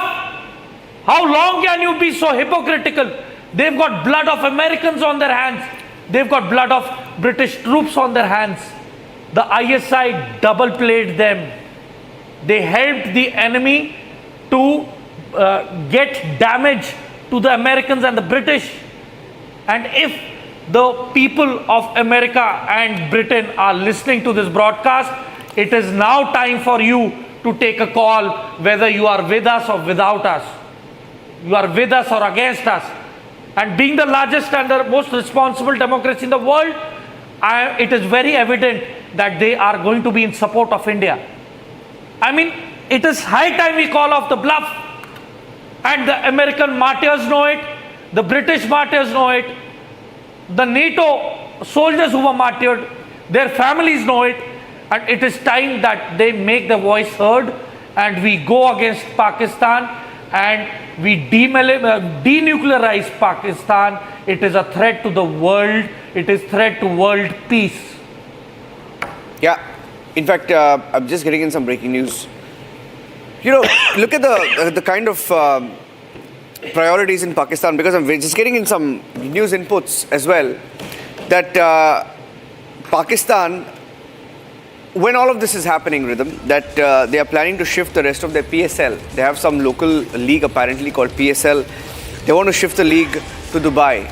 You know, when there is a war situation, their focus is on the PSL. I mean, they've shifted some game today from Rawalpindi because we hammered them in Rawalpindi. That's true. They tried to move it to some other city, Karachi. We hammered Karachi. The stadium has been bombed. Yeah, stadium is, yeah, because it was next to some military installation apparently. It's been bombed. And now they're saying they'll take the league to Dubai because they need those dollars, perhaps a little bit of money that they were getting. And a lot of cricketers who were playing for the PSL also running away from PSL and coming to the IPL. Now that is irrelevant at this point, but it's happening. Those are some pictures coming in. Saurabh Shukla is also joining us live. And Saurabh, looking at the response of Erdogan, you know what, taking forward what Major Tur said about India having to also pick sides, and that time has come, because I was just going through some of the numbers. India's imports from Turkey stood at 3.78 billion. 3.78 billion in 23-2024, right? India's imports from Turkey was 1.9 billion just from April to October 2024. And Turkey is taken aside. Saurabh, you want to take that? You want to take that, Major Tur? Yeah, Niranjan, see, it's my appeal to the international audience. It's my appeal to the West that it is time that, we boycott Turkey. This is the country which has started the weapons race in drones. President Erdogan, his son-in-law, is the owner of the firm called Baykar, which has been providing Bayraktar TB2 drones to Azerbaijan. They've been providing the same drones to Pakistan, and this is the same country that has been providing the drones to other nations to go to war. So for Turkey, it's a very lucrative business. So it is time to call up the bluff. It is a nation which is backed, a nation who's been helping and assisting terror attacks around the world. It is assisting a nation which gave shelter to Osama bin Laden, who is responsible for the murder of approximately 3,000 Americans. And now is the time to take a call. This is the time when the Americans have to rise. This is the time when Britain has to rise. This is the time that they take and pick sides openly, and they stop this madness of Pakistan of sponsoring and assisting terrorists to come and kill innocent civilians. What has been done in Pahalgam is beyond imagination. Small kids watching their fathers get killed, executed in cold blood. A newly wedded couple, barely a week, and the girl is widowed. I mean, there has to be some sense. Here they have lost all sense to sanity. They've gone insane. And now is the time to denuclearize Pakistan. Now is the time to boycott Turkey economically. and for tourism as well. This country doesn't deserve it. You are going against the largest democracy in the world. And let me tell you, let me implore the world that India as a democracy will never ever want to occupy an inch of foreign land. We have no intent to do it. We will never do it. But when you force war onto our people, when you are neutralizing our civil population, it is unacceptable. So the time is up and the game is over. And now is the time where the international community has to come together and condemn Pakistan. I completely agree with you. And I also want to go across to more breaking news that's coming in. And this is exactly what we need to do. There need to be sanctions, economic and otherwise, on Pakistan and all those supporting terrorist states like Pakistan, whether it's Turkey or otherwise. Now, breaking news that's coming in, India also now pummels Pakistan's positions. There have been heavy shelling by India. And I also want to go across to Saurabh Shukla on this. And also heavy shelling by India in Muri, in Muzaffarabad and Kotli. I want to go across to Gursimran on this. Gursimran, you've been joining us, you've been giving us details as to what's been happening in Jammu. But today, Gursimran, like Major Samarpal Toor is saying, we are also going to give it back. We said there's not going to be an escalation from our side. Our response has been measured, but they need to realize we will also be shelling them. Gursimran. And ask Gursimran to wear a dark jacket. Yes, that is what actually the Pakistan needs to know, that we will be shelling Pakistan, and we have been hitting Pakistan hard, starting from the Lam in Nowshera this evening when we started with the heavy artillery on the Pakistani post, to now that we are now carrying out the targeting of the Pakistani locations, the Pakistani army location, using the heavy artillery and the 81 mm mortar shells into the Pakistani side. This is happening right now in the Kupwara, Baramulla, Poonch and the Rajouri sectors that are just opposite to the Muzaffarabad and the Kotli area of the Pakistan-occupied Jammu and Kashmir, because these are the places from where the Pakistan has at first opened the fire at the Indian Army locations this evening. And after Pakistan opened the fire, there has been a befitting reply that is being given. And as present when we speak, there is a heavy firing that is going on in the upper LOC, that is in the Kashmir Valley. Though in the Poonch area, the LOC, the firing has to slow down. The security forces are assessing the situation, but it seems like the Pakistan has met the result they were looking for, and that's why there have been some de-escalation on the line of control firing situation. But if we speak of the entire situation, the Jammu and Kashmir continues to be on the highest of alertness, because Pakistan has attempted a drone strike, a missile strike into the Indian territory, and there lies every probability that they will try to do so. They will try to carry out another similar kind of attack, similar wave of attack again on these vital installations of the Indian security forces. Okay, Niranjan is going to take another thing, but Gursimran, Major Samarpal Toor has very concerned about you, and he has said rightly, please wear some dark jacket. Also, like Arnab had told you, it's best that the flashlights are not on right now. Jammu is in red alert where you are reporting from. Earlier you reported about the kind of attack that was happening. We saw what was happening at Jammu near the airport. It's best to be safe. Yeah. And just to recap some of the details that we had, some media reports confirming, in fact there is no official word on this, but confirmation that several Pakistani jets were brought down. We don't have an official word. There were reports of 2 GF-17s and 2 F-16s that were brought down in different sectors along the international border and the line of control. But there are reports that yes, a Pakistani Air Force jet was shot down by Indian air defense systems in Pathankot sector of Punjab. No official confirmation once again. Official confirmation from the government still awaited. Defense sources also adding that Indian Army had shot down 2 Pakistani drones in Nowshera sector of Jammu and Kashmir. That was confirmed through our defense sources. This happened during heavy exchange of artillery fire between India and Pakistan in Nowshera earlier this evening. The integrated defense staff that put out a very detailed statement today also said that Pakistan tried to target military stations in Jammu, Pathankot, Udhampur, which are very close to the international border However, the armed forces successfully responded to the attack and no loss of life was reported. And they also added that the military stations of Jammu, Pathankot, Udhampur are in proximity to the international boundary and were targeted by Pakistan using missiles, drones, no losses, threat neutralized by Indian armed forces as per SOP with kinetic and non-kinetic means. The kind of response you've seen today, very, would you say it's expected, Major Tour, of what they tried to do a little after 8 p.m. by targeting Jammu the way they did? I mean, Ranjan, just look at the magnitude of the attack. Just look at the spectrum. Right from Bhuj up to Leh. I mean, there is nothing left to say. I mean, we should delete the term ceasefire violation.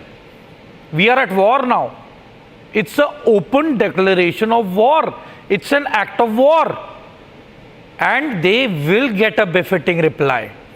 See, I know I have served with the Green Beret. I've also operated with one of the elite special forces units. See, attrition is going to be there. I mean, even we are going to take damage.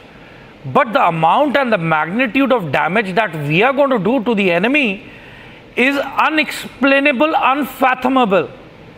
I mean, it is beyond toleration what they've done. They have bombed deliberately Gurdwara Sahib in Poonch. 3 of our Sikh, Gur Sikhs have been martyred. A small kid has been massacred. If you see the mortal remains of that kid, I mean, it's horrifying. Who does that? And till date, let me tell you, our still motive is, our mission, aim and objective is not the Pakistan public. It's the Pakistan military establishment. Their military wing, military regime rather. It's no less than a dictatorship. It's time that the world community calls this bluff off. There is no democracy in Pakistan. God damn it. If not now, then when will you realize it? It's costing lives. It's costing lives of the largest democracy in the world. It's cruel to keep quiet. And I appeal to the West.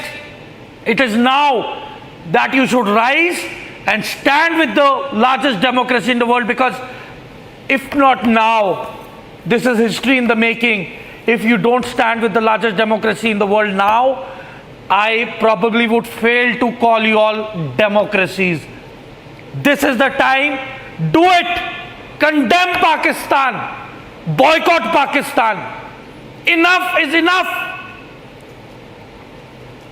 I completely agree with you. And Major Samar Paltur, before I go across to the breaking news that's coming in and to Rakshita, my heart went out when I saw those images of that Sikh boy. It was petrifying. And this is a small boy.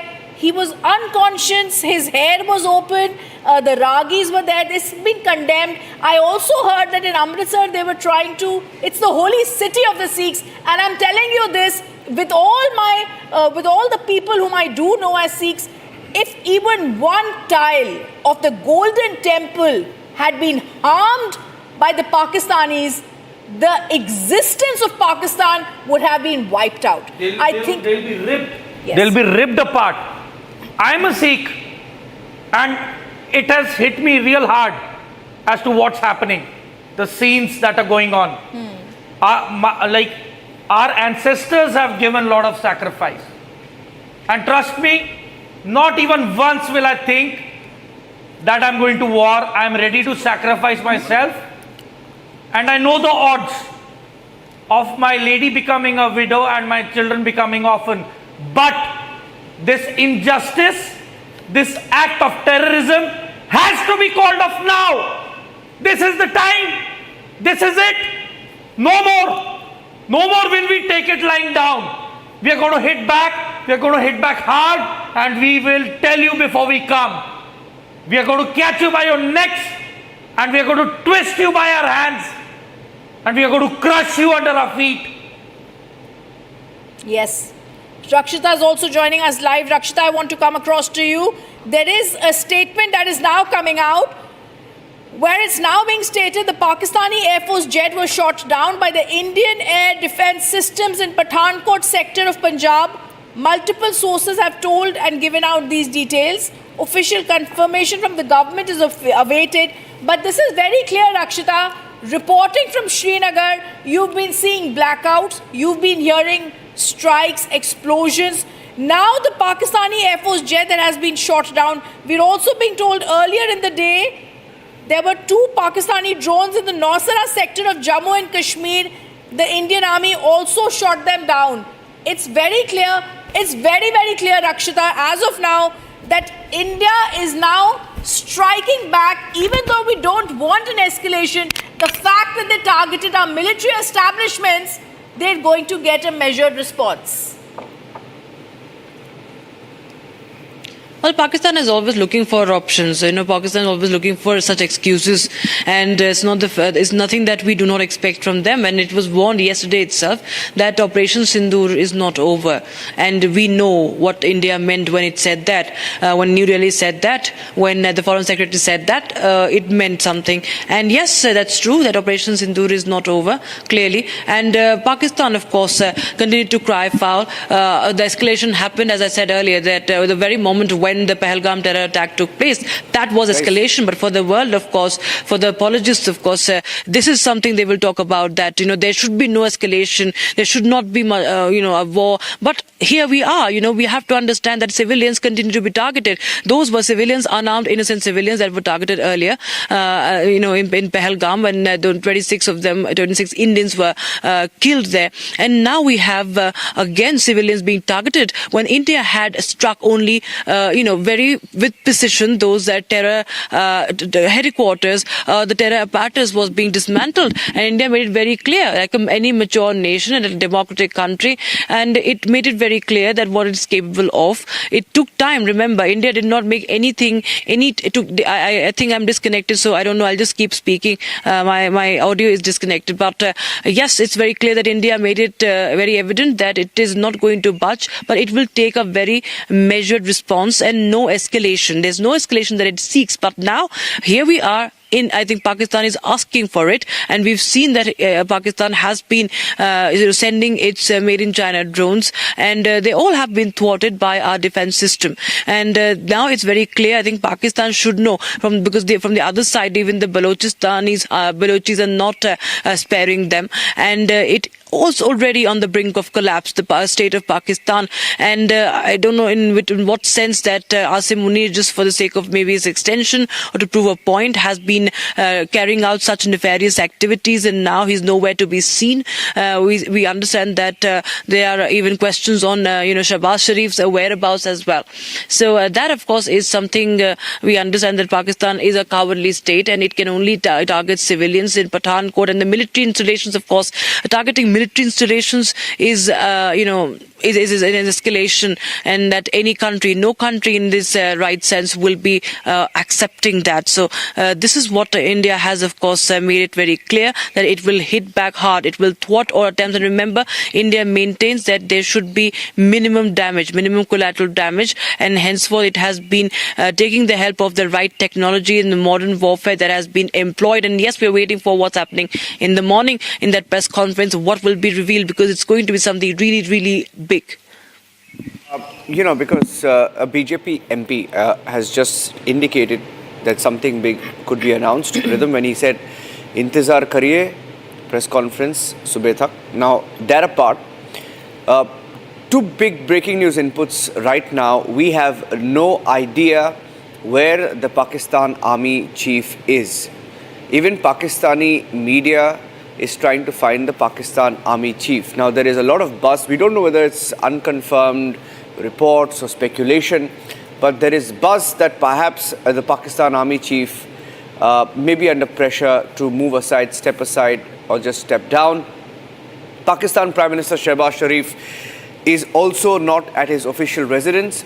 There was an explosion reportedly in Islamabad, nearly 20-25 kilometers away from the Pakistan Prime Minister's residence, and he was moved out, taken to a safe location, is what we heard. We're tracking the live updates here on Republic TV, and we're coming back with the breaking news updates. Here's what Arnab said a few minutes back. He was live in the studio, and he will be live in a few minutes once again. But this is an excerpt of the breaking news updates a few minutes ago.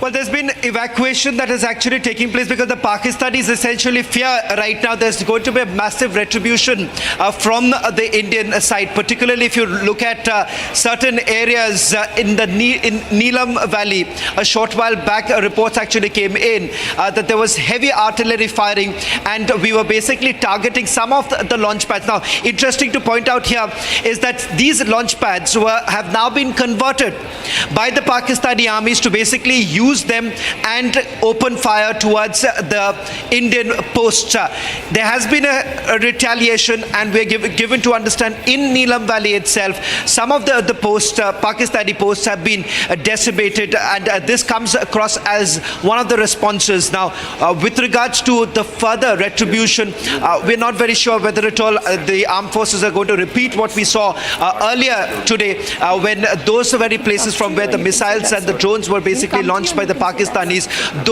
each one of them have now been targeted and neutralized. The air defense system of the Pakistanis was completely destroyed, particularly belonging to the HQ-9.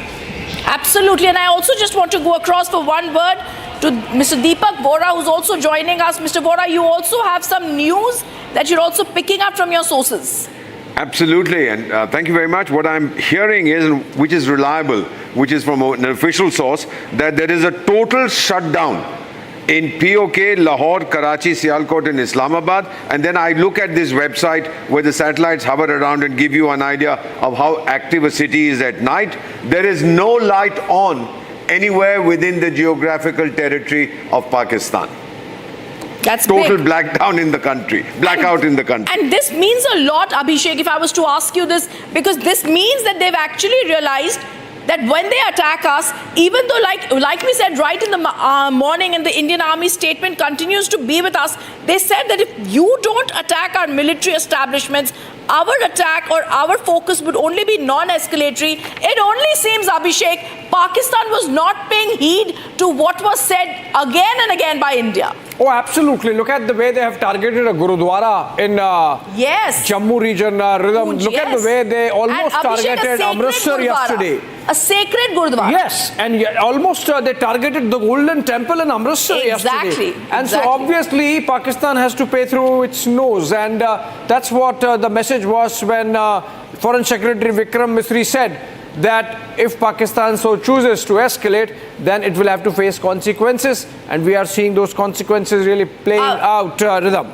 Absolutely, and Abhishek, I also believe the entire existence of Pakistan will be wiped out within 24 hours if they even dare to destroy a tile of the Golden Temple, which possibly, like you said, they were attempting to do. This is something that has been condemned by Indians and Sikhs across the globe, and it's something that we're not going to let happen. Let's also tell our viewers, and I want to go across, focus on Navy's posturing is also being taken on.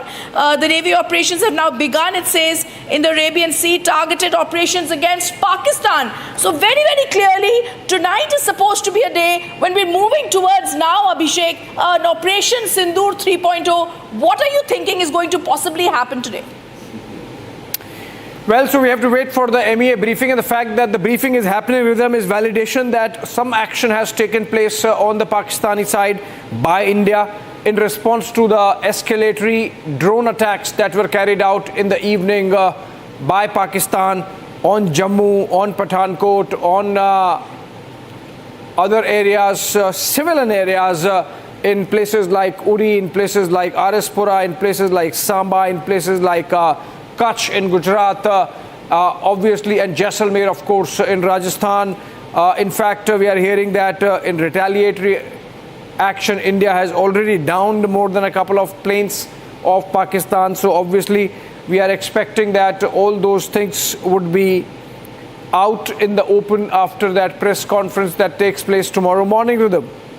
Yes, and we're also being told that there are several people, Abhishek, who are also talking about, in fact, we're putting out a new screen here that we're talking about here, in which we're going to tell our viewers the new Operation 2.0 that's happening. First, the breaking news coming in, the Defense Minister has been briefed by the Chief of Defense Staff.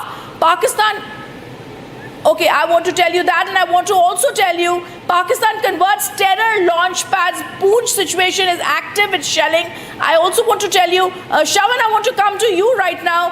Like you telling us, the Defense Minister has been briefed by the CDS on the operations.